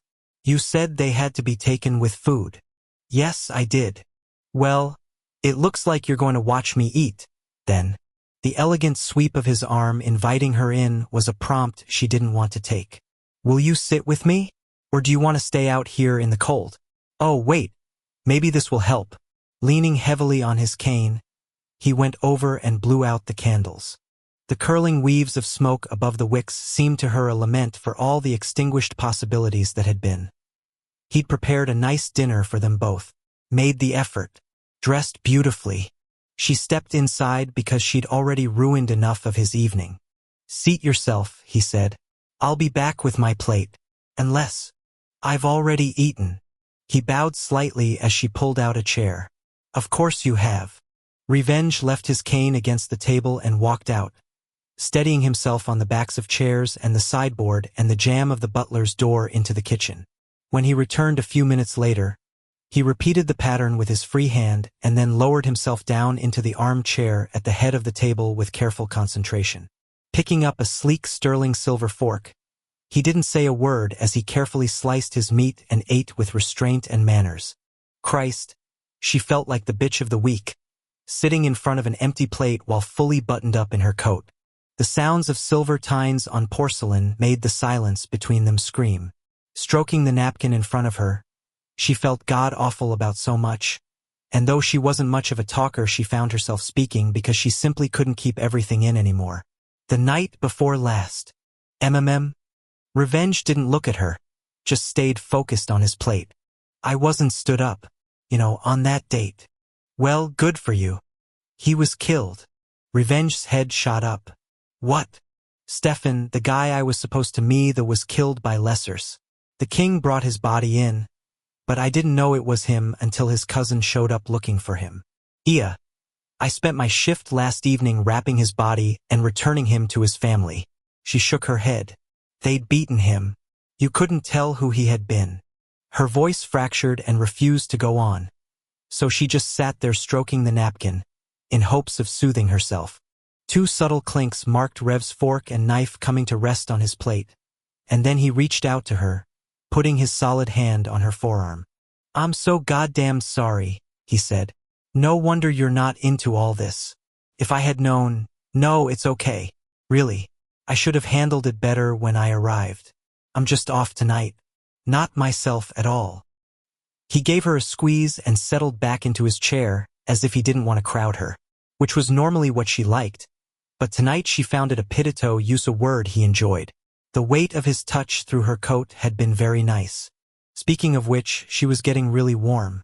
Elena unbuttoned herself and took the wool from her shoulders. Hot in here. Like I said before, I can cool things down for you. No, she frowned, glancing over at him. Why are you always cold? Side effects from the dopamine? He nodded. It's really more why I need the cane. I can't feel my arms, legs. She hadn't heard of many vampires reacting in that way to the drug, but then, individual reactions were legion. And also the vampire equivalent of Parkinson's was a nasty disease. Revenge pushed his plate away and the two of them sat in silence for a long while. In the candlelight he seemed dimmed somehow, his usual energy dialed down, his mood very somber. You're not yourself either, she said. Not that I know you very well, but you seem, how? Like I feel. In a walking coma. He chuckled in a short burst. That is so apartment. You want to talk about it. You want something to eat. They both laughed and stopped. Revenge shook his head. Look, let me get you some dessert. It's the least I can do. And it's not date food. The candles are out. Actually, you know what? You lied about having eaten before coming and now you're starving? She laughed again. You got it. As his amethyst eyes stared into hers, the air between them changed and she had the sense that he saw so much too much. Especially as he said in a dark voice, Will you let me feed you? Hypnotized, captivated. She whispered, Yes, please. His smile revealed long, white fangs. That is so the answer I was going for. What would his blood be like in her mouth? She wondered in a rush. Revenge growled deep in his throat, as if he knew exactly what she was thinking. But he took it no further, rising to his great height and going into the kitchen. By the time he returned with her plate, she'd managed to pull herself together a little bit better, although as he put the food down in front of her, the whiff of spices that drifted around her was too delicious and had nothing to do with what he'd cooked. Determined to keep it together, Elena put the napkin in her lap and tried the roast beef. My God, this is fabulous. Thanks, Rev said as he sat down. It's the way the dog Jen in our household have always done it. You get the oven up to 475 and you put the roast in, blast it for a half hour, then turn everything off and let it sit in there. You're not allowed to open the door to check it. That's the rule and you have to trust the process. 2 hours later. Heaven. Heaven. Elena laughed as the same word came out of both of their mouths. Well, it's really good. Melts in the mouth. In the interest of full disclosure, lest you think I'm a chef, it's the only thing I know how to cook. Well, you do one thing perfectly, and that's more than some people can say. He smiled and looked down at the pills. If I take one of these now, are you going to leave right after dinner? If I say no, will you tell me why you're so quiet? Tough negotiator. Just making it a two-way street. I told you what's weighing on me. Darkness shadowed his face, tightening his mouth and drawing his brows together. I can't talk about it. Sure you can. His eyes, now hard, flashed up to her. Just like you can talk about your father? Elena dropped her stare to her plate and took special care cutting a piece of meat. I'm sorry, Rev said. Ish it. No, it's okay. Even though it wasn't. I push too hard sometimes. Great for being in healthcare. Not so hot when it comes to the personal stuff. As silence flared again, she ate faster, thinking she'd go as soon as she finished. I'm doing something I'm not proud of, he said abruptly. She glanced up. His expression was positively vile, anger and hatred turning him into someone who, if she hadn't known otherwise, she would have feared. None of the evil look was directed at her, though. It was a manifestation of what he was feeling toward himself. Or another. She knew better than to press, especially given his mood. So she was surprised when he said, It's an ongoing thing. Was it business or personal, she wondered. His eyes lifted to hers. It involves a certain female, right? A female. Okay. She had no right to feel a cold vice around her chest. It was none of her business that he was already with someone. Or that he was a player who threw together this roast beef dinner, candlelight and seduction special for God knew how many different females. Elena cleared her throat and put down her knife and fork. As she dabbed her mouth with her napkin, she said, Wow, I never thought to ask if you were mated. You don't have a name in your back. It's not my Shellen, and I don't love her in the slightest. It's complicated. Do you share a young? No, thank God. Alina frowned. Is this a relationship, though? I guess you could call it that. Feeling like a total raving idiot for getting caught up in him, Alina put her napkin on the table beside her plate and offered a very professional smile as she got to her feet and picked up her coat. I should go now. Thanks for dinner. Rev cursed. I shouldn't have said anything. If your goal was to get me in bed, you're right. Bad move. Still, I'm glad you were honest. I wasn't trying to get you into bed. Oh, of course not, because you'd be cheating on her. Christ, why was she getting so upset over this? No, he snapped back. It's because I'm impotent.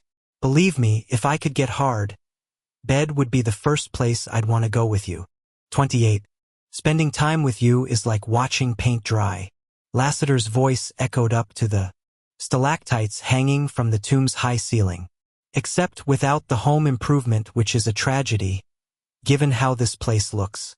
Do you guys always go for the gloom and doom? You never hear of Pottery Barn. Tor rubbed his face and glanced around the cave that had served as the Brotherhood's sacred meeting place for centuries. Behind the massive stone altar he was sitting next to, the black marble wall with all the brothers' names on it stretched out across the back of the cave. Black candles on heavy stanchions threw flickering light over all the carvings in the old language. We're vampires, he said. Not fairies. Sometimes I'm not so sure about that. You see that study your king hangs out in? He's nearly blind, which explains why he hasn't hanged himself in that pastel train wreck. I thought you were bitching about the gloom and doom decorating? I free associate. Clearly, Tor didn't look at the angel, as he figured eye contact would only encourage the guy. Oh wait, Lassiter didn't need help. You expecting that skull on the altar to talk to you or some shit? Actually, we're both waiting for you to finally take a breath. Tor glared at the guy. Anytime you're ready. Anytime. You say the sweetest things. The angel sat his glowing ass down on the stone steps next to Tor. Can I ask you something? Is no really an option? Nope. Lassiter shifted around and stared up at the skull. That thing looks older than I am, which is saying something. It was the first brother, the inaugural warrior who fought the enemy bravely and with power, the most sacred symbol of strength and purpose within the Brotherhood. Lassiter stopped fucking around for once. He must have been a great fighter. I thought you were going to ask me something. The angel stood with a curse and shook out his legs. Yeah, I mean, how in the fuck have you sat there for so long? My ass is killing me. Yeah, brain cramps are a bitch. Although the angel did have a point about time having passed. Tor had been sitting there, staring at the skull and at the wall of names beyond the altar. For so long his butt wasn't so much numb as indistinguishable from the steps. He had come here the previous night, drawn by an invisible hand, compelled to seek inspiration, clarity, reconnection to life. Instead, he had found only stone, cold stone, and a lot of names that had once meant something to him and now were nothing but a grocery list of the dead. It's because you're looking in the wrong place, Lassiter said. You can go now. Every time you say that, it brings a tear to my eye. Funny, mine too. The angel leaned down, the scent of fresh air preceding him. Neither that wall nor that skull will give you what you're looking for. Tor narrowed his eyes and wished he were strong enough to fight the guy. They won't? Well, then they're making a liar out of you. Now is the time. Tonight, everything changes. You give Portent a bad name, you know that? You are just so full of shit. Lassiter smiled and idly adjusted the gold hoop that pierced his eyebrow. If you think being rude is going to get my attention, you'll be really bored before I care. Why the fuck are you here? Tor's exhaustion crept into his voice, weakening it and pissing him off. Why the hell didn't you just leave me where you found me? The angel mounted the black marble steps and paced up and down in front of the glossy wall with the carved names, stopping now and then to inspect one or two. Time is a luxury, believe it or not, he said. Feels more like a curse to me. Without time, you know what you got? The fade, which was where I was headed until you came along. Lassiter ran his finger over a carved line of characters, and Tor looked away quickly when he realized what they spelled out. It was his name. Without time, the angel said, "You have only the bottomless, shapeless mire of eternity. FYI, philosophy bores me. Not philosophy. Reality. Time is what gives life significance. Fuck you. Seriously, fuck you." Lassiter's head tilted to the side, as if he had heard something. "Finally," he muttered. "Bastard was doing my nut in." "Excuse me?" The angel came back over, leaned down right into Tor's face, and said with clear diction, "Listen up, sunshine. Your Shellin Wellesley sent me. That's why I didn't leave you to die." Tor's heart stopped in his chest just as the angel looked up and said, "What took you so long?" Wrath's voice was annoyed as his shitkickers thundered down toward the altar. "Well, next time tell someone where the fuck you are." "What did you say?" Tor breathed. Lassiter was utterly unapologetic as he refocused. "That wall isn't what you need to be looking at. Try a calendar. 1 year ago your Wellesley was shot in the face by the enemy. Wake the fuck up and do something about it." Wrath cursed. "Easy there, lassie." Torment lunged off the cave floor with something close to the old strength he'd once had, and he hit Lassiter like a linebacker in spite of the weight difference, taking the angel down hard onto the stone floor. Wrapping his hands around the guy's throat, he stared down into white eyes and squeezed, baring his fangs. Lassiter just stared right back and thought his voice directly into Tor's temporal lobe. "What are you going to do, asshole? Are you going to avenge her, or disrespect her by wasting away like this?" Wrath's huge hand clamped on Tor's shoulder like a lion's claw, digging in, pulling back. "Let go. Don't." Tor's breath came in punches. "Don Tever. Enough." Wrath spat. Tor was whipped backward onto his ass, and as he bounced like a stick dropped on the ground, he came out of the murder trance. Came awake, too. He didn't know how else to describe it. It was as if some switch had been triggered and his bank of lights, which had been extinguished, suddenly went live with juice again. Wrath's face came into view, and Tor saw it with a clarity he hadn't had in forever. "You okay there?" his brother said. "You landed hard." Tor reached out and ran his hands over Wrath's heavy arms, trying to get a feel of reality. He glanced over at Lassiter, then stared at the king. "I'm sorry about that. Are you kidding me? We've all wanted to strangle him. You know, I'm gonna get a complex over here." Lassiter coughed out as he caught his breath. Tor gripped his king's shoulders. "No one said anything about her," he groaned. "No one said her name. No one's talked about what happened." Wrath held on to the back of Tor's neck and supported him. "Out of respect for you." Tor's eyes went to the skull on the altar and then to the etched wall. The angel had been right. There was only one name that could wake him up, and it wasn't inscribed up there. "Wellesley. How did you know where we were?" he asked his king, still focused on the wall.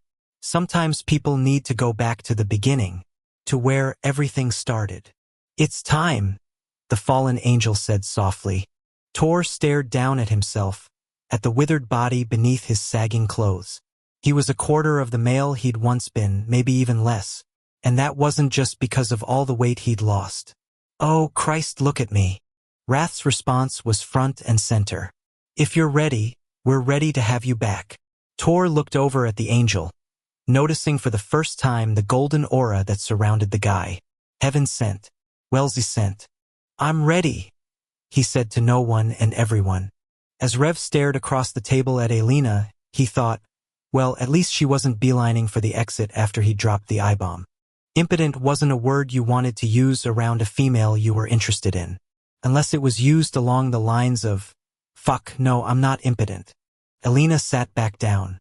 "You resit because of the medication?" "Yeah." Her eyes skirted away, as if she were adding figures in her head, and the first thought that hit him was, my tongue still works and so do my fingers. He kept that to himself. "Dopamine has an odd effect with me. Instead of stimulating testosterone, it drains the shit out of me." The corner of her mouth twitched up. "This is totally inappropriate, but considering how male you are, without it, I'd be able to make love to you," he said quietly. That's what I'd be like. Her eyes shot to his. All holy shit, did he just say?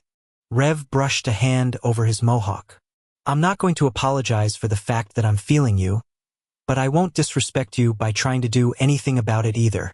You want some coffee? It's already made. Sure, like she was hoping it would clear her head. Listen. He paused in the midst of standing up. Yeah. When she didn't continue, he shrugged. Just let me bring you coffee. I want to wait on you. Makes me happy. Fuck happy.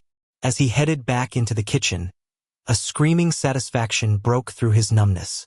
The fact that he was feeding her food he had prepared for her, giving her drink to relieve her thirst, providing shelter from the cold. Rev's nose picked up an odd scent, and at first he thought it was the roast he'd left out, because he'd rubbed the outside of the piece of meat with spices. But Noit wasn't that. Figuring he had other things to worry about rather than his nose, he went over to the cabinets and got a teacup and saucer. After he poured the coffee, he went to straighten the lapels of his jacket.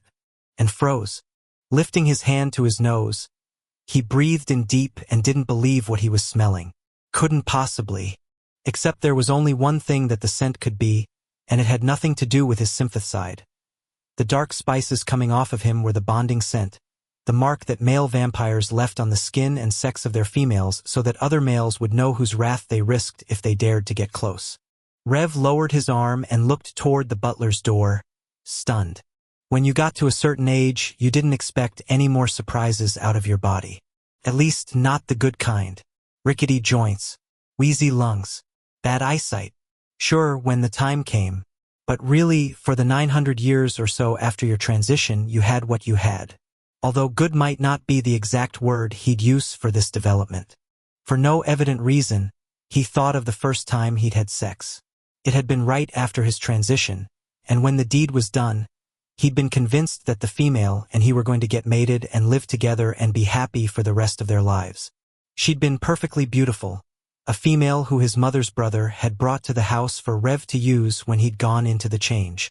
She'd been a brunette. Christ, he couldn't remember her name now. Looking back on it, with what he'd since learned about males and females and attraction, he knew he'd surprised her with how big his body had been after the change. She hadn't expected to like what she saw, hadn't expected to want him. But she did, and they mated, and the sex had been a revelation. The feel of all that flesh, the addictive rush, the power he'd had as he'd taken control after the first couple of times. He'd learned he'd had a barb, then whereas she'd been so into him, he wasn't sure she'd noticed that they had to wait a little before he could withdraw from her. In the aftermath, he'd been so at peace, so content. But there had been no happily ever after coming. With the sweat still drying on her body, she'd put on her clothes and hit the door. Just as she'd left, she'd smiled at him sweetly and told him that she wouldn't charge his family for the sex. His uncle had bought her to feed him. Funny, as he considered it now, was it really a surprise where he'd ended up? Sex as a commodity had been drilled into him pretty damn early, even though that first fuck or six had been on the house, so to speak. So yeah, if this dark scent meant his vampire nature had bonded with Alina, it was not good news.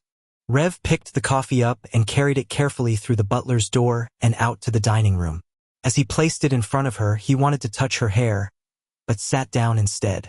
She lifted the cup to her lips. You make good coffee. You haven't tasted it yet. I can smell it, and I love the way it smells. It's not the coffee, he thought. Not all of it, at any rate. Well, I love your perfume, he said, because he was a dolt. She frowned. I'm not wearing any. I mean, other than the soap and shampoo I use. Well, I like them then, and I'm glad you stayed. Is this what you planned? Their eyes met. Shit, she was perfect. Radiant as the candles had been. You making it all the way to the coffee?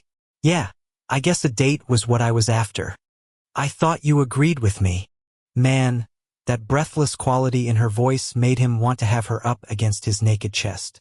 Agreed with you? He said. Hell, if it would make you happy, I'd say yes to anything. But what are you specifically referring to? You Sadie shouldn't date anyone. Alright, you shouldn't. I don't understand. Fuck him, but he went for it. Rev put his numb elbow on the table and leaned into her. As he closed the distance, her eyes got wider, but she didn't pull back. He paused to give her a chance to tell him to cut the shit. Why? He had no clue. His sympath side was into pauses only for analysis or to better capitalize on a weakness. But she made him want to be decent. Elena didn't tell him to step off, however. I don't understand, she whispered. It's simple. I don't think you should date anyone. Rev moved in even closer, until he could see the flecks of gold in her eyes. But I'm not just anyone. 29. I'm not just anyone. As Elena stared into Revenge's amethyst eyes, she thought that was so right. In this quiet moment, with an explosive sexual vibe linking them and the scent of dark cologne in the air, Revenge was everybody and everything. You're going to let me kiss you, he said. It wasn't a question, but she nodded anyway, and he closed the distance between their mouths. His lips were soft and his kiss softer, and he pulled back too fast, in her opinion. Way too fast. If you want more, he said in a low, husky voice. I want to give it to you. Elena stared at his mouth and thought of Stefan and all the choices he no longer had. Being with Revenge was something she wanted. It didn't make sense, but right now that didn't matter. Yes, I want more. Except then it dawned on her. He couldn't feel a thing, could he? So what would happen if they took this even further? Yeah, how did you bring that up without making him feel handicapped? And what about this other female of his? Clearly, he wasn't sleeping with her, but there was something serious going on. His amethyst eyes dropped to her lips. You want to know what I get out of it? Man, that voice of his was pure sex. Yes, she breathed. I get to see you like you are now. What am I like? He brushed a finger down her cheek. You're flushed. His touch went over to her lips. Your mouth is open because you're thinking about me kissing you again. He went lower with that soft stroke, going down over her throat. Your heart is pumping. I can see it in your vein here. He stopped between her breasts, his own mouth falling open and his fangs elongating. If I keep on going, I think I'd find your nipples are hard, and I bet there are other signs you're ready for me. He leaned into her ear and whispered, Are you ready for me, Elena? Holy shit. Her rib cage tightened hard around her lungs. A sweet, dizzying sensation of suffocation, making the rush she suddenly felt between her thighs even more stunning. Elena, answer me. Revenge nuzzled her neck, running one sharp canine up her vein. As her head fell back, she grabbed onto the sleeve of his fine suit, crushing the material.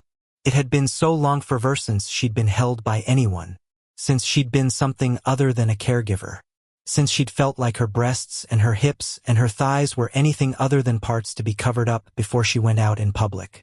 And here this beautiful, not just anyone male wanted to be with her for the sole purpose of pleasing her. Elena had to blink quickly, feeling as if he'd just given her a gift, and she wondered how far what they were about to start could go. Back before her family had fallen out of the Glimmer's graces and been torn apart, she'd been promised to a male and he to her. The mating ceremony had been scheduled, but didn't come to pass after her family's reversal of fortune.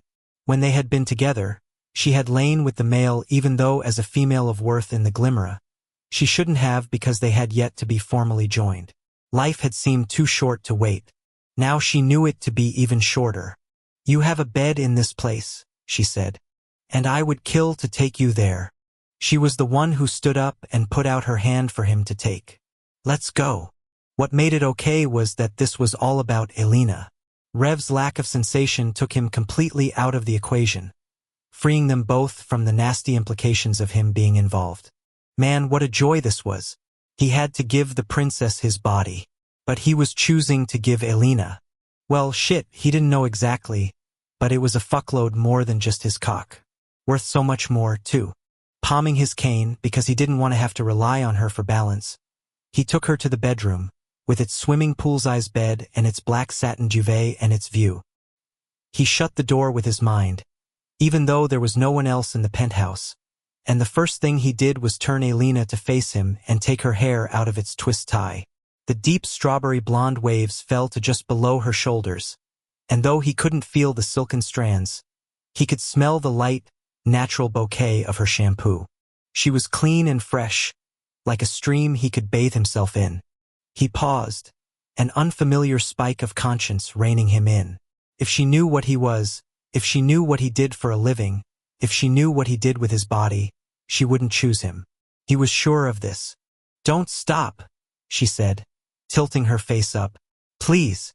With force of will, he compartmentalized himself, putting the bad things and the vicious life he led and the dangerous realities he faced away from the bedroom, locking them out, shutting them down, so that it was just the two of them.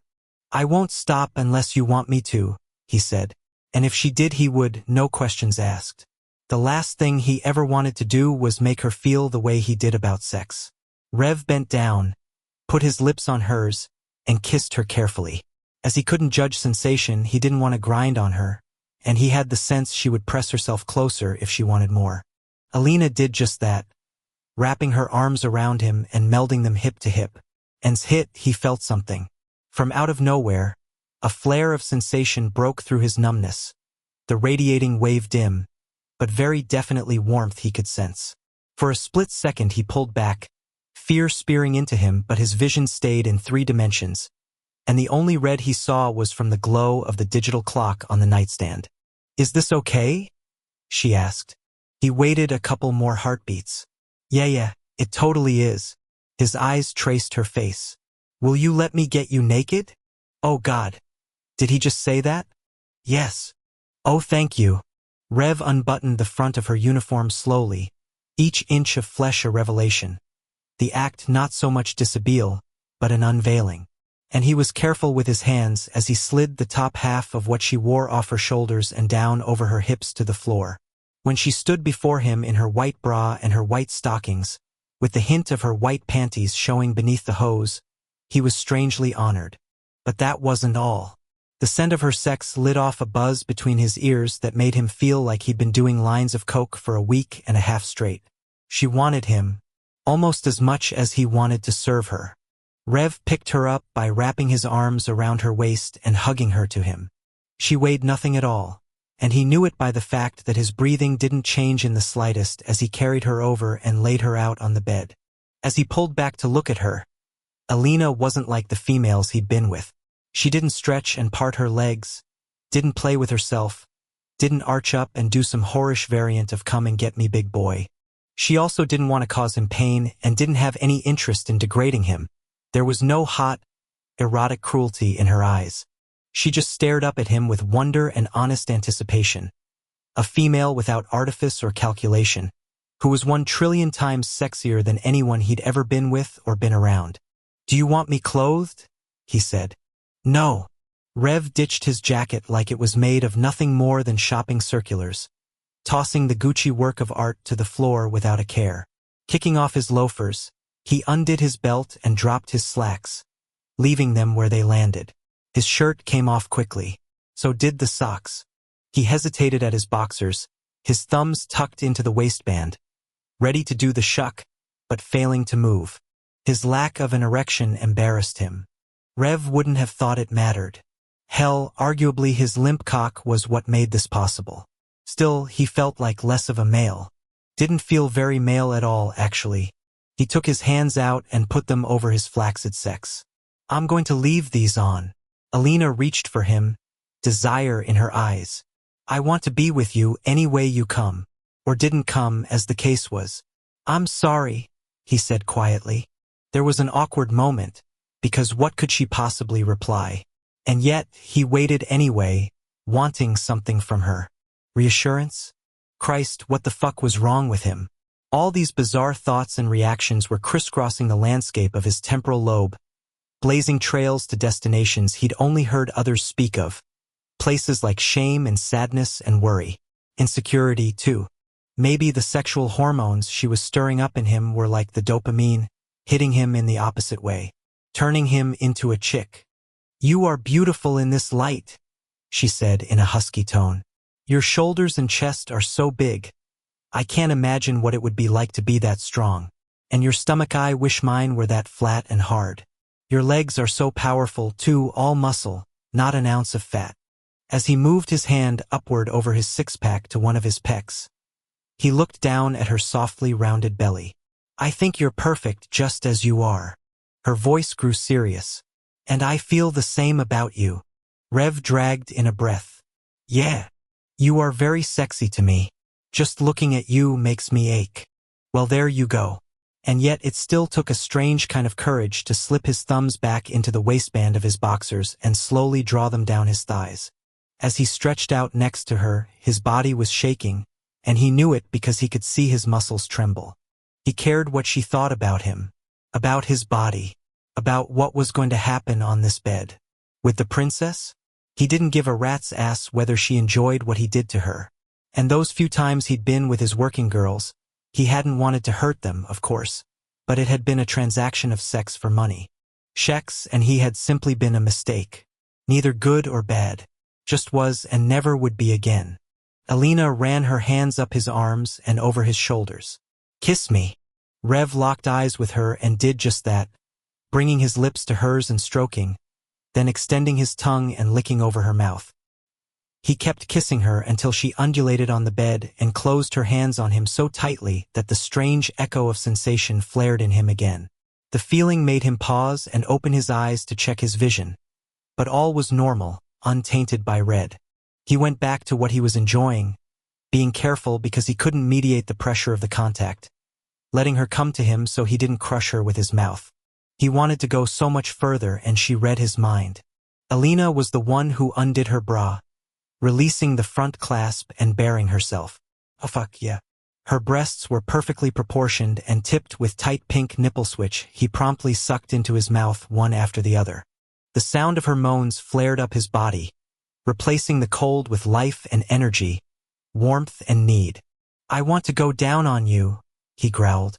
Her, please, was more groan than voice, and her body gave him an even clearer answer. Now her thighs parted, her legs falling open, all the invitation he could ever have asked for. Those stockings of hers had to come off before he chewed through them. Rev was as slow and deliberate as he could stand to be, stripping her flesh free of its thin binding, nuzzling her all the way down to her ankles, breathing in deep as he went. He left the panties in place. Revenged's gentleness was what surprised Alina the most. In spite of his great size, he was as careful with her as he could be, moving gently over her body, giving her every chance to tell him no or divert him or stop things altogether. She had no intention of doing any of those, especially as his big hand drifted up the inside of her bare leg and subtly, inexorably inched her thigh out even farther. As his fingers brushed her panties, a shot of electricity sizzled in her sex, the mini orgasm leaving her gasping. Revenge pushed himself up and spoke into her ear on a growl. I like that sound. He took her mouth and stroked her sex over the top of the modest cotton that covered her. Deep tongue thrusts contrasted with butterfly brushes, and she threw her head back, getting utterly lost in him. Tilting her hips, she wanted him to go underneath the panties, and prayed he took the hint, as she was too breathless and desperate to talk. What do you want? He said into her ear. You want nothing between us? As she nodded, his middle finger slipped under the elastic, and then it was skin against skin and, oh God, she moaned as a release pounded through her. Revenge smiled like a tiger as he stroked her while she orgasmed, helping her ride out the pulses. When she finally stilled, she felt embarrassed. She hadn't been with someone in so long, and never someone like him. You're incredibly beautiful, he whispered before she could say something. Alina turned her face into his biceps and kissed the smooth skin over the tight muscle. It's been a while for me. A quiet glow came into his face. I like that. A lot. He dropped his head to her breast and kissed her nipple. I like that you respect your body. Not everyone does. Oh, and by the way, I'm not finished yet. Alina dug her nails into the back of his neck as he tugged her panties down her thighs. The sight of his pink tongue teasing her breast arrested her, especially as his amethyst eyes met hers while he circled her nipple and flicked at it like he was giving her a sneak peek at the attention she could expect down below. She came again, hard. This time Alina let herself go with it completely, and it was a relief to just be in her skin and with him. As she recovered from the pleasure, she didn't even flinch as he started to kiss his way down past her stomach and to her. She groaned so loudly there was an echo. As with his fingers, the feel of his mouth on her sex was all the more vivid because he barely touched her. Soft strokes hovered over that vulnerable, hot place on her body, making her strain to feel him, turning each pass of his lips and his tongue into a source of both pleasure and frustration. "More," she demanded, pushing her hips up. His amethyst eyes lifted. "I don't want to be too rough." "You won't be. Please, it's killing me." With a growl, he dove down and sealed her sex with his mouth, sucking her, pulling her into him. She came again, this time in hard, shattering blows, but he did her right. He kept going, riding out her jerks and arches, the sound of lips against lips rising up with her guttural cries as he worked her and made her climax over and over again. When God only knew how many times she released, she stilled, and so did he. They were both panting, his glossy mouth on the inside of her thigh, his 3 fingers buried tight in her, their scents mingling in the heated air of the... She frowned. Part of the heady fragrance in the room was dark spices. And as she sniffed deeply, his eyes lifted to hers. Her shocked expression must have shown exactly the conclusion she came to. "Yeah, I'm catching the scent as well," he said roughly. Except he couldn't have bonded with her, could he? Did it really happen that fast? "For some males it does," he said. "Evidently." Abruptly she realized he was reading her mind, but she didn't care. Considering where he'd been, getting into her brain didn't seem half as intimate. "I didn't expect this," she said. "Wasn't on my list either." Revenge withdrew his fingers from her and licked them clean with deliberate strokes of his tongue, which naturally teed her up all over again. Her eyes stayed on his as he repositioned himself upon the pillows she had thrashed around on. "If you have no clue what to say, join the club." "We don't have to say anything," she murmured. "It just is." "Yeah."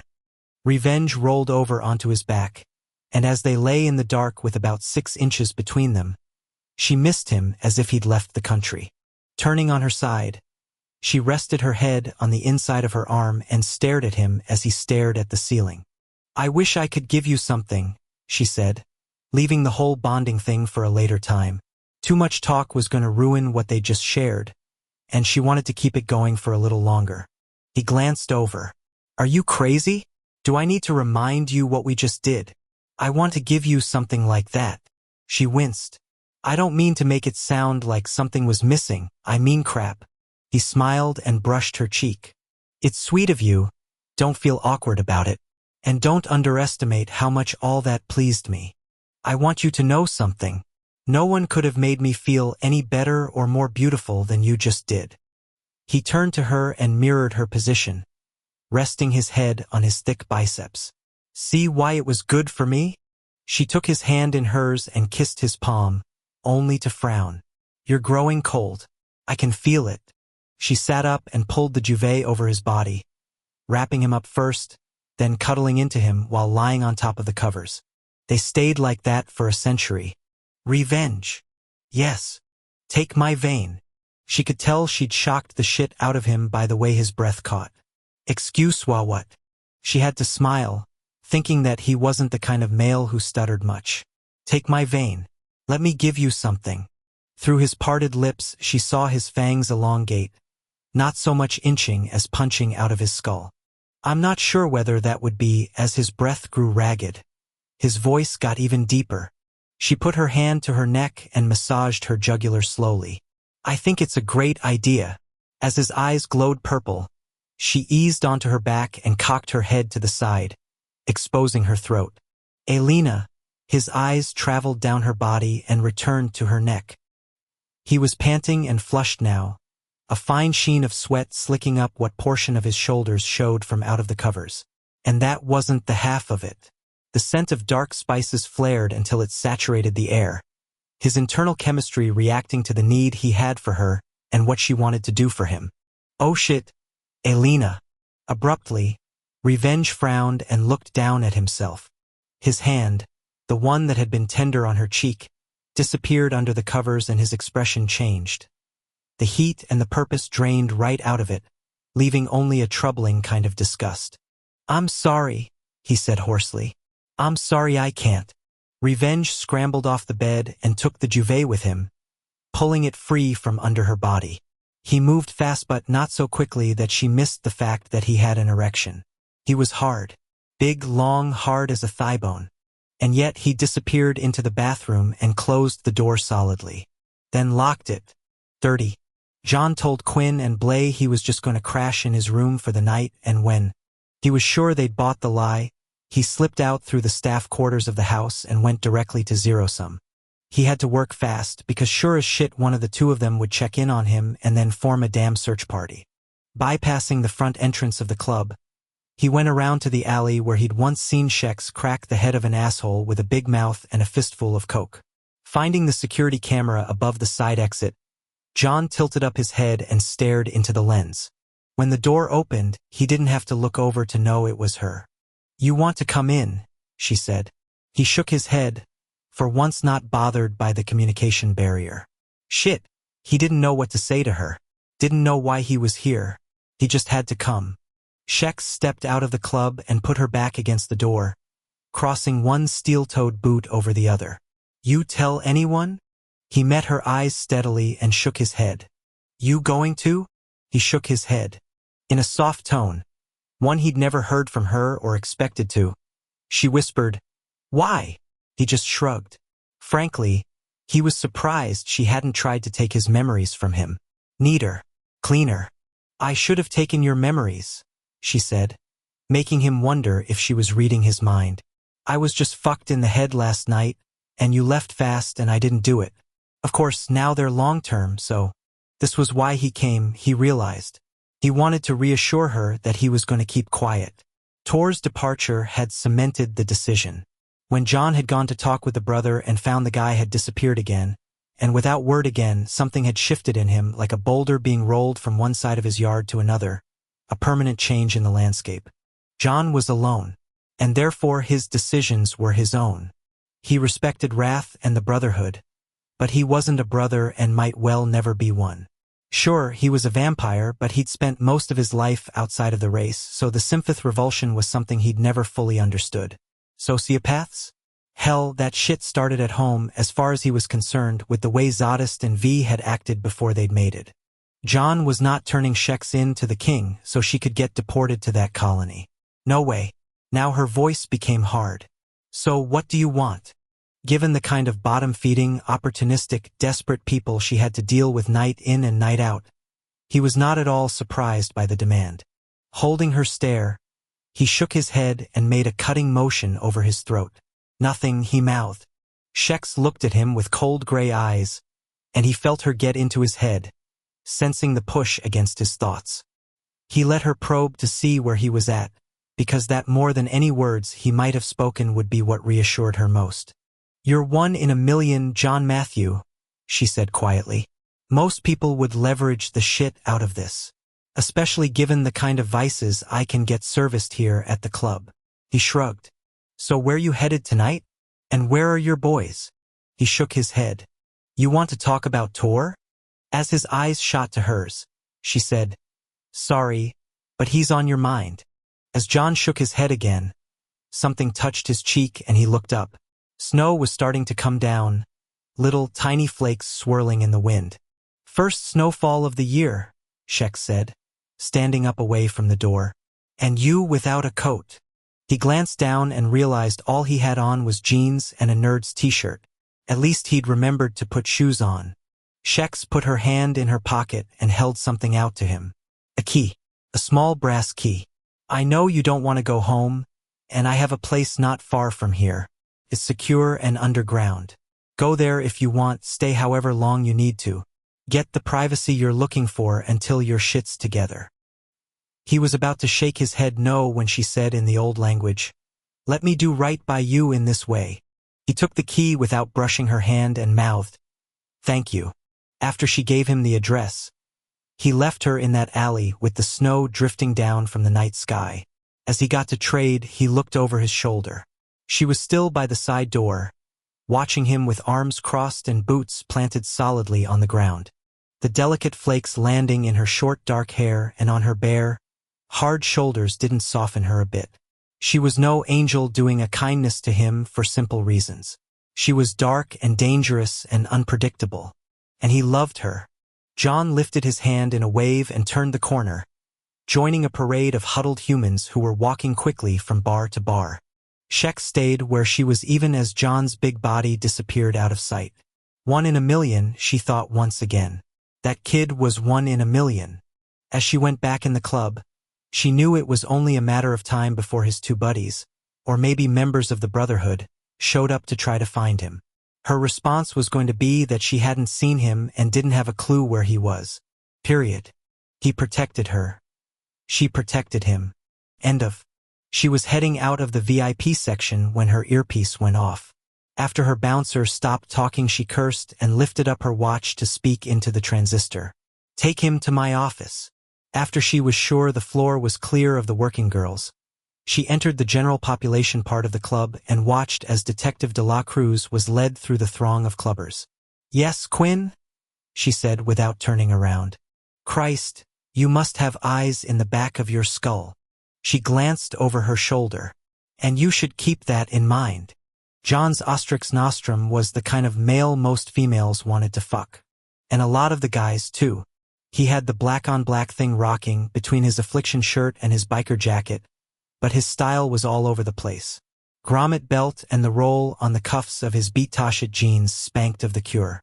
The spiked black hair and the piercing of his lip and the 7 black studs working their way up his left ear were emo. 4-inch-soled new rocks were goth tats on the neck were Hart and Huntingtonish.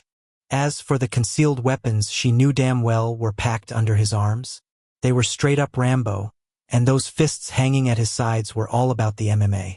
The whole package, regardless of the derivation of the components, was sex, and from what she'd seen at the club, up until recently he'd capitalized on the appeal. To the point where those private bathrooms in the back had been like his home office. After getting promoted to John's personal guard, though, he'd slowed his roll. What's doing? She said. John been in here? No. Quinn's mismatched eyes narrowed. You haven't seen him at all? No. As the guy stared at her, she knew he was picking up nothing. Lying was second to murder on her skill set list. God damn it, he muttered, glancing around the club. If I see him, I'll tell him you're looking for him. Thanks. He refocused on her. Listen, I don't know what the fuck happened between you two, and it's none of my biz. Shex rolled her eyes.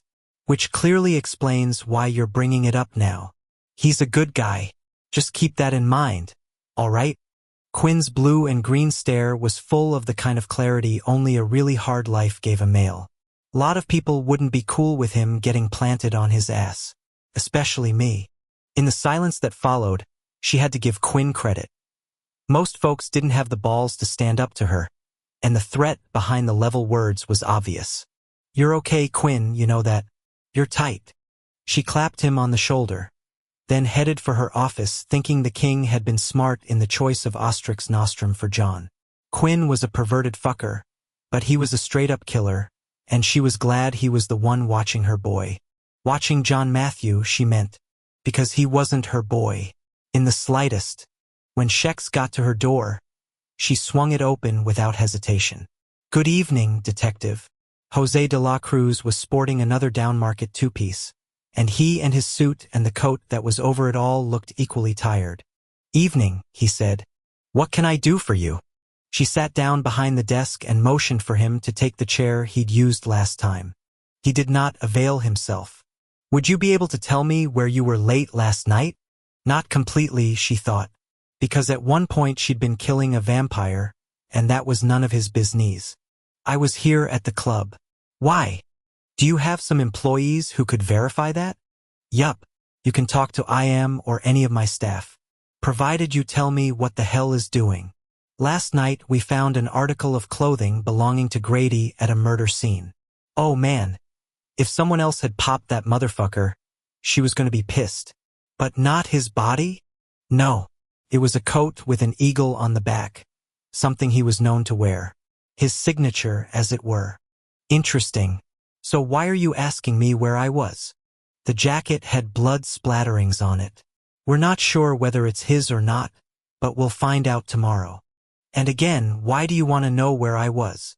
De la Cruz planted his palms on her desk and leaned in, his chocolate brown eyes dead fucking serious. Because I have a hunch you'd like to see him dead. I'm not into abusive men, true, but all you have is his jacket, no body, and more to the point, I was here last night. So if someone offed him, it wasn't me. He straightened. Are you giving Chrissy a funeral? Yup, tomorrow. The notice went in the paper today. She might not have had a lot of relatives, but she was well liked on Trade Street. We're just one big happy family here. Shex smiled a little. You going to wear a black armband for her, detective? Am I invited? Free country. And you'd come anyway, wouldn't you?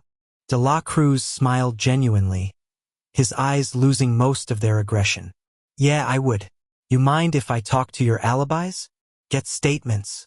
Not at all. I'll call them in right now. As Shex spoke into her watch, the detective looked around the office, and when she dropped her arm, he said, You're not much for decorations. I like things stripped down to what I need and nothing more. Ha! My wife's into the decorating. She's got a knack for making places homey. It's nice. Sounds like a good woman. Oh, she is.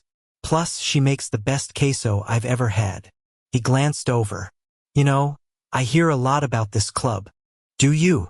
Yup, particularly from Vice. Ah, and I've done my homework on Grady. He was arrested over the summer on felony drug possession. Case is still pending. Well, I know he'll be brought to justice. He was fired from this club shortly before that arrest, wasn't he? For skimming cash from the bar. And yet you didn't charge him? If I called the police every time one of my employees lifted some green, I'd have you guys on speed dial. But I heard that wasn't the only reason he was booted. Did you? Trade Street, as you said, is its own family, but that doesn't mean there isn't talk. And people are telling me that he was fired because he was dealing here at the club. Well, that follows, doesn't it? We'd never allow anyone to deal on our property. Because this is your boss's territory, and he doesn't appreciate the competition. She smiled. There is no competition here, detective. And that was the truth. Revenge was top dog. Period. Any two-bit asswipe trying to pass small loads off under the club's roof got cracked. Hard. To be honest, I'm not sure how you've done it, De la Cruz murmured. There's been speculation about this place for years, and yet no one's been able to get probable cause for a search warrant. And that was because human minds, even those plugged into the shoulders of cops, were easily manipulated. Whatever was seen or talked about could be erased in the blink of an eye. Nothing shady happens here, she said. That's how we do it. Your boss around? No, he's out tonight. So he trusts you to run his business while he's gone. Like me, he's never gone for long. De la Cruz nodded.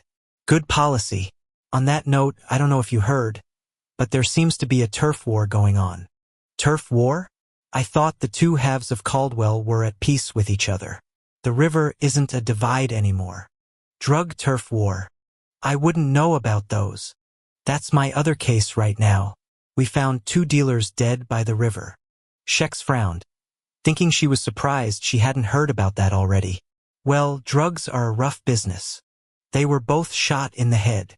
That'll do it. Ricky Martinez and Isaac Rush. You know them. Heard of them. But then both have been in the papers. She put her hand on the copy of the CCJ that was neatly stacked on her desk. And I'm a big reader. So you must have seen the article on them today. Not yet. But I was just about to take a break. Gotta have my Dilbert fix. Is that the one about The Office? I was a Calvin and Hobbes fan for years. Hated to see that stop and haven't really gotten into any of the new ones. Guess I'm behind the times. You like what you like. Nothing wrong with that. That's what my wife says. De la Cruz's eyes drifted around again. So, a couple people said both of them came into this club last night. Calvin and Hobbes? One was a kid and the other a tiger. Neither would have gotten past my bouncers. De la Cruz grinned briefly. No, Martinez and Rush. Ah, well, you walk through this club.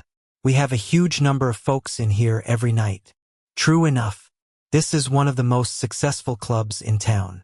De la Cruz put his hands in his hip pockets, his coat falling back, his suit jacket pouching out around his chest. One of the junkies who lives under the bridge saw an oldish Ford along with a black Mercedes and a chromed-out Lexus leaving the area a little after those two got popped. Drug dealers can afford nice cars. Not sure what to make of the Ford. What does your boss drive? A Bentley, isn't it? Or did he get a new ride? No, he's still got the B. Expensive car. Very. You know anyone with a black Mercedes? 'Cause witnesses also saw one hanging around the apartment Grady's Eagle jacket was found in. Can't say as I know any Merc owners.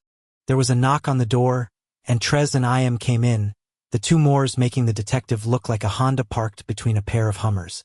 Well, I'll leave you all to talk, Sheck said with absolute faith in Rev's besties. See you at the funeral, detective. If not before then. Hey, you ever think of getting a plant for in here?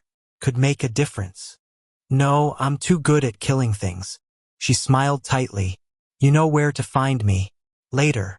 As she shut the door behind her, she stopped fronting and frowned. Turf wars were not good for business, and if Martinez and Rush got done, it was a sure sign that in spite of the December weather, Caldwell's underbelly was developing another heat rash. Shit, that was the last thing they needed. Vibrations coming from her pocket told her someone was reaching out to touch her, and she answered the call the instant she saw who it was. You find Grady yet? She asked softly. Big Rob's deep voice was full of frustration. Fucker must be in hiding. Silent Tom and me, we been to all the clubs. Been to his place and also a couple of his buddies. Keep looking, but be careful. His jacket was just found at another murder scene. The cops are on him hard. We aren't giving up till we have a bead on him for you. Good man. Now get off this phone and get back on the trail. No problem, boss. 31. Inside his pitch-dark bathroom, Revenge banged into one of the marble walls, tripped across the marble floor and ricocheted off the marble counter. His body was alive, sensation tingling through him, the pain of nailing his hip registering, the sawing breath in his lungs causing a burn, his heart thumping against his sternum. He dropped the satin duvet, willed the lights on, and looked down. His cock was stiff and thick, the tip glossy and ready to penetrate. Holy shit. He glanced around. His vision was normal, the bathroom's colors black and steel and white, with the edge of the jacuzzi rising up from the floor, its depth obvious. And yet, even though nothing was flat or ruby red, his senses were utterly alive, his blood heated and thundering in his veins, his skin ready to be touched, the orgasm in the shaft of his erection screaming to get free. He'd totally bonded with Elena, and that mean tat least in this moment, when he was so desperate to have sex with her, his vampire side was winning out over the sympath part of him. His need for her triumphed over the darkness in him. It had to be the bonding hormones, he thought. Bonding hormones that had shifted his internal chemistry. In recognizing his new reality, there was no soaring joy, no sense of triumph, no impulse to throw himself on top of her and pump away hard. All he could do was stare down at his cock and think of where it had been last. What he'd done with it and with the rest of his body. Revenge wanted to snap the fucking thing off. No way in hell was he sharing that with Elena. Except couldn't go back out there like this. Rev grabbed his arousal in his broad hand and stroked himself. Oh fuck, that was good. He thought of going down on Elena, of having her warmth in his mouth and down the back of his throat. He saw her spread thighs and her glistening softness and his fingers slipping in and out as she moaned and rocked her. His balls tightened up hard as fists, and the small of his back rippled in a wave, and that disgusting barb of his triggered even though it had nothing to grab onto. A roar threatened to come up out of his throat, but he held it in by biting his lip until he tasted blood. Rev came all over his hand and kept working his sex anyway, propping himself on the counter. He orgasmed again and again, messing up the mirror and the sinks, and still needing Moria's if his body hadn't released in like 500 years. When the storm finally passed, he realized shit. He was draped against the wall, face shoved in hard to the marble, shoulders sagging, thighs twitching like there were jumper cables hooked up to his toes. With shaky hands, he cleaned things up using one of the towels that was folded neatly on a rack, wiping off the counter and the glass and the sink. Then he flipped free another one and washed his hands and his cock and his stomach and his legs, because he'd gotten himself as dirty as the fucking bathroom. When he finally reached for the doorknob after what must have been nearly an hour, he half expected Alina to be gone, and he wouldn't blame her. A female whom he had essentially made love to offers him her vein, and he runs like a pussy into the bathroom and locks himself in. Because he gets a hard-on. Jesus Christ. This evening, which hadn't even started out so well, had turned into a 16-car pileup on the road to Relationshipville. Rev braced himself and opened the door. As light spilled into the bedroom, Alina sat up in the sheets, her face worried and completely non-judgmental. There was no condemnation, no calculation as if she were looking for what would make him feel even worse. Just honest-to-God concern. Are you okay? Well, wasn't that the question? Revenge dropped his head and for the first time wanted to unburden everything to another person. Even with Shex, who had been through more than he had no interest in doing the sharing shit. But with Alina's toffee-colored eyes so wide and warm in her lovely, perfect face, he wanted to confess every single dirty, shitty, scheming, mean, nasty thing he'd ever done. Just to be honest. Yeah, but if he dumped his life out on the table, where would that leave her? In a position of having to report him as a sympath and likely fearing for her very life. Great outcome. Perfect. I wish I were different, he said, which was as close as he could get to speaking the truth that would separate them forever. I wish I were a different male. I don't. That was because she didn't know him. Not truly. And yet he couldn't handle the idea of never seeing her after this night they'd had together. Or that she would be terrified of him. If I asked you to come here again, he said, and let me be with you, would you? There was no hesitation. Yes. Even if things couldn't be normal between us? Sexually speaking. Yes. He frowned. This is going to come out wrong. Which is fine because I've already put my foot in it with you back at the clinic. We'll just be even. Rev had to smile, but the expression didn't stick. I have to know why. Why would you come back? Alina lay back down against the pillows and, in a slow sweep, moved her hand up over the satin sheet that covered her stomach. I have only one answer to that, but I don't think it's going to be what you want to hear. The cold numbness, which was returning as the remnants of those orgasms he'd had dissipated, sped up its reclamation of his body. Please let it not be pity, he thought. Tell me. She was quiet for a long while, her stare shifting out toward the blinking, glowing view of Caldwell's two halves. You ask me why I would come back? She said softly. And the only answer I have isho could I not. Her eyes flipped to his. It doesn't make sense to me on some level, but then, feelings don't make sense, do they? And they don't have to. Tonight you gave me things I not only haven't had for a long time, but I don't think I've ever felt. She shook her head. I wrapped up a body yesterday, a body of someone my own age. A body of someone who likely as not had headed out of his house the evening he was killed with no clue that it was his last night. I don't know where this, she gestured back and forth between them, thing with us is going. Maybe it's just a night or two. Maybe it's a month. Maybe it's longer than can be measured by a decade. All I know is, life is too short not to come back here and be with you like this again. Life is just too short. And I like being with you too much for me to give a crap about anything other than having another moment like this. Revenge's chest swelled as he stared at her. Alina? Yeah. Don't take this the wrong way. She drew in a deep breath and he saw her bare shoulders tighten. Okay. I'll try not to. You keep showing up here? Being who you are. There was a pause. I'm going to fall in love with you.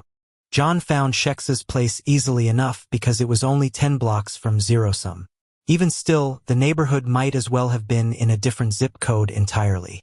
The brownstones on the street were elegant and old world, with the curlicue shit around all the bay windows making him think they were Victorian, although how he knew that with such surety he hadn't a clue. Hers wasn't a whole building, but a basement apartment in one particularly attractive walk-up.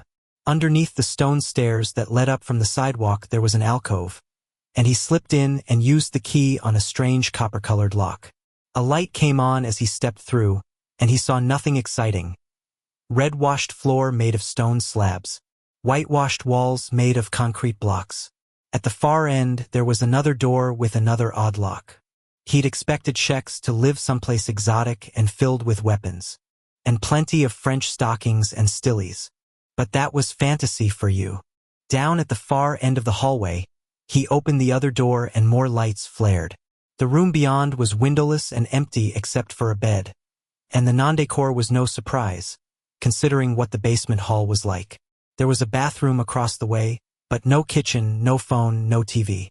The only color in the room came from the floor of old-fashioned pine boards that were finished to a fresh honey glow. Walls were whitewashed like the corridor but made of brick. The air was surprisingly fresh, but then he saw the vents. 3 of them. John took off his leather jacket and laid it out on the floor. Then he removed his boots, keeping his thick black socks on. In the bathroom, he used the toilet and splashed his face with water. No towels. He used the tail ends of his heavy black shirt. Stretching out on the bed, he kept his weapons on, although not because he was afraid of Shex. God, maybe that made him stupid. The first thing he had been taught in the Brotherhood's training program was that you never trusted Symphoths, and here he was, risking his life by staying in the home of one likely through the day, without having told anyone where he was. Yet it was exactly what he needed. When night fell again, he was going to decide what to do.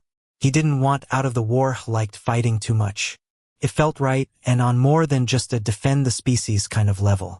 It felt like it was what he was supposed to be doing, what he had been born and bred to do. But he wasn't sure he could go back to the mansion and live there.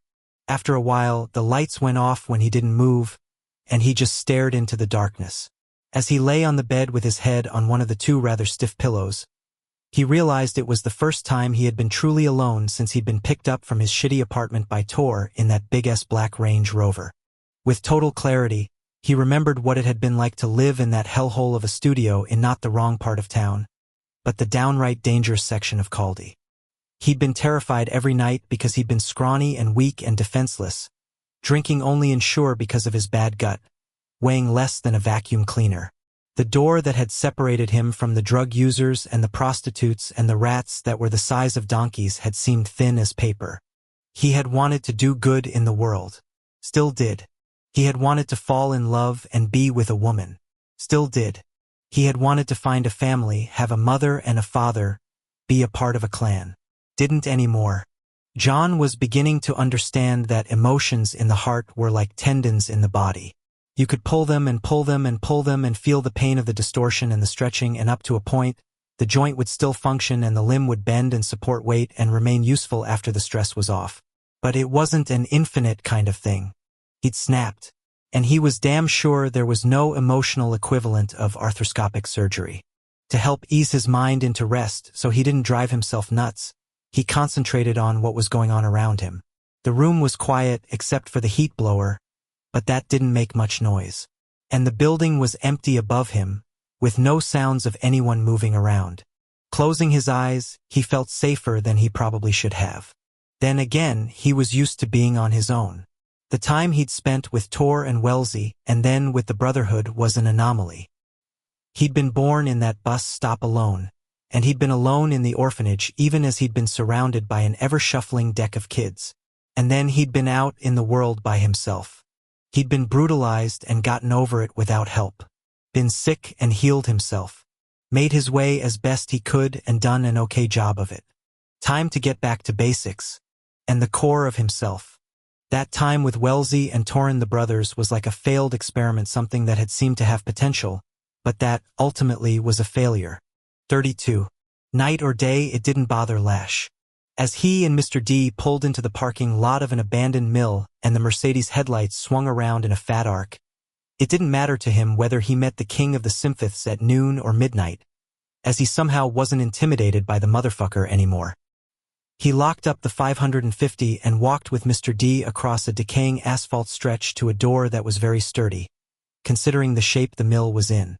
Thanks to the light snow that was falling, the setting seemed like something out of an ad for quaint Vermont vacations, as long as you didn't look too closely at the sagging roofline or the ragged siding. The Symphoth was already inside. Lash knew it sure as he felt the flurries on his cheeks and heard loose stones crunch under his combat boots. Mr. D opened the door and Lash stepped inside first to show, He didn't need a subordinate to clear the way. The interior of the mill was nothing but a lot of cold air, the rectangular building having long ago been stripped of anything useful. The Symphoth was waiting down at the far end, near the massive wheel that still sat in the river like an old fat woman in a cooling bath. "My friend, how nice to see you once more," the king said, that snake voice rippling along the rafters. Lash walked over to the guy nice and slow, taking his time, checking and double-checking the shadows thrown by the glass windows. "Nothing but the king.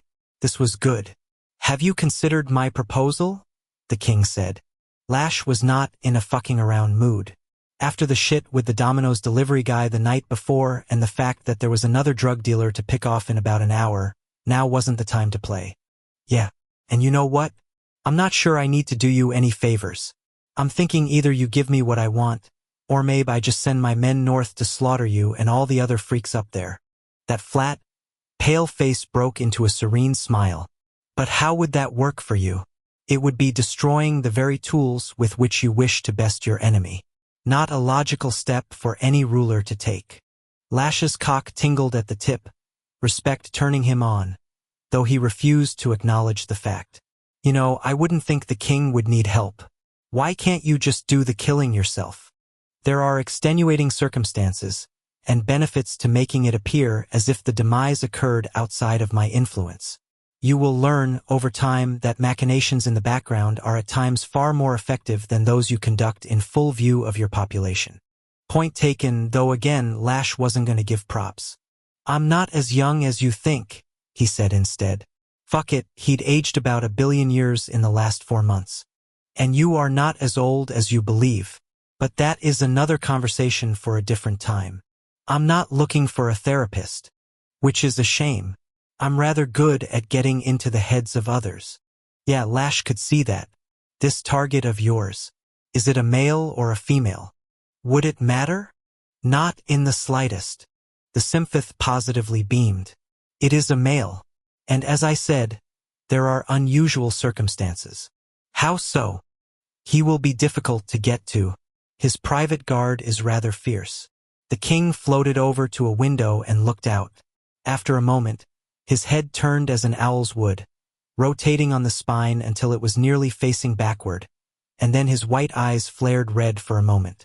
"Do you think you can handle such a penetration? Are you a homo?" Lash blurted. The king laughed. "You mean, do I prefer lovers of my same sex?" "Yeah. Would that make you uncomfortable?" "No, yes, because it would mean that he kinda sorta had the hots for a guy who swung that way." "You don't lie very well," the king murmured. "But it will come with age." "Fuck that. And I don't think you're as powerful as you think you are." When the sexual speculation disappeared, Lash knew he'd hit a sore spot. "Beware the waters of confrontation. Spare me the 2-bit, fortune cookie bullshit, your highness. If you were filling out that robe with a good set of balls, you'd get rid of this guy yourself." Serenity returned to the king's face, as if Lash had just proven his inferiority with the outburst. "Yet, instead I'm having someone else take care of it for me. Far more sophisticated, although I don't expect you to understand that." Lash dematerialized right in front of the guy and locked his palms around that slender throat. With a single, brutal thrust, he forced the king up against the wall. Their eyes locked, and as Lash felt a probe into his mind, he instinctively shut the entryway through his frontal lobe. "You're not unlocking my trunk there, asshole." "Sorry." The king's stare grew red as blood. "No. No what? I do not prefer lovers of my own sex." It was the perfect shoe to drop, of course. The implication being that Lash was staying close because he was the one who liked cock out of the pair of them. He let go and stalked around. The king's voice was now less snake-like and more factual. "You and I are rather well matched. I believe we shall both get what we want from this alliance." Lash turned and faced the guy. "This male, the one you want dead, where do I find him?" "The timing must be correct. Timingus everything." Revenge watched Elena put her clothes back on, and though getting her back into that uniform wasn't exactly what he wanted, the show of her bending over and slowly smoothing her stockings up her leg wasn't half bad. "Not, well, She laughed as she picked her bra up and twirled it around her finger. Can I put this on now? Absolutely. You going to make me take my time again? I just figured there was no rush on the hose. He smiled like the wolf he was feeling like. I mean, those things run, don't they? Oh, fuck me. Alina didn't wait for him to finish talking, but arched her back and pulled the bra around her torso. The little shimmy she worked as she reclasped it in the front made him pant, and that was before she drew the straps over her shoulders, leaving the cups wedged under her breasts. She came over to him. I've forgotten how to work it. Can you help? Rev growled and pulled her in close, sucking one nipple into his mouth and working the other with his thumb. Just as she gasped, he flipped the cups into place. I'm glad to be your lingerie engineer, but, it looked better off you. As he jogged his eyebrows at her, her laugh was so free and easy his heart stopped. I like that sound. And I like making it. She stepped into her uniform and pulled it up and then fastened its buttons. Pity, he said. You want to know something silly? I wore this even though I don't have to go to work tonight. Did you? Why? I wanted to keep things professional. And yet here I am, thrilled that it didn't work out that way. He stood up and took her into his arms, not worried at all about being totally naked now. Count me in on the thrilled part. He kissed her softly, and as they parted, she said, Thank you for a lovely evening. Rev tucked her hair behind her ears. What are you doing tomorrow? Working. When do you get off? 4. Be here. She didn't pause. Yes. As they walked out of the bedroom and through the library, he said, I'm going to see my mother now. You are? Yeah, she called me and asked to see me. She never does that. Felt so right to be sharing details of his life. Well, some of them, at any rate. She's been trying to make me more spiritual, and I'm hoping this isn't a bid to get me on some kind of retreat. What do you do, by the way? For work. Alina laughed. I know so little about you. Rev fixated on the view of the city over her shoulder. Oh, a lot of different things. Mostly in the human world. I have only my mother to take care of, now that my sister is mated. Where's your father? In the cold grave where the fucker belonged. He's passed. I'm sorry. Alina's warm eyes made a shot of what sure as shit felt like guilt go through his chest. He didn't regret killing his old man. He was sorry that he was obscuring so much from her. Thanks, he said stiffly. I don't mean to pry about your life or your family. I'm just curious, but if you'd prefer, no, it's just I don't talk about myself much. Wasn't that the truth? Is the tis that a cell phone ringing? Alina frowned and broke away. Mine, in my coat. She loped off into the dining room, and the tension in her voice as she answered was apparent. Yes? Oh, hi. Yeah, no, I know. Of course. And the funny thing is I won't need to go change into my uniform because yes. Okay. He heard the phone clip shut as he got to the dining room's archway. Everything all right? Yeah. Just work. Alina came over while pulling her coat on. It's nothing. Probably just staffing stuff. You want me to drive you over? God, he would love to take her to work, and not just because they could be together a little longer. A male wanted to do things for his female. Protect her. See to her. Okay, what the fuck? It wasn't that he didn't like the thoughts he was having about her. But it was as if someone had switched his CD. And no, it wasn't to Barry fucking Manilow. Although there was definitely some Maroon 5 on the bitch now. Bleh. Oh, I'll just go. But thank you. Alina paused in front of one of the sliding doors. Tonight has been such a revelation. Rev stalked up to her, took her face in his hands, and kissed her hard. When he pulled back, he said darkly, Only because of you. She beamed then, glowing from within, and abruptly he wanted her naked again just so he could come inside of her. The marking instinct was screaming in him, and the only way he could placate it was by telling himself he'd left enough of his scent on her skin. Text me when you get to the clinic so I know you're safe, he said. I will. One last kiss and she was through the door and off into the night. As she left Revenge, Alina was flying, and not just because she was dematerializing across the river to the clinic. To her, the night wasn't cold. It was fresh. Her uniform wasn't wrinkled from having been tossed on a bed and rolled around upon. It was artfully disheveled. Her hair wasn't a mess. It was casual. The call to come into the clinic wasn't an intrusion. It was an opportunity. Nothing could take her down from this incandescent elevation. She was one of the stars in the velvety night sky, unreachable, untouchable, above the strife of the earthbound. Taking form in front of the clinic's garages, though, she lost some of her rose-colored glow. It seemed unfair that she could feel as she did, considering what had happened the night before.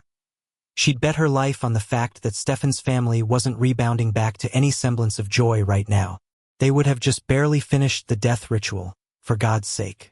It would be years before they could feel anything even remotely like what sang in her chest as she thought of Rev. Or if ever, she had the sense his parents might never be the same. With a curse, she walked swiftly across the parking lot, her shoes leaving little black prints across the dusting of snow that had fallen earlier. As a staff member, getting through the checkpoints down to the waiting room didn't take long, and when she came into the registration area, she shucked her coat and headed right for the front desk. The nurse behind the computer looked up and smiled. Rhodes was one of the few males on the staff and definitely a favorite at the clinic, the kind of guy who got along with everyone and was quick with the smiles and the hugs and the high fives. "Hey girlie, how you?" He frowned as she got closer to him, then pushed his chair back, putting space between them. Airy. Frowning, she looked behind her, expecting to see a monster, given the way he shrank from her. "Are you okay?" "Oh yeah, totally." His eyes were sharp. "How are you?" "I'm fine. Glad to come in and help." "Where's Katya?" "Waiting for you in Havers's office, I think she said." "I'll head on back then." "Yeah, cool." She noticed his mug was empty. "You want me to bring you a coffee when I'm done?" No, he said quickly, holding both hands up. "I'm fine, thanks. Really. You sure you're okay?" "Yup, totally fine. Thanks." Alina walked off, feeling like an absolute leper. Usually she and Rhodes were pally-pally, but not tonight. Oh my God, she thought. Revenge had left his scent on her. That had to be it. She turned around, but what could she say? Really? Hoping Rhodes was the only one who'd pick up on it. She hit the locker room to ditch her coat and headed off, waving to staff and patients along the way. When she got to Havers's office, the door was open, the doctor sitting behind his desk, Katya in the chair with her back to the hall. Alina knocked softly on the jamb. "Hi." Havers looked up, and Katya glanced over her shoulder. They both seemed positively ill. "Come in," the doctor said gruffly, "and shut the door." Alina's heart started to beat fast as she did what he asked. There was an empty chair next to Katya, and she sat down because her knees were suddenly loose. She'd been in this office a number of times, usually to remind the doctor to eat, because once he started in with patient charts he lost track of time. But this was not about him, was it? There was a long silence, during which Havers's pale eyes would not meet hers as he fiddled with the earpieces of his tortoiseshell glasses. Katya was the one who spoke, and her voice was tight. "Last night, before I left, one of the security guards who had been monitoring all the camera feeds brought it to my attention that you were in the pharmacy. Alone. He said he saw you take some pills and leave with them. I looked at the tape and checked the relevant shelves, and it was penicillin. Why didn't you just bring him in?" Havers said. "I would have seen Revenge again immediately." The moment that followed was like something in a TV soap, where the camera zoomed in on the face of a character. Alina felt as though everything pulled away from her, the office retreating into the far distance as she was abruptly spotlit and under microscopic scrutiny. Questions rolled into her brain. Did she really think she was going to get away with what she'd done? She'd even known about the security cameras, and yet she hadn't thought about that when she'd gone behind the pharmacist's counter the night before. Everything was going to change as the result of this. Her life, once a struggle, was going to become insupportable. Destiny? Nah, stupidity. How the hell could she have done this? "I'll resign," she said roughly. "Effective tonight. I should never have done it. I was worried about him, overwrought about Stefan, and I made a horrible judgment call. I'm deeply sorry." Neither Havers nor Katya said a thing, but they didn't have to. It was all about trust, and she had violated theirs, as well as a shitload of patient safety regulations. I'll clean out my locker and leave immediately. 33. Revenge didn't get out to see his mother enough. That was the thought that occurred to him as he pulled in front of the safe house he'd moved her into nearly a year ago. After the family mansion in Caldwell had been compromised by lessers, he'd gotten everyone out of that house and installed them at this Tudor mansion well south of town. It had been the only thing good that had come of his sister's abduction. That and the fact that Bella had found herself a male of worth in the brother who'd rescued her. The thing was, with Rev having taken his mother from the city when he had, she and her beloved dog Jen had escaped what the lessening society had done to the aristocracy over the summer. Rev parked the Bentley in front of the mansion, and before he got out of the car, the door to the house opened and his mother's dog Jen stood in the light, huddled against the cold. Rev's wingtips had slick soles, so he was very careful as he came around on the dusting of snow. Is she okay? The dog Jen stared up at him, her eyes misting with tears. It's getting close to the time. Rev came inside, closed the door and refused to hear that. Not possible. I'm very sorry, sire. The dog Jen took out a white handkerchief from the pocket of her gray uniform. Very sorry. She's not old enough. Her life has been far longer than her years. The dog Jen knew well what had gone on in the house during the time Bella's father had been with them. She had cleaned up broken glass and shattered china, had bandaged and nursed. Verily, I can't bear for her to go, the maid said. I shall be lost without my mistress. Rev put a numb hand on her shoulder and squeezed gently. You don't know for sure. She hasn't been to see Havers. Let me go be with her. Okay? When the dog Jen nodded, Rev slowly took the stairs up to the second floor, passing family portraits in oil that he had moved from the old house. At the top of the landing, he went down to the left and knocked on a set of doors. Mommin, in here, my son. The response in the old language came from behind another door, and he backtracked and went into her dressing room, the familiar scent of Chanel No. 5 calming him. Where are you? He said to the yards and yards of hanging clothes. I am in the back, my dearest son. As Rev walked down the rows of blouses and skirts and dresses and ball gowns, he breathed deeply.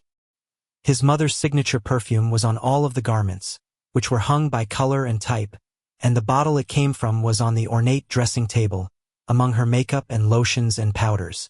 He found her in front of the three-way full-length mirror, ironing, which was beyond odd and made him take stock of her. His mother was regal even in her rose-colored dressing gown, her white hair up on her perfectly proportioned head, her posture exquisite as she sat on a high stool, her massive pear-shaped diamond flashing on her hand.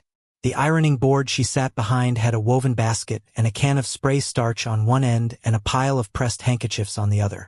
As he watched her, she was in midkerchief, the pale yellow square she was working on halved, the iron she wielded hissing as she swept it up and down. Mommin, what are you doing? Okay, obvious on one level, but his mother was the chatelaine. He couldn't remember ever seeing her do housework or laundry or anything of the sort. One had dog Jen for those things. Madalena looked up at him, her faded blue eyes tired, her smile more effort than honest joy. These were my father's. We found them when we were going through the boxes that had been brought over from the old house's attic. The old house was the one they had lived in for almost a century in Caldwell. You could get your maid to do that for you. He came over and kissed her soft cheek. She would love to help you. She said as much, yes. After she put her hand on his face, his mother went back to what she was doing, folding the linen square again, picking up the can of starch misting over the kerchief. But this is something I must do. May I sit? He asked, nodding at the chair beside the mirror. Oh, of course, where are my manners? The iron went down and she started to get off the stool. And we must get you something too. He held up his hand. No, Mommin, I've just eaten. She bowed to him and rearranged herself on her perch. I am grateful for this audience, as I know the busy nature of I'm your son. How can you think I wouldn't come to you? The pressed kerchief was placed on top of its orderly brethren, and the last one was taken from the basket. The iron exhaled steam as she smoothed its hot underbelly over the white square. As she moved slowly, he looked into the mirror. Her shoulder blades were prominent under the silk robe, her spine showing clearly at the back of her neck. When he refocused on her face, he saw a tear drop from her eye onto the kerchief. "O dearest virgin scribe," he thought, "I'm not ready." Rev plugged his cane into the floor and came over to kneel before her. Turning the stool toward him, he removed the iron from her hand and put it aside, ready to take her to Havers's, prepared to pay for whatever medicine would buy her more time. "Maman, what ails you?" He took one of her father's pressed handkerchiefs and dabbed under her eyes. "Speak unto your born son the weight of your heart." The tears were without end, and he caught them one by one. She was lovely even in her age and her crying, a fallen chosen who had lived a hard life and nonetheless remained full of grace. When she finally spoke, her voice was thin. "I am dying." She shook her head before he could speak. "No, let us be truthful with each other. My end has arrived." "We'll see about that," Rev thought to himself.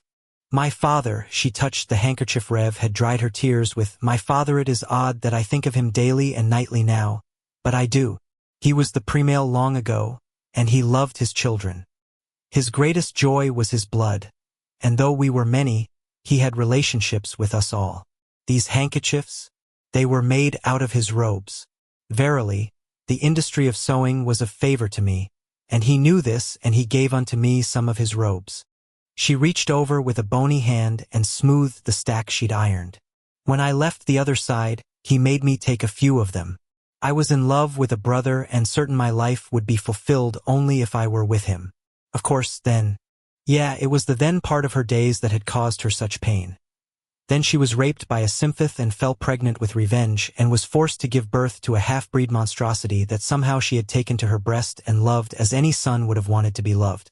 And all the while as she was imprisoned by the symphoth king, the brother she'd loved had searched for Heronly to die in the process of getting her back. And those tragedies hadn't been the end of it. After I had been returned, my father called me unto his deathbed," she continued. "Of all the chosen, of all his mates and his children, he'd wanted to see me. But I wouldn't go. I couldn't bear I was not the daughter he knew." Her eyes met Rev's, a deep pleading in them. "I didn't want him to know of me at all. I was befouled." Man, he knew that feeling, but his maman didn't need the burden of that.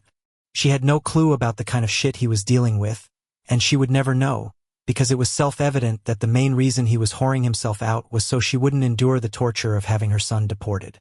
"When I refused the summons, the directrix came unto me and said he was suffering, that he wouldn't go unto the fade until I came to him, that he would stay on the painful brink of death for an eternity unless I relieved him. The following evening, I went with a heavy heart." Now his mother's stare grew fierce. "Upon my arrival at the Primale Temple, he wanted to hold me, but I couldn't let him.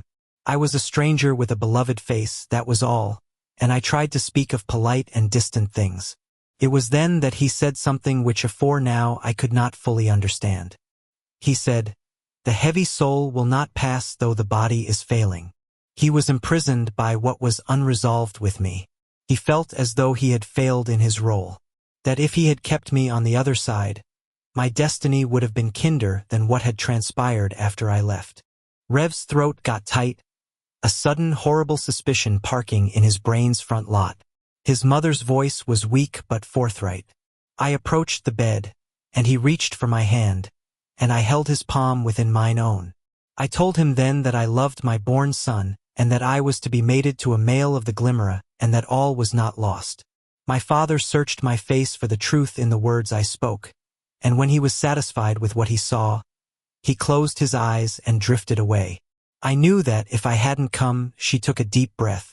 "Verily, I cannot leave this earth the way things are." Rev shook his head. "Everyone's fine, Maman. Bella and her young are well and safe. Stop it." His mother reached up and grabbed onto his chin, the way she had when he'd been very young and prone to causing trouble. "I know what you did. I know you killed my Helrin, Rempun." Rev weighed whether it was better to keep up the lie, but given his mother's expression, the truth was out, and nothing he could say would dissuade her from it. "How?" he said.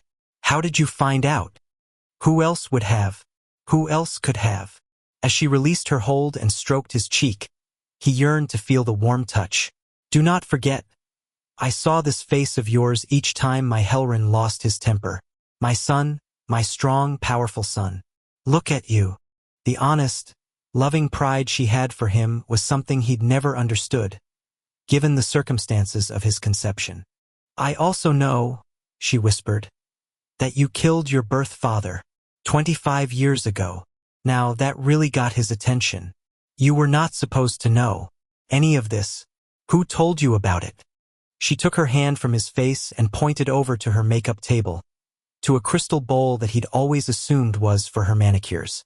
"Old habits of a chosen scribe, they die hard. I saw it in the water, right after it happened. And you kept it all to yourself," he said with wonder, "and could not any longer, which was why I brought you here." That horrible feeling resurged, the result of his being trapped between what his mother was going to ask him to do and his strong conviction that his sister wasn't going to benefit from knowing all her family's dirty, evil secrets. Bella had stayed protected from this nastiness all her life, and there was no reason to do a full disclosure now, especially if their mother was dying. Which Madalena wasn't, he reminded himself. "Maman, your sister must never be told." Rev stiffened, praying he'd heard her right. "Excuse me?" Rev stared up into his mother's eyes and never loved her more. He nodded once. "Look upon mine face and be assured. I so swear it. Bella and her issue shall never know. The past shall die with thee and me." His mother's shoulders eased under her dressing gown, and her shuddering sigh spoke loudly of her relief. "You are the son other mothers may only wish for." "How can that possibly be true?" he said softly. "How can it not?" Madalena gathered herself up and took the kerchief from his hand. "I must needs do this one again, and then perhaps you will help me to my bed?" "Of course. And I'd like to call Havers." "No, Maman. I should like my passing to be without medical intervention. None would save me now anyway. You can't know that." She lifted her lovely hand with its heavy diamond ring. "I shall be dead before nightfall tomorrow. I saw it within the bowl." Rev's breath left him, his lungs refusing to work. "I'm not ready for this. I'm not ready. I'm not ready." Madalena was so precise with the final kerchief, lining up its corners carefully, sweeping the iron back and forth slowly. When she was finished, she moved the perfect square over to the others, making sure that everything was lined up. "It is done," she said. Rev leaned on his cane to rise and offered her his arm, and together they shuffled into her bedroom, both unsteady. "Are you hungry?" he asked as he pulled back the covers and helped her lie down. "No, I am well as I am." Their hands worked together to arrange the sheets and the blanket and the duvet so that everything was folded precisely and lying directly across her chest. As he straightened, he knew she would not be getting out of bed again, and he couldn't bear it. "Bella needs to come here," he said roughly. "She needs to say goodbye." Her mother nodded and shut her eyes. "She must come now, and please have her bring the young." Back in Caldwell at the Brotherhood mansion, Tor paced around his bedroom, which was a joke really considering how weak he was. Lurched was about all he could pull off. Every minute and a half he checked the clock, time passing at an alarming rate until he felt as if the world's hourglass had been shattered in seconds, like sand, were spilling all over the place. He needed more time. More shit, would that even help, though? He just couldn't figure out how to get through what was about to happen, and knew more stewing wasn't going to change that. For example, he couldn't decide whether it was better to have a witness. The advantage was that it was even less personal that way. The disadvantage was that if he cracked wide open, there was another person in the room to see. "I'll stay." Tor glanced over at Lassiter, who was lounging on the chaise by the windows. The angel's legs were crossed at the ankles, and one combat boot ticked from side to side, another hateful measure of time. "Come on," Lassiter said. "I've seen your sorry ass naked. What could possibly be worse than that?" The words were typical bravado, the tone surprisingly gentle. The knock on the door was soft. So it wasn't a brother. And given that there was no food aroma working its way under the door, it wasn't Fritz with a tray of eats destined for the porcelain throne.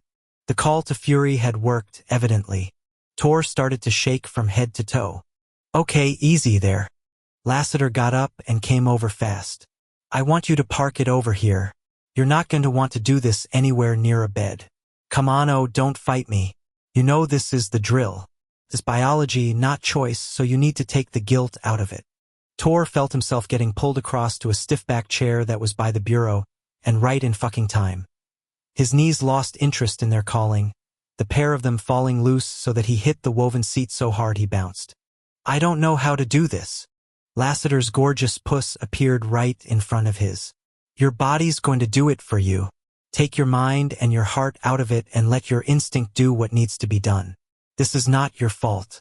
This is how you survive. I don't want to survive. You don't say.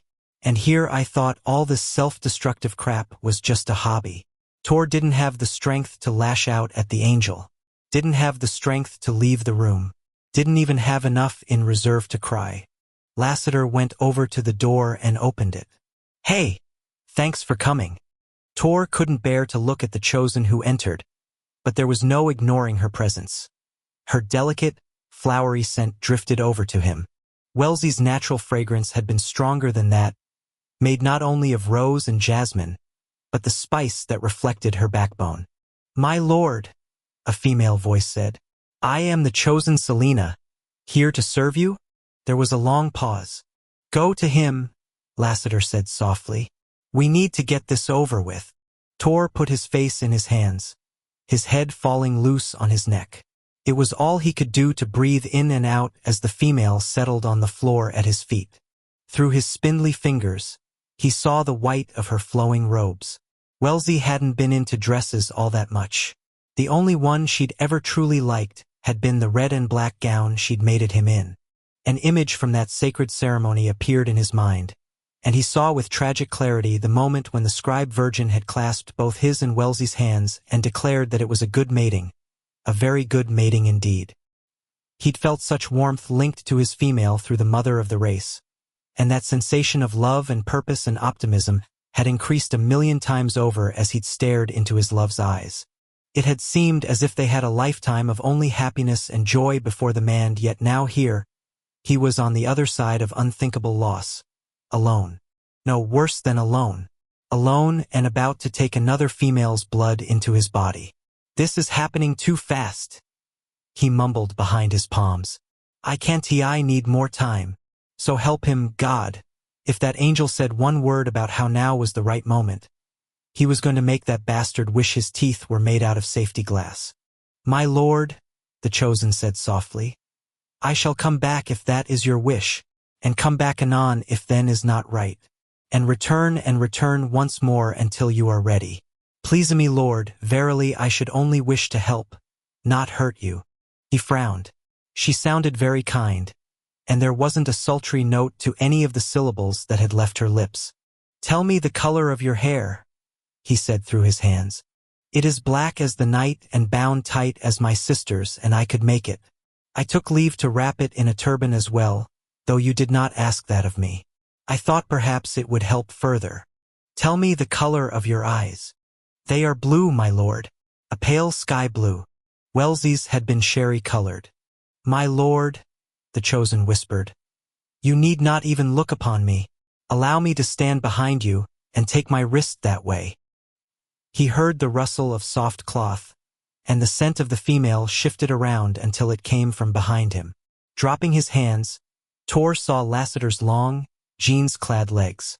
The angel's ankles were crossed again, this time as he leaned back against the wall. A slender arm draped in white cloth appeared before him. In slow tugs, the sleeve of the robing was gradually lifted higher and higher. The wrist that was exposed was fragile, the skin white and fine. The veins beneath the surface were light blue.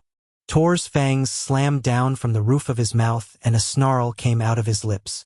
The bastard angel was right. Suddenly there was nothing on his mind. Everything was his body and what he'd deprived it of for so long. Tor clamped a hard hand on her shoulder, hissed like a cobra, and bit the Chosen's wrist down to the bone, locking his fangs in place. There was a cry of alarm and a scramble, but he was gone as he drank, his swallows like fists on a rope, pulling that blood down into his gut so fast he didn't have time to taste it. He nearly killed the Chosen. And he knew this only later, after Lassiter finally peeled him free and knocked him out with a punch to the head, because the instant he'd been separated from the source of those nutrients, he tried to go for the female again. The fallen angel had been right. Horrible biology was the ultimate driver, winning over even the stoutest of heart. And the most reverent of widowers. 34. When Elena got home, she put on a fake face, sent Lizzie off and checked with her father, who was making incredible strides in his work. The second she could get free, though, she went into her room to hop online. She had to figure out how much money they had, down to the penny, and didn't think she was going to like what she came up with. After signing onto her bank account, she scrolled through the checks that had yet to clear and tallied up what was due the first week of the month. The good news was that she was still going to get her pay for November. Their savings account had just under 11 grand in it. There was nothing left to sell, and no fat on the monthly budget. Lizzie would have to stop coming, which would suck, because she'd take on another client to fill the spot. So when Elena found a new job, there'd be a nursing care hole to plug, although that was assuming she could get another position. Sure as hell it wasn't going to be in nursing. Getting fired for cause was not what any employer wanted to see on a resume. Why had she lifted those fucking pills? Elena sat staring at the screen, adding and reading all the little numbers until they blurred together, not even the sum of them registering anymore. Daughter mine. She quickly shut down the laptop, because her father didn't do well with electronics, and composed her face. Yes? Yes. I wonder if you would care to read a passage or two of my work. You seem anxious, and I find such pursuits calm my mind. He shuffled to the side and gallantly extended his arm. Elena stood up because sometimes all a person could do was accept the direction of others. She didn't want to read any of the gibberish he had committed to the page. Couldn't bear to pretend that everything was okay. Wished that, even if just for an hour, she could have her parent back so she could talk through the bad position she had landed them both in. That would be lovely, she said in a dead, elegant voice. Following him into his study, she helped settle him into his chair and looked around at the sloppy stacks of paper. What a mess. There were black leather binders crammed to the point of breaking. File folders stuffed wide. Spiral-bound notebooks with pages lolling out of their confines like the tongues of dogs. White loose-leaf paper sprinkled here and there, as if the pages had tried to fly away and gotten only so far. It was all his diary, or so he maintained. In reality, it was just pile after pile of nonsense, the physical manifestation of his mental chaos. Here. Sit. Her father cleared off the seat next to his desk, moving over steno pads that were held together with tan rubber bands. After she sat down, she put her hands on her knees and squeezed hard, trying not to lose it. It was as if the debris in the room were a spinning magnet that made her own thoughts and machinations rotate even faster. And that was absolutely not the help she needed. Her father glanced around the office and smiled as if in apology. Such industry for a comparatively small yield, rather like harvesting pearls. The hours I have spent herein, the many hours to fulfill my purpose. Elena barely heard him. If she couldn't afford the rent here, where would they go? Was there anything even cheaper that didn't have rats and hissing cockroaches in it? How would her father fare in an unfamiliar environment? Dearest Virgin Scribe, she'd assumed they'd hit bottom the night he'd burned down the proper house they'd been renting. What was lower than this? She knew she was in trouble when everything got blurry. Her father's voice continued on, marching across her panicked silence. I have endeavored to record with faithfulness all that I saw. Elena didn't hear much more. She cracked in half. Sitting in the little side chair, swamped by her father's mindless, useless prattle, confronted by her actions and where a bad call had landed both of them, she wept. It was about so much more than losing the job. It was Stefan. It was what had happened with revenge. It was the fact that her father was an adult who couldn't comprehend the realities of their situation. It was that she was so alone. Elena held herself and wept, hoarse breaths barking out of her lips until she was too exhausted to do anything but sag into her own lap. Eventually, she heaved a great sigh and wiped her eyes with the sleeve of the uniform she no longer needed anymore. When she looked up, her father was sitting stock-still in his chair, his expression one of utter shock. "Virility, daughter." See, this was the thing. They might have lost all the monetary trappings of their previous station, but old habits died hard. The reserve of the Glimmera still defined their discorsiso. A great wailing session was tantamount to her flipping onto her back at the breakfast table and having an alien bust out of her stomach. "Forgive me, father," she said, feeling like an utter fool. "I believe I shall excuse myself." "Now wait, you were going to read." She closed her eyes, her skin tightening up all over her body. On some level, her whole life was defined by his mental pathology, and though for the most part she saw her sacrifices as his due, tonight she was too raw to be able to pretend the crucial importance of something as worthless as his work. "Father, One of the desk drawers opened and shut. "Here, daughter. Take into thy hands more than just a passage." She dragged her lids open, and had to lean forward to make sure she was seeing things right. Between her father's two palms was a perfectly aligned stack of white pages about an inch thick. "This is my work," he said simply. "A book for you, mine daughter." Downstairs in the Tudor safe house, Rev waited by the windows in the living room, staring out over the rolling lawn. The clouds had cleared, and a half-assed moon hung winter-bright in the sky. In his numb hand, he held his new cell phone, which he had just clipped shut with a curse. He couldn't believe that above him his mother was on her deathbed, and that at this very moment his sister and her Hellrin were speeding to beat the sunrise to get here, and yet work was raising its ugly horned head. Another dead drug dealer, which made 3 in the last 24 hours.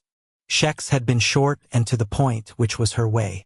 Unlike Ricky Martinez and Isaac Rush, whose bodies had been found down by the river, this guy had turned up in his car in a strip mall parking lot with a bullet through the back of the skull, which meant that the car had to have been driven there with the body in it. No way anyone would be stupid enough to pop a motherfucker in a place that undoubtedly had security camera coverage. As the police scanner hadn't reported anything further, though, they were going to have to wait for the newspapers and the morning news on TV tomorrow for more details. But here was the problem and the reason that he'd cursed. All 3 of them had made buys from him within the last 2 nights, which was why Shex had interrupted him at his mother's. The drug business was not merely deregulated but totally unregulated, and the stasis point that had been reached in Caldwell so that he and his high-level broker colleagues could make money was a very delicate kind of thing.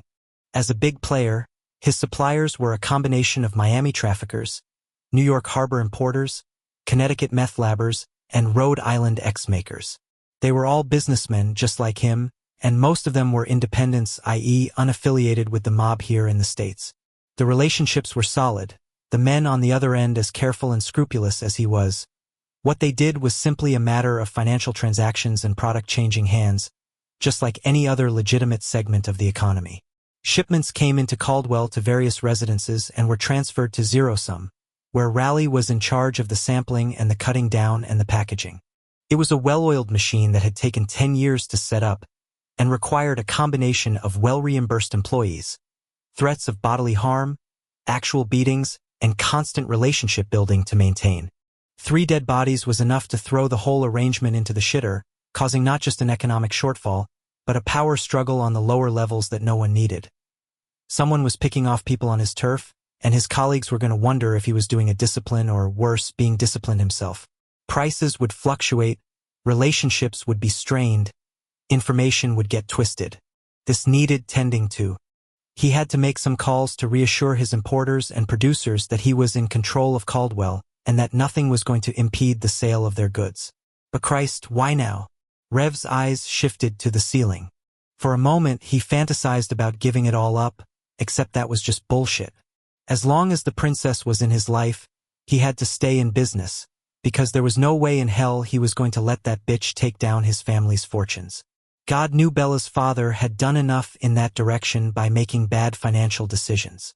As long as the princess was above ground, Rev would remain the drug lord of Caldy and he would make his calls, although not in his mother's house, not during this family time. Business could wait until family had been served. Although one thing was clear. Going forward, Shex, Trez, and I were going to have to keep an even tighter eye on things because sure as shit, if someone was ambitious enough to try to knock off those middlemen, they were more than likely going to attempt a run at a fat boy like Rev. Trouble was, it was going to be important for Rev to be seen around the club. Showing face was critical during unsettled times, when his contacts in the biz would be looking to see if he was going to run and hide. Better to be perceived as the person who might be doing the killings than a pussy ass who ducked out of his turf when the going got tough. For no good reason, he opened his phone and checked for missed calls. Again, nothing from Elena. Still, she was probably just busy at the clinic, all caught up in the hustle. Of course she was. And it wasn't like the facility was in danger of being sacked. It was in a remote location and had plenty of security, and he would have heard something if anything bad had happened. Right? Damn it. With a frown, he checked his watch. Time for 2 more pills. He headed into the kitchen and was drinking a glass of milk and popping more penicillin when a pair of headlights hit the front of the house. As the Escalade pulled up in front and its doors opened, he put his glass down, plugged his cane into the floor, and went to greet his sister and her mate and their young. Bella was already red-eyed as she came in, because he'd made it clear what was going on. Her Hellrin was right behind her, carrying their snoozing daughter in his huge arms, his scarred face grim. "Sister mine," Rev said as he took Bella into his arms. While holding her loosely, he clapped palms with Zodist. "I'm glad you're here, my man." Z nodded his skull-trimmed head. "Me too." Bella pulled back and wiped her eyes quickly. "Is she up in bed?" "Yeah, and her dog Jen is with her." Bella took hold of her daughter, and then Rev led the way upstairs. At the bedroom doors, he knocked on the jamb first and waited as his mother and her faithful servant got prepared. "How bad is she?" Bella whispered. Rev looked down at his sister, thinking that this was one of the few situations where he could see himself not being as strong for her as he wanted to be. His voice was hoarse. "It's time." Bella's eyes squeezed together just as their maman said in a wobbly voice, "Come in." As Rev opened one side of the doors, he heard Bella's sharp inhale, but more than that he sensed her emotional grit.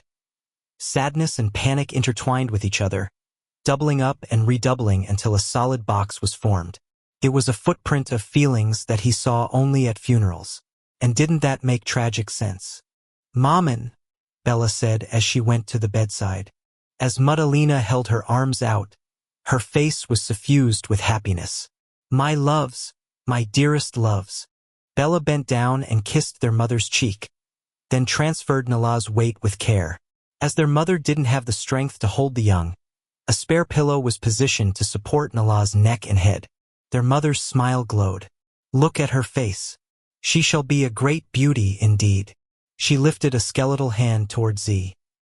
"And the proud papa, who looks after his females with such strength and fortitude." Zodist came over and clasped what was extended to him, bowing down and brushing her knuckles with his forehead, as was custom between mothers and sons-in-law. "I shall always keep them safe."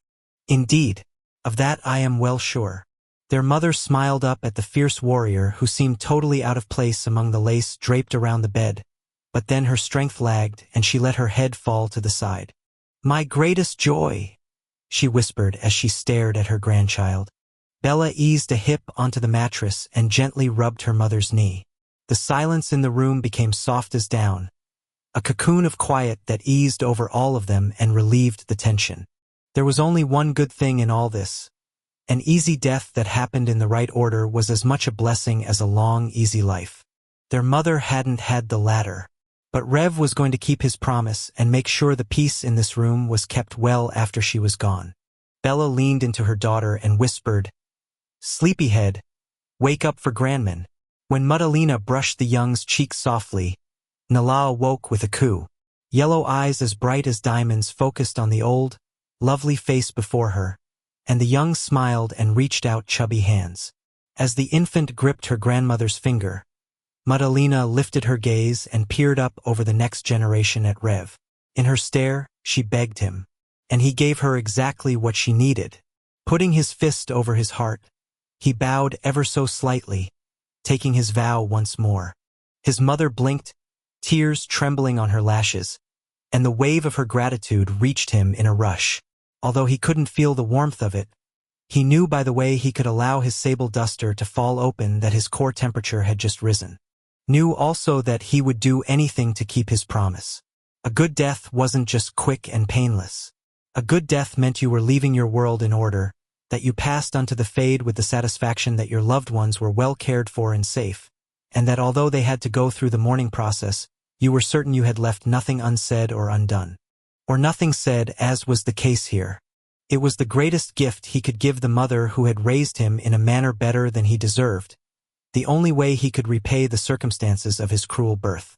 Madalena smiled and released a long, grateful breath, and all was as it needed to be.